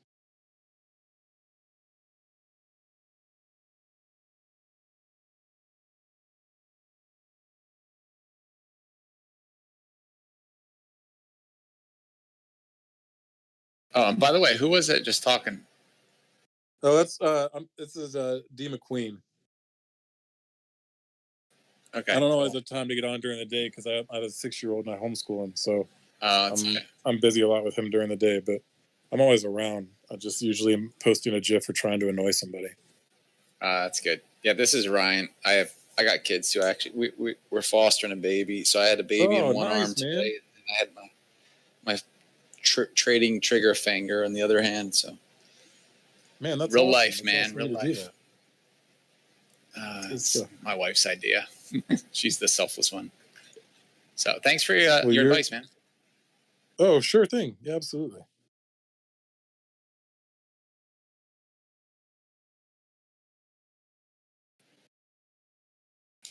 Where are you guys located? I'm in Charlotte, just Okay. outside of Charlotte, North Carolina, Okay. in the suburbs. It's not where I'm from, but I've been here for 12 years, so this is home as much as anything is going to be. I grew up in the DC Yeah, you're area, settling down. but I'm here. Yeah, this is where I met with my son, and his mom lives about 10 miles away, so it works to have, just to be close. But it's difficult as shit trying to do this, like with him here. I mean, he's here with me 4 days out of the week. I have him for school, so that is a lot to try to manage that in a fucking full portfolio. Yeah, I have my own business and I trade, and then we've got 2.5 kids, and my office is home. So yeah, it's crazy. Yeah, it's insanity, man. Like I'm trying to get him, like trying to keep a 6-year-old to focus on like his work throughout the day while I'm like furiously trying not to lose money is quite interesting for sure. Swing trades. Yeah. That's what they say. Buy the dip, they say. Stocks go up, they say. Yeah. Well, hey, at least he's going through this now. My kids are 12 and 17, so Yeah. They're at this age where this COVID thing's a real deal and has effects. So, hey there. So he won't even remember much of this, and he's at that age where it's not super critical. So hey, I'm gonna head out, guys. Thanks for the time. Risk guys. Oh, sure, I don't know man. anything about those, man. Lithium. I mean, lithium is relatively battery dependent, I'd imagine. So if there's going to be a demand for EV going forward, I would imagine lithium is going to be there, as well as nickel. Nickel is the one to pay attention to because nickel is used in all these EVs into like huge rate. So pay attention to nickel because if that starts to get bought up, like I would venture that at some point, I would think that Tesla or some of these companies that are really battery dependent, even like an Apple, could buy like a nickel mine to cut out the. Yeah, exactly. I don't know about a good nickel firm. I've looked around. One is Vale. I think they have nickel, but they're based out of Brazil, I think, or Venezuela, and I'm not big on that. Like when I look at miners, I try to focus more on the Canadian and American miners as much as possible. Like just ones where like it's more regulated, because you don't want anything like horrible to happen like that. It sounds bad, but like if you're going after a miner, you don't want to be in one that like has horrible PLM. I'll check that one out.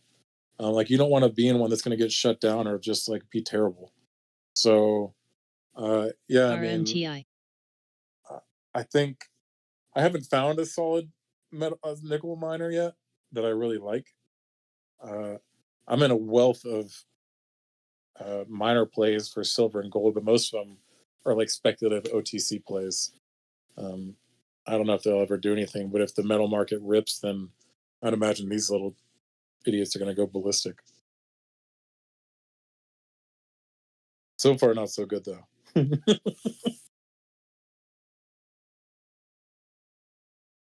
Yeah, for a while I was going after oil mining and stuff like Torchlight, and oh my gosh, gave up on that. I mean, oil took it on the chin this week. Good grief. Yep.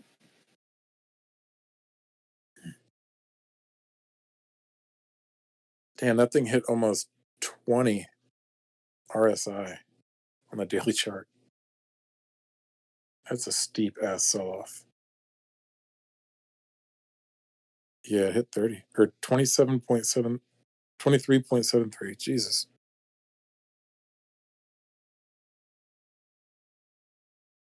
I don't know anything about oil.